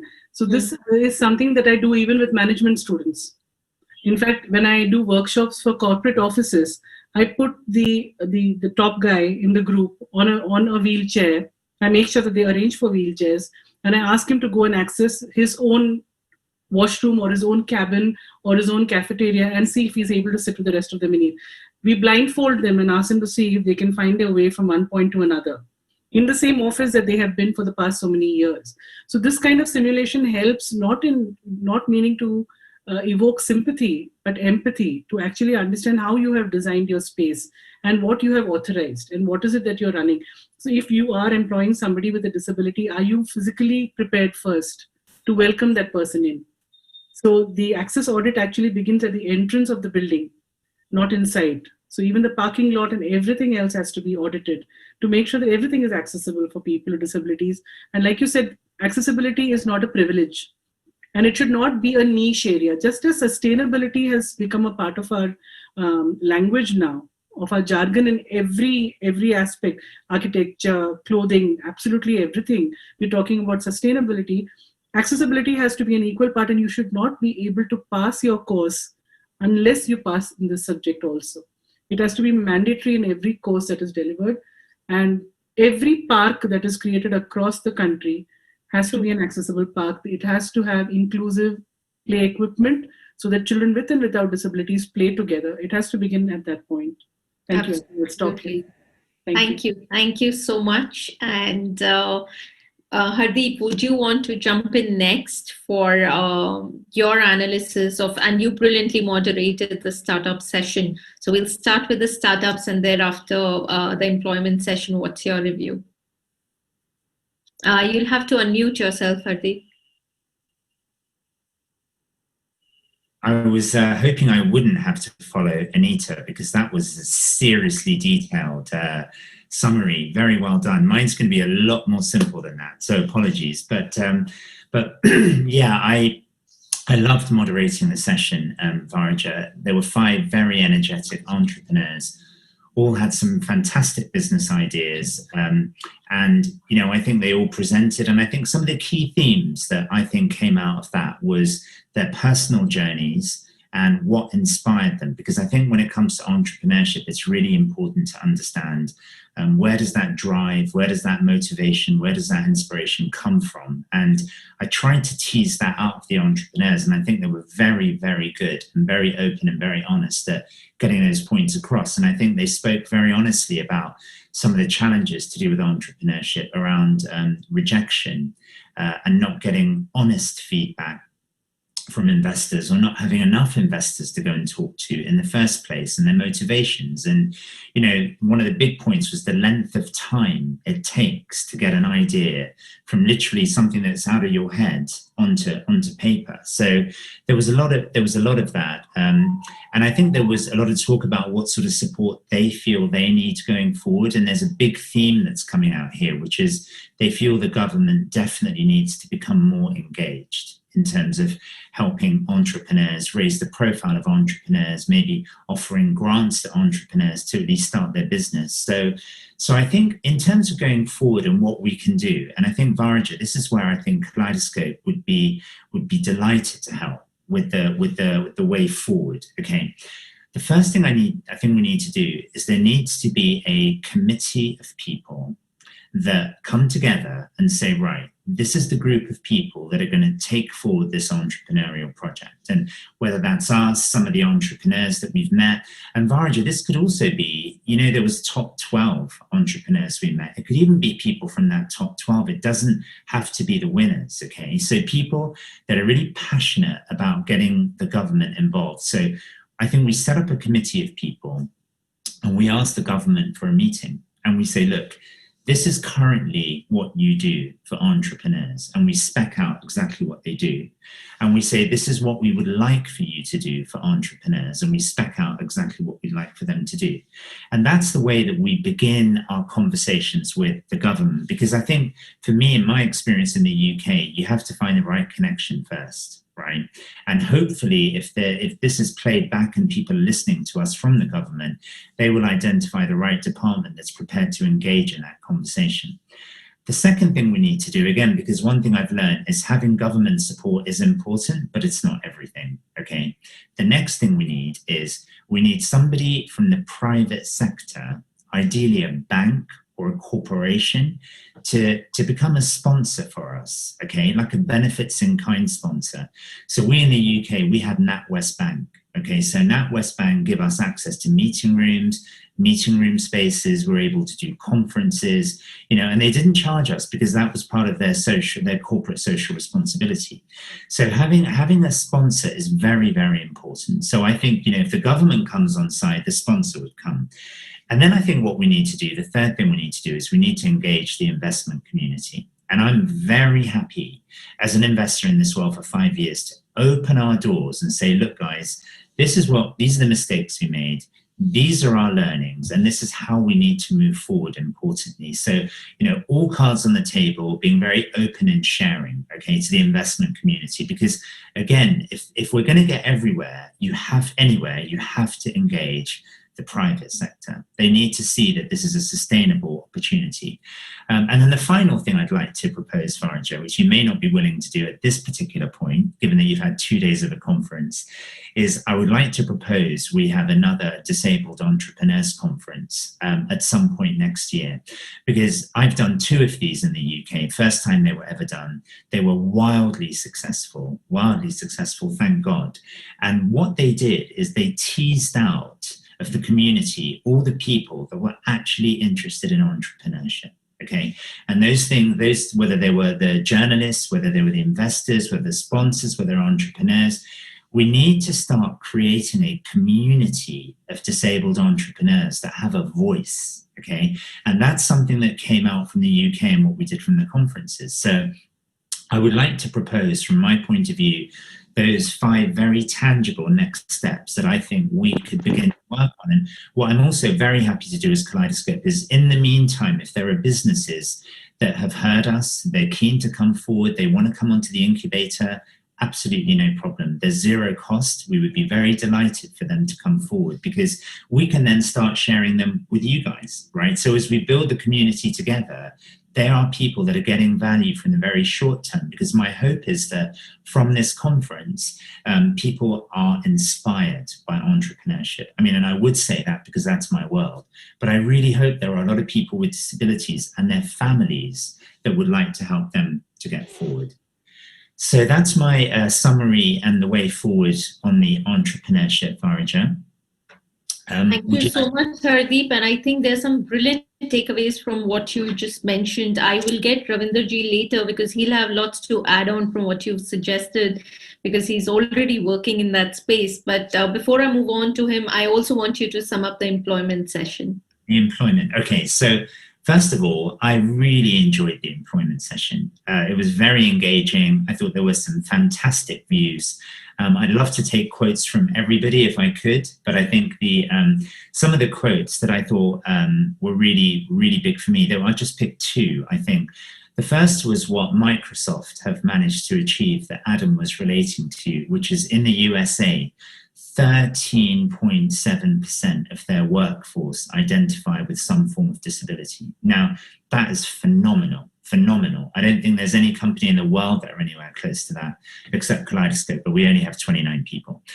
So I think that's really significant achievement. And one of the points that Adam made was that the management, the leadership, have made it comfortable for people to disclose and for people to be honest about their disabilities. And I think that's a critical takeaway from this conference, which is that if you run a big business and you have employees, you should be encouraging them in some way, shape, or form to come forward and share when they've got challenges, issues to do with mental health or anything else that they're struggling with, or disclosure. Even if they've never disclosed anything before, coming forward is really important. So I thought that was a very, very powerful point made by Adam. The other point I love that Judith made was, if you hire a disabled person and it doesn't work out, then you often think, I'm not going to hire another disabled person. But if you hire a non-disabled person and it doesn't work out, what do?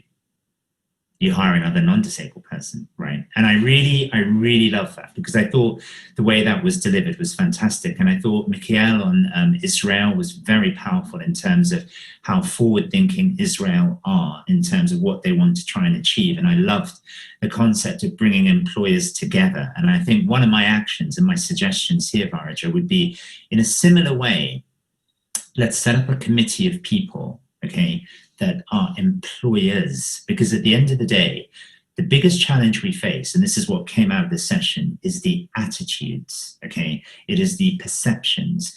If we don't work together to change the attitudes and the perceptions from an employer point of view, very sadly, disabled people just will not get the opportunities that they need to perform and excel and prove themselves. It's that simple. I mean, we can say whatever we want to say in this entire conference, but the bottom line is, if we're going to make a change, we have to make sure that we start opening some doors and some people make real effective actions, okay? So those were the things those were the two main points. I thought the points about universal design workplaces, Anita, what you've spoken about earlier in terms of that full accessibility, very, very important.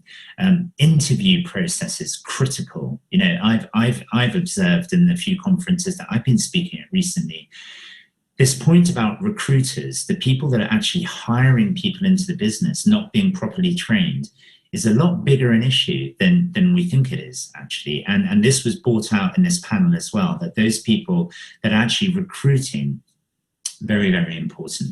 I think the other point that was made really well was sign languages from school age. I know, Varija, you reiterated the importance of that point. I think you actually made a very good point that, you know, if in your team, it would cost you more right now to bring on a person with, you know, that had to sign. But if they were taught that from school at a very early age, then actually that becomes natural. So that's the point about us as a society disabling people. And I think that's what we mustn't do. We need to work in the complete opposite. And then the final 2 points were, or final point, in fact, I would like to say, was the education at grassroots. You know, I was very saddened to hear on a few occasions now that a lot of people that had transportation to come to schools that were disabled were not able to do that. And I think that we need to really address that somehow. You know, and even one of the entrepreneurs we spoke to yesterday, Shrikresh, I think, with the Kickstart, you know, I was actually thinking that with his taxi service, you know, he could be helping people in rural areas to come to school. So those would be my key summary points, Varija. But I would suggest we set up an employer group. Okay, let's get 5, 6, 7 people, get some of the people that have been at the conference. I'm very happy to be a part of it too, if that helps. But let's get common ground, agree some objectives, and then set some targets for moving forward. I agree to most of what you said, and if I can also take the liberty of adding a few points here, because I was also the moderator for that session. So, you know, one of the challenges here in India, what we are facing is partly the census, which is from the government side. Secondly, also the will of the society. How many people are actually admitting their disabilities, which is why we don't get the right figures. And just a pointer there. So at Microsoft, they had sent out a form and only 49% people submitted that form, out of which 13% people admitted that they are disabled. So in a nutshell, it is about 5 to 6% people who are disabled.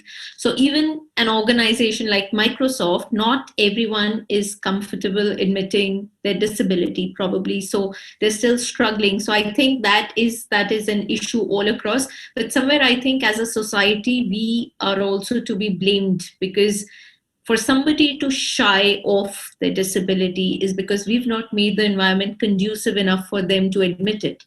And I think that narrative has to change. In terms of employment, I think I also liked both Judith and Ira were in the opposite, you know, they had a different term. While Judith said, you know, we should hire people on the basis of their qualification, and Ira said on the basis of their ability.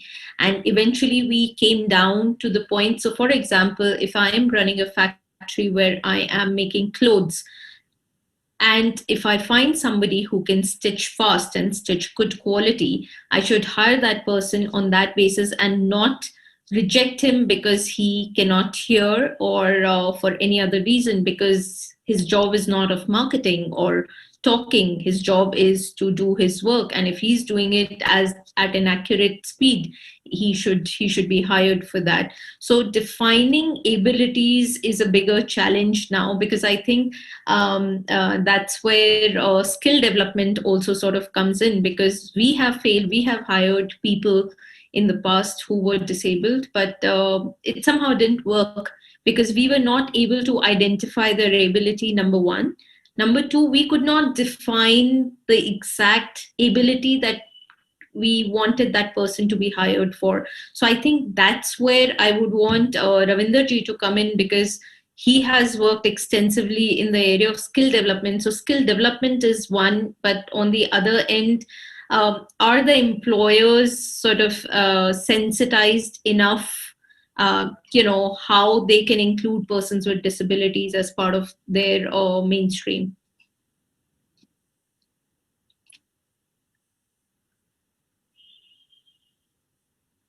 Ravinderji, we can't hear you, although you're not on mute.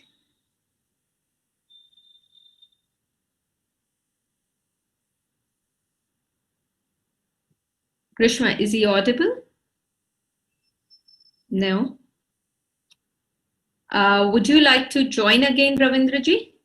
Sure. So in the meanwhile, with regards to sign languages, yes, I think like Ira said, so Ira has about, you know, she introduced sign language as a third language in 700 schools which are under her.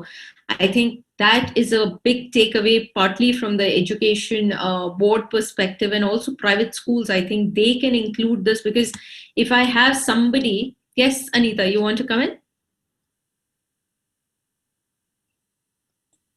Yeah, so the focus in India has to be first in the creation of a standard sign language that can be taught across all the schools. It has not happened in India yet. Places like the UK, America, etc., where you have a sign language that is being taught, yes, there are differences there as well. There are diverse sort of words that are used differently in different places, even in countries like America and UK. But the fact of the matter is that when you have a dictionary which goes from English to sign language, English is the major spoken language in those countries. Majority of the population speaks English. So when you give them an English to sign language dictionary, they know the English word and then they learn the sign word. Whereas in India, English is not really our first language. So when you have people who are hearing impaired in the rural areas and places where English is not widely spoken, it becomes very difficult when our dictionary by the ISL/RTC is an English to sign language dictionary. Where the English itself is weak, sign language becomes difficult. A lot of our interpreters are not extremely fluent in English. So even in conferences like us, you know, I had spoken to you about this, finding an interpreter is difficult. So while this is the ideal situation where we should have a language that can be taught right from primary to high school, do we have that much of a vocabulary which can be taught, which can be used for higher standards and to teach subjects? So Indian Sign Language is at a very nascent stage right now.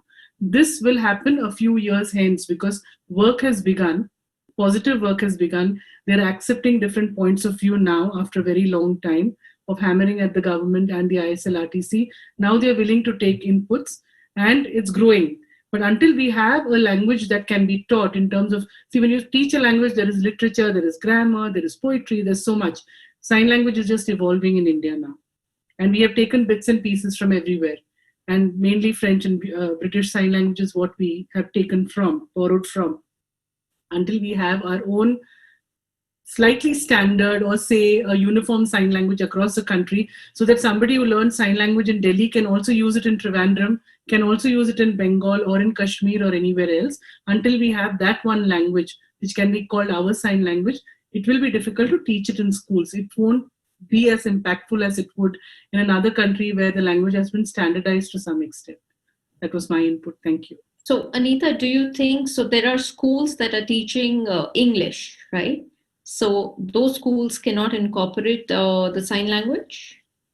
Those schools who are teaching English now, English to sign language, when you say, that sign language also has to be as standard as the English. See, all of us have studied and have grown up in different countries, all of us here, or in different parts of India at least. But we're all speaking one English which all of us are understanding, and none of us has so far referred to a dictionary to figure out what the other person is saying.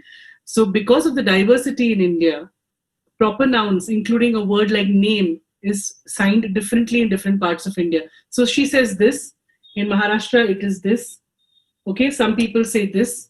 So there are 3 or 4 signs that are used for the word name. If you say Monday, Tuesday, Wednesday, for example, the word, the month of March in Delhi is signed as the letter M and a Pichkari. That is the month of March, or Pichkari. So she does Pichkari. Will it make sense in Trivandrum or in Bengal where Holi is not played? You get it? So even proper nouns are being signed differently in different parts. Whereas if I say Sunday, Monday, Tuesday, January, February, March, everyone here understands. So some level of standardization in everything is really necessary if we want to be able to implement everything that we want to. And for education to grow for people who are hearing impaired. Today when you say, we've had 3 huge job fairs in Pune for people with disabilities. We were the first ones to conduct it.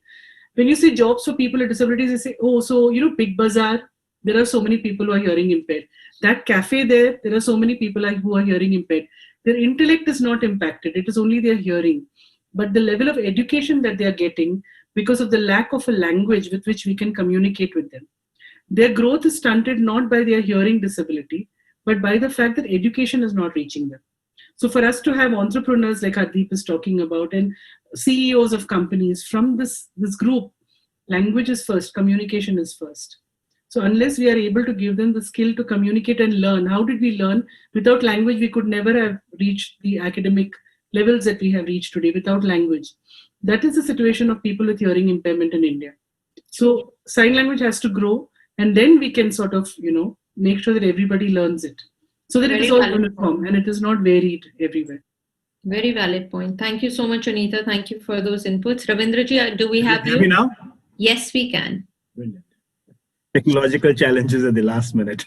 Absolutely, absolutely. So I totally agree with what Anita was saying, that at many a times we find that our specially abled youth what they are lacking is the foundation training and the foundation education that is there at the school level. And that's where the challenge starts when I'm getting into skilling development. Now, I will not call them persons with disability. I'll rather like to term it as a persons with special ability, because what is lacking is not in anything in terms of the ability, but in terms of communicating with them. So if I'm able to identify the mechanism and means of communicating what the knowledge is and communicating to them how a particular job needs to be done, then they're able to grasp that, and then they're able to interpret that, and they're able to apply that. That's the key to the entire skilling activity for persons with special ability. So what is being done is that there are two challenges that are there. One is the foundation training. So the government has allowed us to include a foundation training program. We call it the bridge module before any regular training happens. So for example, I'm doing a guest service associate for the hospitality industry training. I also pre-train the person first with the foundation training to bring him up to the level, him or her to the level where the other candidates are, and then impart the training through a specialized trainer who are able to communicate the desired outcomes to them, and they're able to work. But the biggest challenge that is coming is that a large proportion of our specially abled youth are from the non-urban center or are at the fringes of the urban center. So the accessibility becomes a big challenge. So we are attempting to take training programs in a container-based training setup, which can be relocated from one geography to the other geography. So that if a training center is being set up at a particular geography, once the universe of that geography is used up, the training center can be relocated. And a new training center with a new set of possible trades can be brought into that geography. So that's something that is being done by the government. Government is also supporting in large extent in terms of the apprenticeship training program, and that is what came out of the group discussion. Both Rick and Meg both were of the view that there has to be a sustained industry support towards the skill development. Like, I very firmly believe skill development is a joint responsibility between the government and the industry. The government will be able to bring in the policies and the various other support mechanisms. But the core component of skilling has to be, that void has to be filled by the industry, because they understand what needs to be done, how it has to be done in the workplace. I can do the best of the training in the classroom and the lab, but actual training happens on the shop floor or wherever the person is working. So towards this, one has to look into that. Also, one has to break out of the cliched trades that are there, candle making and things like that, and start getting into something which is more productive. So we are fortunate in India that a lot of industries now are realizing the value proposition of hiring persons with special abilities. Over the last 2 days, I've had sessions with a number of workshops and number of industries, and very happy to share that a lot of industries which initially were hesitant in hiring persons with special ability realized over a period of time that these youth bring in value proposition in terms of their productivity levels are higher. In the hospitality sector, it is as high as 15%. Their discipline is higher. Their integration into the workforce is a little challenging, but when it's handled carefully, it happens very beautifully. And the propensity to change jobs is not there. You have long-term employees working. So actually, it makes a valuable business sense to hire persons with special abilities. And that's what Rick also said, that if you look at the companies which are hiring persons with special ability over a period of time are able to demonstrate a better outcome that are there. Only thing is that, yes, there are certain early adapters to the entire thing. And then over a period of time, the other industries also start adapting. So that's one, from the employment perspective. From the corporate side, corporates have to start believing that hiring of persons with special ability is not charity. You can't hire a person, park a person into a particular job and forget about it. I've done my job. I don't need to look into it anymore. I'm very happy. It's not a tick in the box activity. Like one end, the government and we are focusing on developing and delivering the foundation program to bring the person up to a certain skilling standard or skill level or the ability level, so the person gets employed in a particular organization. The organizations also have to now start planning their developmental programs, the management development programs, as we call it, or the leadership development programs, that is they are calling. And these programs have to be slightly different as compared to other people, because the communication methodology and the processes will be different. There is no way that a person who can join at a particular level cannot go up to become a CEO with whatever special ability the person has. The only thing is one has to address the training needs. The industry has to step in to create those specialized programs. They have to show the willingness to integrate these people. That's where it stands. So I had this question yesterday, and it comes back to me today after what I heard from you. While I know a lot of corporates who would want to, hire persons with disabilities not because of sympathy, not because they want to do charity, because they genuinely believe that certain people have certain skills which will add to their organization, but they lack in that integration, and they lack in syncing the rest of the organization with the person whom they've hired, and to extract the right skills for what they are hired. I think does government have any sort of program or hand-holding for this transition from, while they are they go through your foundation program and then, they are hired by the organization for a smooth transition? What we are doing as a council, we have encountered this at a number of occasions, and we have felt there's a strong need for an intermittent job role in an organization. It can be part of the HR setup, or it can be part of the operations setup anywhere. We call them job coach for integration. So job coaches for inclusivity is the name that we are given for the program and for this job. What we are trying to build in is, it will have a level of communication skills. It will also have a level of understanding and how you ease a person into the entire training program. And what we are also trying to bring in is a buddy system. So whenever a person is hired, when you're hiring a person with special ability, don't hire one person, hire at least two. So at least they have somebody with whom they can communicate at their own level. They have a comfort zone, because everybody wants a comfort zone before they start expanding the comfort zone to include other people. So that's how we are encouraging industries to get into it. A lot of manufacturing industries, surprisingly, are stepping up and are now wanting to run apprenticeship programs for persons with special ability. The hospitality sector is stepping up. In fact, we had a batch of 20 candidates who were absolutely prepared from the intellectual disability component coming into the hospitality sector for apprenticeship program. Unfortunately, the COVID happened. We had to put everything on hold. We are hoping that sometimes in March or April, when the hospitality sector opens up, we'll be able to integrate them into that.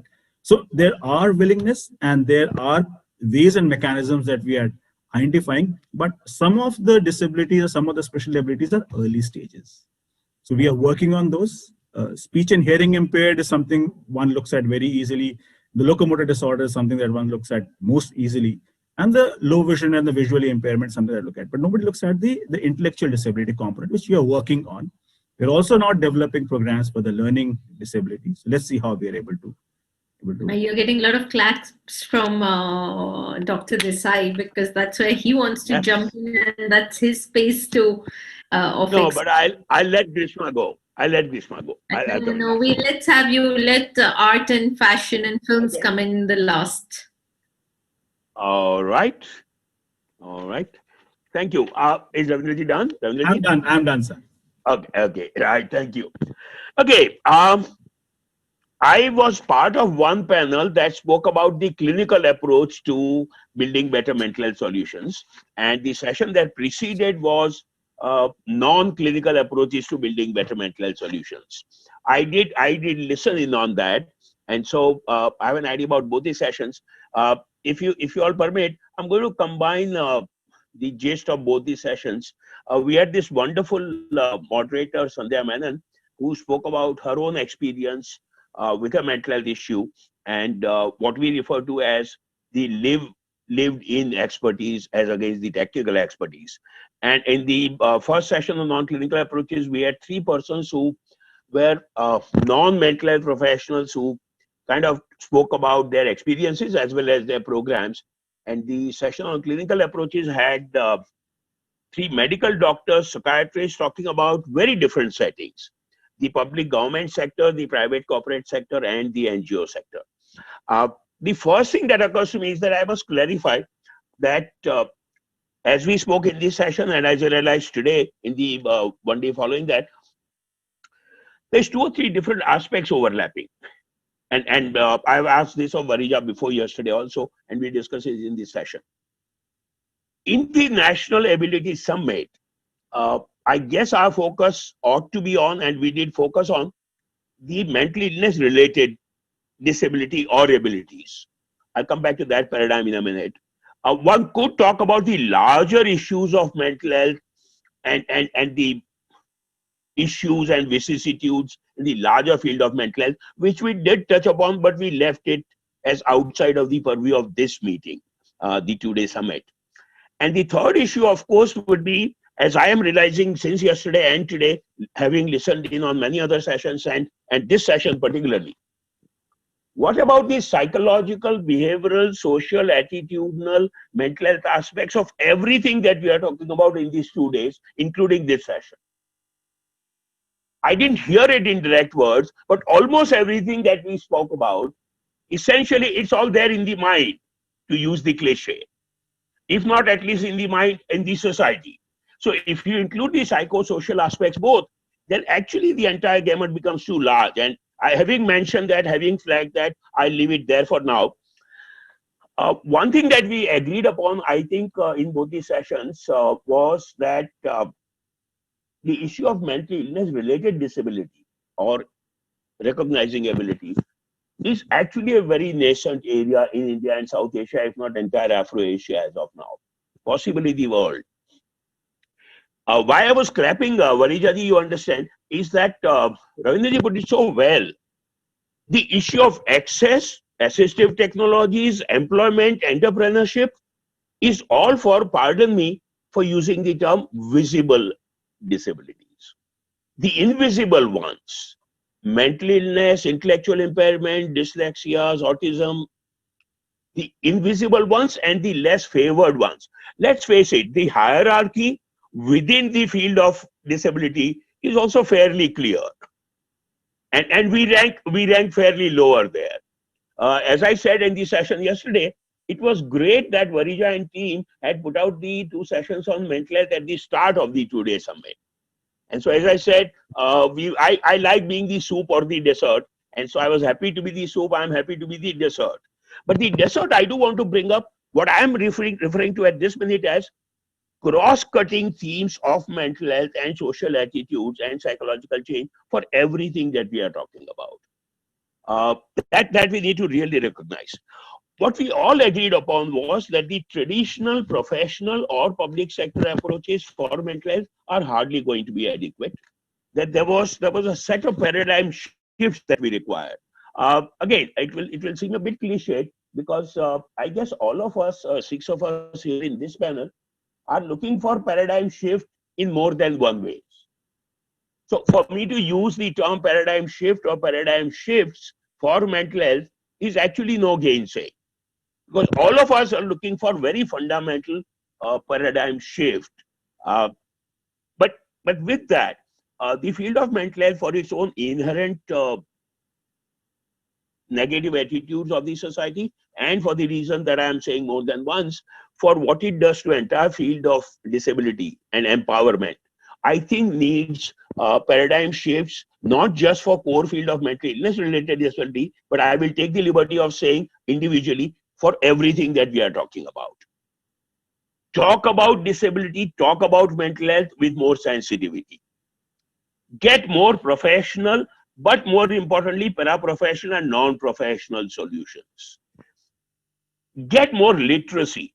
It's very striking how, not only in this session, but almost all sessions on disability or mental health or public health that I keep joining, there's always the talk about increasing awareness.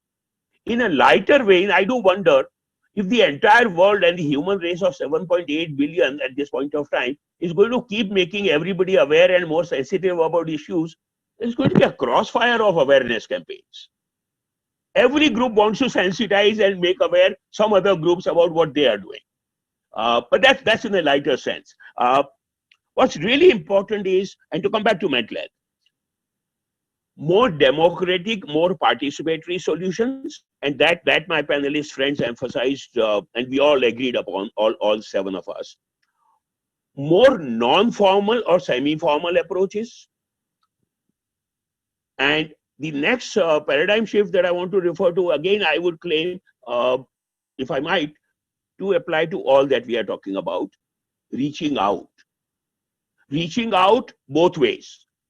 Reaching out for those who need us and reaching out for those who actually we want to help.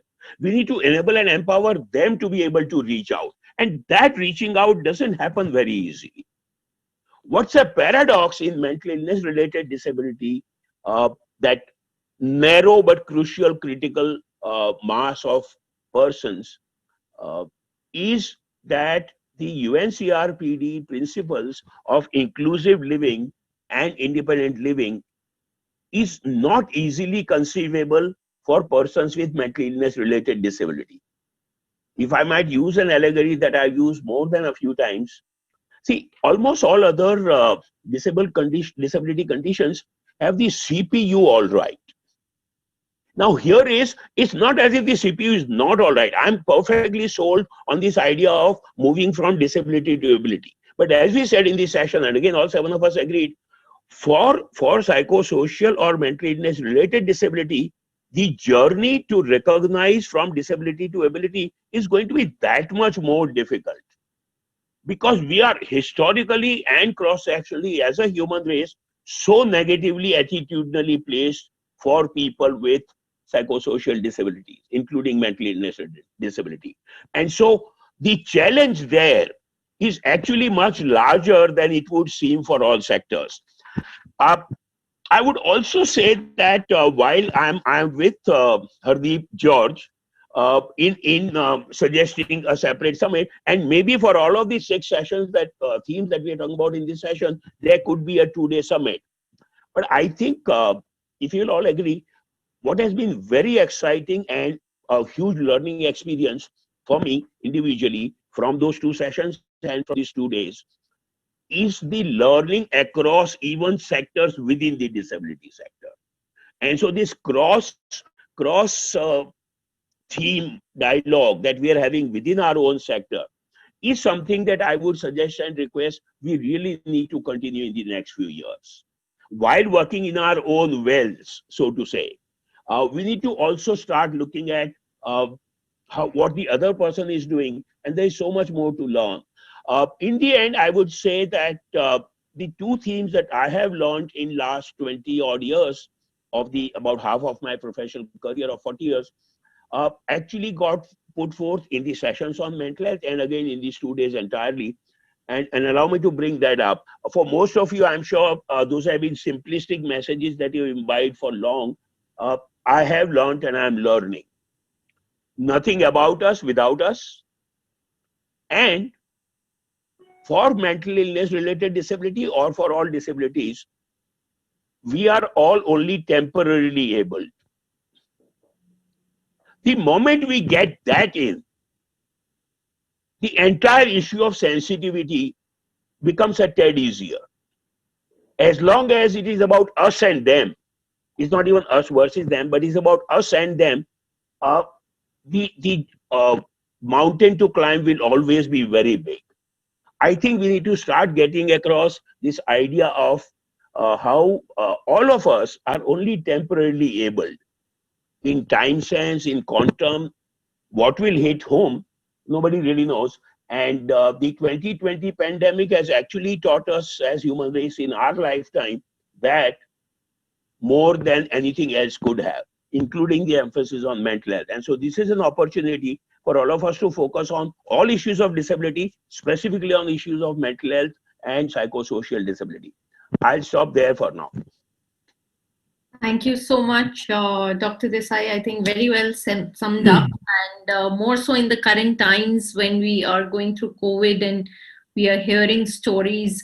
And the purpose of bringing in mental health from the non-clinical and clinical perspective was partly to to cover the precautionary side of mental health. If not addressed at the right time, can become a mental disorder as well.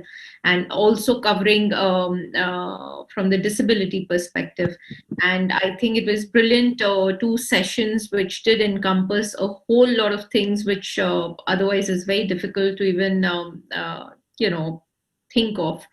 And like you rightly said, we wanted to bring in, different areas that touch upon our lives. It's not just categorization of disability within that sphere of 15% population, but everything that touches upon these 15%, so to say, people with disabilities. And that's where I want to bring in Grishma, because films do reflect what our lives are all about. And we had a brilliant session. One of the best sessions we had was on films. I don't think when we talk about disability, we really talk about films, but how films touch upon our lives. And as I had spoken earlier, in India, we had this film called Taare Zameen Pe. Nobody had heard of dyslexia before that. Today, every mother is paranoid if her child is writing in the opposite direction. So that is what a film can do. Why, filmmakers are making or not making such films, and what the narrative has to change. I think we had a brilliant discussion. Grishma, why don't you just step in and tell us all that was discussed? I think it was a session where I just couldn't even blink. It was a brilliant session. Thanks, Varija.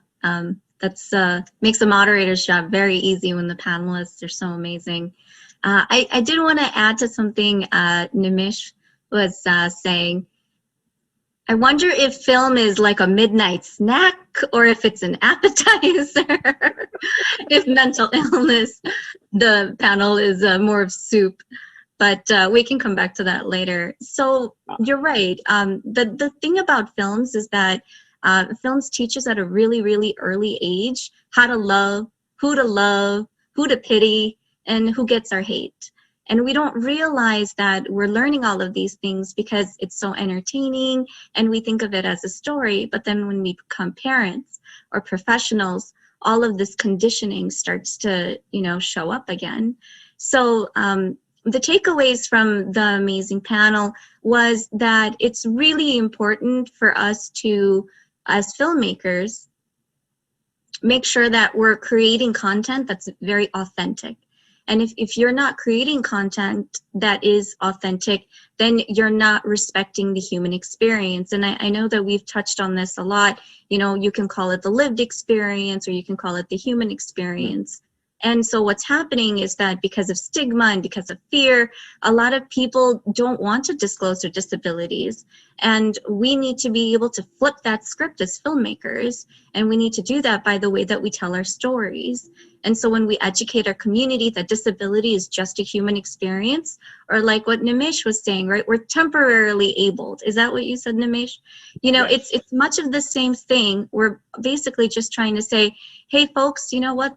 It's a human experience, and we should all be very much, understanding that. So the way that I look at it, and I did my homework, is I looked at it from the individual standpoint, and I looked at it from the collaboration or organization standpoint. And so as a filmmaker, it's really important, especially for the next generation of filmmakers, to realize that disability content is really good for business. Netflix is championing, stories about disability. Crib Camp got millions and millions and millions of eyeballs. Why? Because it's such a great story. And you know what? It was even executively produced by President Barack Obama. So that tells you that if you've got really great stories that are authentic, then there are people that want to be able to share it with the world. And then the other thing that I really loved with the conversation was that we talked about allyship. So if you are a person with a disability, then you're going to be a pioneer, and you need to recognize that being part of the disability community, you are a powerful generator of the economy. So in America, especially with COVID-19, we lovingly call our curbs curbside pickup. So that's where we pick up our groceries. That's where we pick up our dinners. So hello, curbs were actually created for wheelchair users. So it's benefiting everybody. And then the other thing about it is that when you're an ally, you want to be able to support disability films. You know, if you're at the theater and you notice that there's no ramp, then go tell the people at the theater, hey, you know, there should be a ramp here so everyone can enjoy it. And that simple adaptation is not only going to help a wheelchair user, but it's also going to help parents with strollers. And then one of the last things I want to talk about with individuals is a lot of people seem to be very afraid to talk with people with disabilities. You know, so I don't know how many of us here actually wear glasses, because I see Varija wearing glasses, but I'm going to assume that either all of us wear glasses or all of us are wearing contacts. And so just imagine if, you know, society was afraid to talk to you because you wore contacts and glasses. Because the minute you take out your assistive technology, your vision is not going to be 20/20, folks. And then Keely, who has a casting agency, she you know, talked about how it's really important to advocate for talent. And that's when Shonali also made a really good point. What if you do want to represent talent, but at the end of the day, you don't know how to find the talent? So here's an opportunity for collaboration. UK, USA comes to India, you know, and filmmakers start networking and they find the casting that really does make their films really authentic. And then finally, from an organization's point of view, Real-Abilities touched on this, and Isaac talked about how, you know, schools, they really need to introduce young children to disability, and we've touched about it as well, so that they don't grow up being scared of this human experience. There's so many kid-friendly films available, and they're also free. And when I say kid-friendly, I'm talking about cartoons, I'm talking about animations. All you need to go is onto the website for Real-Abilities Film Festival, and then you can actually get these resources for free. And that also goes to employers. It's very important to start the dialogue about disability inclusion in the employment space. So then take those films. There's also films for adults. There's feature films, there's short films, you know, and then watch them, and then have your employees watch them, and then have the dialogue that you really need to start talking about how we can make this an inclusive space. Because, you know, if you're like me, you're working 8, 9, 10 hours, you know, that's your second family where you work. You want to be able to be comfortable. So lastly, I will say that government needs to be an ally. And that's why, you know, there should be policies regarding diversity requirements for film projects. The Oscars are starting to do that 2024. If you want your film to qualify for Best Picture category, the beloved Oscar, well, you need to have on-screen and off-screen diversity requirements fulfilled. So what if we did that in India? You know, we've got what's equivalent to an Oscar in India as well. Or you have these government film schools. What if they do competitions about disability films which get screened, which was also something that Shonali mentioned as well. It's a great way to create awareness about disability and other underrepresented topics. So that's all I have for films. So important and so brilliantly. And I think there was this another point which was about, you know, during the interval and during the film breaks in theaters, films on disability awareness can also play in India. You know, one could run a competition. Shonali did point that out, you know, and the winner films can play there, and that makes life so much easier to, you know, reach out to people in terms of disability awareness. But it was a rocking session. So yes, I am the last one. You know, it's called the icing on the cake. I'll call myself that. So we had a session this evening on fashion, and of course that's where the history of National Ability Summit started, because it actually started 16 years ago. With my research on clothing for persons with disabilities. We had a very interesting session today, and few points which came across, because everybody have their own limitations of viewing disability, and people with disability have a different view, and the people sitting outside have a different view. We cannot do it for them. without them. I think that's what the crux of the whole discussion was. Fashion worldwide is considered as something glamorous.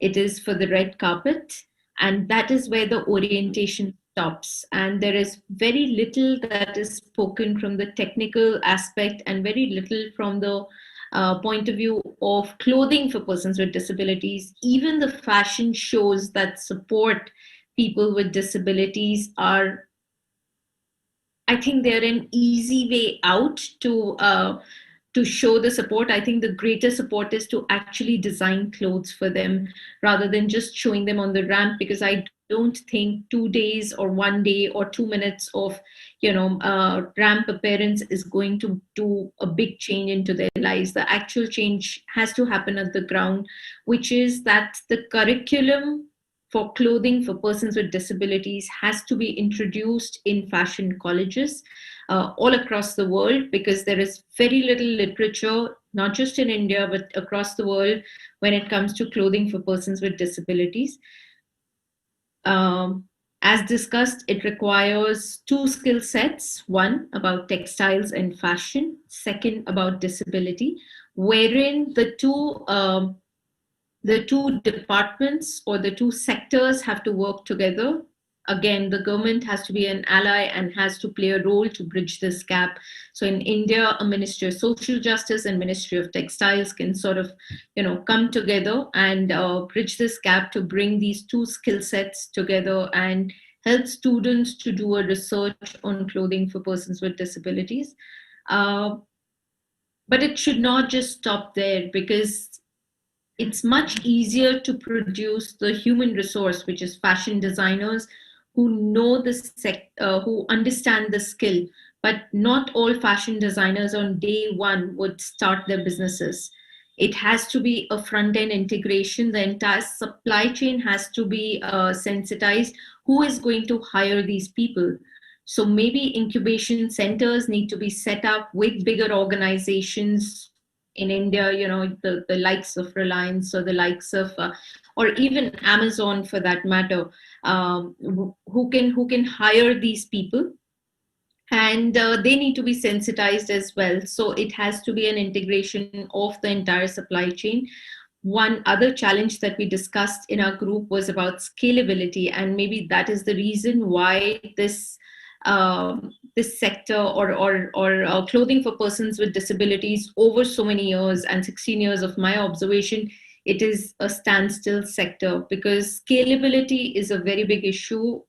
Every disability is different, and to get a generic answer to have volumes in place becomes a very difficult question to address. But I think in today's time and age, where artificial intelligence and technology is playing a big role in everybody's life, we have applications that you take your photograph and your exact measurements are out there. So using these applications to create bespoke clothing is going to be the way forward in terms of addressing everybody's needs. There could be brands, like Hardeep also said in terms of, while judging the jury, that there are brands that will do well, which are scalable. So they can work over generic, clothing and more, common issues, whereas there will be other brands which will be focusing on bespoke and catering to very customized needs. So I think there is place for more, but I think the bigger need is for the entire supply chain to integrate to be able to do this best. Anita, would you want to sort of come in here, because you have had an experience in apparels and clothing for persons with disabilities as well? Yes, thank you so much for letting me talk about this. Although I'm not from the fashion industry, there was a candidate of ours who had a garment malfunction on stage, which is what set me off actually. And we had a competition, a national level competition on designing clothing for people with disabilities, for students and designers, professionals. And we ensured that every team would have one mentor with a disability and a designer on board to support them, and 2 or 3 students per team. That means 2 or 3 students of fashion design, one mentor with a disability. We didn't call that person a muse or a special person. That person was the mentor, and also an expert from the disability sector. And we had 15 designs finally. Many of them were wonderful. Every design had some element that could be used and scaled. But when it was all put together, we found that there was not one garment that could immediately be sort of taken into the market and scaled and sort of made in large numbers, right? So like you said, every person has a different need. Every person with a disability has a different need. Especially with an aging population in India, you will find that a lot of people will have Parkinson's, will have arthritis. Many of them have knee replacement surgeries. There are people who have stroke and paralysis because of that. There are people with intellectual challenges also who find it very difficult to see the front side of the outfit from the reverse. There were so many different challenges that came to us when we were going through this entire process, which we hadn't even thought about when we actually started. So at the end of it all, I found that, like you said, scalability was definitely difficult, and a lot of companies that I approached also said, how many people would buy this from us? How many numbers should we produce? How much should we invest in this? That became a huge question. So I decided that since we live in this wonderful country called India, and we have tailors in every nook and corner, I know, Hardeep, that when we go to England, I remember the first time I was there, one of my buttons broke in one of the outfits that I had. And I think it was £7 for me to get that button replaced. I said, I don't think my outfit, I can buy another shirt back home. I'm not paying £7 to get a button replaced. That is the advantage of living in a place like India, where we have tailors everywhere in every nook and corner. So I put up all the 15 finalist designs in a catalog. And it's online now on the Ekansh website. It's for free. And I also got some interns, and I told them, look at everything that is available online. So we have all of these brands, right? And they all show us the finished garment. I want to see the sketches. I want to see the sketches so that I can show it to my local tailor and say, please, can you tweak this to my size or to my needs? So this is saying you need Velcro of a certain kind. We may not get it in India. Can I replace that with a zip? Show me the drawing so that I can adapt it to what I need. So I decided to put out, I told my interns, I said, give credit to the website from which you're taking the design. Say you've taken it from there and you're inspired by that, but please draw sketches and give us sketches so that anyone, anywhere in the world can just take those sketches and go to the local tailor if they have one available and have an adaptive outfit stitched according to the needs that they have. I have also mentioned on the website that this is not perfect. You can't just lift one design from here and say, okay, this is for cerebral palsy. I have cerebral palsy and I can use it as it is. Pick up elements that will suit you, like you would with any design or any color combination that you want. Pick up elements that you like and get one tailored yourself. That is the best you can do in the current scenario. But if all of you together can come up with something where we can actually have things available online, that would be wonderful. And even the designs that we come up with, the regular designs that you make, like a shirt, if we can place an order, like Marks and Spencer's doesn't have it available online. You have to place an order and then they send it to you after a while. So it's not in any of their stores in England. I know because I did that survey. It's not available in the store. So you have to place an order and then they send it to you. We could do something similar in India where we could tweak designs for people. But again, in India, rural, we talk about rural, we talk about the socio-economic differences in India. Best is a local darzi. If we can find somebody who will stitch it for us just by looking at the design that's online, that would be the perfect solution. If you could just have those designs and sketches from all of you, Varija, and all the students you have, and all the fashion designers that you know, that would be the best thing to put out there. Because people all over the world can then just use it. We'll do much better than that. Don't worry. We'll make sure that we take this to the next level. And I think that also brings us, I think we've overshot our time, but then we've had a brilliant discussion and so many takeaways which are going to tickle our brains for next few months, I'm sure, and put things in action. But before we sign off, I want to thank a few people who have been an integral part, who've not come on the forefront, but They need, we really need to thank them, because without their support, it wouldn't have been possible. So I want to thank John and Harshit Kocher, who supported us for this event. Graphis Ads, who had set out all the hoardings all across Delhi. Thank you so much, Alok Gupta.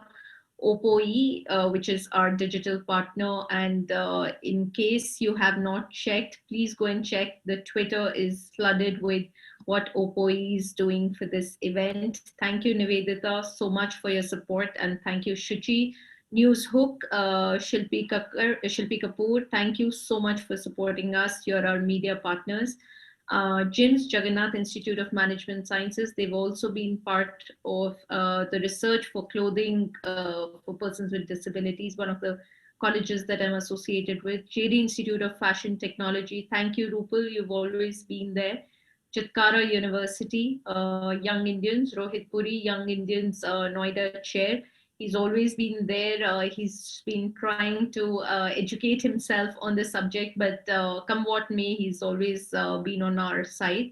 RT Labs, of course, Mohan Sundaram. Startup Buddy, they were our partners for Star Able competition. Thank you, Amit, for your support always. And thanks to all our lovely Indian Sign Language interpreters. I think it has been the most difficult task. I didn't know that it takes so much time and energy. We get tired talking, and they've been constantly doing this. So Sai Swami Society, Shivani, Tanu, and Pooja, and of course Amit Gautam, our fabulous American Sign Language interpreter who joined us yesterday. And our amazing tech team who are there at the back end from step one, Rajat Khetan, Divangana Mishra, Akshay Padwal, Shantanu Bhopale, Hardik Vithani, Rahul Pandey, and Anush Bhardwaj. Last but not the least, the entire team of Varaja Life. Meera has been brilliantly coordinating and has been coordinating with the world timings. Manya, who's been handling our social and digital, and of course, Anjani from our team. And before we sign off, I have to give a special thanks to Grishma, who has been coordinating with me and my partner in crime for all the, I don't think you've slept in last 36 hours, if I know well.